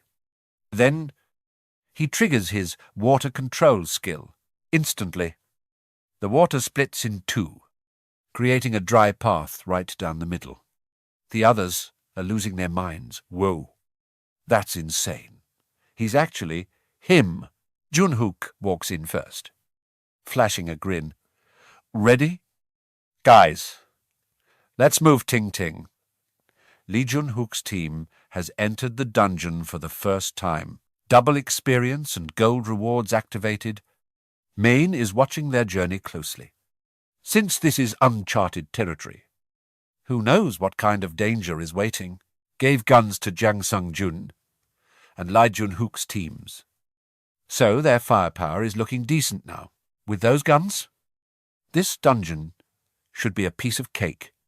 But our guy is still looking at the system board, feeling a bit confused. What's that number next to the dungeon info? At first, I thought it was a player limit, But looking closer, that doesn't seem right. As we go deeper, things get trippy. It's like a whole aquarium in here. Looks fire. But honestly, it's giving me the creeps.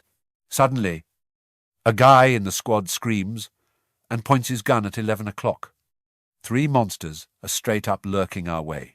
This guy's ears are cracked. Those monsters are moving fast as lightning. And the team immediately goes into defense mode. 11 o'clock. Problem is, they're underwater. The water starts going wild. And it feels like it's not even listening to Junhook anymore. Bubbles everywhere. And then this mutated blue monster pops up.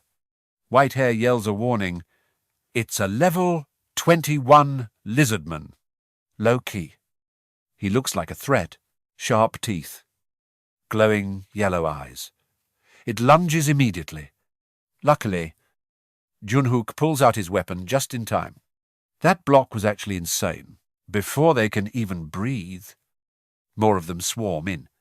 Lai Hyo-chan screams for everyone to lock in. Fire.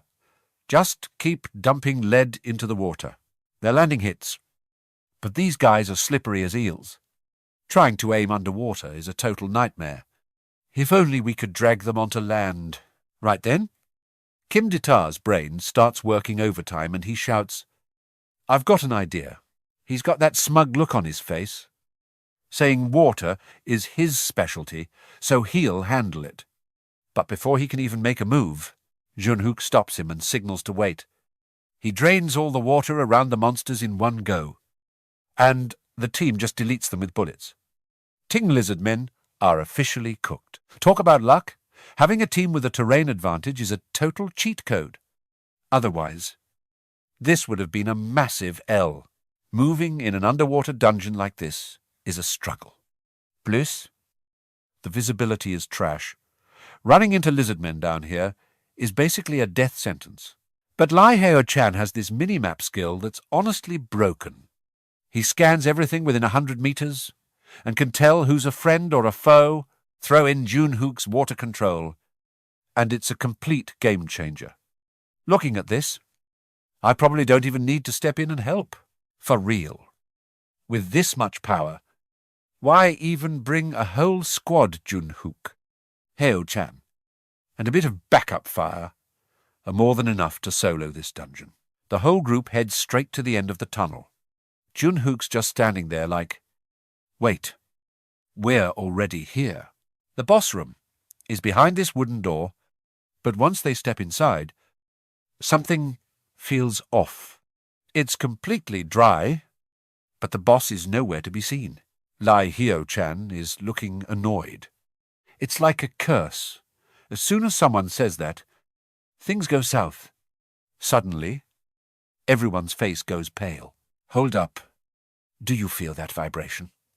Hyo-chan realizes something is rushing toward them at Mach speed. Heads up. Water starts gushing out of the cave like a waterfall. The team gets totally blindsided and starts panicking. Yeah, they're about to get served. Everyone. Get behind me. Junhook steps up, trying to split the flood. But this time, it's not going to be that easy. Even our guy is starting to sweat a little. And then, he appears. A massive lizardman boss, standing tall on the waves, with a trident in hand. Boss is finally here, and he looks cold as heck. The team opens fire. But this is a boss, not some random mob. He's not going down that easily. He just waves his hand, and the water turns into a rock-solid shield, blocking every single bullet. Everyone's low-key terrified, realizing bullets can't get through that water wall. Junhook has been controlling water for a while, but seeing this move is a total eye-opener. So, water can be used like that. Guess I'm getting a free lesson today. Everyone, stay put and wait for my lead. While the team is still processing what he said, Junhook just launches himself forward like an arrow. I'll wrap this up quick so we can go home. Everyone's stressed and trying to stop him. But it's too late. Junhook flies straight onto the waves to face the monster head-on. It's a literal stare-down. The boss has a trident, and Junhook is going in empty-handed nah. He's about to use the boss's own water to clap back. The combat is intense. Neither side backing down. But it looks like Junhook found an opening because he's got that I already won smirk. If you're using all your power to block me, that means you're stuck in your own water too. Right? In a flash, Junhook literally spawns behind him. He pops his water manipulation skill and traps the boss's head in a water bubble. You're not escaping this one. Buddy. Water bomb. Boom. The boss's head gets erased. And blood splashes everywhere. The team is just standing there with their jaws on the floor. Absolutely goated. Dungeon cleared. Boys, Ting level 30. Lizardman Chief defeated. Citizen Lee Junhook receives 10 crystals. Since it's the first clear, he gets a bonus of 100 crystals. Our MC has been watching the whole fight like a hawk. After Junhook's team pulls out, the dungeon info updates. That number must be the clear limit, so there are 9 more runs left. If I sweep the rest of the clears, I can pull a god-tier weapon. That means another broken item is about to be mine. Can't let this chance slide. So I call Junhook up immediately. The guy is still looking like him, totally cracked. Aside from being a bit tired, everything's good. The MC asks for a favour, and Junhook agrees without a second thought. Just say the word. I'll give it my all. MC gets straight to the point. Can you grind this dungeon once a day? Junhook is stunned for a second. Is he for real? But hey, it's good practice. He's totally chill about it and agrees. For the next 10 days, Junhook keeps bodying the boss and racking up crystals. It's done.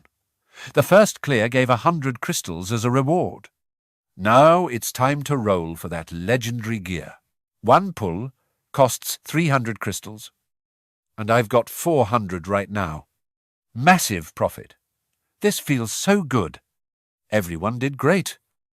Now, go home and get some rest. After finishing up with the squad, I check the inventory. Yep, enough crystals. It's go time. Let's see what we get.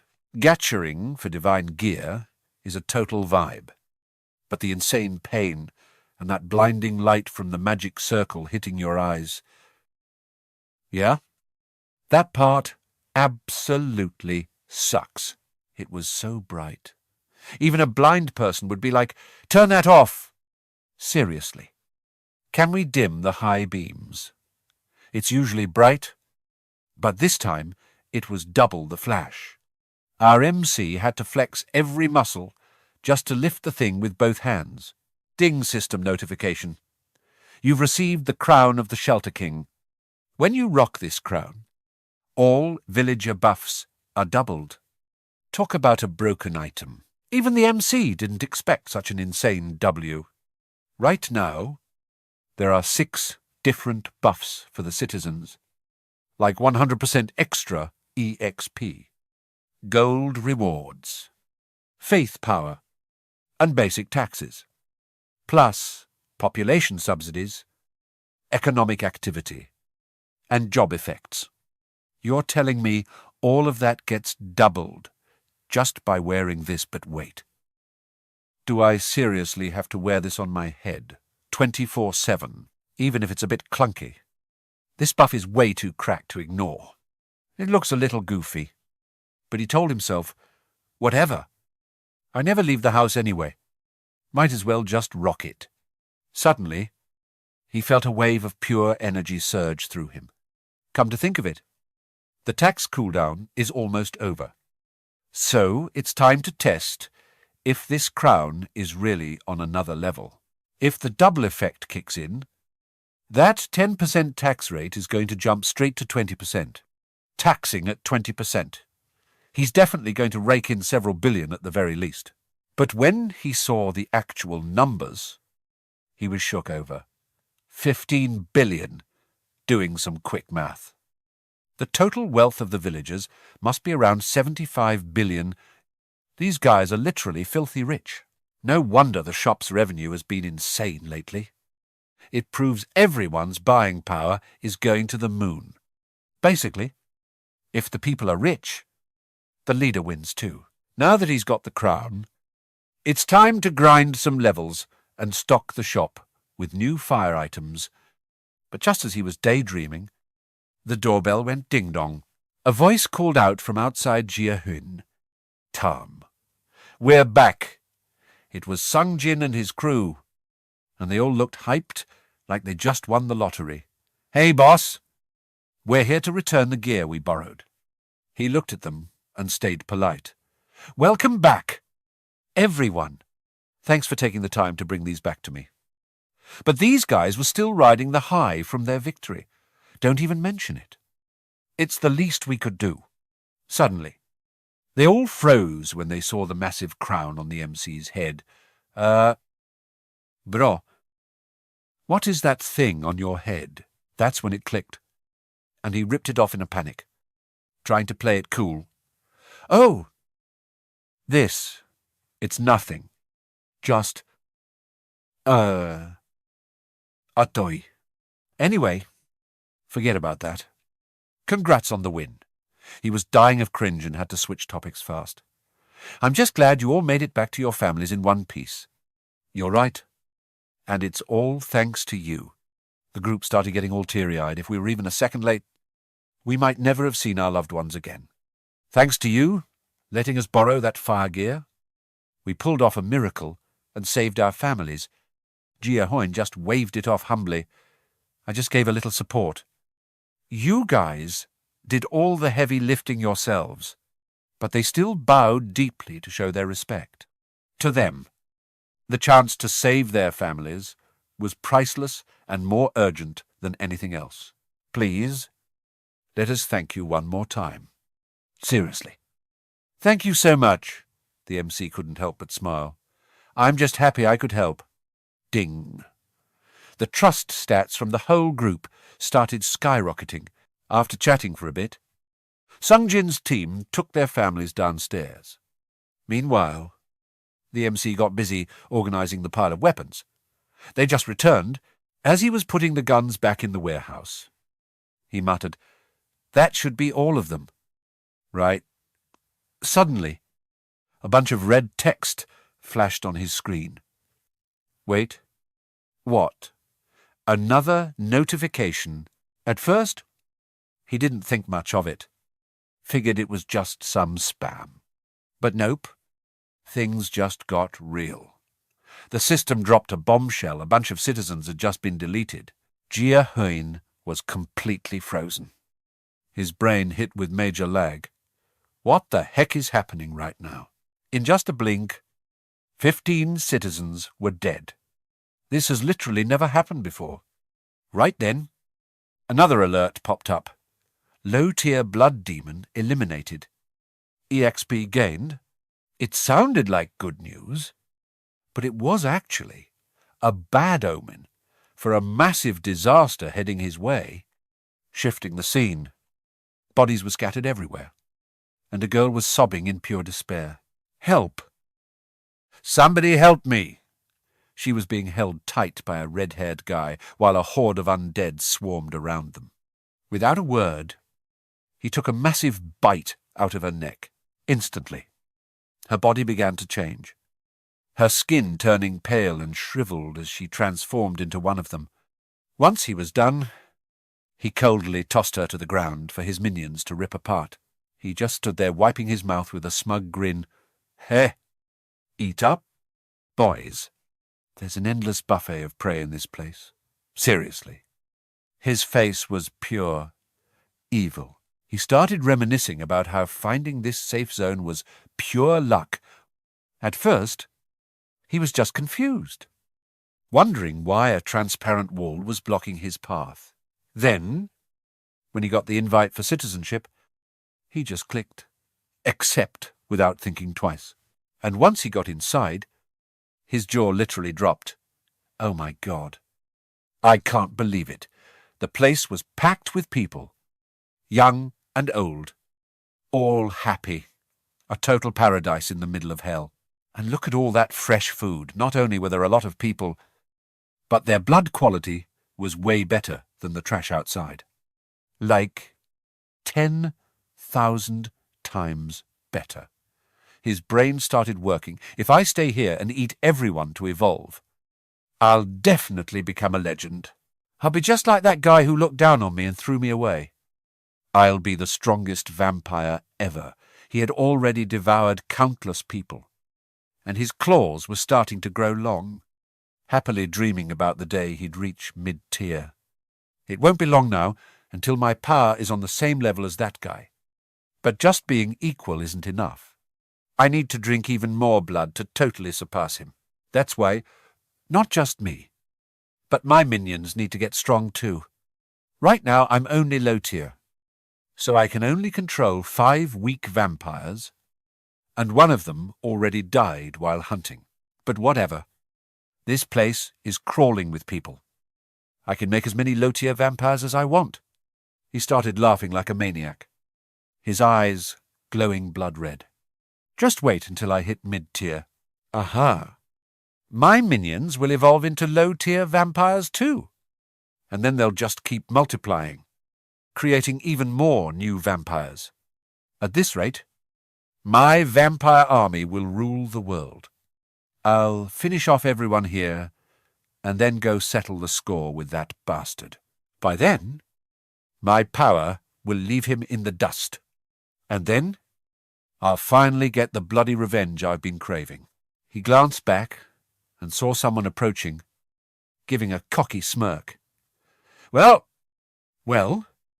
another prey, turning themselves in his vampire minions, started getting hyped, eyes red and fangs out, ready to tear someone apart. He was controlling his monsters and laughing, thinking he just scored an easy win.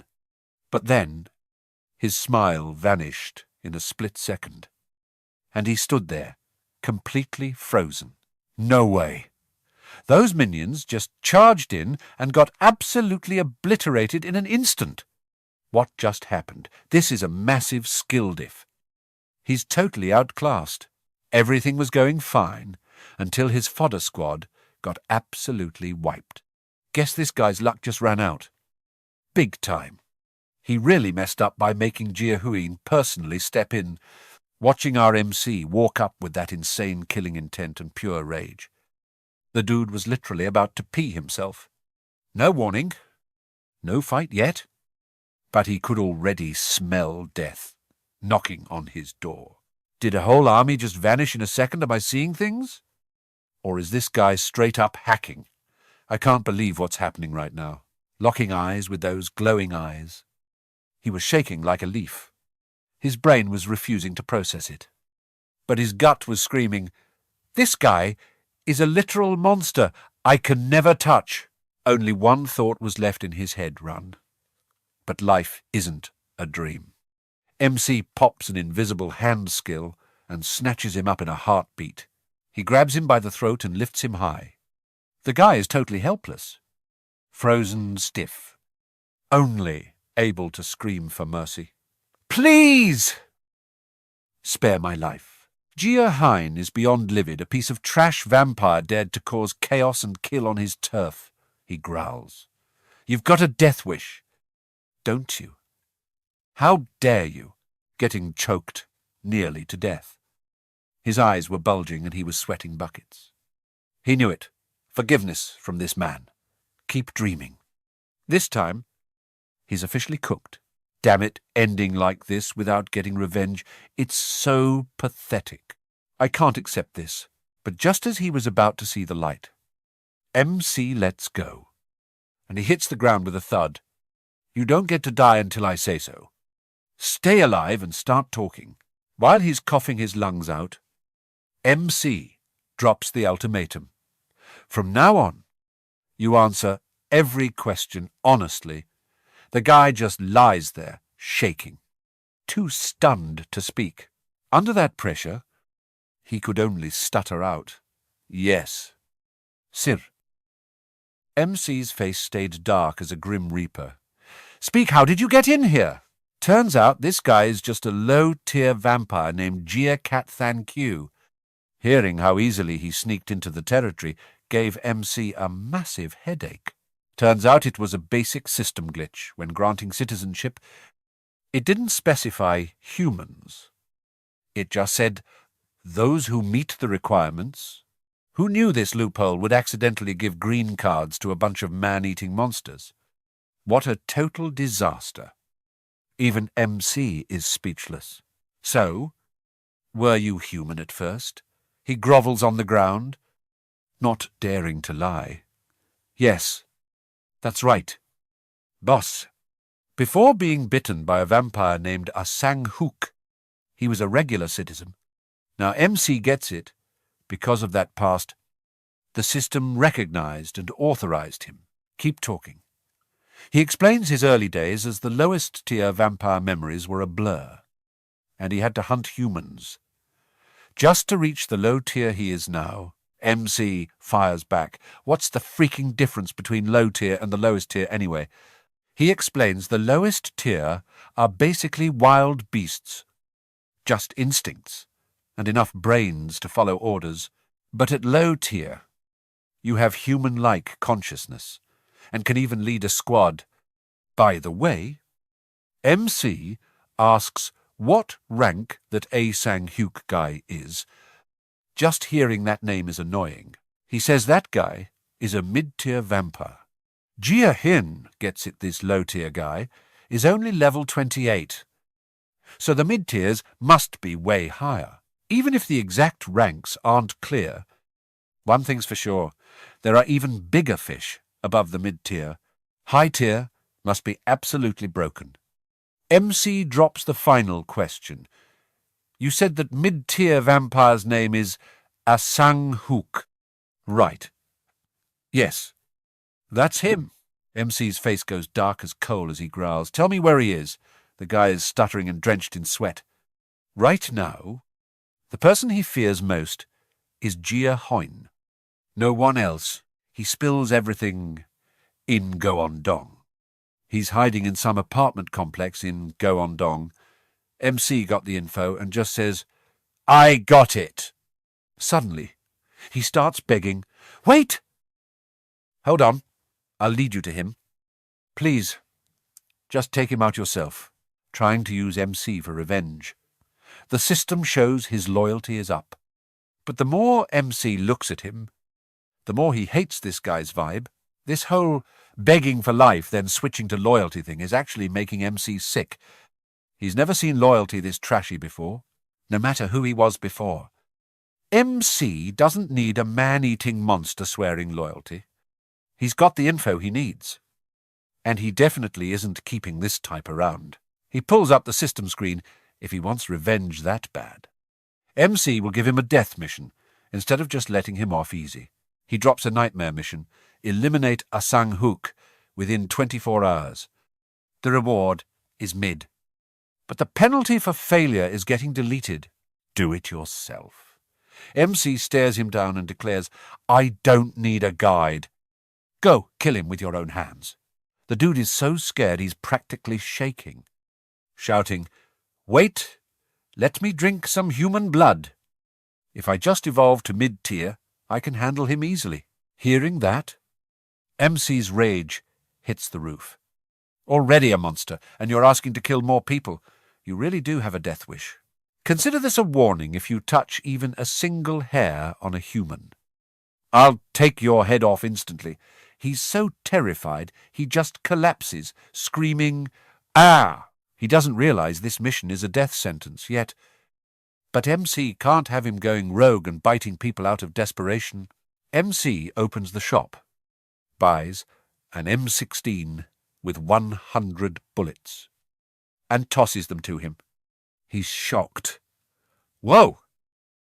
A gun. MC is playing cat and mouse, giving him a tiny spark of hope. "Look, I'm giving you a chance." He's acting like a pathetic dog, rushing to pick up the gun. "A chance to get revenge on the one who turned you into this He grips the gun excitedly. Thinking he's hot stuff now. I'll give it a shot. MC just tells him to give it his all and wipe out those vampires. Also, I'm saying this again. If you use this gun on anyone besides vampires, I'll kill you on the spot. If you got it. Then get out of my sight. He doesn't dare argue and runs for his life. MC opens his ring and calls Sin Copy that, "Do you hear me?" His sister answers immediately. "Oh, Gia Huynh, is something going down? Have your scout check that guy's map. Want to come over to my place? That works. The big boss isn't coming home just yet. If there are man-eaters around here, I'm wiping every single one of them out for the team's safety. It's all planned. The Vampire Special Task Force is ready to roll. There are bodies everywhere. Damn it. I got here too late. I thought this was a safe zone, but they got wiped out so brutally. This is brutal. Right after that, I had to get Kim Gia Bin to send a cleanup crew to handle this absolute nightmare of a scene. My girl asked sadly, "Boss, everything's ready, but we can't find a single lead on who these people were. Men? Even I'm feeling helpless here. Yeah, the web and all signals are totally cooked, so there's no way to verify them. If we'd spotted those bloodsuckers sooner, it wouldn't have ended like this. I really wanted to help them find their families. I'm so sorry I couldn't protect you guys." He triggers a mid-tier fire magic spell, cremating the bodies himself while making a deadly vow. "I'll definitely get payback for you all. Rest in peace." As for that guy Ongu, he's gone, full beast mode, hunting vampires for revenge with a gun. He's spraying lead like a madman, screaming, "D, you pieces of trash? Ah, Sang Hook, you bastard. I'm back to send you to hell." Little Sis Seojin's drone was hiding nearby and caught the whole thing, reporting back instantly. "Boss, you see that guy?" "Yeah, that's the vampire I told you about. I honestly have no idea what this idiot is trying to do. Is he actually insane? I only gave him 100 bullets, but he's just spraying them the moment he sees an enemy. They say low-tier vamps are starting to get smart. But his IQ must be negative infinity. Forget it. Whether he lives or dies, I don't care. If he doesn't take that guy out, I'll just end up doing it myself sooner or later.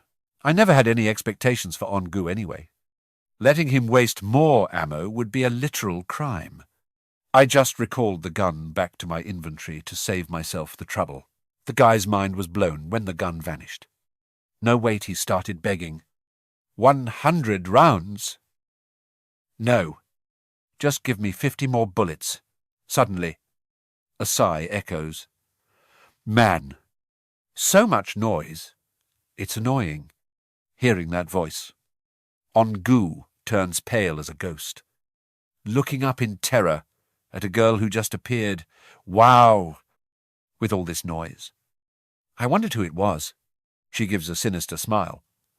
Look who we have here. Ongu.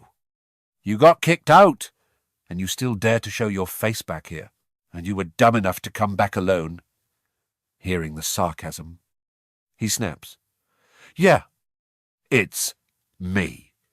You stinking bitch with that. He lunges in for a fight. She didn't even flinch, just sneered.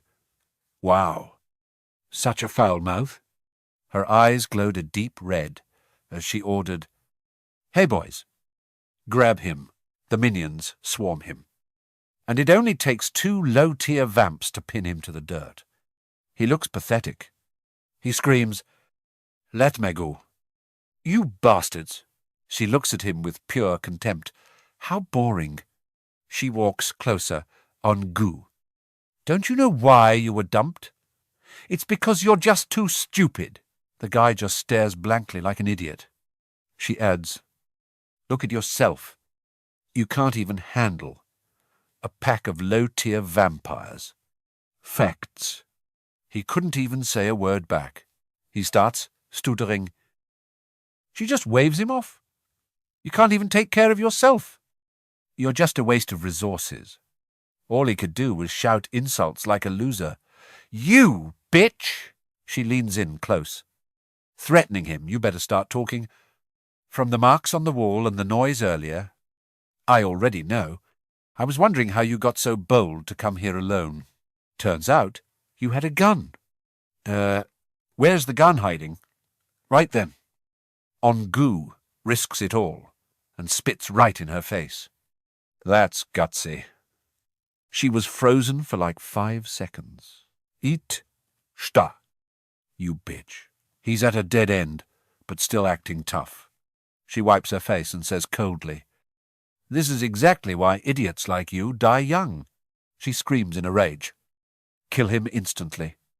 The pack of vampires lunges like hungry wolves. Now Ongu is finally scared, screaming at the top of his lungs, Save me. But obviously, nobody's coming to save him. Blood sprays everywhere this time. The guy is officially cooked. Ding Citizen Ongu has been deleted. Just 2 weak monsters were enough to send him packing. Suddenly, the vampires' heads start smoking, and they howl in agony. She watches, intrigued. Seems like you were more nutritious than I thought. Who knew her vampires would evolve like this? She waves them off. Go see if there's a gun around here. As they scatter, she suddenly realizes something. Wait, what's that smell? Oh boy!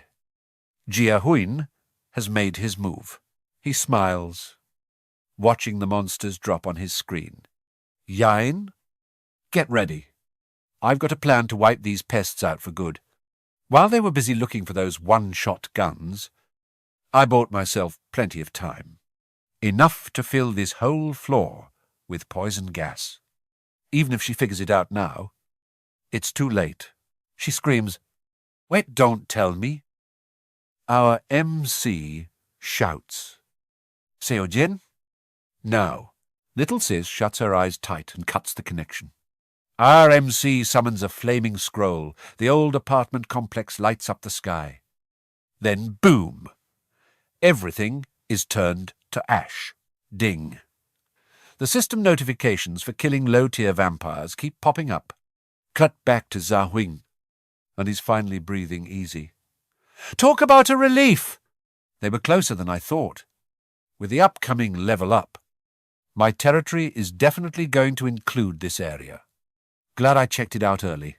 Before they merge into my land, I've got to clear out all this trash. Jin hears this and panics. Boss, is it possible for those kinds of monsters to show up in our territory too? She suggests. Should we just give everyone a mission to go on a purge? He immediately shuts it down. No. That's way too extreme. If regular people get lumped in with them, what are they going to think? She sees his point and nods sadly.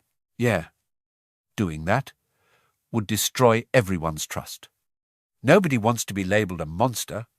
I'm not trying to cause internal drama over this. Besides, if I really step in, my power is limited. Is there a way to accurately check the citizens? Right then. The system alerts population has hit 30,000 people. Wait, what? An achievement system? Sis sees his face change and asks, What's wrong? Brother. He's a bit stunned. Hold on. This achievement system is actually cracked. Once you hit a certain milestone, it grants you a title with custom effects. Our guy's brain starts firing. This is definitely a feature to set up achievement settings. He starts configuring what happens when someone kills a citizen. Main asks the system, Can I revoke titles whenever I want? The system says, Yes. So he instantly sets up a murderer title with a massive debuff, 80% reduction to all stats, and his hands are literally sealed. And check this out. I literally slapped a murderer tag right on his forehead for the whole world to see. Talk about the ultimate face slap times, beep times, setup complete. One big headache. Officially deleted. From now on, if any trash dares to commit a crime like that, I'm using this system to face-slap them into oblivion. It's too clean. He couldn't help but smirk. With that tag stuck on their heads, these criminals are cooked nowhere to run, and a total warning to anyone else. Man, I'm a freaking genius. It's not just about punishment either. I can drop positive titles like Monster Hunter whenever I want. Just then, Jejin stands up and looks at him. Gia Huynh, I've been thinking she's still looking a bit worried.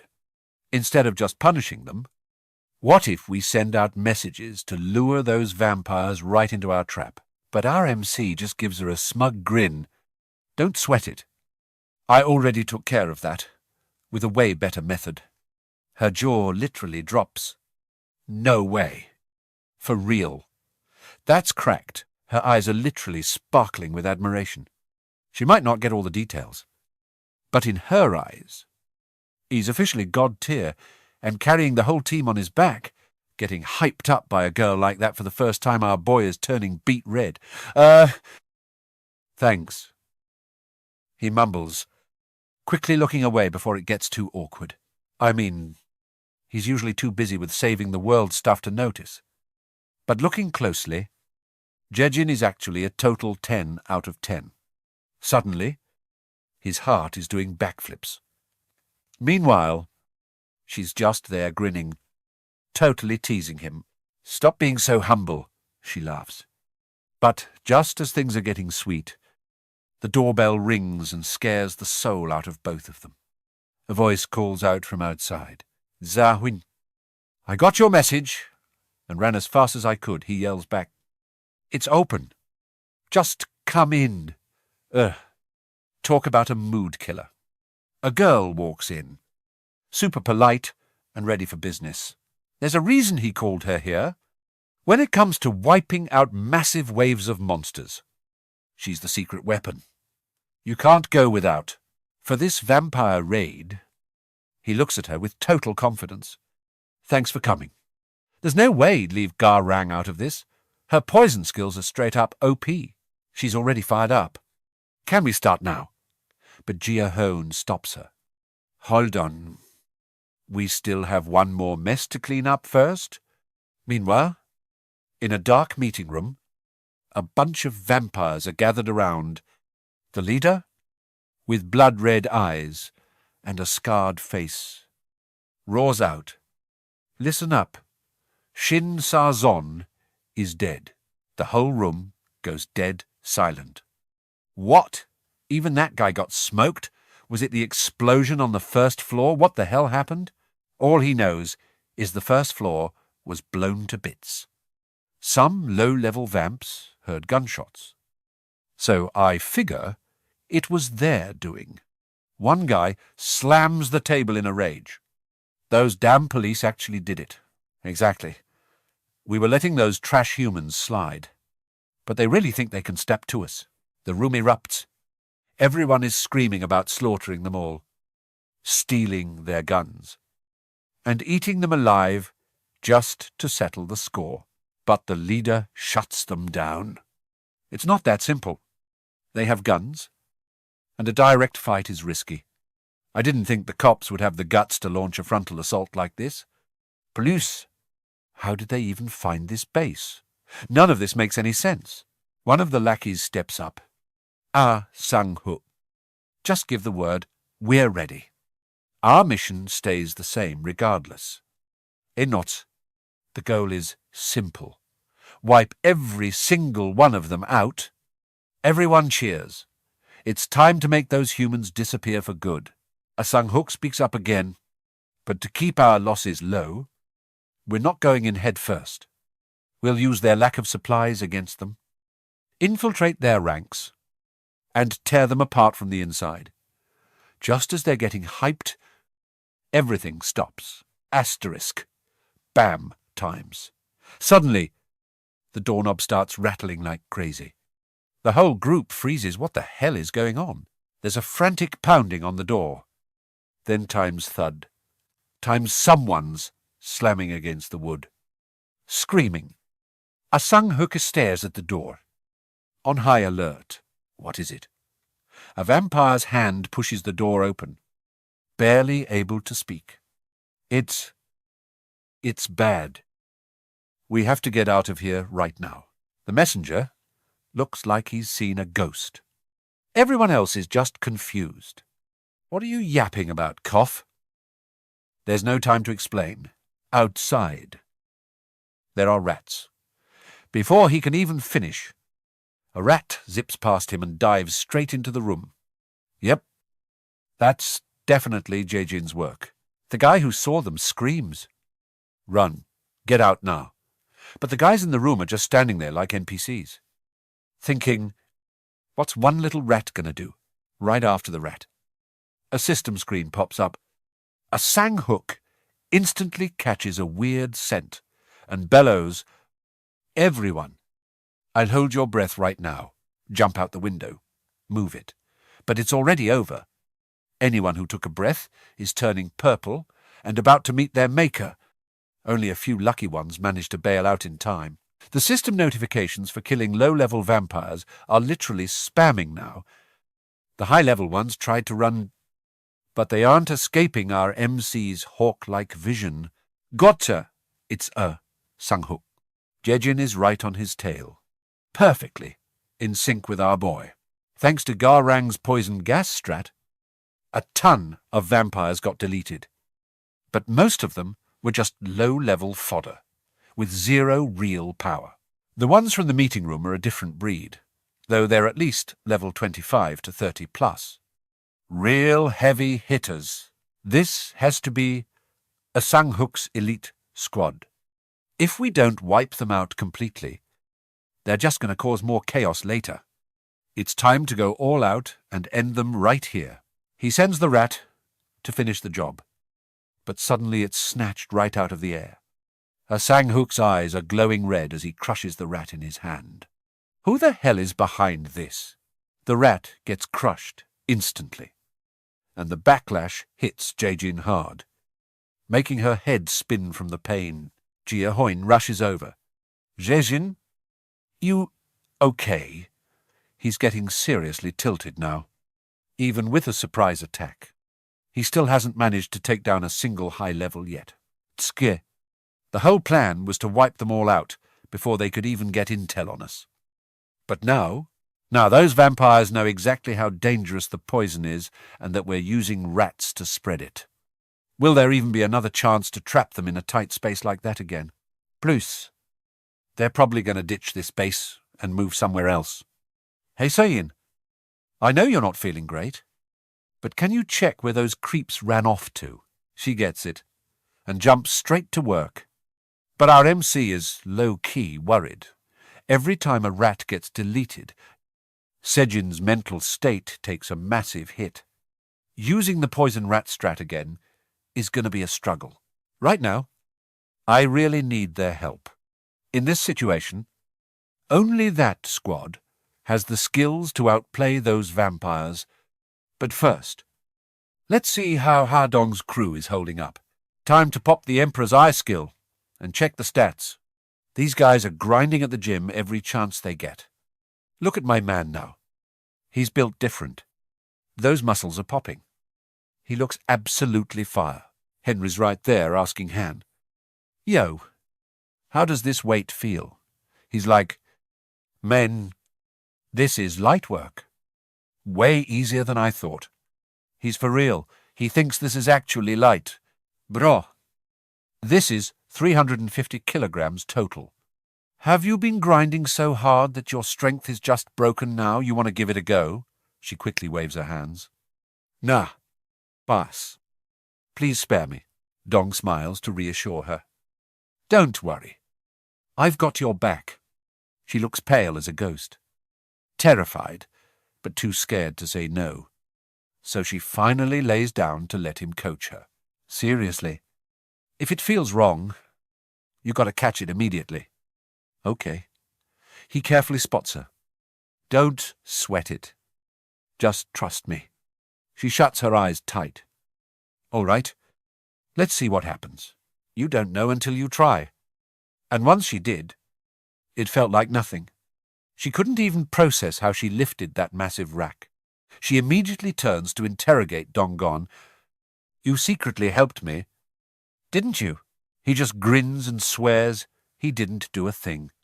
Gia Huynh watches this and thinks to himself, ever since they got back from that school, even though Hadong acts emotionless, you can still see a deep sadness in his eyes.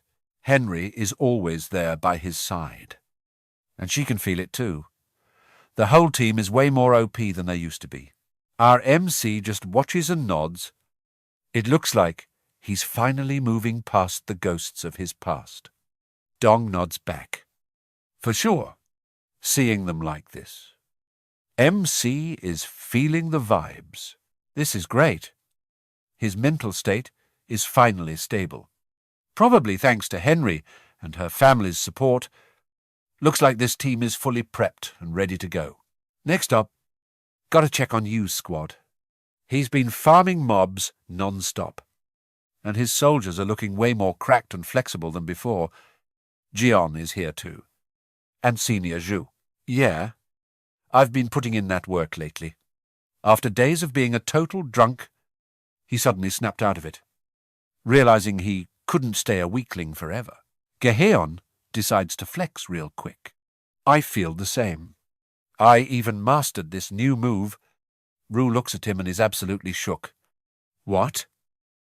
What the heck is that? Look at this guy. Is Gon actually about to turn into a bird and fly away?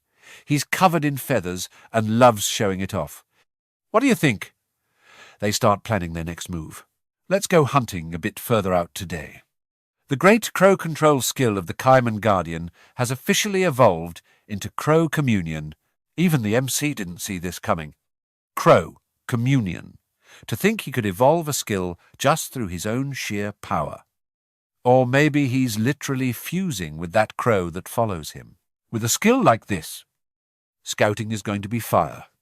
If Kim Jion can take to the skies in that form, his field of vision will be absolutely insane. It looks like Kang Shu and Kim Jian are mentally locked in. Now, is it just Munbong Ho left lately? Da, he's got a ride, and has been hunting in places far off the grid. Sisters Odu and Gon are in the car too. He sighs sadly. Are Gu and Gaeon just back to drinking again today? Odu replies. Just leave them be. They'll get their act together eventually. You think so? Yeah. They're strong. Just give them some time to heal. In the end, for stuff like this, time is the ultimate cure. Hearing that makes me feel a bit guilty too. Even though I want to follow Odu's advice and give them space, they're the elite squad with the most investment in the territory. Their power level is just out of this world compared to everyone else. Hao Hon and Henji, Kim Joan and Kanggu, Dao, Kim Gonong, and Munbong Ho. He sends a telepathic message to all of them at once. Long time no see. I hope you guys have been resting well. Actually, scratch that. I've thought it over. And the only people who can end these vampires for good are you guys. Let's get straight to business. No time to waste. I've got something incredibly important to tell you all. Scene shifts to another apartment building. Voices are buzzing. We have to strike first and wipe them out now. They're literally declaring war on us. Our comrades got deleted because of that stinking rat. We can't just sit here and let them butcher us like this. Sang. Whoop. Turns out these vampires dipped to another spot to plot their next move. Please, give the order. We'll go erase them right now. Sang-hu. The most urgent thing is moving the base immediately. If the enemy keeps hitting us with that same play, we're all cooked. That guy is fuming. What? These dudes went from debating to a straight-up verbal cage match. Yo, you never heard that running away doesn't solve anything, you idiot. The enemy used one tiny rat, and we're already this messed up. Staying in a compromised location is a death wish. That's why I'm saying we need to take the lead. But do any of you even know who the enemy really is? Damn it. Who else could it be? Why are you asking questions you know the answer to? Who else but those idiots with guns? Suddenly, a Sang-hook steps in and cuts them all off. You're wrong. It's not them. The others freeze, looking completely lost. Sang-hook, do you actually know who they are? His eyes glow red with pure killing intent. I'm not sure exactly who, but I know for a fact nobody in that organization has such a freakish ability. Plus, the bodies have completely disappeared. He remembers the horror of that moment. Before we got hit by that bone poison and had to jump out the window to survive, I saw some low-level vampires die from it, almost instantly. Their bodies turned into blackish-purple smoke and vanished into thin air. As soon as they stopped breathing, the corpses were gone without a trace.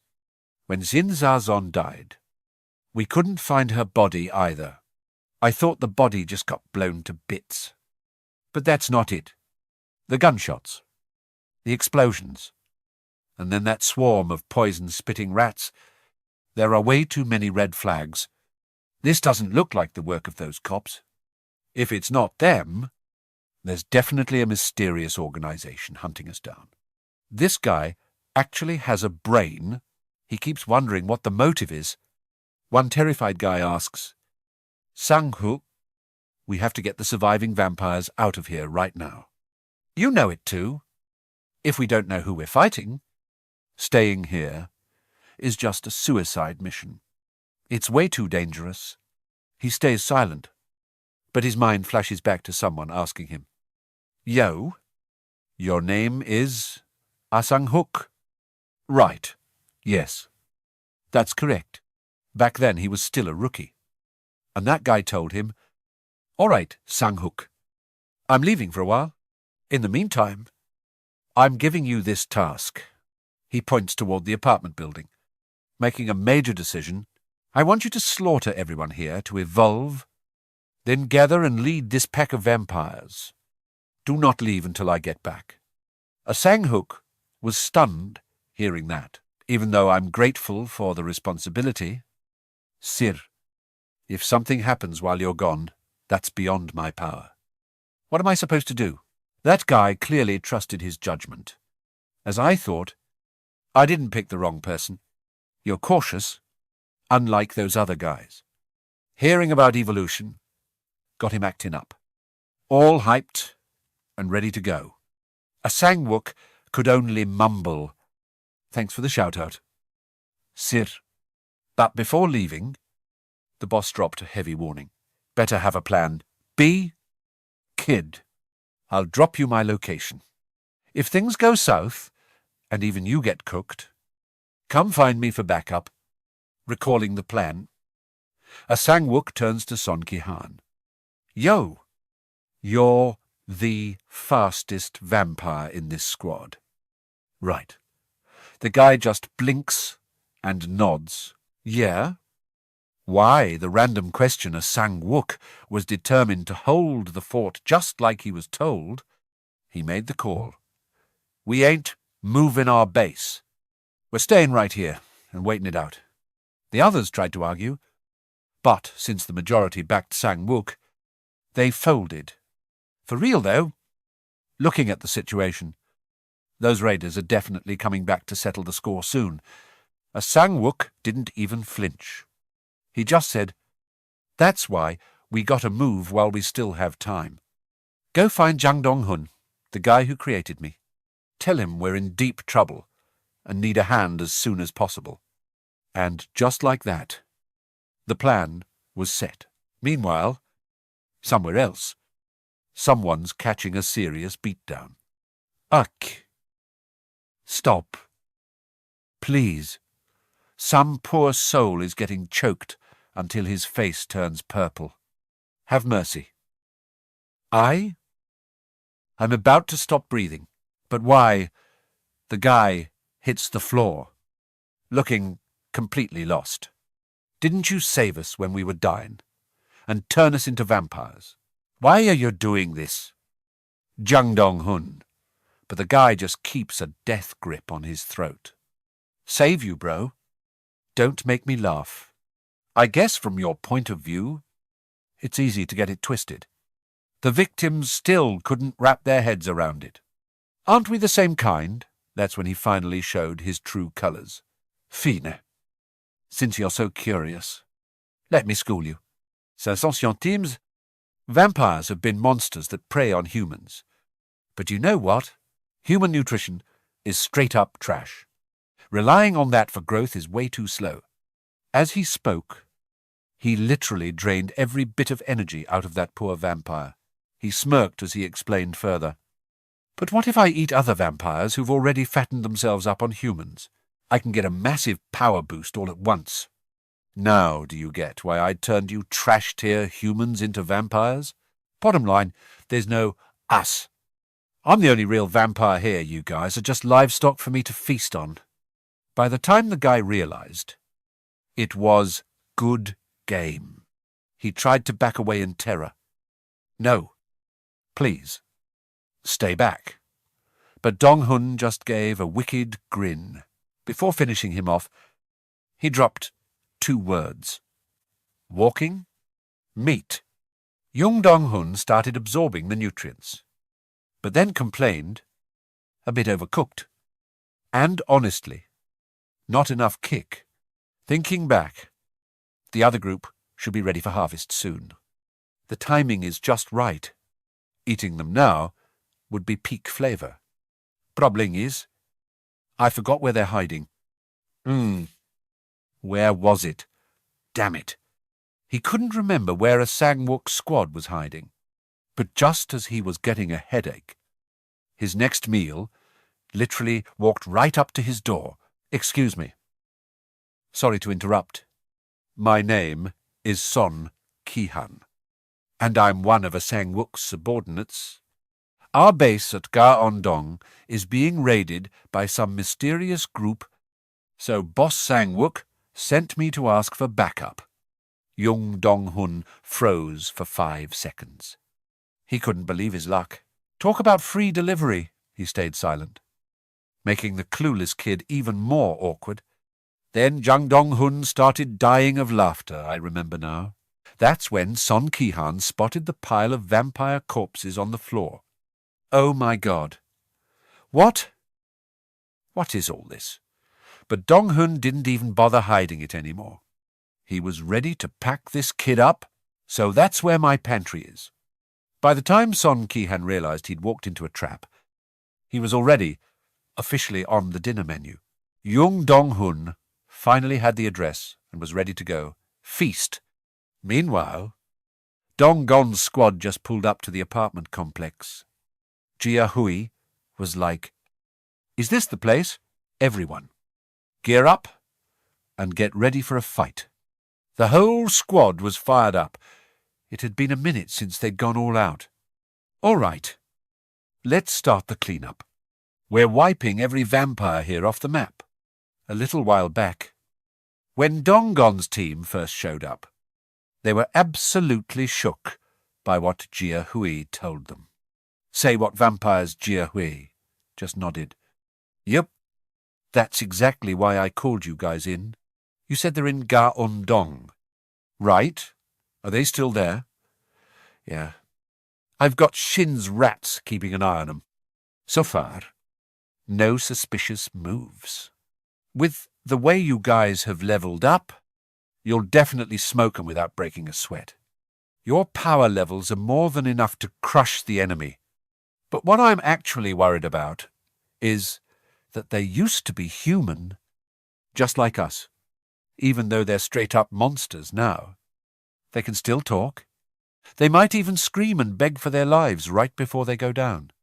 I'm worried that seeing that might mess with your heads. You guys still okay with this?" Dong-gon gave a sharp nod. "I get what you're worried about. He's really grown up and stepped up his game to survive in this twisted world. I think this is a hurdle we have to clear. Who knows how many more messed-up situations we'll run into later. There might even be times when we're not just fighting monsters in human skin, but actually have to take down real people. His face went cold as he put a hand on his chest, looking like an absolute boss. We won't hesitate. You're worrying over nothing. Their vibe was honestly way better than expected.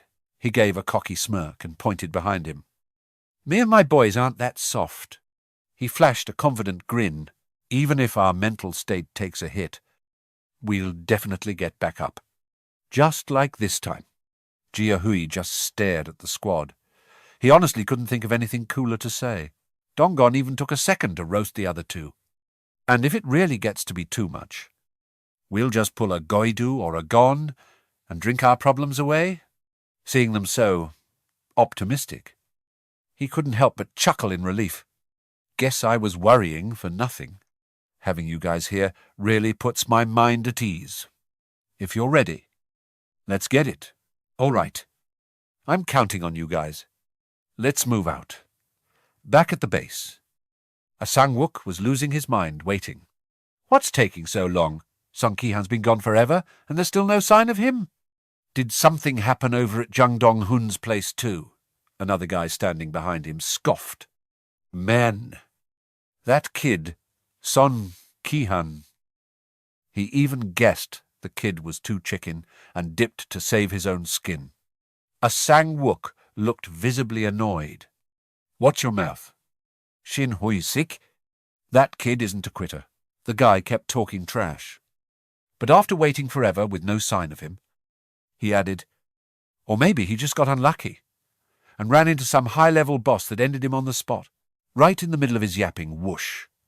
A massive arrow flew right past his back, close enough to feel the heat. All he could do was gasp as his whole body froze in terror.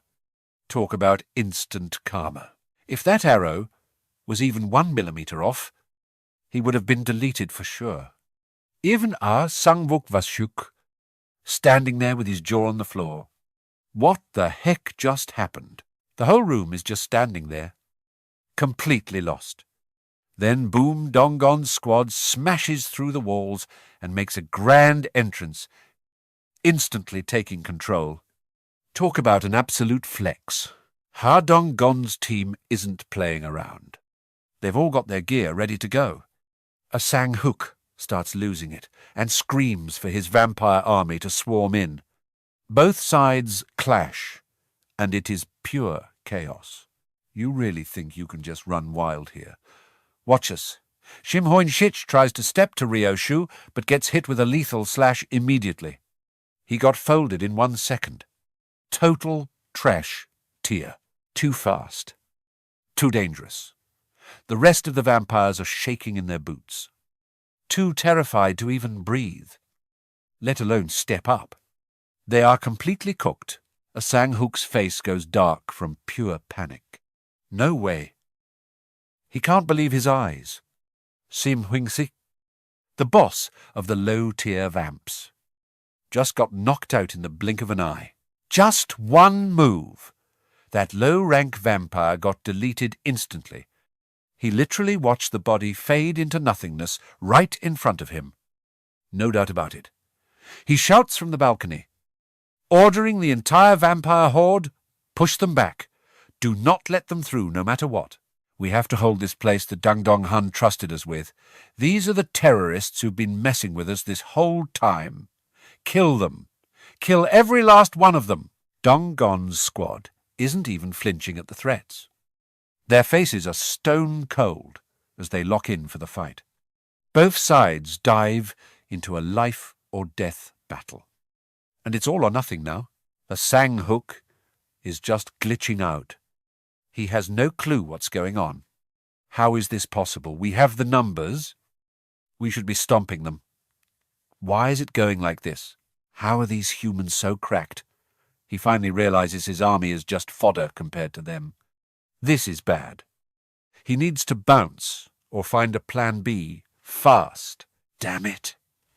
But before he can even think of a plan, Donggon puts a spear right through his chest. He says coldly, "You lot will never win. Because we aren't just some low-life bandits like you. We've already felt the bone-deep pain of having everything precious ripped away from us. This clown is literally about to die, and he's still yapping about Gia Huynh. But suddenly, something blurs past, slamming Donggon back and saving the villain's life at the very last second. Donggon is stunned, but he quickly resets into a defensive stance. It's Dong Hun. He just mumbles, "Man! I just went to grab some snacks, and I'm already late to the party." A Sang Hook sees his saviour and stammers, "You! You're here. Please save us." As soon as the words leave his mouth, he drops dead. His screen time is officially over. The guy is tilted. What the heck, is he dead already? Donggon is just standing there like... Seriously. The villain sighs, complaining that the merchandise isn't fresh anymore. Then he glares at the whole group. "So it was you guys. You're the ones who trashed my fridge. On the other side, Ryoshu's crew is still going ham, making sure not a single one of them makes it out alive." The group shouts that the outside is all cleared, but when Ryoshu looks over at Donggon, he completely freezes. What on earth is happening? It looks like something just dropped. Dong Hun is fuming because his meal got ruined, and he screams, "It was you guys, wasn't it? You're the ones who destroyed my pantry." Donggon is just confused because how was he supposed to know this creep was farming vampires for food pantry? Are you tripping? He thought things were just messy. But reality is a lot worse. Our main character already swiped up every single body before the villain can even process it. The room is empty. Damn it. You just made me lose my whole meal. Gia Huynh screams out a warning. "Donggon, get back! That's an upper-rank vampire." But before he can even twitch, Donggon takes a massive punch straight to the gut. He gets sent, flying back several meters, and everyone rushes to catch him. Donggon just tanks the pain and says, "I'm okay. I can still go." He gets back on his feet and warns the squad, "Watch out. This guy is top tier. The villain just walks up casually. So, making bodies disappear without a trace is your little trick." Suddenly he stops, looking genuinely curious. "Wait. That's weird. Usually, humans are weak and tasteless. But you guys, why do you smell so delicious?" That hungry look on his face is honestly disgusting. Like he wants to devour the whole squad right now. Total creep energy. "Fine. I've made up my mind." Ryoshu grips his weapon and barks. "What are you yapping about?" the villain screams. "Since you ruined my food, you're going to pay with your lives. You guys are the new main course." As soon as he says that, both sides dive into a brutal clash. Ju is sweating, worried he might not be able to handle this monster, and he was right. Before he can even do anything, he gets slapped across the room. His armor is shattered to pieces. He's in shock because the guy's speed is just unreal. No time to react. He's moving like a flash, attacking so fast that Ju almost hits the floor for good. Luckily, at the very last second, Bang Ho uses a teleport to clutch him out of there. What a legendary save. The villain is surprised. His meal just flew away. He blinks. "Oh, you can do the instant teleport thing too." Ju is beyond angry and orders his soldiers, "Everyone, get up, attack." Dong Hun just gives a wicked smirk. He's actually starting to enjoy this. Things are finally getting interesting. Ju keeps barking orders. But if even he's getting washed, what are the soldiers going to do? The villain just laughs while he fights. "You really think these little toys can stop me?" But then he suddenly stops. Ha! It's Henry. She catches him lacking and lets an arrow fly right at him. Skill activated. A beam of light zooms through the air. Let's see you dodge this one. No dodging that. He gets turned into a pincushion by several arrows, screaming in pain so loud it echoes everywhere. Karma really does hit hard. The bear girl is buffed up and charges in to finish him off. But this cockroach is still kicking. He shoots out blood threads to tie her up and tosses her aside like nothing. Henry isn't letting him breathe.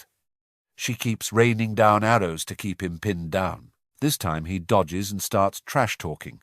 "Stop joking!" "That won't work on me twice. But hold up."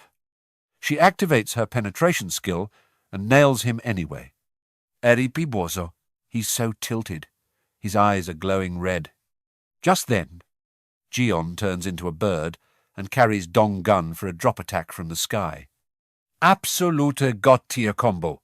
Dong Gun aims for his head and slams down. It's over for you. A massive strike shatters the ground, and dust clouds cover everything. Did the boss just get deleted? The whole team is holding their breath. But bad news. He's still standing. He walks out of the smoke. Still got the energy to talk trash. "What the heck are you guys? How can humans be this cracked? This is the first time I've actually been pushed this hard. I guess I have to go all out. You? The archer girl. You're first on my list." He's beyond furious and just wants to tear her to pieces. He thought he was the main character, but things aren't going his way. His muscles literally swell up like he's on something, and he lunges straight at Henry. He looks absolutely terrifying. But Henry doesn't look scared at all. She just smirks. Like, "Is that all you've got?" Gia Huynh was just waiting for this moment. He pops the system and starts flexing checkmate. Kid. Game over. Bro is completely frozen. What's that notification sound? A 20-kilogram weight plate drops straight onto his head. Henry's laughing as he watches him. Get crushed. But wait. No system announcement yet. That means this trash is still breathing. Dumb. His head is totally smashed. And he's still regenerating. What are these monsters on? Their durability is actually cracked. Is the high-rank vampire buff, really? That broken? Everyone quiet down. He's waking up. The second he opens his eyes, Dong Gun hits him with that disrespect you finally awake. So, this freak is stubborn as a leech. Only problem is, half his face is pure meat paste, looks absolutely disgusting. As soon as he's conscious, he's clawing at the ground and cursing like crazy. You dare look at me like that, Dong Gun just scoffs. Your body is trash now. We pumped you full of nerve toxin while you were out cold. Now he finally realizes he's been played and starts screaming, "What?" The MC points his spear right at him as a warning. If you want to keep your life, you better start talking. For real? Who are you guys? Who's the vampire lord? Where is he hiding? Spill it. But this guy is way too stubborn. Just giving a creepy, challenging laugh. He laughs until he's done, then mocks himself. I'm pathetic. To think I'd be threatened by actual food. You really want to know where we came from? We're the new humanity. Blessed with power by that person. That person, great. Another plot twist. Dong Gun frowns, waiting for him to continue. He grunts, showing his fangs. Yeah, but I don't even know his name. I just know where he lives. Dong Gun was waiting for exactly that. He digs the spear in even deeper. Talk. But the guy isn't even scared. He reaches out to laughing. You think finding him means you win?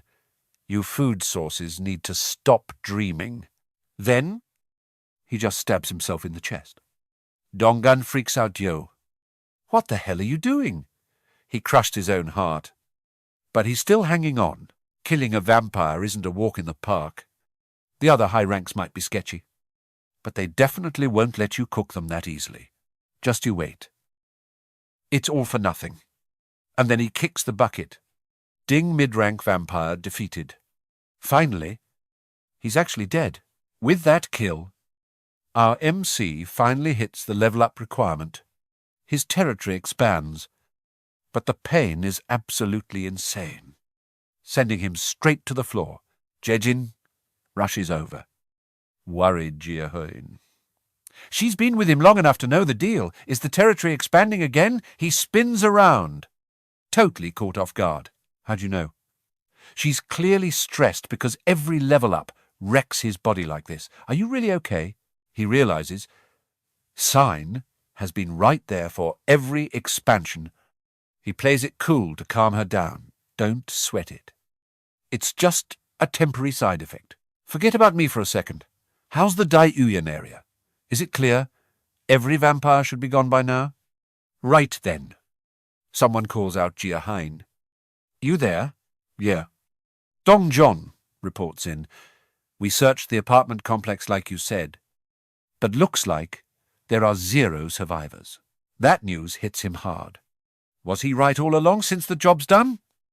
He tells them, understood, everyone. Head back and get some rest. All right. Gia, you worked hard too. Go get some sleep. She nods. Okay. But she stops right at the door. Gia Huynh. Since when did she care this much? I think resting is super important. So don't overwork yourself. Okay. He just sighs and asks, do I really look that tired? Everyone else can chill. But for him, not that easy. He appreciates the concern, but it's not nap time yet. Time to keep grinding. He opens the achievement system. With the territory growing, people are flooding in. He wants to accept everyone as citizens, but there might be vampires hiding in the crowd. Better set up a specific achievement just for these bloodsuckers. That way, even if he slips up, it won't matter setting the achievement. Right now, details. If a vampire gets citizenship, their power gets nerfed, and a killer's mark appears on their face. Boom! Done. Setup complete. He's knocking out tasks one by one. Next up, the 3 skill points he just earned. He decides to drop one here. Upgrading the shop skill, just as he thought every 2 levels gives a 10% discount. Suddenly, his eyes light up. Oh. Ding! Enchantment feature unlocked. Let's go. The build menu now has an enchantment workshop. This sounds mysterious and high-key OP. Enchanting. Totally didn't see that coming. And it even has a build mode. This workshop can buff gear or grant magic effects. He checks the price tag and starts doing the math. It's a bit pricey, but it doesn't take up much space.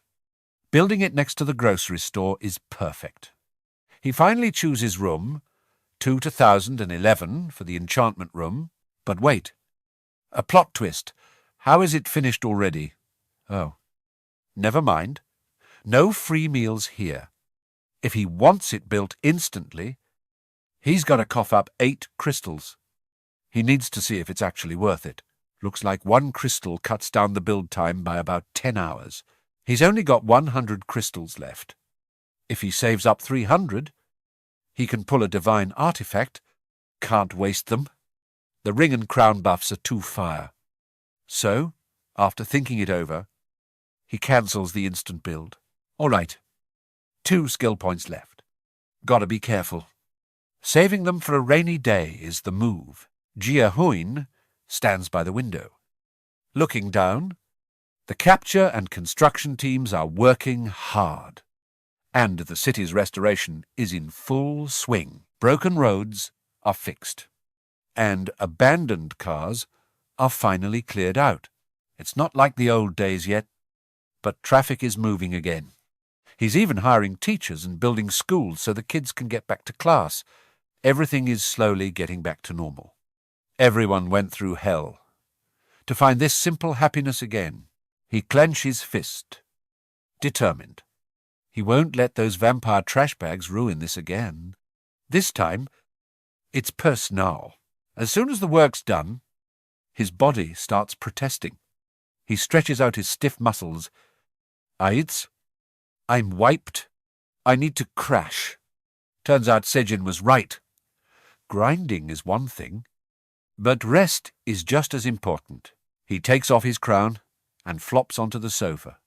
He only meant to nap for a second, but he passed out hard. Suddenly, the scene shifts a city, completely trashed and turned to rubble.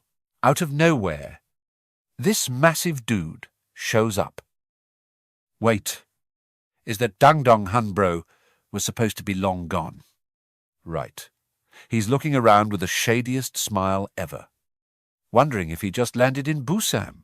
Gia Huynh barely closed his eyes before waking up to total darkness. What the hell is going on? While he's standing there, lost, a piercing voice screams right in his ear, Gia Huynh, why did you do this? A crowd is kneeling at his feet, screaming and crying. Why didn't you save us? My whole family is dead. This pain is unbearable. Aren't you supposed to be in God mode? Can't you do anything? These ghosts are literally hunting for his head. Our MC is straight up trembling now. He's about to defend himself when a familiar voice cuts through the noise. It's Henry. He's holding a cold body in his arms. Me Dodd. He's gone. Your power is so broken. Surely you can bring him back. Right. Bro almost peed his pants right then and there. He's trying to back away, but there's nowhere to run. Then another person shows up. You said that wasn't the last time. Right. Sigu Mommy misses you so much. It's Do. She's sobbing uncontrollably, staring him down with those desperate eyes. I tried my best, didn't I?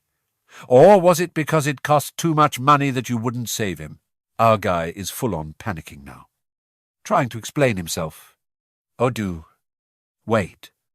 It's not like that. But these pale, ghostly hands are gripping him tight, feeling like they're about to rip him to shreds. Gia Huynh. Gia Huynh. Kim Gia Huynh. Those voices are like hammers slamming into his chest, feeling like his heart is about to shatter. In total panic, he suddenly bolts upright. Turns out, it was just a nightmare, but it felt way too real. It takes him a minute to even catch his breath. Just a dream, man. I must be haunted because I've seen way too many people log out of life lately. Normally his dreams are just weird. But that one was straight up bone-chilling. Du's crying face is stuck in his head. And then he suddenly remembers something important. Wait, why hasn't Du contacted me yet, after that whole vampire mess? She should have cleared a ton of quests by now. Right, this isn't right. He needs to find out what's going on. He grabs his phone and calls her up. Du, can you stop by my place for a bit? A little while later, she shows up and gives him a polite greeting. Gia Huynh. Did you need something? RMC welcomes her in. Hey there. Come on in. I've got something pretty important to talk to you about. So they sit down for some tea and a heart-to-heart. Du holds a hot cup, looking deep in thought. You're wondering why I didn't ask you to bring Sigu back again. Aren't you? Bro's caught off guard because she read him like a book. Sorry. I probably should have been a bit more tactful about it. But she cuts him off immediately. It's fine. I know what you're thinking. Her eyes soften as she remembers her son's smile. Getting to see him that one time was a total miracle for me. And it was all thanks to you. But after seeing Henry lose his dad, and so many comrades losing their loved ones, I did a lot of thinking. About Gia Dong, too. Seeing everyone in so much pain, I realized that if I stayed selfish and kept demanding to see Sigu, it would only lead to disaster. Then everyone would start clinging to you, desperate to bring back the dead. This society is already struggling to stay stable. It would turn into absolute chaos. I don't want my son to be the reason everything falls apart. Honestly, our MC never even looked at it that way. Du has seriously leveled up her mindset. Everyone's carrying their own trauma. But they're still grinding every day just to keep moving forward. I don't think I have any right to ask for special treatment. Seriously. Thank you for giving me and my son that one perfect day. Being able to say one last goodbye to Sigu was more than enough. It was like a beautiful dream that gave me the strength to keep going. Gia Huynh just stares at her in awe. In that moment, he realizes, Du's whole vibe has completely transformed since the day they first met. Seeing her smile so brightly and look this relaxed makes him feel way better. I'm glad you feel that way. She's no longer that anxious woman from before now. She's cool, calm, and collected. Thanks for taking the time to come see me. Don't munch on it. I'm the one who should be thanking you the most. Before leaving, she doesn't forget to thank him for everything he's done. Good night. Gia Huynh. He just smiles and nods. After that talk, he realizes, Du is actually way more mature than he is. Hearing that she found peace actually ended up healing his own heart too. Now he can finally get some real sleep. Fast forward a few months, and the sound of gunfire is tearing through the air as a pack of goblins gets absolutely annihilated.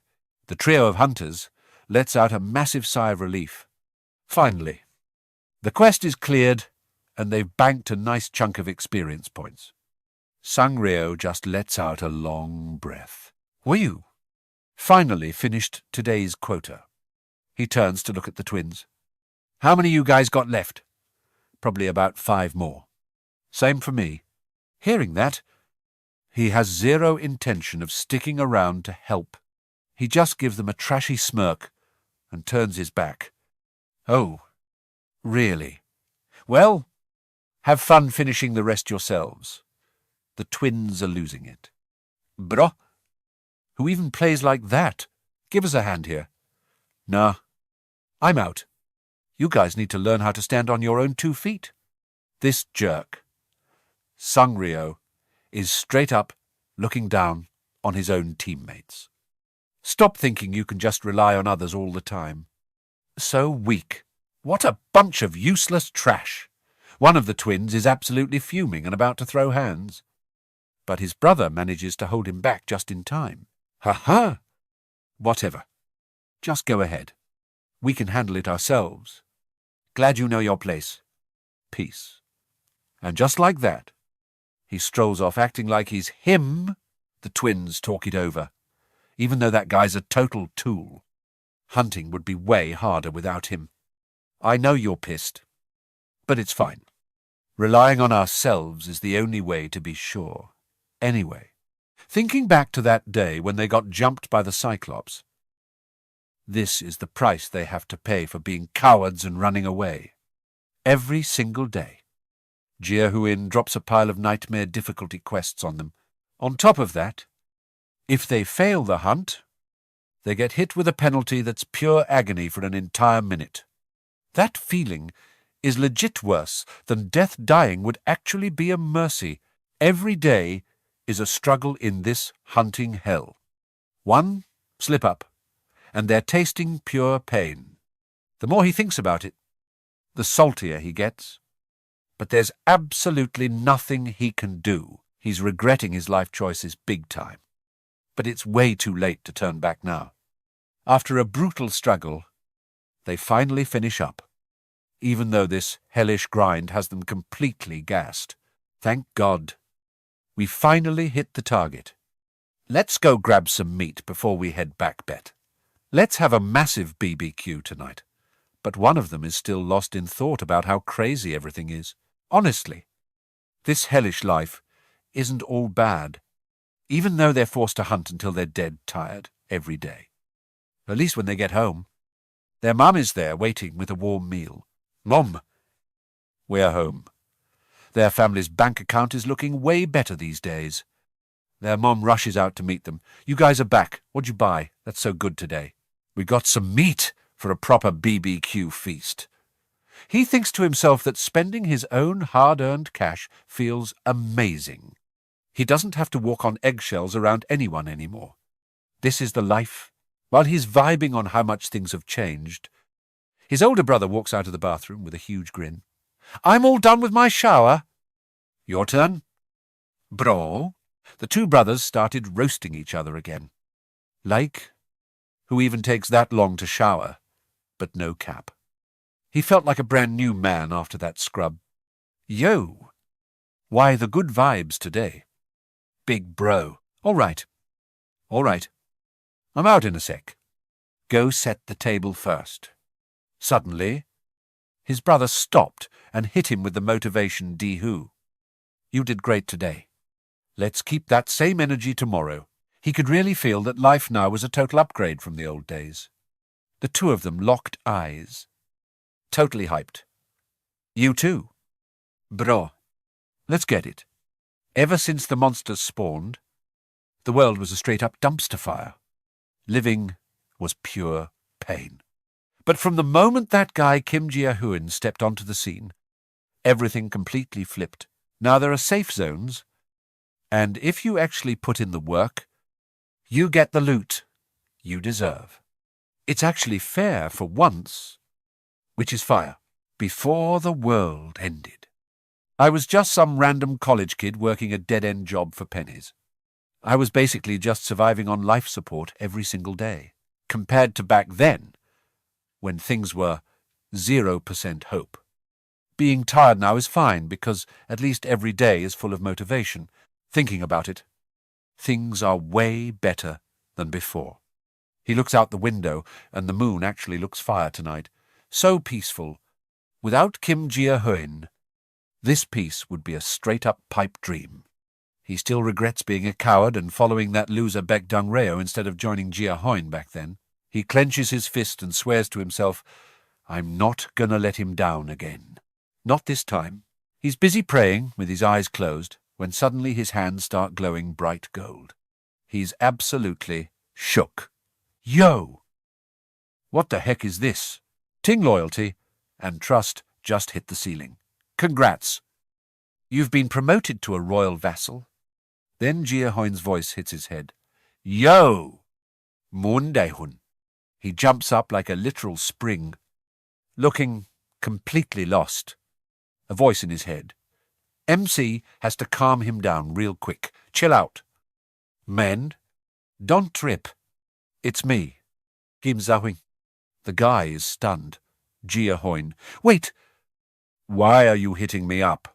All of a sudden, MC opens the system. I've got some business with you. You free tomorrow morning. Man's literally sweating bullets, shaking in his boots. Guess the rumors about him were actually legit. Gia Huynh checks on him, Moon Dae-hun. Then he casually asks, We've got tea or coffee. What's your pick? And even that makes the guy jump out of his skin. Coffee. Please. Thanks. He watches MC's back, his brain going 100 miles an hour. They say everyone Gia Huynh picks gets OP powers. Does that mean I'm... The more he overthinks, the more he panics. Suddenly, cold air starts leaking from his hands and actual ice appears. He's absolutely losing it. He's like, is this the power Gia Huynh blessed me with this cracked ability? The difficulty of hunting is going to drop big time. MC puts the coffee down. Here you go. The guy flails his arms around. Thank you, MC! Get straight to the point. First off, congrats. Men, take a seat.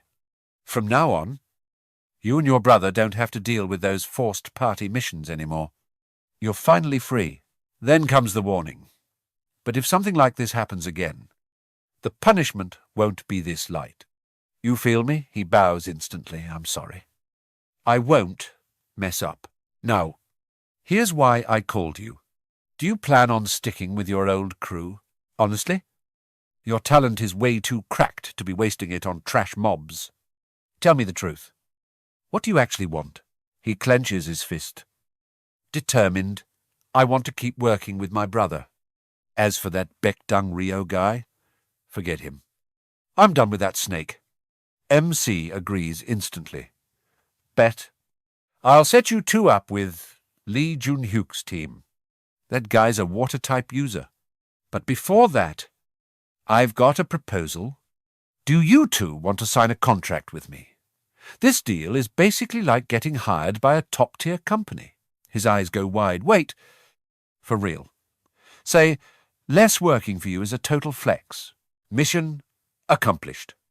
The brothers officially signed the master-servant contract.